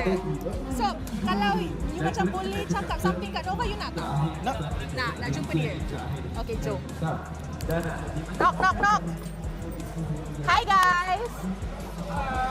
Hi. Okay, I nak pinjam Nova kejap. So Nova, kita ada satu fan nama dia Zaf. Dia cakap dia suka Nova lah. So cakap hi dulu. Hi. Okay, so you cakap tadi you nak tanya something dekat Nova kan? Tanyalah.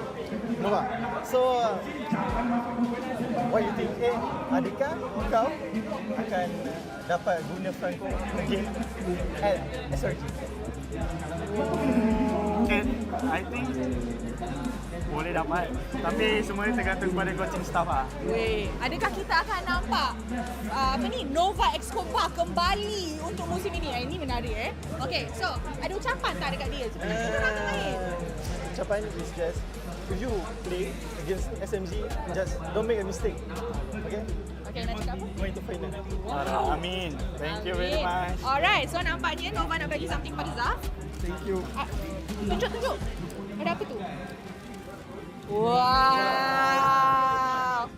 Saja nak cakap, Rose pun ada satu. Alright guys, and with that, jangan lupa join the official fan club of Selangor Red Giants. We shall see you on the next one. Bye guys!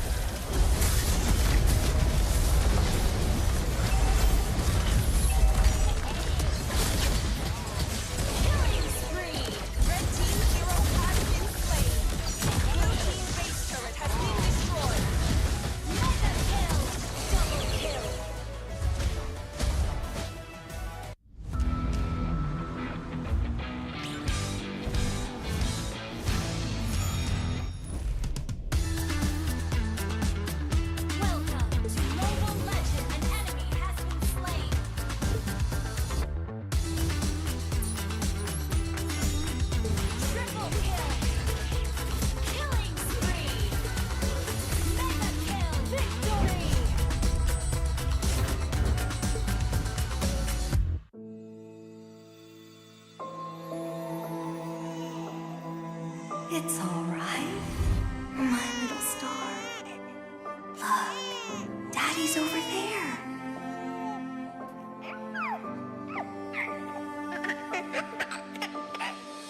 The calamity's approaching, and it will destroy everything. I'll hold it back and buy us more time. Nolan, protect our daughter. No! Lillian!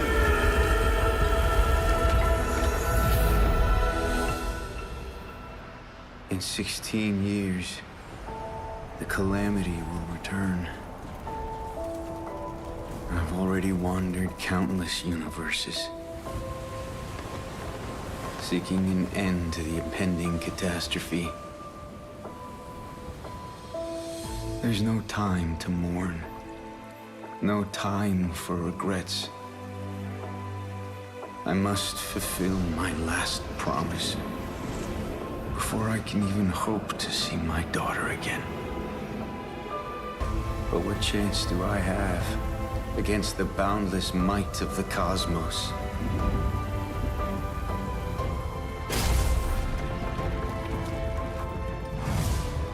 I'm sorry, my little star. I might not be able to return home anymore.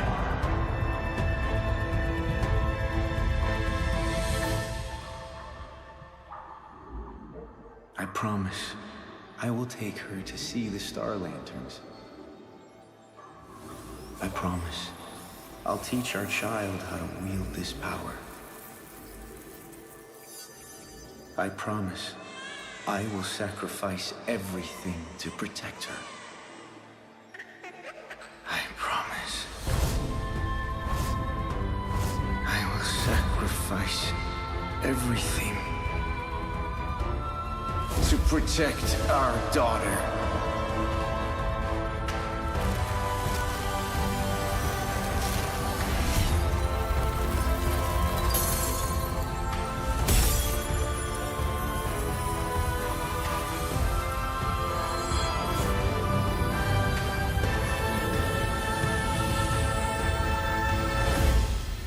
In every fragment of my soul, the calamity's end shall be witnessed. Dad? Are you out there?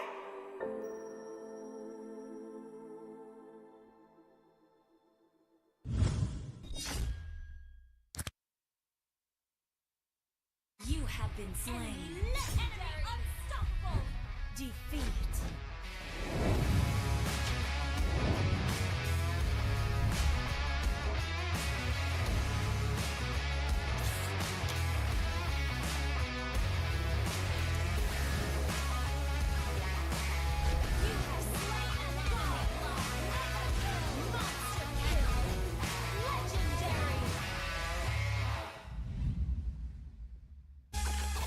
Sukan tarian kepersada dunia. Masa untuk membuktikannya. Menari mengikut irama. Mengejar emas demi negara.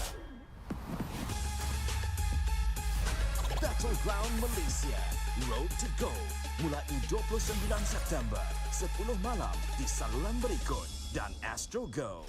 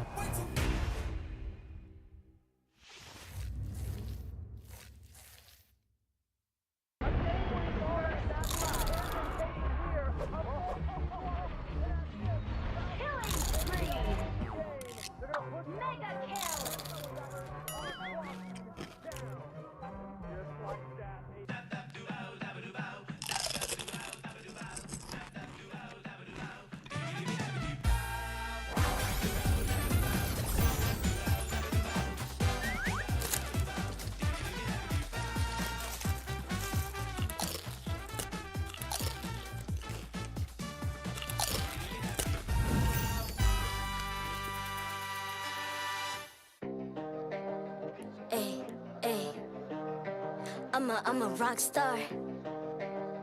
Yeah, rock star. Hey, hey, hey. I'm a rock star, baby. I'm a rock star. I'm a rock star. I'm a rock star. I'm a rock star. Panggil aku rock star. Ini kejohanan kita semua orang rock star. Kita rock star, kita buat saja gaya kita. Makin panas apinya sudah membara. Macam mana pun kau menempuh segala. Demi negara kau buat semua bangga. Step into my world, you know I'm always in my zone. You know I got my team, no I'm never alone. Bring out my best, buat yang terbaik. Jadi juara perlahan kita naik. Get on my way, aku nak push. Naik-naik jadi lebih bagus. Jadi hero, ku ada skill. Berapa banyak musuh aku dah kill. Ramai cuba mencapai, cause they envy me. Tiap game aku pasti jadi MVP. Easy. I'm a rock star, baby, I'm a rock star. I'm a rock star, I'm a rock star. I'm a rock star, panggil aku rock star. Ini kejohanan kita semua orang rock star. I'm a rock star, baby, I'm a rock star. I'm a rock star, I'm a rock star. I'm a rock star, panggil aku rock star. Ini kejohanan kita semua orang rock star. Tengok nanti siapa yang juara. Ni peluang kita bawa pulang piala. This is my game, this is my time. Menang semua, everything will be mine. Kalau jatuh kau pasti kembali. Bangun balik ku tegak berdiri. Kuatkanlah tenaga, ganjaran diperoleh. Ni kejohanan kita, Malaysia memang boleh. Rise up to the top, kita buat bersama. Semangat kita kuat di bawah satu bendera. Hey. I'ma go hard for the win. Win. On the battlefield till the end. Trying to beat the greatest anyone has ever seen. Stand by, I'm coming in for the win. I'm a rock star, baby, I'm a rock star. I'm a rock star, I'm a rock star. I'm a rock star, panggil aku rock star. Ini kejohanan kita semua orang rock star. I'm a rock star, baby, I'm a rock star. I'm a rock star, I'm a rock star. I'm a rock star, panggil aku rock star. Ini kejohanan kita semua orang rock star.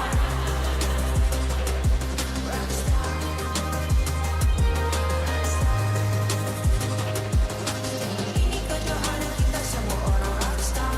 I'm a rock star, baby, I'm a rock star. I'm a rock star, I'm a rock star. I'm a rock star, panggil aku rock star. Ini kejohanan kita semua orang rock star. Hey.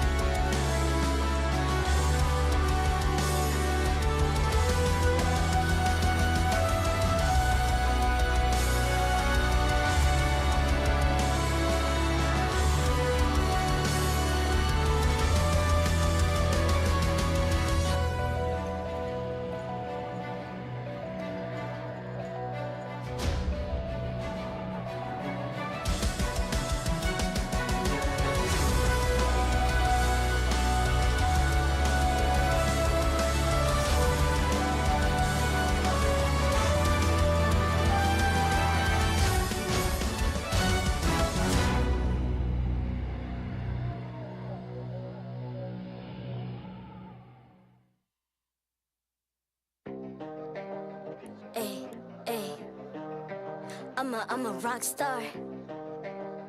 Yeah, rock star. Hey, hey.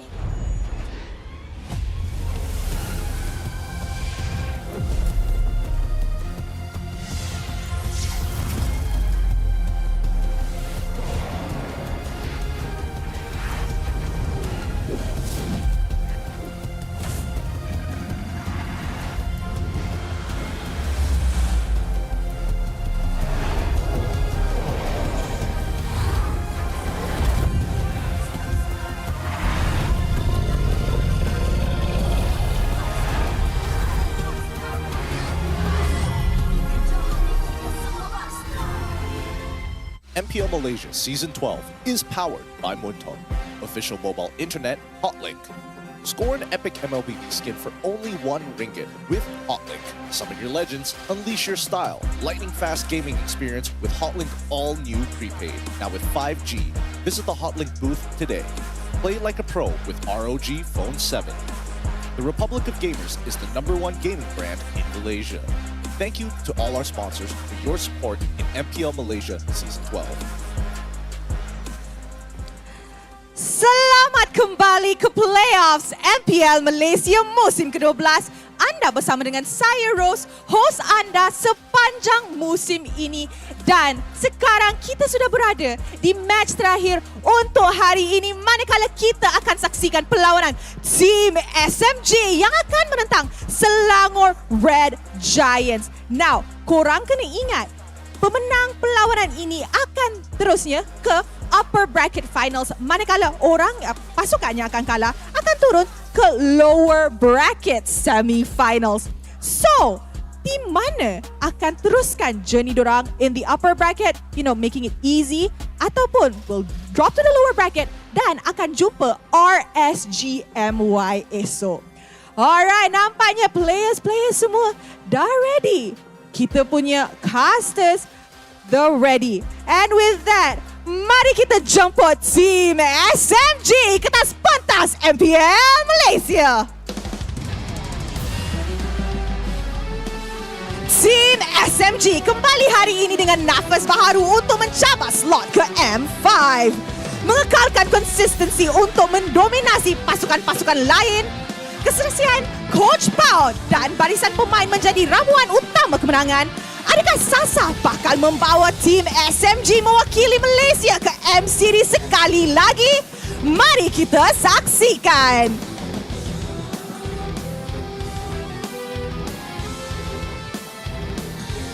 Give it up for Selangor Red Giants! Gergasi merah tampil ganas setelah memenangi perlawanan menentang Todak sebentar tadi. Membuktikan mereka merupakan pasukan yang sukar untuk ditundukkan, membawa masuk Supernova untuk merangkul trofi kejuaraan dan slot ke M5.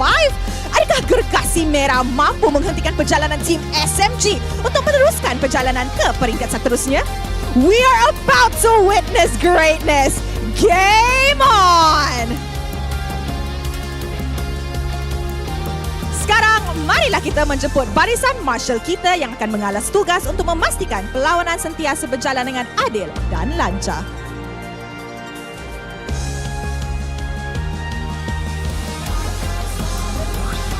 Mari kita teruskan dengan fist bump di antara pasukan sebagai tanda profesionalism.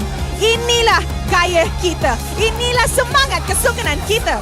Kawan di luar gelanggang, lawan di Land of Dawn. Alright guys, so untuk match ni, I nak tanya the crowd.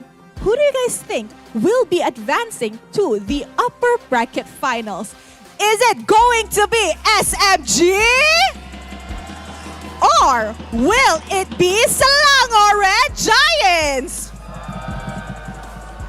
Only the players know who will be advancing. So with that, let's show it over to our casters. Teams, this is your moment. Game on. I don't know about either of you, but I'm feeling more red than orange. I'm going up for Selangor Red Giants. Welcome to MPL Malaysia Season 12 Playoffs.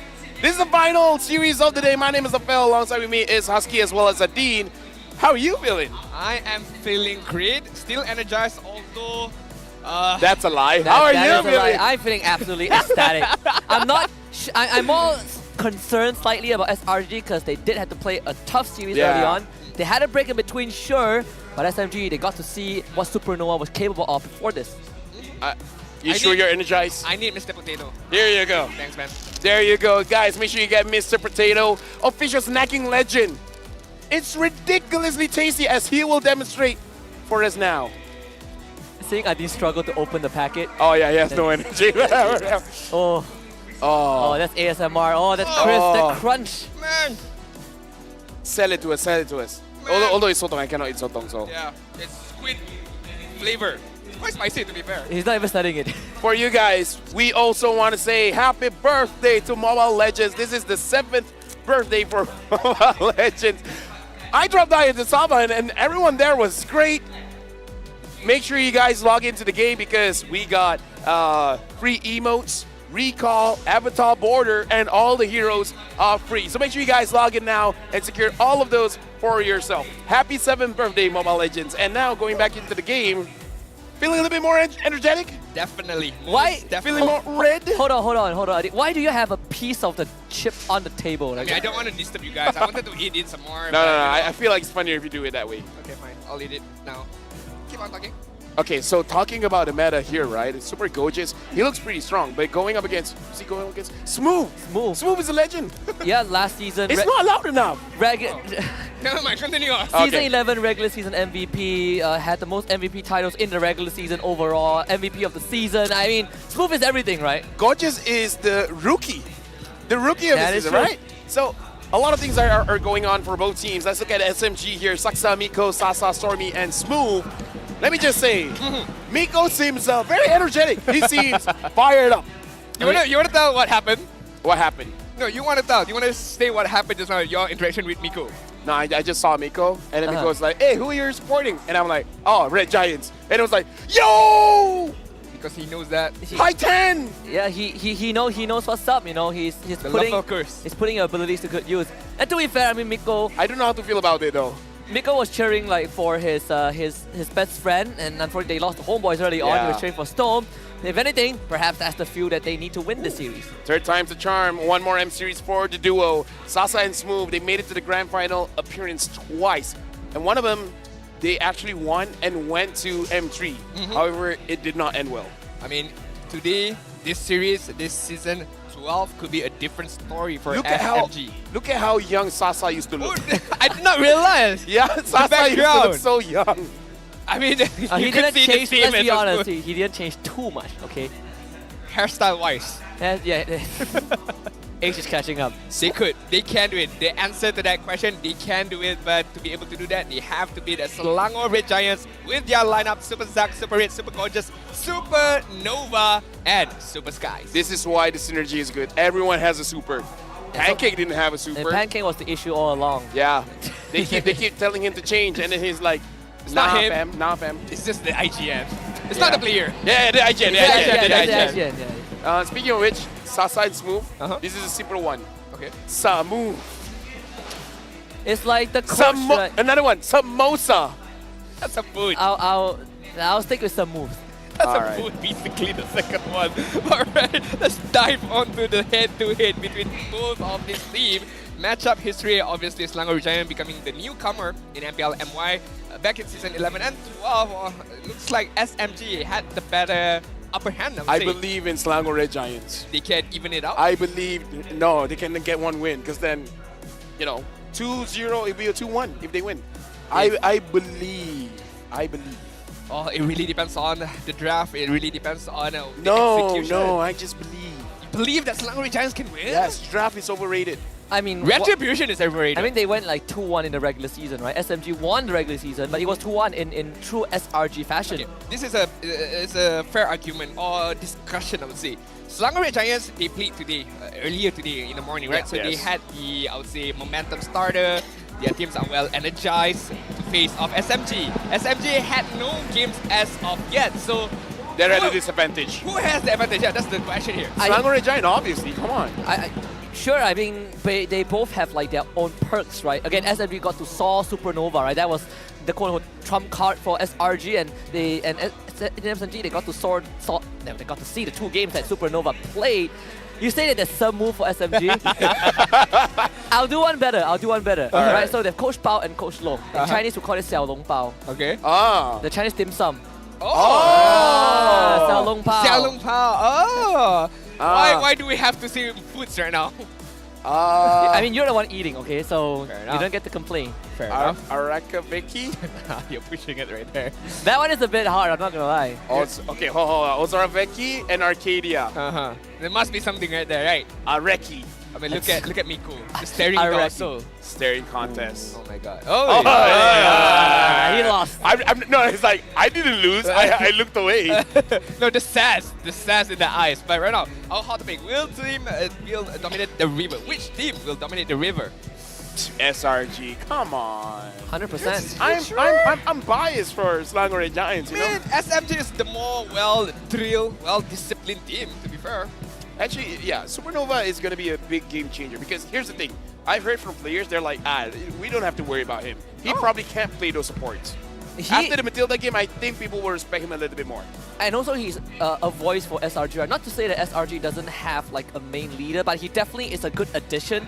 Like his voice, his shot calling really allow SRG to level up in that early to mid game where they struggle a lot. One of our oldest player, more experienced player, Sasa, with the Beatrix, Irital, Brody right now is a pure marksman, a gold laner here. Top 8 in average KDA, top 3 in gold per minute, top 6 in average damage per minute. The 3 main criteria for Sasa. Man, what a player he is. And I heard some rumors saying that this could be his last season if he doesn't qualify for M5. What?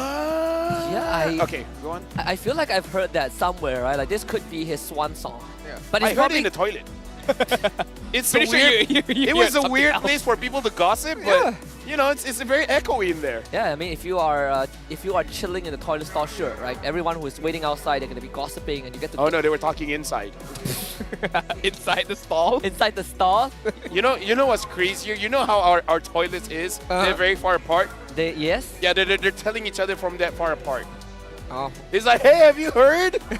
Sasa said. They have a good command of voice. That's what I must say. That's what I call good shot calling. Good shot calling. Wow, Super 8 stats as of now. Looking at the average turret, top 1, goal per minute, top 2. KDA top 3 right now. What more can you ask? Did you just swap it up? Yeah. Average goal per minute, top 2. Average right. KDA, top 3. All right. And #1 average turret. All right. Yeah. I mean, he has the most impressive record on Claude. Which by the way, this is overall. Yes. Overall. Out of all the players. He has played 4 games on Claude and he has won all of them. He's probably the only player right now after the patch that people still respect bans his Claude first phase. I challenge him to use Cloud now. If it doesn't get banned. Can he maintain that? No, that he did use it. If it doesn't get banned. He used it after. No, he did use it one game. After the nerf. And then he still popped off. Exactly. That's why people still banned it. That's why people still banned it. He just doesn't use the Blazing Duet. So it's not the hero, it's the user then. He just basic attacks all the way. He doesn't use Blazing Duet? He only used the battle mirror image. Yeah. That's such a waste of... No, meaning like, people come up to me, and then he slows people down with the first skill, and then he just charges me. He just like, yeah, I'm not going to use my all, I'm just going to basic attack all the way. Fair enough. That could be the new way to play Cloud. Use it at desperate measures, maybe. But knowing Super 8 and looking at his performance earlier in this morning, how his reaction timing is super strong, super fast, so Miko's looking cute. I don't have any doubts if he used the Cloud. What's written on Miko's hand? I really want to know. It's his It's an SMG thing. It's like focus, reset or something like that. It's you know? just his mamak's order. If you ever it's like what to order? Oh, nasi goreng. Maggi goreng. Yeah. So he doesn't forget it, you know. Super 8, you better. Come on, Super 8, come on. Super 8, come on. Super 8, do it. He got distracted. No, don't be like Rizal. No, Miko lost it. Miko's just like, yeah, I don't care anymore. Oh, You don't want the love? It's fine. MPL Malaysia, the only love that's getting received are the fans. Yes. Fans and cosplayers. And cosplayers. Make it sound so sad. But yes, I agree. Not us? No love for us? Casters? No? Amongst ourselves, yes. No. No. What do you mean? Oh yeah, no, we don't. Yeah, we're not friends. Yeah, I mean, come on, this is just a dog. Come on, man. Don't make this weird. Let's go into the draft.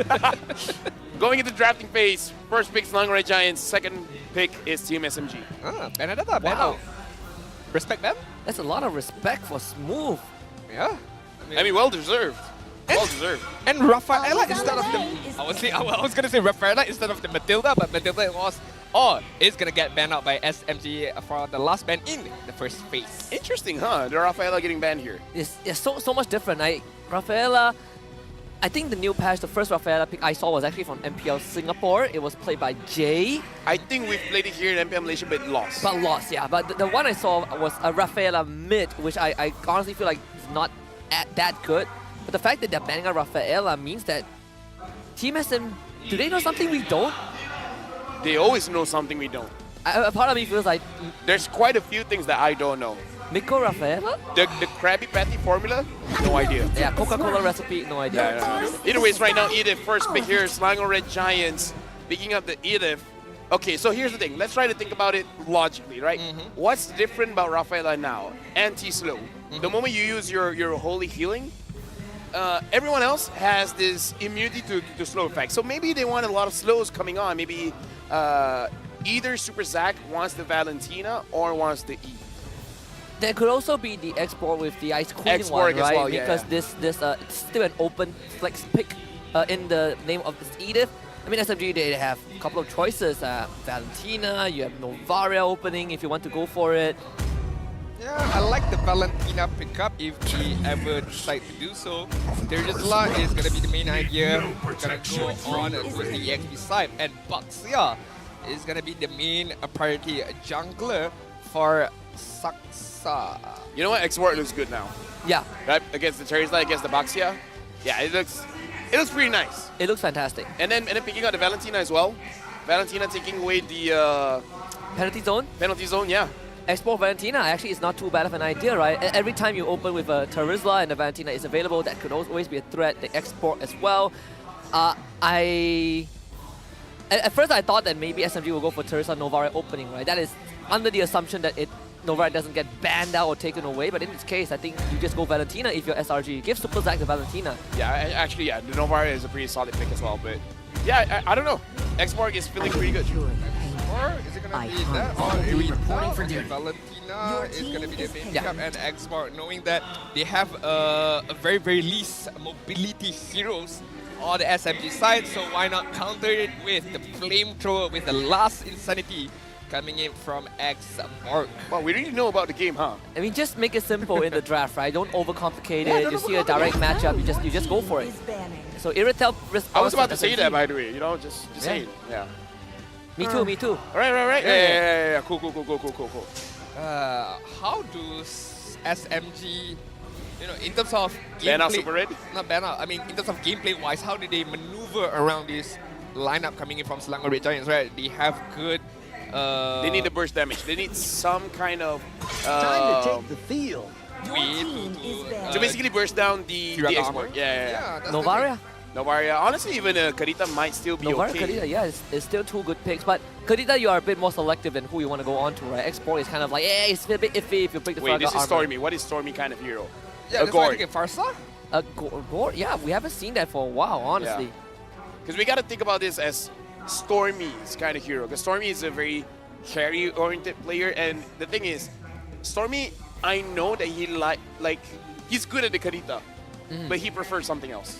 Yeah, Karita is limiting it in a way that if you kind of botch your combo, your damage potential just goes down exponentially, right? So there's lesser margin of error. Oh, plus, if you want it, you plus, if you want the Kadita, you need to ban out the Martis, because the Martis can mess up your combo. Did the phone drop? No. Someone took away the phone, trying to expose her face. Oh. And then she's like, no. Don't expose me. No. Okay, I like the idea that you guys throw out, right? That the burst mage hero that can be used by Stormy to be able to disturb reduce the Firaga armor, but still, will it be enough, or Selangor Red Giants will use the advantage that they have early game, try to snowball their way to victory? Super powered Giants with Supernova in the starting lineup. SRG has finally assembled their super team. Well, it only took 6 weeks. Well, figure it out. Well, it took like 8 weeks for Supernova to actually start playing. All the stars align, all the 6 infinity stones align. I mean, 6 months ago, he played against SMG. 6 months later, he played against SMG again. The heroes we talked about, we're banned. We're banned. How about Farsa? That's probably like your last best option, right? If you want artillery. But you're giving a lot of options to Super Zack, right? Feather Airstrike, Penalty Zone. He has 2 big ultimates that he can go for if the Farsa does go through. Lilia, I suppose. I mean, the last time I went to a restaurant, they had so much on the menu, I had no idea what to pick. So you could do that. So they do go for the Farsa. We've been on point with the draft, huh? Yeah, the reason why I'm not too keen on the Lilia is because of our previous match, Todak. They tried to use the Lilia up against an Xborg. It although Zain Sepoi did play well, but it's not a good initiation of attack in terms of you want to drop the Fury God armor. So it's like the player that is the one that did well, not really the hero. Yeah.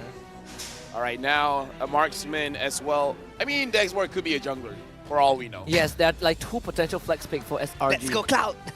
Because honestly, why not, right? It's not too bad of an option. I mean, who's going to catch you? Who's going to catch you? Who's going to catch you? Well, the Farstar is probably the biggest threat, but that's pretty much it. So they took the Akai, so this expert is 100%. That's the quad. 100% win rate, man. He played 4 games before and after nerf, and he still won. I think he has an itch. After watching Lolia play, he's like, oh, just give me the Claude. So, I need to raise the stocks for Claude. Super Ray watching that game, and he was like, I would have won this game, 100%. He would definitely be cringing out, but right now he has to prove his words with his action. In game number 1 up against SMG right now, who are lacking Roma for Miko. So is it going to be something like a Kufra, or are they going to go for a support enchanter style of play? If that is the case, there aren't many left. Florin and maybe Estes, so I think it's going to be a pick-off. Kaja. So Kaja is going to be the idea, but who do you... The quad. That's if you can catch him on the backside. It's not gonna be easy. It's super weird as well with his, spider sense. But whoever you grab instantly just dies, right? Because you have so much damage. You have heavy crossbow, you have feather S, right? This makes the Edith a lot more. You can deal with it slightly better, because if you catch the Edith, she can't get a Primal Wrath off. You blow her up, and poof, that's one frontliner gone. Now I know. Arcadia and Veki. Dia Veki. Dia Veki. Dia Veki. Who's Veki? No, it's like Dia. Like in Malay, it's like you're Becky. You are Becky. Dear Man, Becky. doing Arcadia very dirty with that. If you guys understand Malay, it's funnier that way. But going in to the final series of the day, Selangor Red Giants going up against Team SMG. Looking at the lineup from Selangor Red Giants, can Super Red reinvigorate the Claude, showing that he is still a threat? Or Team SMG, using a traditional lineup here, can they take down the Super Selangor Red Giants? Alright, we shall see game number 1, match series. The end of the day, Selangor Red Giants is going to be on the blue side. Meanwhile, SMG is going to be on the red side. Do remember, winners of this match will face off Homebois in the upper bracket finals. So and also lock in top 3. So it's like winning or losing, you're kind of in a tough spot. That's true, but you get to go top 3, right? I mean, SRG has already defied a lot of expectations. They've beaten, our M3's all-timer. They've improved their position from last season. So this, in itself, is already a good, good journey. Toughness as well as Festival of Blood coming in from X4. Quite tanky with a tank emblem as well, so it's not going to be easy to drop a Gorgeous health, let alone his Piraka armor later on. But looking at the Edith as well as Farsa, focusing on the Wilderness Blessing, so having extra movement speed to be able to rotate as quickly as possible with the agility as well. Hey, looking at Blessing of the Wilderness, both Rome as well as mid laner for both teams, they have it, so it looks like they want to move fast. So he's just going to roll on to Super Skies, and that's it. Half his health is gone. Very straightforward, right? This Death Brush of SMG early on is very deadly. That is without the Feather Astride coming in from Stormy. With the Feather Astride, that could be a dead Akai right there. So SMG do know that they have the damage. All they need to do now is get level 4 for Stormy, and Stormy needs a good positioning to pop out the Feather Astride. Actually, it's interesting because if we're looking at the rotation coming in from Team SMG, it looks like their objective is to make sure that Super Zac and Supernova don't get out of lane. Because looking at their positioning, they're controlling both bushes around the mid, make sure that whoever is passing through it will get punished. It's very, very difficult for both of them, Super Zac and Supernova, to be able to walk in front of SMG, right? Because you have Miko in front and Stormy on the backside with the stun as well as the Feather Strike. So this guy's gonna try, grab the turtle, forcing out super early red tree from Saksha as well. So that is a good start for SRG. He's still warming up. Yeah. At least it was a Super Zac. Yeah, fair enough. But I would like to see Saksa securing that turtle, because I wouldn't say it's a free turtle, but it was in the favor much more on the Baxia. But hey, Look like Selangor Red Giants with the game that they had earlier today.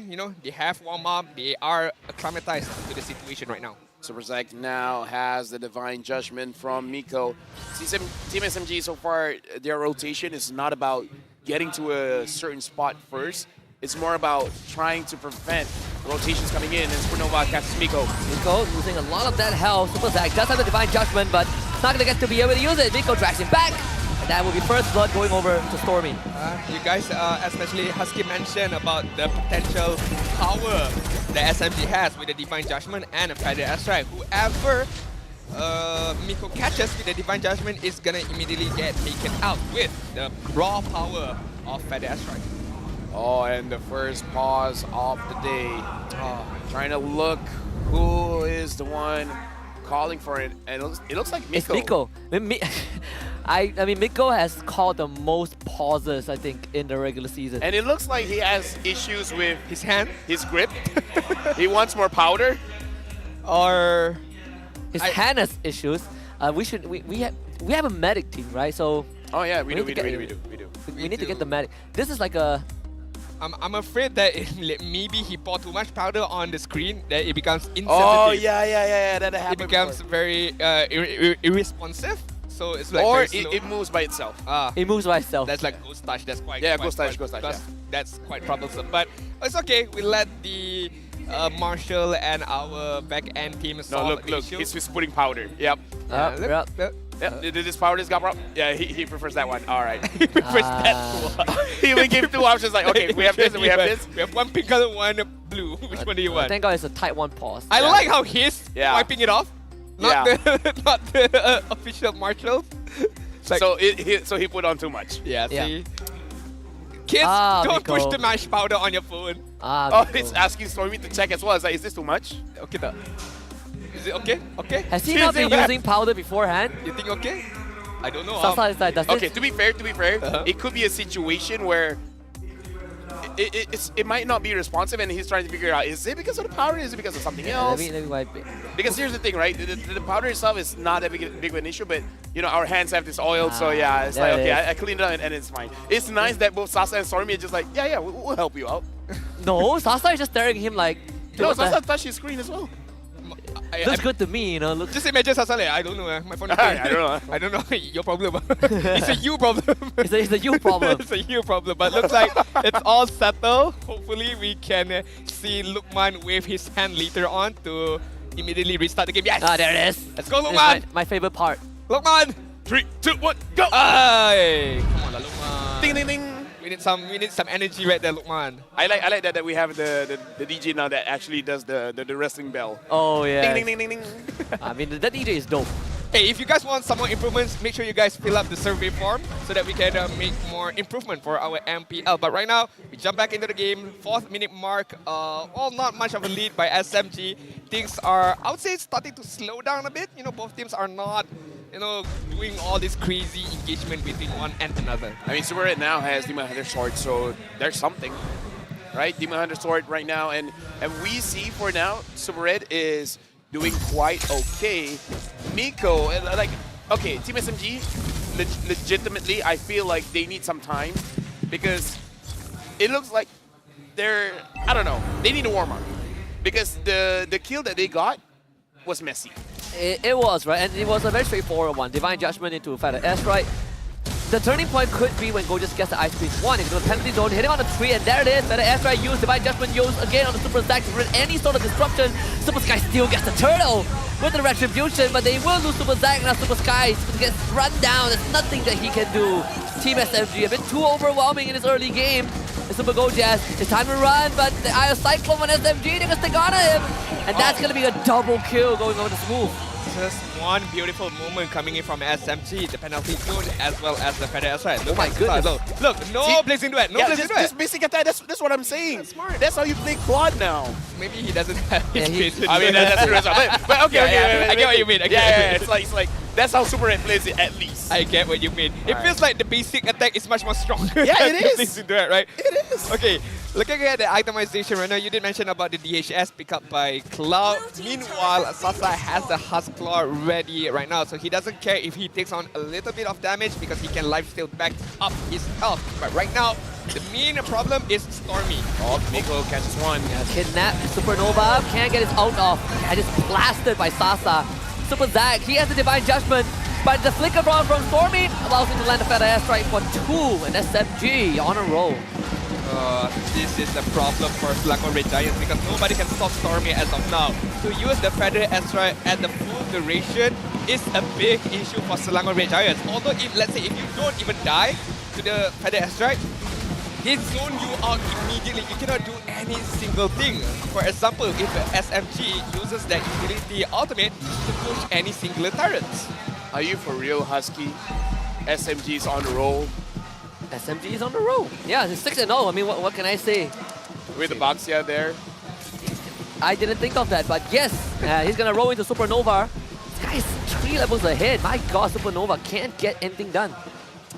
Yeah, so you said that without knowing what you said. No. Come on, all right. Yeah, sure. Yeah, I believe that. The next thing you're gonna say is elephant can fly. You know. Yeah. Right now, Saksa and Miko, they're both having 100% kill participation. So definitely the synergy between Saksa and Miko is doing well right now, and Sasa almost got caught, but not really. I mean, use the Purify to buy some distance. He will still go down. Lovely blazing duet and BMI to get away from Super Red, and SRG cashes in on their first kill. That's Goldia taking it. He's gonna lose that Fragile Armor very soon. Completely kidnapped by Miko, put out of position. Super Goldia, he's gonna be gone.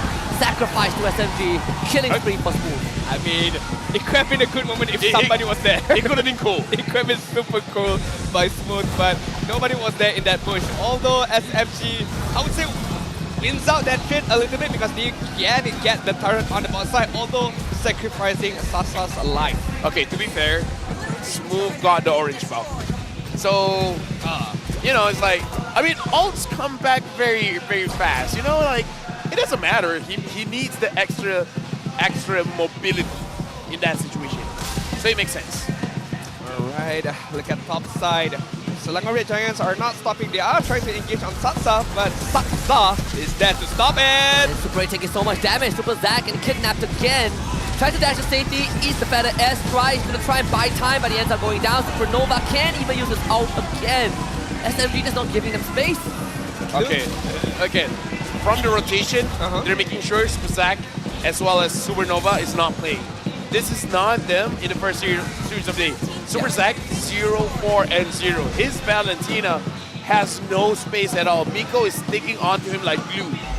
Not only that, the follow-up from Stormy as well. The way that he uses the feather airstrike, the positioning as well.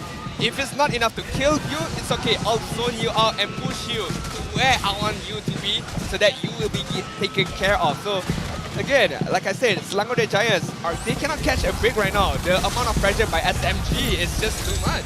The feather airstrike even committed, but SRG 5 men strong in the mid to defend the structure. Super is actually still taking the Divine Judgment, but that requires you to get a flank or have your flicker online. I'm considering perhaps if you start thinking about attempting to try and steal the feather airstrike or the penalty zone, I think that would give him more agency, and he doesn't understand in front and get kidnapped. Honestly, looking at the emblem setup, Miko having the agility as well as Blessing of the Wilderness makes it so that really no one can run away. And SMG, they saw Supernova, and now Supernova gets caught. Get the 2-man Earth Shatter. You need to use this out as quickly as possible. Finally drops it, but still too late. Ends up falling. Super Goldia is doing his healing duties. But Team SMG, they are just way too strong right now. That was such a wasted. I'm not too sure what Selangor Red Giants even tried there. They conceal and SMG notice it immediately, just back off and re-engage back onto Selangor Red Giants. And now without any utility ultimates, it's quite over for Selangor Red Giants. This guy's gonna do some miracle. He will be dragged away from the Lord. Now heavy spin. SMG pull off the Lord. SRG, if they need to land a retreat, it's this one. Super Skies will try, but Saksa is the one that gets the objective. They will not be able to get any trace, unfortunately. SMG now, they extend the lead. Yeah, right now, Selangor Red Giants, I feel like this game reminds them, okay, this is the reason why SMG is top 2, because in the early there, it almost seemed like Team SMG, they were not being very comfortable or used to being on stage again. After the pause, after Miko, brushed up his phone, the entire team changed. They just go ahead, and here's the thing. Miko moving forward, he actually went for a fleeting time here. Every single time he finds Super Zack, even without using the Divine Judgment, Super Zack does not have enough dashes to run away. Knowing they are in the better position right now, so fleeting item is very, very much beneficial right now. And Gorgeous gets dragged back, loses the Spirit Armor and the Flicker, has to walk back to get that armor back. That is why Super Red has the highest average turret taken as the gold laner, right? Destroys the bot tier 2, but now they gotta deal with Lord. Very good macro gameplay by Super Red, and knowing that, you know, I do have my 4 other friends to defend this Lord, so I can use the opportunity to push down on the bot side, and as well, he did that very, very well. Selangor Red Giants, gotta be careful right now. Moving onward. As the conceal, Super Zack flickers, finally finds the grab onto Stormy. Super Red placing to where can't keep up. Stormy gets away, Super Red forced the BMI back. Almost right there, almost right there. If he has a bit more damage, it could have been the death of Stormy, but the Wings by Wings managed to save that for Sasa life immediately. 305 as of now in terms of KDA. Team SMG, again, knowing that they are a well-disciplined team, they're not pushing the envelope too much. They only push the envelope if they know they can win 50 fights. And it looks like Sasa is still dominating inside the jungle, and never mind. Super Red is using a lot of the Blazing Duets very, very aggressively, but still, at this kind of deficit, it's actually quite interesting that he can still deal quite a lot of damage. So Team SMG, after seeing the damage coming in from Super Red, I feel like they also need to be very wary that they cannot engage too hastily. Like a lot of teams at this point of the stage, right? 12 minutes in, 6,000 gold lead. What can Selangor Red Giants do to Team SMG, right? So, but the thing is, Super Red has been farming very, very steadily. Jungler head-to-head here, very different when it comes to the KDA, gold per minute and damage per minute. It's completely one-sided for Sansa. They can go aggressive if the target that they manage to capture is Super Red. They can go aggressive if that happens, but if it's not, they have to be careful of the flanking coming in from Blazing Duet by Super Red. If let's say they get Super Zack or Supernova, yes, they can go on to this target, but not too aggressive. They gotta be careful by Last Insanity from Gorgeous. They gotta be careful from the heavy spin of Super Sky. So SMG, there are certain situations that needs to be filled first for them to go very much aggressive with the lead that they have. And it's all Super Skies already. This Lord is going to be gone unless SRG gets 12 Miracle. Super Skies late to the party. Lord is gone. Saksa takes it. SMG now they can look to get some sort of kill. Smooth misses the penalty zone. Try to airstrike use. Super Zack again running away, trying to get the safety. They get the kid now with the Super Red. Super Zack is dead. Supernova trying to just hang on. And Super Gorgeous escorting his team to safety. SMG with 2 kills and a Lord. This is where we can see why teams are really prioritizing the Baxia. Even if your team like basically misses their skills, the Baxia can continue pursuing the target you were aiming for. Super Zack already used everything in his kit to run away, but Sasa just keeps chasing him down, and then once the stun gets onto him, the rest of the team can follow up.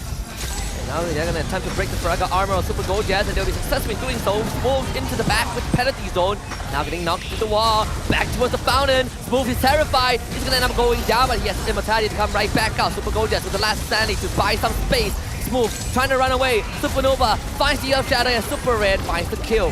Lord taken care of by SRG, but SMG finds 2 inhibitors. I mean, SMG is okay with the death of Smooth because they know with that particular death, they managed to get 2 inhibitor turrets as early as the 14-minute mark. Almost a 10k to a lead for SMG and Selangor Red Giants. They are still within this game, although it's quite hard for them to be able to initiate any team fights unless they can get a good pick-off either from Supernova or from Super Skies. Actually, now it's a good time for us to look at the items because if Super Red has 3 items, I feel like they can fight. 1, 2, 3, 4. Yes, 4 items. So even though Sasa has a lead, but look at the lead. It's not that much, only by 700. So even though the game is 8,000 gold difference, for Super Red, it's only 600. I mean, when you take a look at the mid side, right? Valentina as well as Stormy are ahead. Stormy with 1 item and Sasa just immediately finding 4 members of Selangor Red Giants. There's a conceal, fire stake will break it, penalty zone missing. They're able to dash out the fat airstrike, and now Gorgeous is going to push forward a little bit. Just doing a great job of keeping SMG away. But Nova they did have to flicker and kind of go back to base. That could have been quite bad for Selangor Red Giants, fighting in a very, very small space. That would be the liking of Stormy with the feather airstrike. So they have to avoid small, tight spaces if they want to come up victory in terms of team fight for Selangor Red Giants. But 3 items completed by Super Red isn't enough, but hold that thought. Gorgeous, look at that, the shred of Viraga armor. And now they have to completely back away. Supernova is just get chased down, and Super Gorgeous can flicker. A lot of resources from SRG this game have just been used defensively. Just from the box, yeah, their Saksa is doing very well in this game. And speaking of doing very well, the Lord fight here, I feel like Selangor Red Giants is going to be very difficult for them. I feel like Super Skies, keep your eyes on the Lord, sure, but everyone else, you guys need to focus on a team fight and always be wary of where Miko is, because if Miko already uses his Divine Judgment onto Super Gorgeous, I kind of feel like that's go time for Selangor Red Giants. I feel like if SMG breaks Gorgeous' Viraga armor right now, that SRG can't fight this. They have to deal with the middle wave. Okay, Miko. Looking for the kidnap, doesn't find it. Good reaction from Super Zack to flicker. Almost could have been a disaster for Selangor Red Giants, but Flicker was baited out by Super Zack. Right now SMG still holding on to this Lord Saksa in the midst of it. Stormy as well, having the Flicker, having the Feather Strike at any given moment, can pop it out to start this team fight. Can Selangor Red Giants initiate first? I don't think so. They have to be the ones to counter-initiate if SMG begins the war. Selangor Red Giants, even though the minions are pushing in, what they're really looking for is a prolonged team fight, because the X-Board can just chip everyone down. But Team SMG, because the whole minion wave is crushing towards Selangor Red Giants, they don't mind as well. And now Super Gorgeous is taking free damage, no more Viraga armor. And this feels bad for Selangor Red Giants. SMG can now start to speed up the lore, and Gorgeous doesn't have time to recall. He has to join the team. And they also need Super Zack to go there. And they're going to find the control onto Miko. Can they at least get rid of him though? The Terrify will be there. Supernova flickers to safety again. Pops the Primal Wrath just to make sure that he survives. Super Seki is not so lucky though. Dropped low by Smooth and Sasa. SMG now they can comfortably start the Lord. Team SMG, they're not taking unnecessary fights here because they're really just zoning everyone away. They understand the lead that they have. They will be able to absorb a lot of damage from Selangor Red Giants except for Super Red. But the thing is, Super Red is not showing his face until he knows Miko is not there. So the fact that Miko is there, just alive, just showing his face, brings fear to Super Red and making it so that he can't really move forward. Yeah, I mean, if he does move forward, he's going to get caught up by the penalty zone, he's going to get caught by Saksa, he's going to get caught by the damage output coming in from Stormy and Sasa as well. Looking at the goal distribution between these two junglers, look at Saksa minions taken. It's quite a lot in comparison to Super Skies, showing that when in team fight, yes, Sasa become the front liner to absorb all the damage, but when outside of team fight, he's just going to farm up all of the minions.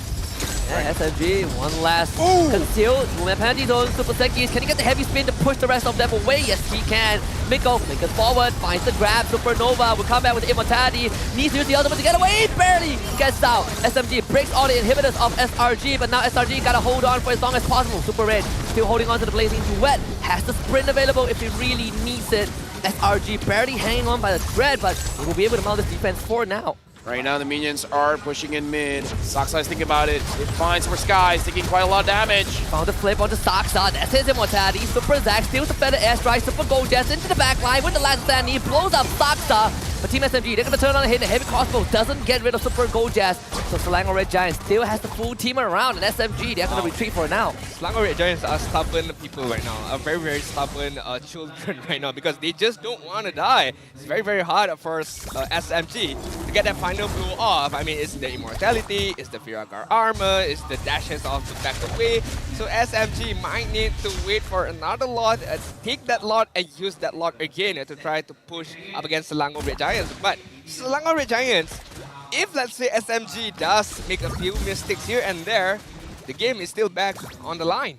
The only thing is Selangor Red Giants, they can't figure out what's the best way for them to team fight, because having the X ward, you can just burn everyone in front of you until they're low enough so that Super Red feels more comfortable moving forward and getting those kills. But the way that Saksa as well as Move has been engaging in the fight, it's not been making it easy for Selangor Red Giants. Every move they make, it feels like a wrong one. It really does. It really, really does. And right now, it's going to be another patience gameplay coming in from both teams, waiting it out, waiting for the exact right moment to be able to pounce onto one and another. Conceal play. Supernova misses the Earth Jet entirely. He's going to flicker early. Go to the Super Skies. Again, will be there. The conceal from SMG already used. What's the game plan for SRG? The mid and bot lane, they're pushing in. Super Gold has no more Furaga armor. Lord just spawned as well. The timing could not have been better for SMG. I kind of feel like they arranged for this to happen because they made sure when they clear the waves, it's a slow push so that by the time they're crashing basically at the same time. Super Skies is here making sure that this Lord will not go over for free, but he has to be careful. Super Gorgeous is here now. Super Gorgeous has to remember he went in front and he took way more damage than I think he anticipated. I mean, Gorgeous has immortality, Skies has immortality, so it's no-brainer that both of these players are becoming the frontliners, trying to give out information to the rest of their teammates. Meanwhile, SMG, Smooth, Miko, and Sasa, three-man immortality on their own side. SMG again trying to pull the strings right now, maneuvering around the Lord, waiting for that right opportunity, that right moment. Most likely is going to come out from Smooth or Miko with the penalty zone, as well as the Divine Judgment. Man, this game's a standstill. Penalty zone stolen by Super Zach. The Supernova is going to hit the penalty zone. Smooth! Getting 4 of them. Supernova can't get his ult off and he's gone. SMG has found a moment. And his full retreat from SRG. This third Lord is gone. Smooth is show. Oh, wait. No. Selangor Giants, they want to fight back. Want to do this? Super Goja has the immortality, sure. Super Skies as well. Miko is in the bush. Super Skies doesn't know this now. He's going to be forced back. And SMG, they're fine. They can just reset the Lord. The top wave is pushing in. Surely SRG has to abandon post. And there it is. Lord number 4, in fact, for SMG. Should SMG push out all the 3 waves, bot, mid, and top, they should be able to win this, but Miko actually catching Super Skies instead of Super Zack, so I guess it's a blessing in disguise. Super Skies come back with immortality, heavy spin use, heavy crossbow knight up. Oh! With the flicker, Patty zone, not enough. Ends up falling. Super Goja's last insanity tries to burn and roast members of Team SMG. Flicker to save himself. Super Zack now coming in with the flicker Patty zone. They got to the back, finding Stormy. Super Red with the shutdown. Saksas the next. Sasa trying to keep his team alive with the heavy crossbows. SRG, they're not done just yet though. They have to deal with the Lord.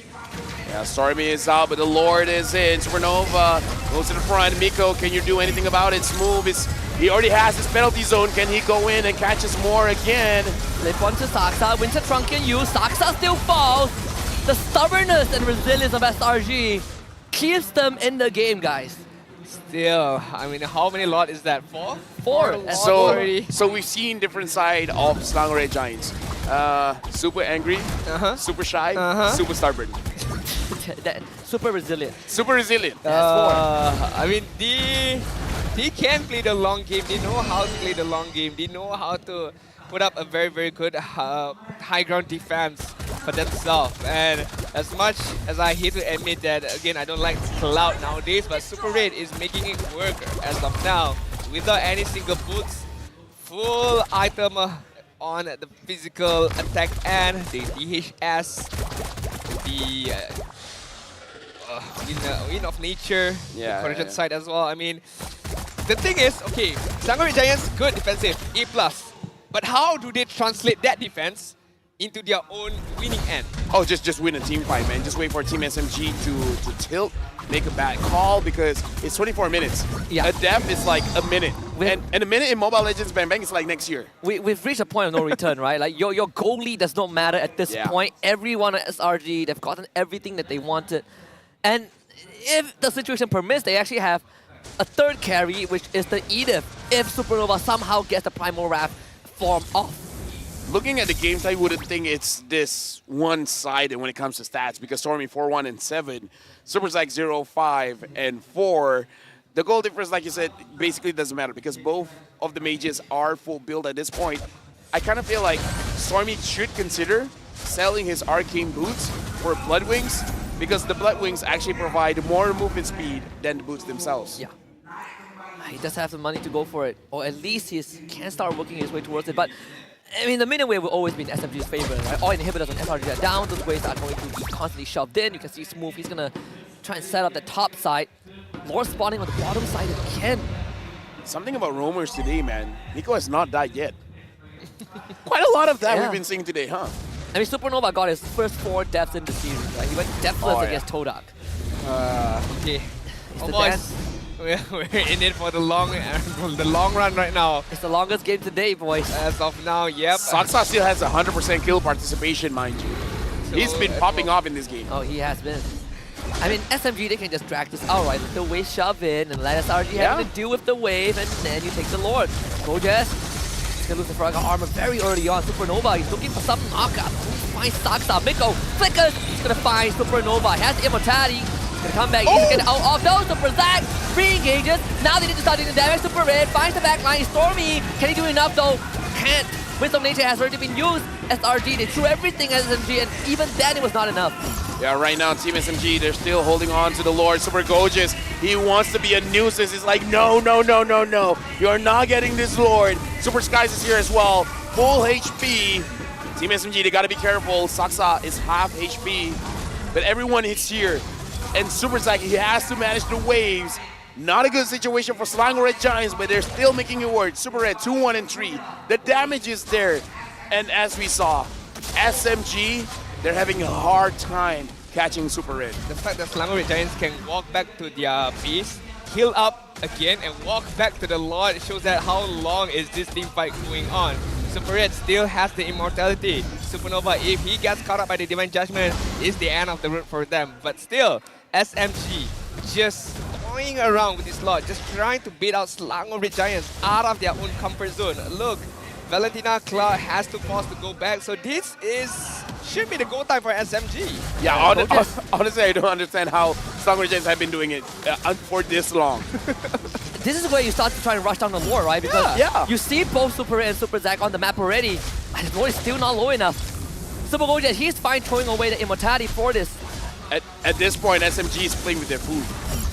A bit too much though. You can see Supernova is in. They force SMG away from the Lord Pit. That's not what they want. Primal Ram used Supernova. He's gonna go down finally. The first death. It's such an extended fight.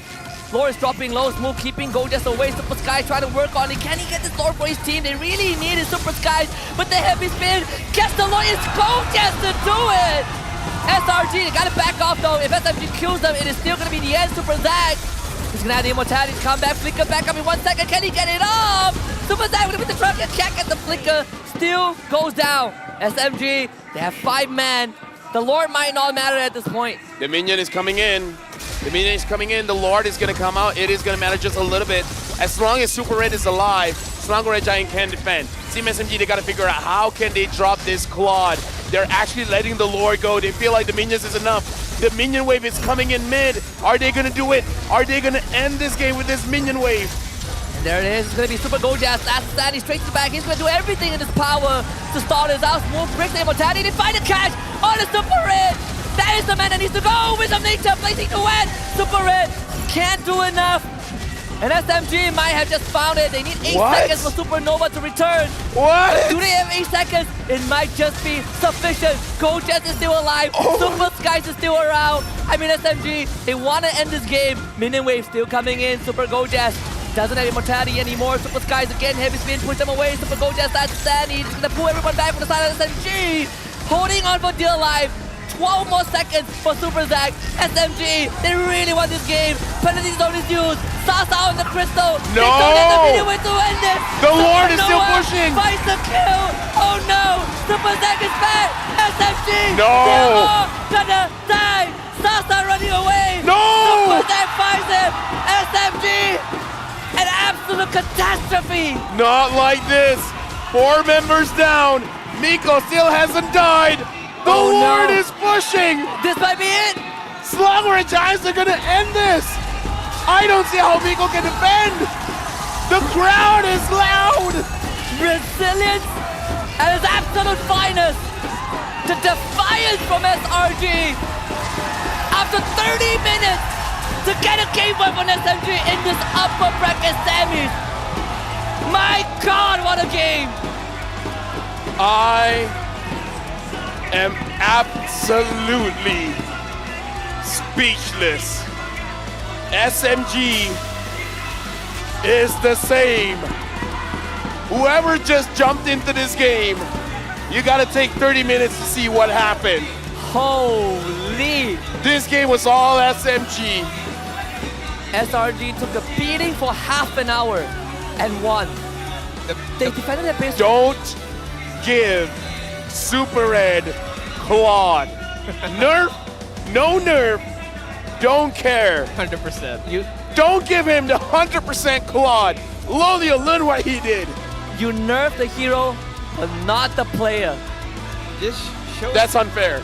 The most valuable lesson in this particular game was when you have the lead, you have to punish your opponent immediately. Try to end the game with the lead that you have. I felt SMG was just, as we mentioned, they know that Cloud is back on the base, Valentina is back on the base, but they're still toying around with the Speed up the damn Lord!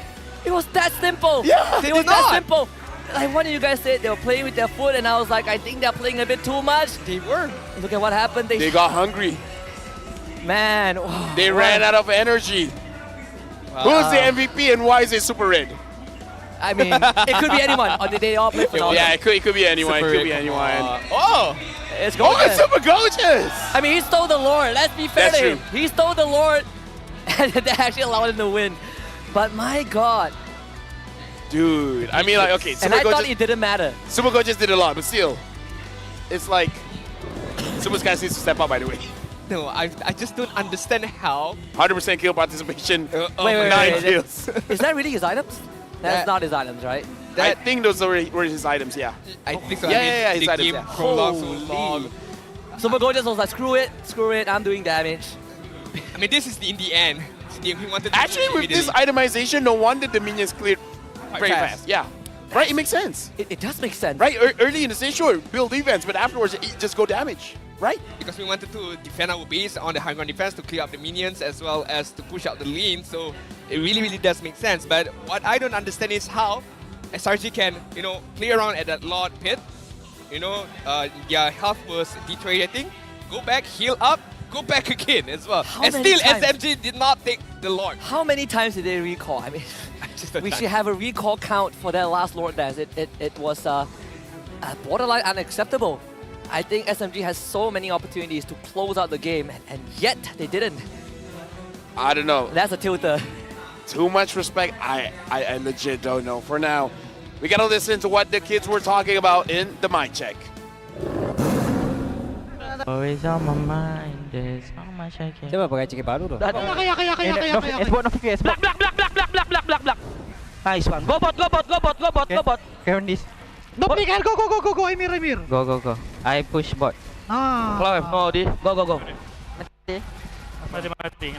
Kali. Aman guys. Nice one. Aman lah. Santai. One by one. Can push that. Edit. I mean, edit ah. One by one. Edit first. Edit. Nice one.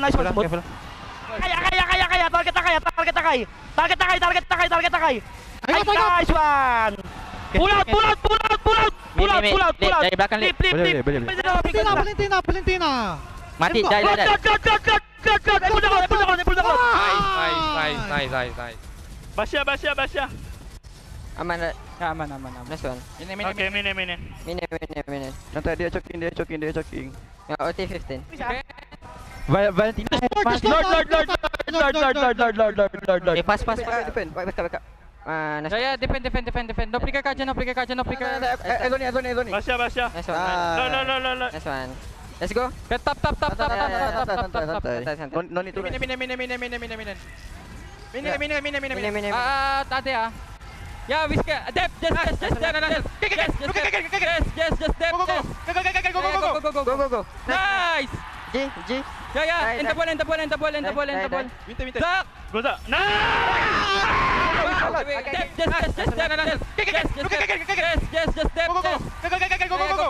Go. Nice. G. Ya. Enter ball. Shot ka.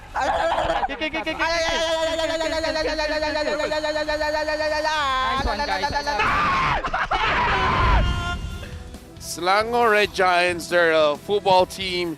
I would say these players are goalkeepers, man. Wow. They won't let a goal in.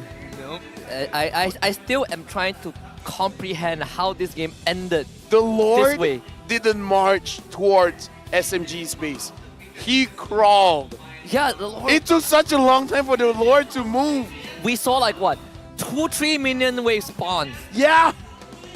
Yeah. SRG lost all their inhibitors like what? 3-15 minutes, defended against 4 lords, and still won the game. I'm at a loss of words. The question is, whose fault was it? Right? I mean, like, how do you not clear the Lord? I just think it's just hesitation. Again, SMG had so much windows to secure the game. The last Lord dance, that was a missed opportunity, right? Even the command was, okay, Lord, but still, no Lord was taken that immediately, so it's just their own mistake that caused the game. They reached a point where they don't want to risk a 50-50, but again, you saw both carries of SRG in their base, kill the Archive and maybe run the Lord down. You have Miko had a Divine Judgment, but when they needed it the most, they hesitated. It's the risk they take was not good. No, it was not good. Definitely Like not good. the moment they take the risk is the moment where they don't have to take the risk, and the moment they didn't take the risk, they should have taken the risk. I mean, so man, the full damage. Because I feel like letting the Lord go, trying to end, that's a risk that did not work out. Yeah, I don't blame them though. Even I felt like they should have ended it at that point. Yeah, it's again, I feel like that was the best opportunity, right? But again, you're letting SRG reset like multiple times. This is where we get into the scarier part for SMG. I mean, you lose a game like this, how do you recover, right? Oh yeah. Play more aggressive. Play more aggressive, they did increase that. their tempo as well. How did they not win in like 14 minutes? I mean, they did, right? They played super aggressive, got all 3 lanes. They almost had a 10k gold lead as well. Yes. To just showcase the difference margin in terms of how they were dominating. But this is what happened when you don't use your advantage to end the game. Ban the Claude. Could be the game changer as well. 100%. Like, if you're looking at stats, it's 100%. If you look at this game, you're like, you look at Sasa, he deals like almost double the damage of Super Red. Wow. And it still didn't matter. Like Sasa was ripping through the health of SRG, and it doesn't matter. 381,000 damage for Selangor Giants. 508,000 damage. I'm gonna do quick maths here. 508 minus double players, 381. 100k plus. Yeah, around 130,000 difference. Go just did the most damage this game. I mean, to be fair, he's trying his best to defend every single thing with that flamethrower of his, but just showcase how clever, how calm and collected Selangor Red Giants were. Despite every single thing was against them, the level lead, the gold lead, the map control as well. Ban the Cloud. They know how to play from behind, literally from behind. From behind, and that was and a few teams can do this effectively, right? Let alone down all 3 inhibitors and losing 4 lords in the beginning. This is definitely a different SRG. I almost want to say it's a different SMG as well. They choked. This is super choke. This is super choke, yeah? Let's look at the goal graph here. Look at how long it was SMG's game. Okay. Oh boy. Okay, I would almost say from minute 1. Okay, fair enough. They held the game realistically until the 23rd minute. Yep. After getting one structure here, SRG got 1 structure and then it's okay. Wait. The Lord at 22 minutes, and then the Lord at 28 minutes. So the Lord would have spawned around 24 minutes. So that Lord dance was more or less 5 minutes. Yeah, almost 5 minutes. And the best part is that it's just SRG. They reset, they cleared fat stacks of minion wave in 2 separate lanes, rejoined the fight, recall again, came back to the fight. For 8 minutes, I don't know how you do it. 5 minutes, excuse me. I don't know whether I should be impressed or disappointed. I think you're impressed with SRG, but you're disappointed with SMG. I'm very disappointed at SMG because SMG could have used that moment to get the lot immediately and start their, pushing strat up against the inhibitor turret or the crystal. But I don't even know why they took so goddamn long to win it out. Although they had the upper hand in terms of manpower, we can see from the early stages SMG dominating every single pick-off by Miko was a follow-up by Farsa as well. But SRG, props to them, the resilience to stay in this particular game, to not let their head go down, to focus on the main objective, to survive, to sustain, to kite, is what makes them able to survive and sustain in this team fight. I would say Super Red being able to push out those structures, that's the big difference. Especially the bottom lane. Remember that bottom lane tier 2 went down very, very early on. And that's why the Lord had to do lesser work, right? And even then it took like what, a century for the Lord to even get there. Yeah, because we've seen games where when a team is not doing well and they don't take any structures, it almost looks like the game is hopeless, right? But Super Red created an opportunity by actually pushing those structures. So even when they're losing in gold, not really by that much. 8,000 gold is a lot, but by the time that SMG got 8,000 gold, Super Red is not far behind. Miko just stole it with his fire missiles of all things. Without the Furiaka armor, it's much more, I would say... Retribution is overrated. I don't understand how an X-Borg for all the heroes stole that Lord. This is like a mini Homebois moment. Like SRG, everyone is getting neutrals except for Super Skies. And how did not... As a coach, what do you say at this point? I think if you're SMG, you just put that game on the side. Like, you just don't look back at it. Yeah. Just do what you've been doing in game 1. You've been doing it very well. And just... ban the Claude. Ban the Claude. Just be a bit more decisive, right? Like, take advantage of your lead. How do you still Lord with a flamethrower? No, I mean, dude. I don't understand. Look. The entire day, we've seen mages stealing the lords and stuff. Because Buxa had his retribution. Hey. I'll tell you the best part. Both junglers use their retri. No. Listen. I've tried jungle, right? I've had 2 humiliating steals. Okay. That's much worse than this. Alright. One by a Grok wall. Okay. What? The Guardian's Barrier. Another one when I walked on Selena's trap. And the trap stole it. That's funny. So it could be worse. It could be worse. Alright? That's the worst. That made me feel dirty. I need to clean my face. Shout out to Guardian Man, champion extra GG with Guardian Man. Fight 99% acne causing bacteria in just 10 seconds. And that 1%... Give me a few seconds. I need to wear this. You guys talk on. That 1% bacteria is what made SRG won that game. That 1% chance, because it was totally in the favor of SMG, but they did not, took that chance. And hey, I mean, when you don't take a chance, that's gonna happen. Yeah, gotta cleanse yourself, man. Like if that game won, that's I don't very know. sweaty. I don't know. I honestly feel like it's one of the few times. It's one of the few times where I generally am at a loss of words. Like, what do I even say about that game? You don't say, as you mentioned, we don't say anything. We just let it by. We just let it fly by. How do you feel? Fresh. I feel like they should do that. Like cleaning your face helps you reset. Yeah. Yes. Right? I can smell the freshness from that Guardian Man. You can smell it, right? What flavor is it? Is it like a flavor? Flavor. You want to taste It's like, I don't know what the correct term is. Acno Fight, anti-acne scrubbing foam. Oh, there's salicylic acid, herbal repair. I don't know. There's no flavor? It's not like mint or lemongrass or something? It does. Whatever it is, it smells fresh. Very, very much fresh. All right. Meanwhile, let's take a look at the power distribution. Okay. First of all, average lore skill 1.8, 1.1, Nah. 1.7, 1.1. That's a big fat lie. I mean, it's like... No, it's true. It's true for Super Sky. It's true for Super Skies. Wait until you look at his teammates' average lore skill. This is actually like, I can go with this. Super Sky is having a chibi moment where he has to fight against his teammates now. Yeah, I mean, how many lores has like SRG stolen in an overall? That is the question. And we can say, Supernova still has 100% win rate with the team. So far, yeah. He's not deathless, but he's still winning all his games. That reminds me of something. What? A lot of Divine Judgment by Miko was on towards Supernova.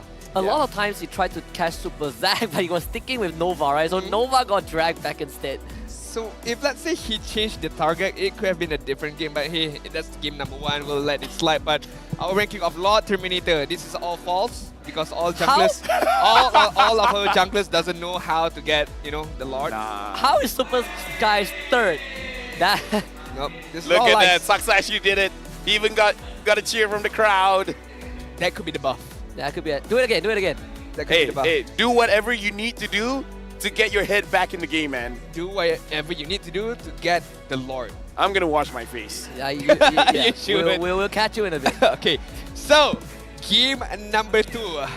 What's gonna happen in terms of drafting? Are they gonna opt to go for a similar draft, similar style, or is there gonna be a big fat change? Honestly, I think the easiest way to look at it is you look at game 1, you're in your SMG, you're like, we banned the Clot, stick with everything else, stick with the same thing, right? We did everything right. Sure. There's nothing that went wrong. I don't even think let's say the Clot goes through, it's not even a big problem, right? Because we were able to shut down every aspect of SRG. The fact that Selangor Giants won from behind, so it doesn't even matter. Imagine if they are playing in front. Imagine if they are enjoying that lead as well. So it could be a very, very much different case. So I agree with you. Selangor Giants, I don't think they need to change much. But SMG definitely, in terms of their mindset, I would say so. Yeah, I mean, I think the mental reset is more important than changing, putting major changes into a draft, right? Yep. I would say the same for them. You don't need to change too much as SMG. You were playing with a lead for the entire game, right up to the final point. So it shows that you are doing a lot of things right. You are owning SRG in the early game. You're owning them in the mid game. Like Miko is creating all these space.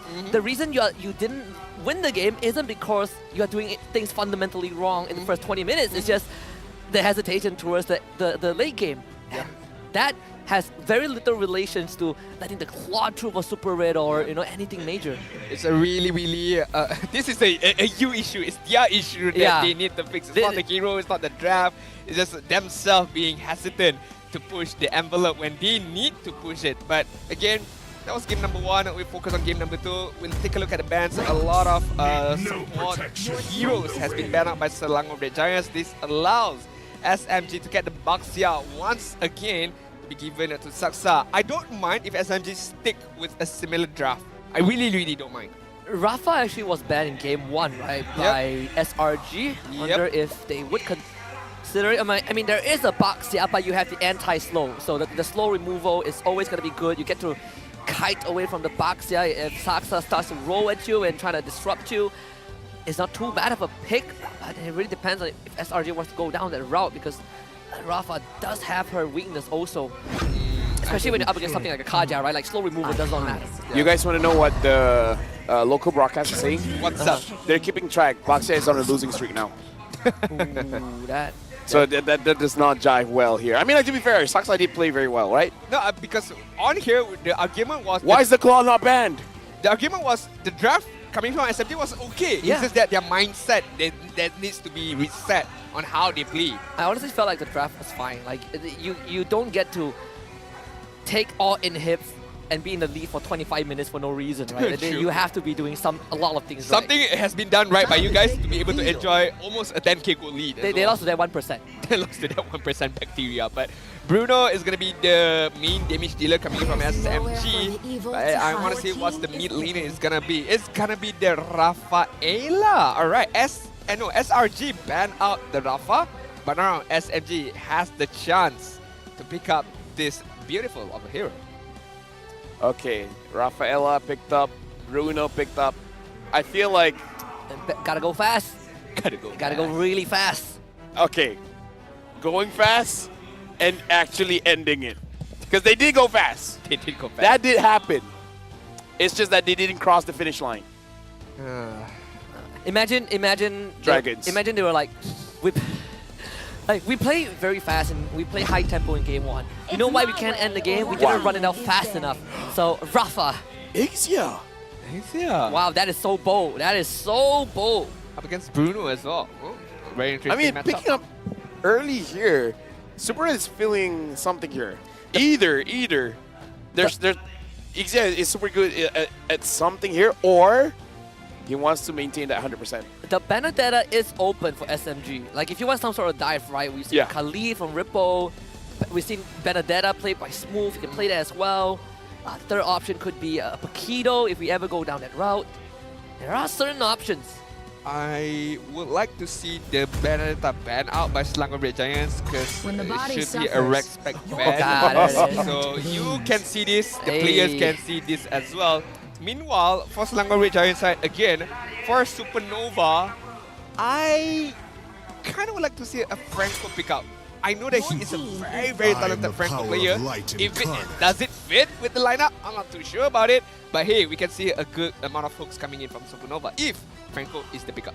SMG is gonna ban Franco, I think, right? They're already banning out the Kaja, which was a hero on my mind. What else is there for SRG? Perhaps the Grok, right? We can I'm thinking of the Grok as well. If you really want a reliable front line, I mean, the Grok is always there. He went deathless on the Grok, like what, 0-11 against Todak? Grok is kind of good against Rafaela because movement speed is great, but if you're able to block the path of Rafaela, you can't dash out of it, right? So it's a CC that you can't cleanse out of. So that means Super Skies have the opportunity to get his own Fedrin right now. Or Martis. I don't see any assassin. Maybe Lancelot, but I'm not too sure if it's doable or not. Against SMG's lineup, having Boxer as a front liner as of now. I think can. That's why they banned it out. They left Franco open, okay. Yeah. But I think Grok is better. As I you guys think Grok mentioned. is so much better.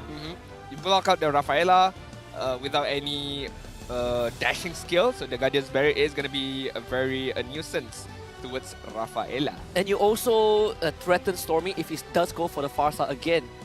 I mean, unless they run the mid Rafa like MPL Singapore, I highly believe this is a Miko Rafa. Here's the thing, I kind of want to see the Gord, but it's hard going up against Ixia because whoever opens the ult first is losing. Yeah. Grok? Franco. I just want to honestly, it's either or. It's fine for Supernova because at this point he's proven that he can basically use everything. So he wants to see more of the draft, picking out the Fredrin first.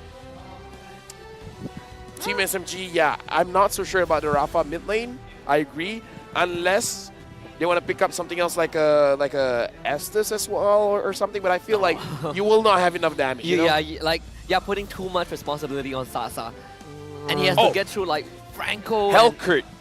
Hellkurt mid. Hellkurt mid. Hellkurt mid. Oh, he did play it before. Stormy is the only mid laner that has ever played a Hellkurt, but that was under a different coach. Coach Pao, I don't know if he trusts Stormy to do it. Let's just rewind like 10,000 patches ago, right? Baxia Rome, Rafa mid, Hellkurt jungle. Nah. That's way back, man. That's way back. Yeah, you're the Lulu right there. Very much the Lulu. Novara and Paquito is going to be the pickup. Okay, Novara, a backline damage dealer as well. You know, you don't need to participate much near in team fights. You can just hang around on the backside, dishing out your damage. And if that is the case, I still... Kufra? Not that bad, to be fair. Can't stop the sliding tackle from Bruno. But I just want to see Franco from Supernova. This is just a personal request, I would say. Honestly, thinking back about the previous game, I almost wanted Stormy to pick up the Lunong so that they can burst down the lore very fast. Just for that. Just for that. Just for that. Like imagine how tilted the coach is. Like, just pick up the Lunongs. Imagine how tilted you are. Okay. No. Alright, we're gonna get to it. No, here's the thing. You have a beef with Minotaur. Yeah. Okay, to be fair, SRG did win with the Minotaur before. When they first picked it against Todak, they won that game. I know they lost early on in the playoffs against Todak, but both coaches are at Supernova. Look how bad hero this is. Two coaches need to give the advice to the player on how you're gonna use this hero. It's like look, we've won with this before. We can do it again. Two coaches. But that was on Pancake, alright? I don't care! Maybe Supernova can do it differently. That's a bad hero now! It is a bad hero, but sometimes it's the player. Okay, I'm gonna protect Minotaur. Minotaur is good, okay? Minotaur is solid. It's just conditional. And maybe this is the right condition. That's why both coaches are reinforcing Supernova. It's like, no, you gotta understand. Can you imagine? This and this will happen, and then you will win. Can you imagine, like, they were asking Supernova, I think Grok is a good pick, and Supernova was like, no, Minotaur. Yeah, I can still lock it in your and then he fury. just locks it in, and both like Becky and Arcade are just like, what the hell are you doing, man? Well, we're going to game number 2. We gotta see after this when we have a game number 3. My friends here are feeling optimistic going to game number 3. Yeah, boy. It's definitely gonna be a game number 3 Oh, later dude, on. come on. It's definitely gonna be a Come game number 3, on. but it's okay. We shall take a look as we dive into the land of dawn. Selangor Red Giants on the red side, meanwhile SMG on the blue side. Okay, let's think about it right now. Let's really think about it. The amount of damage coming in from SMG, but before that, hold on. Miko, got a flicker. See, Minotaur is good. I'll tell you one thing, right? You've been saying that our BM friends have been keeping track of Baxia, who is on the lose streak. Yep. Minotaur is on the lose streak. One of that would break, surely, in this game. What if they both lose?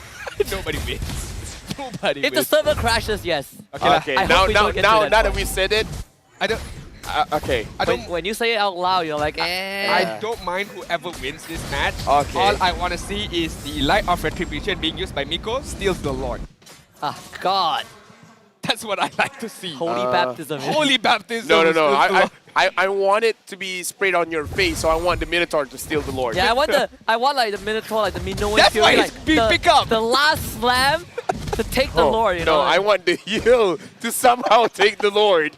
Somehow the heal is light attribute, the Lord is dark attribute, so the Lord specifically takes damage from the heal. And Supernova, like, his presence is so strong, like the Lard takes damage from him. Hey, actually, it could happen, right? If he has a Molten Essence. Yes, I was thinking about the same thing, like Molten Essence. Okay, we're pushing it too far. No, we're definitely pushing it too far. And now look at Supernova. He's gonna get sacked by Miko as well as Smoke.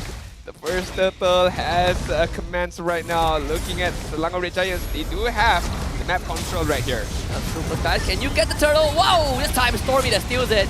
Man, these mid laners are made of something else, but these don't know the smoke flicker on the Supernova. Finds the knockup and a follow-up to SRG. Starts it off strong. I mean, he didn't get the turtle, but he got first blood. I'm okay to be proven wrong. I don't mind at all. I really don't mind at all, because if Selangor Red Giants wins, it means it's going to be a 2-0 for the D. I mean, SMG against RSG in the lower bracket. Ooh. Sasa. He's going to eat that. Ooh. Tracked down by Super Zack. Just too far in front, out of position. Easy rotation from Supernova and Super Zack. We got to look at the mental state of Team SMG here. We don't want them to be in a state of desperation, right? That has always been like their worst enemy, right? They lose a game where they're in the lead and suddenly it just starts collapsing on them. We've seen this multiple times when they play RSG. It was the same exact thing. This is where we have to see their training really solidify, because we've seen teams that have won a lot of games not being able to recover from loss. Right now, Stormy was able to pick up the... Oh, before that... Oh, they're going to pick up this Angel. Super Gojas will be sacrificed. SRG, they're ready to go for more. Finds a ton onto Saksa. They don't want the damage, so Saksa walks away. Not only that, I mislook at this particular slight information that Super Gorgeous managed to get his own comfort hero right now.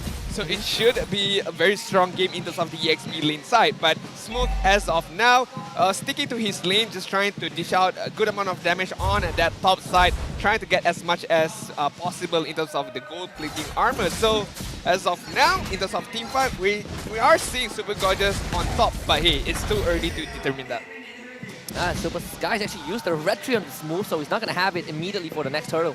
Hey, he doesn't need it. That is true. He doesn't need it, all right? All he needs is the healing from Supernova. It's just to slow the opponents, all right? He's got his team on his back. Now Sasa is getting chased by Supernova. He actually commits to the flicker. Oh, a bit of a disjointed dive there from SRG. They're going to pay with their lives. Uh-oh, Supernova pulled the trigger without telling his team. They still get Sasa though. Maybe he's not too bad after all. But Saksai's move, they're showing up. That's Ixia, he's dead. Super Gojas is going to be sacrificed to SMG. Not that worthy of a trade. Who won that trade? I mean, SMG won, right? It should. Yeah, it's SMG, most definitely, because I'm not too sure on the communication right there, because it was not aligned. Supernova still went in with the flicker and the Minion's Fury, whereas Super Zack was already prepared to go back. And yes, Ixia by Super Ray managed to get a kill onto the Sasa, but sacrificing his own life would not be the ideal case as of now. Looking at the itemization, corrosion side on Ixia, Bruno has the Husk Claw. Meanwhile, the junglers right now, still as of yet, no big items for now. Looking at the situation, Selangor Giants, even though they won, perhaps because it was a very long game, some of the communication is breaking down just a little bit, right? Because Supernova, it looked cool, but his teammates were not ready. Yeah, they were not ready. They're like, yo, what's going on? Why'd you pick it forward? And now, Saksa, so far using this box set, it looks like his mental fortitude is still pretty strong, not making quite a lot of mistakes. Sasa, even though he was caught and stuff, I would say the only mistake was overextending. Other than that, not really. Selangor Giants, they're okay. This game is even. If it continues based on the scaling, I'm kind of giving it over to Team SMG just because Ixia is strong in the late game, but with Smooth using the Paquito, I kind of feel like he can flank and he can make this Ixia a non-factor. Not only that, I mean Stormy as well, right? With the Novaria on the backside, just dishing out a lot of Astral Echo, Astral Recall as well, be able to get a lot of vision and damage out onwards to Selangor Red Giants. Meanwhile, keeping herself safe on the back line. So the scaling is definitely there for SMG. Therefore, they should be able to clean out if this goes to late game. What? Saksa still steals the turtle. Oh man, Super Sky's gonna get a earful of that, but they do get him. Right, there's still a kill in return. Sasa will take out the top tier 1. What do we say about this? I mean, look at the difference in turtle secure. Not surprised. Hey, you know, it's planned, all right? They want to make Team SMG feel confident. It's psychological warfare, Husky. When you're at your strongest, you gotta appear weak. That's what Sun Tzu said. Yeah, definitely. Definitely. Psychological war is being played out between both of these teams. And onwards we go, march on to the 7-minute mark. Goal differences is a non-factor because both teams are well matched right now. I would like to see a bit of itemization update. Both goal leaders have completed their second items and the junglers have they complete their first big item as of yet. For now, Selangor Giants as well as Team SMG. When it comes to the team fighting, it really does look like Team SMG is waiting for something. Right now, Stormy has the Lightning Truncheon, Sasa has the Berserker Fury, so when it comes to the damage, it should be good. I kind of feel like the only reason for hesitation for Team SMG really is this Minotaur. I mean, we're memeing, but if a Minotaur can counter-engage, that's very, very deadly because at first you would assume you're winning the fight, but then when everyone on your team gets knocked up, then it's like, okay, that was a mistake. I think this is the thing about a Minotaur. It can make you make a mistake. So far, I am eating my words. I mean, 1-0-5 from Supernova is a very, very impressive showcase for this Minotaur, but it's because Selangor Red Giants are not playing from behind. They are playing equally right now between SMG. If this is a different scenario, Selangor Red Giants are playing from behind, it could be a bit more difficult for Minotaur to use his own minion Fury to set up for his own team. But as of now, so far, yes, Supernova is doing quite well. Yeah, to be fair to the Minotaur as well, right? If you don't really have a hard lockdown on your side to stop him and break his tempo, he becomes a big threat, right? And look at SMG. They don't really have hard crowd control. I mean, Holy Baptism is the only one from Miko. Yeah, right now, Team SMG, they're waiting for Selangor Giants to make the first move, find Super Zack, but unable to kill him. Super Zack is definitely having a much better game this time. 2-1-4, Selangor Giants, they're trying to pull the Lord over. I gotta say, maybe focus on a team fight. Alright, Malefic Roar is picked up by Super Red, so another amount of damage coming out from this Ixia Blade Armor by Super Sky to dish back all the damage incoming from Team SMG. Super Zack went back to his base to fill up his health and now back on the battlefield to try his best for his own team. Without any ultimates yet on Valentina, it's quite hard for Super Zack to do anything. SRG looking to finish the Lord this time, gets knocked out by the Lord, but there it is! Supernova gets the Lord of all people! Super Zack ends up going down, Super Gojas will follow him to the grave. SRG loses too. The rest of them looking to walk away, and there's no problem. They should be able to escape. They don't have the damage to do with SMG, but guess what? Lord secured by the Minotaur. Shake my hand. Let's just say it was his heel. I know it's Minion Fury, but let's just say it was his heel. Yeah.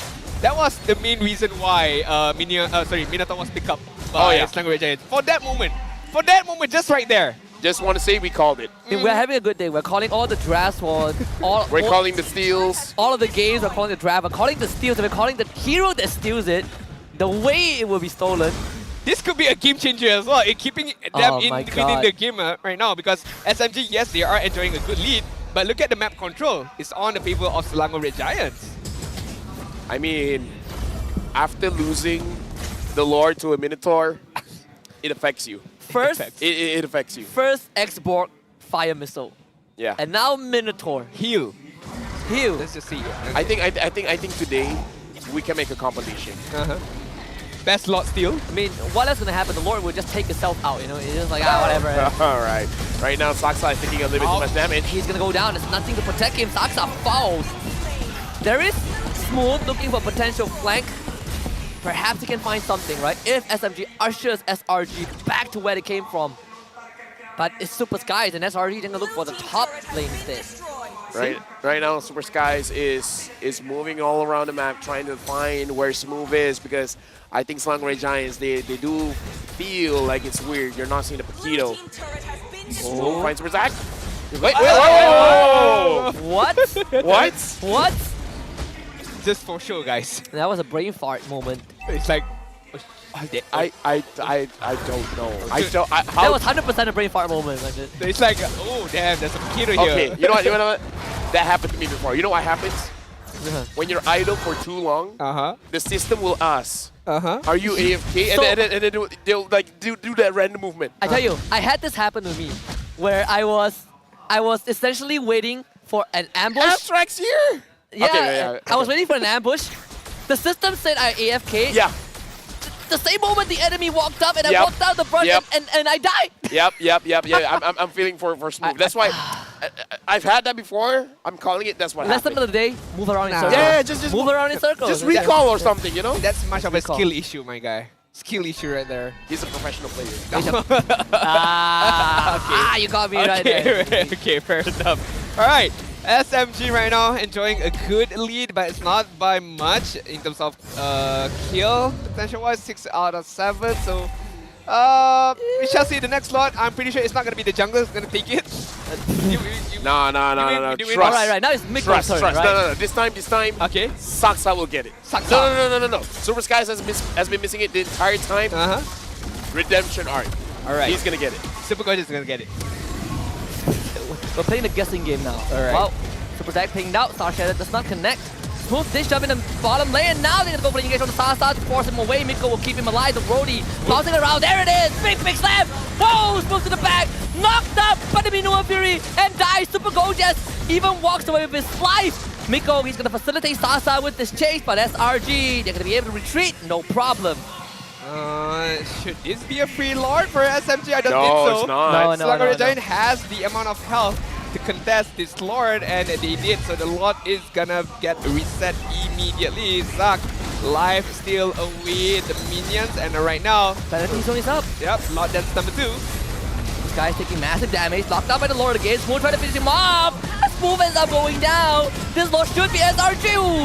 Yeah, Stormy didn't steal that one. And for the first time in like forever, Super Skies gets a neutral. They know that they will get a No, it Lord, was Super Zack. Ah, damn it, Super It was Super Zack. You thought it was someone else. Super Skies didn't even use his retribution. He didn't even bother. He know that they were going to secure the Lord. I'll let that slide. It was a free lore, right? It's not contested. You mean you let it roll? I'll let it roll. I'll roll with it. Okay, never mind. Item.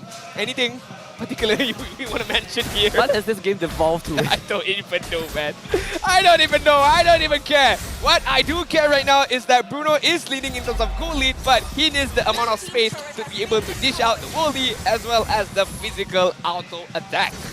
Right now, the Lord is marching in up top. Supernova, he has this all, even though he doesn't have the flicker. Now, Inhibitor is down. Selangor Red Giants, they're in the commanding lead.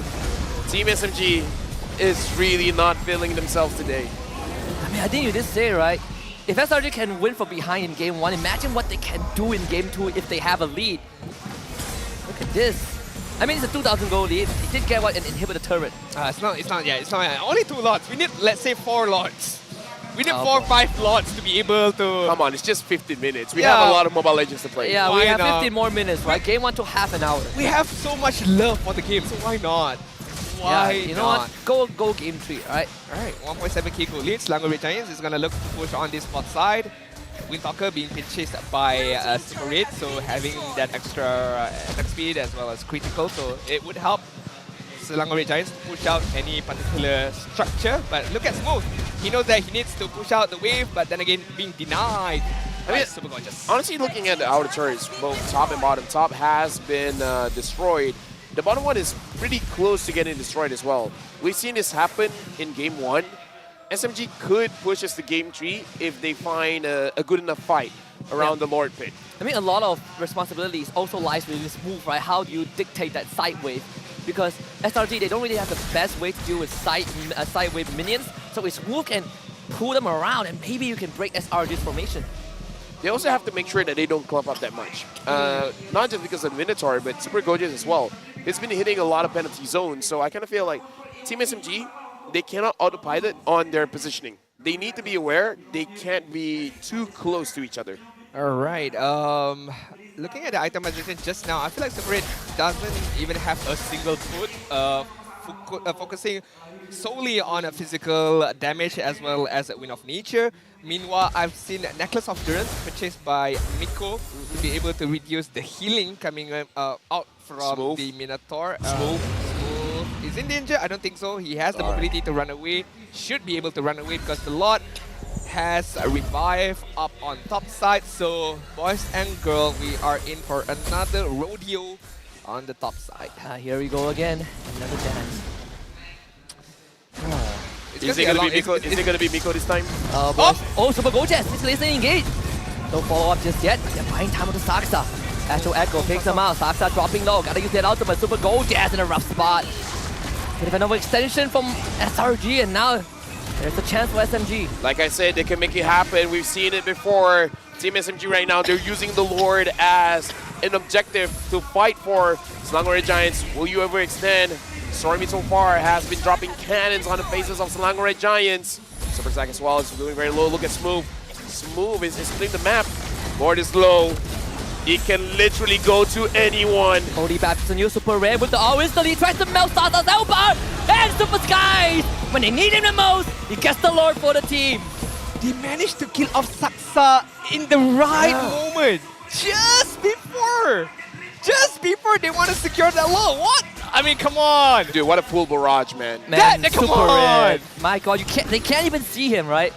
Talking about execution, talk about perfect execution and timing as well. Saksa was super dead right there with the full barrage, and it was an easy battle of retribution for Super Skies. Man. I wouldn't say easy. He's still fighting against the rest of them. He's fighting against like everyone else. Yeah. Fair enough. But I mean, we cannot deny the timing of Selangor Red Giants to initiate on that team fight with the full barrage as well as the Minions Fury. And right now, Lord is pushing on the top side. Selangor Red Giants are well prepared to try to end this game. Saksa is back alive to be able to defend this Lord push. I mean, we've seen SRG upset Todak. And in my wildest dream, I wouldn't kind of put them in the spot where they would upset SMG, but yet here we are. SRG at the front doors of SMG. The Lord is not being taken care of as of yet. Saksa is gonna try his best, but the mid-inhibitor turret is gonna fall down onto the Selangor Red Giants. Supernova, big out. Lovely movement from SMG. They sidestep it. The mid-inhibitor stands. So SRG, they gotta back up. Saksa gonna lose the immortality. Smooth now. KO punch. Getting two. Super Gorgeous is gonna flick him back in with the penalty zone. They get Sasa's immortality. They need to finish him off. And Sasa dies. Super Gorgeous gets to walk away. And SRG continues the siege. Oh! The snipe! Oh, Stormy! What a recovery! That's almost killing Super Gorgeous as well. That's snipe. That's a recovery. Dude, Stormy 4-0-4. He's trying his best here. Everyone here is trying their best. 119,000 damage from the Novaria. That is disgusting. Easily the highest. They defended their mid-inhib against all that. Man, that was a great moment by Super Gorgeous going in with the penalty zone as well as managing to kill Sasa and surviving that initiation. But another good counter moment by Stormy with the snipe almost getting a double kill. So I feel like, yes, it was a good moment from Selangor Red Giants, but it was even out by SMG's brilliant performance coming in from the mage prodigy. Stormy 4 and 4 and error 404. Stormy right now is performing out of his mind. They got to figure out how to drop Super Red. Yeah, we go again. We go again. Next door is up. Lord number 4. Funny enough, the front line of Selangor Red Giants are the one that hasn't died yet. Let's see. Supernova and Super Skies. The Rover. 9. Wow. Wow. Normally, if I play Minotaur, it's gonna be 4, 9, and 2. No, it would be like game 1 of them against Todak early on. 0-7 and something. 1. 0-7 and 1. Yeah. Now the Lord has been pulled towards Selangor Red Giants. Supernova again looking for an opportunity to get 3 or 4. Sasa, he needs to try his best to survive. But look at Smooth. Smooth's in the base of Selangor Red Giants. I mean, look at Super Zach. He's at a flank angle also. It's going to be tight. Also need to find Super Red. Smooth is in a good position to go for this flank. Super Red. It's going to be the move though. Flank versus flank. Super Red is unflankable. Oh no, never mind! Wow. Oh my goodness, Super Zach! Saksa, are you the hero today? No. Nope. And they didn't clear the mid wave. Smooth was cutting the wave and didn't do it enough. Mid in hit for free. Lord number 4 for SRG. That doesn't count. Okay, come on. I Nah, mean, that doesn't count. control alternate delete Stormy was not found right there. I mean, what kind of damage was that? Immediately. Man, that flying from Super Zach, goodness gracious. I know that Stormy doesn't have magical defense, but hey, come on.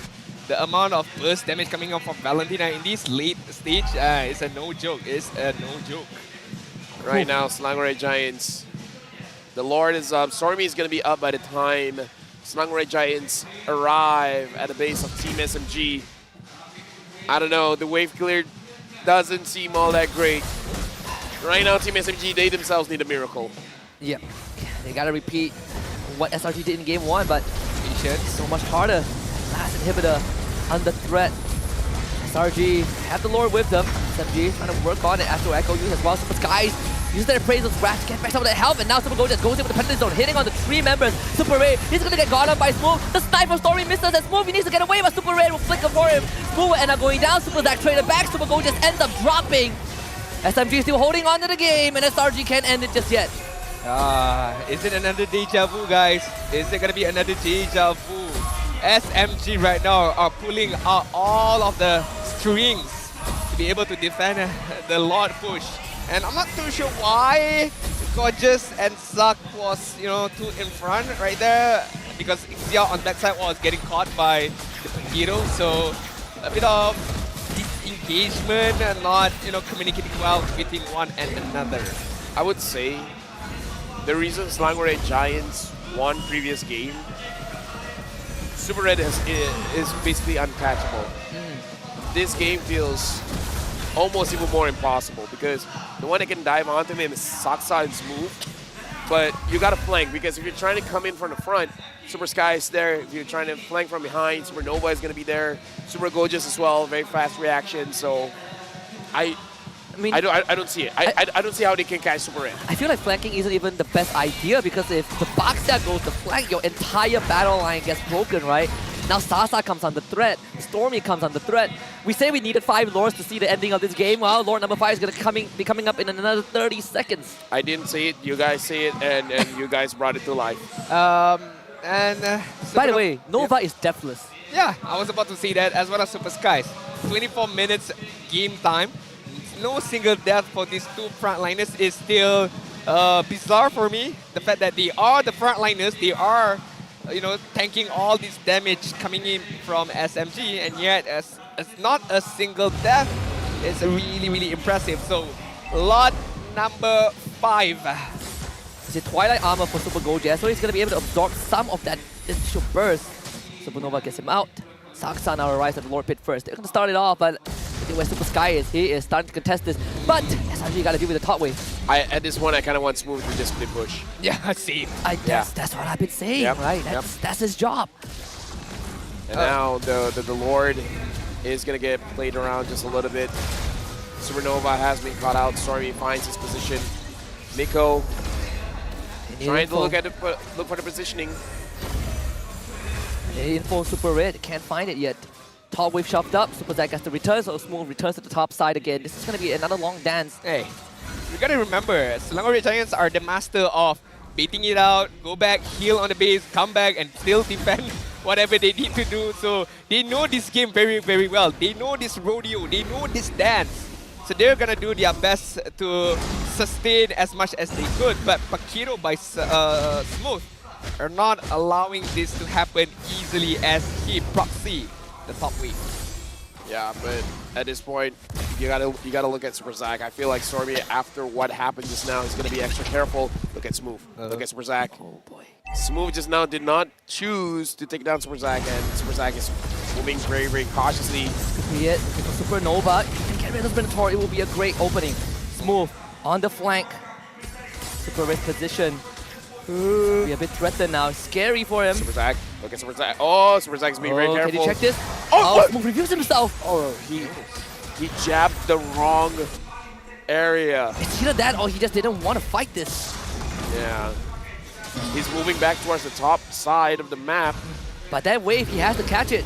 He will take some time to catch the wave. I'm not feeling good here. I'm really not feeling good. Super Red has joined this Lord engagement. Bringing it down low, Super Gold. Penalty zone very early on, okay. Go time for SMG. Super Zack, he doesn't have much health. It's gonna take a while to get him back to low recess again. Oh boy. And we're back to where we began. And then Super Zack has to go back, defend the top This lane. is cardio, by the way.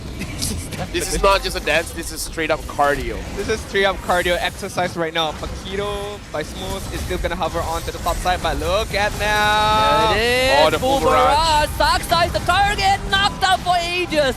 Immortality is down. It praises Wrath. Saksai's gone. No more retry for SMG. They need a miracle. Super Skies has his retry, pinged out by the Astro Recall. Super Skies goes in, finds the Lord. Lord number 5 for SRG. Smooth is late to the fight, cannot do anything. That was a huge mistake by SMG. They got the Lord that low and then committed. No. That was a huge mistake. That's a big blunder. That's one where the coach will keep on ripping them apart. Oh boy. A lot has respawned without Sasla right now. It's going to be quite difficult for SMG to defend this. 4 versus 5. I mean 6 versus 4 right now with the help of the Lord. So how does SMG defend this? Smooth is just going to hover on the backside right now. Oh, he has a chance to make a big play. He sees both Super Red and Super Zack. Who are you going to go for, Smooth? One Super Red, Wisdom Nature used. To be forced away. Super Red goes on his Crystal. And that's it. The upset by the Red Giants to send SMG to the lower brackets. Biggs asked for it. Biggs wants Team Homebois going up against Selangor Red Giants in the upper bracket finals. We're gonna see somebody going up against Super Gorgeous. Fatigue is not a matter for Selangor Red Giants. Give us all the games, man. Give us all the long games. We'll take it on our own hands and we'll deliver up against SMG, who tried their very, very best to win this, but it's gonna be the favor of Selangor Red Giants. Your upper bracket finalists up against Homebois tomorrow. The fairy tale continues. Yep. Hey, guess what, SRG fans? Your team is in top 3. Wow. They took down Todak, they took down SMG. Oh boy. Nova's still unbeaten, by the way. Deathless that game. With Nova in team, it's 2-0. Right? Like, Nova's making a big change. Now we're going over to the host with Rose. Pasukan kedua untuk claim the top 3 spot untuk musim ini ialah Selangor Red Giants. Kemenangan 2-0 clean sweep. Esok korang akan jumpa Homebois. Alright, so Gorgeous. Tadi, I tanya Fix, daripada SMG dengan SRG, pasukan mana dia nak jumpa? Dan dia cakap, dia nak jumpa SRG sebab Gorgeous kan paling beria dalam SRG. So, ada kata-kata nak balas tak dekat Fix? Dia nak kan?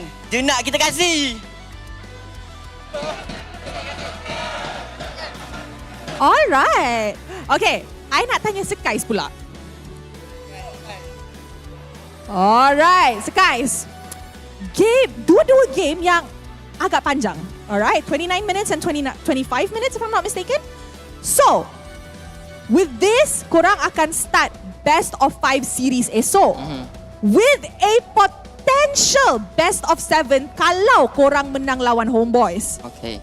Adakah mentality dengan stamina Selangor Red Giants dah ready untuk series ni? Saya rasa kita orang dah ready kot sebab ya kita orang dah ada experience dekat Indo iaitu tournament ESL, so kita orang harap dapat menang. Alright. Okay guys, so I nak tanya korang, siapa sepatutnya jadi MVP? Alright guys, MVP kita ialah Super Red. Alright, Super Red. Marksman, gold laner, one of the best they say, especially as an import. So, bukas, tomorrow you guys will be facing Homebois. They also have an import gold laner. Sa tingin mo, mananalo ka? Ayoko po muna mag-assume na gusto ko manalo. Gusto ko lang po gawin yung best ko para manalo kami. Wow! Baik niya adik kita. Okay, sabar. I translate dulu. Kurang ni. Alright, so I tanya dia.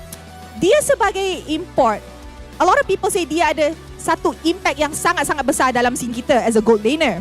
Tapi, kita tak boleh tengok rendah dengan opponent orang esok, which is Rizal, who's also another import gold laner. So I tanya, dalam matchup tu, dia rasa dia boleh menang ke tak? Dia cakap, dia tak nak cakap dia boleh menang. Dia just nak buat yang terbaik. And then, hopefully, menang esok. Tu je, humble. Alright, thank you so much. Okay guys, so I'm pretty sure semua orang dah penat. Let's bagi dorang peluang untuk rest. So with that, mari let's throw it back to the casters untuk dapat tahu apa yang menjadi dalam game 2 berbalas kosong ini. Casters, silakan.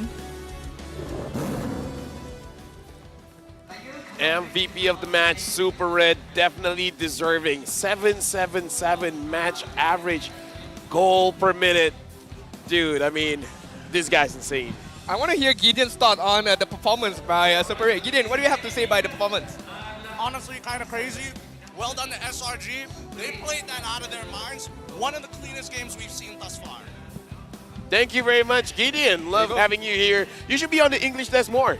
You should. Yeah. I think it's pretty good. Absolutely, right? I don't know why they put him on the BM side. Yeah, it's so weird. Yeah, so weird. I don't know. After this, we might see him doing the Indo cast. But with that being said, we got to see what they were talking about in game, because this time it wasn't a comeback. This one it was convincing. So let's listen to the mic check. Baby, you should know that my mama don't like you. She likes everyone. Boleh. Bagi tu guys. Jangan. Aku tahan. Quality. Oh, nice. Boleh. Aku kena out. Nice. Nice one. Bongok je. The fuck offside. Pick up. Okay. Riksha. Cam bro. I mean Riksha. Nice one, smooth. Last hit dah. Oh, nice. All in. Let's push top. Okay. Fight. This. Masmin lower, Masmin. Mid. Trial. Kamsa. Smooth, come to me, smooth. Can. I turn.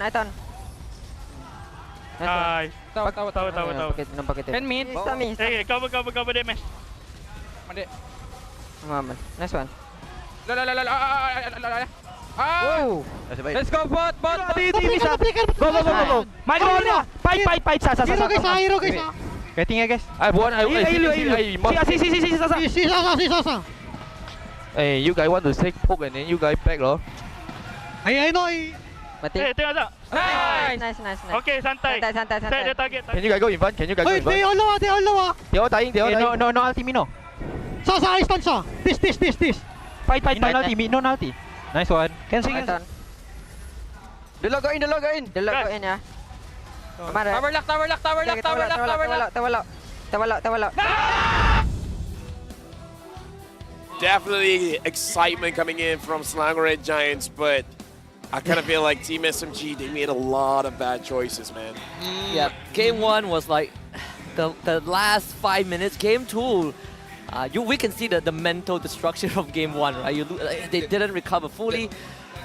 These two teams gave us the longest series of the day. The choke from game number 1 really disturbed their mentality for game number 2. All of the decision making was not, right, as Lafel did point out at one moment that they brought down the Lord to quite a low HP and then they decide to go initiate on why? SRJ. So I don't understand why.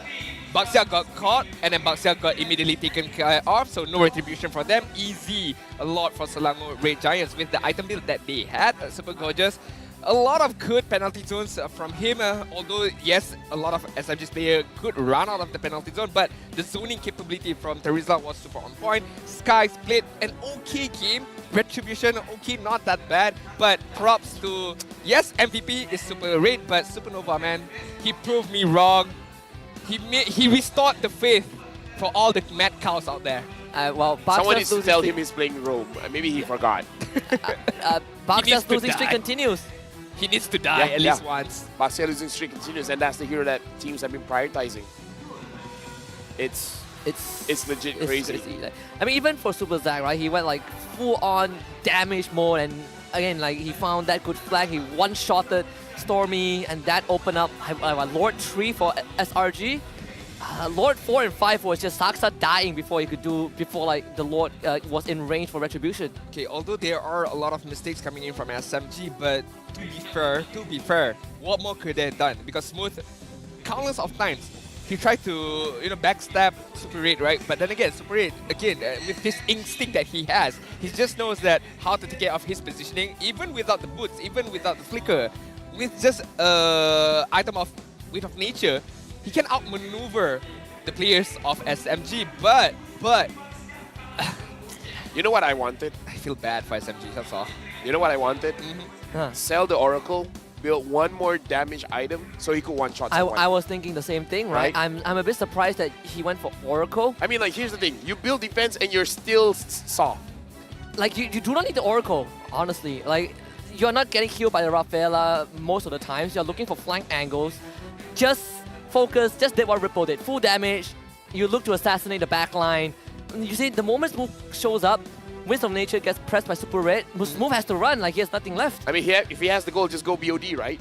Yeah. If you can one-shot Super Zack, because how many times has Super Zack went towards his bush and he jabs away? He doesn't feel confident because he doesn't have enough damage. And at the same time, we say that one of his main roles, like one of the advantage they have with a Paquito is that they side lane better than SRG. SRG will always struggle to keep up because they don't have that map mobility.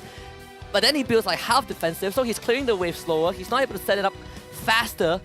And all these flanks sort of feel a bit iffy because you're not one-shotting your targets. The sadder thing is, Team SMG did more damage. That's the thing. Much more damage. I mean, half of the damage was dealt by SMG. By Stormy. By Stormy as well. Majority of it was by Stormy. 100k. This, looking at the highlights, okay, there are some, iffy moments coming from Selangor Red Giant Exhibit A. I'm not too sure why they Supernova still didn't die. I'll tell you the best part. Like he caused 3 of his teammates to die, and he was the one who walked away. Yeah. He was the one initiate that team fight, and he was the one who walked away. That's an imposter. And killed 3 of his teammates, and he walked away. But bye guys, I'm out. That's why he got those assists.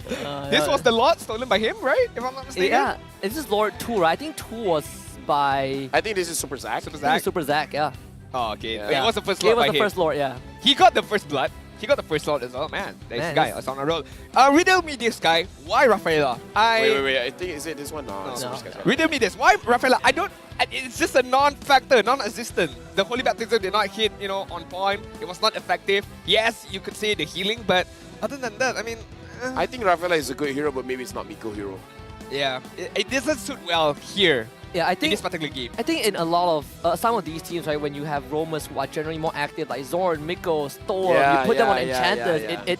You inhibit a lot of that playmaking ability because they don't get to just go in and start a fight for the team. It's like an analogy football, like American football. It's like if you're using a enchanter style of support, you're the quarterback. You're moving your entire team and then you're throwing the ball. All right, it's like asking a pastry chef to cook steak. Yeah. It's gonna come out well done. That's bad. It just doesn't suit well enough. I mean, I don't know. I kind of like it. I like some pastries well done. An abomination. Hey, come on. Okay, look, this is a mistake, okay? Look at the situation. The Lord is pretty low, and then Saksa went in, and then everyone else kited away. And look at the Lord being that low. What should have been done is they should have tried to reset the Lord. They did not reset the Lord. Or you pull the Lord towards your side, right? Like Saksa didn't need to be there. And yeah. That's the biggest mistake there. Now looking at the bracket, 2-0, Selangor Giants has dropped Team SMG. RSG MY will be fighting against Team SMG, where both of these teams did so well during the regular season. Now they got to reset. And Homebois will be going up against Selangor Giants. Did any of you guys expect this bracket? Because I certainly didn't. Nah, fam, nah. No. Homebois in upper bracket final, sure, right? Them against either RSG MY or SMG, but SRG in top 3. I mean, the believers, I mean, they're really happy, right? They believe that SRG is going to be one of the top teams, and here they are. They're one step away from securing wildcards. Looking at the upper bracket finals, right? Homebois managed to knock out the Filipino imports once by RSG MY, and facing off Selangor Red Giants, having again a Filipino import. So I think Homebois may be able to do it again, but it's a different scenario because it's going to be a best of 5. Yeah, 3 best of 5s tomorrow. RSG MY going up against Team SMG. Homebois going up against Selangor Red Giants. And then we'll see loser going up against winner, but 3 best of 5s. It's going to be a long day tomorrow, We're going to lose 2 teams tomorrow, man. I'm not ready for this. Are you working tomorrow? I am. I'm working until Sunday, man. Oh, same. Although, to be fair, we do have a big gap between match 8 and match 9 because match 8 is expected to start at 3 p.m. and match 9 is expected to start at 7 p.m. So let's say the match 8 finish off quite early, 4:35. So that's like a 2 I don't see that happening. Did you see Selangor Red Giants going up against Team SMG? I mean, a man can dream. I mean, very wishful thinking. Very wishful thinking. Man can dream. I feel like, remember last season? We got home at 1 a.m. Yeah, I feel like that is gonna be the case. Like, I'm one of those few guys who plays devil advocates. I feel like if we got to this stage of the tournament, we need like at least 4 games in the best of 5. I agree. And guys, make sure you guys scan the survey down below. Tell us, how can we improve as a league? And I kind of feel like in terms of competitiveness, with having new faces going to M5, we're approaching that direction. We've finally ended an era. Right, let's put it that way, right? With constructed. Why do we say that like an achievement? Well, because we say we want a new team, we want like new faces, right? So I think one of the struggles or one of the dialogues going on is that we've been sending the same team, and the undisputed Todak was the best for a long time. But if you want new faces, someone has to tear down that throne, and no SRG did it. Now you open up so much possibilities for everyone else. Anton, remove retribution. It's not a non-factor right now. Remove the role of jungler. In fact, we don't need that. There was a time before where retribution was not used. Yeah, that's the thing. Bring back a rival. I want to use a rival. Why not? Bring back the old stuff. Masha a rival. Oh, that's my favorite. You know one of my favorite spells? What? As a Grok, execute. Oh, nice. Oh, nice, yeah. Wild charge. I remember a time, 5 flame shots, all just sent down mid. Oh, God. Even if you lose, that's satisfying. With that being said, that is it from us for today. Tomorrow, we will have 3 best of 5s. So we see you guys tomorrow for more Mobile Legends action.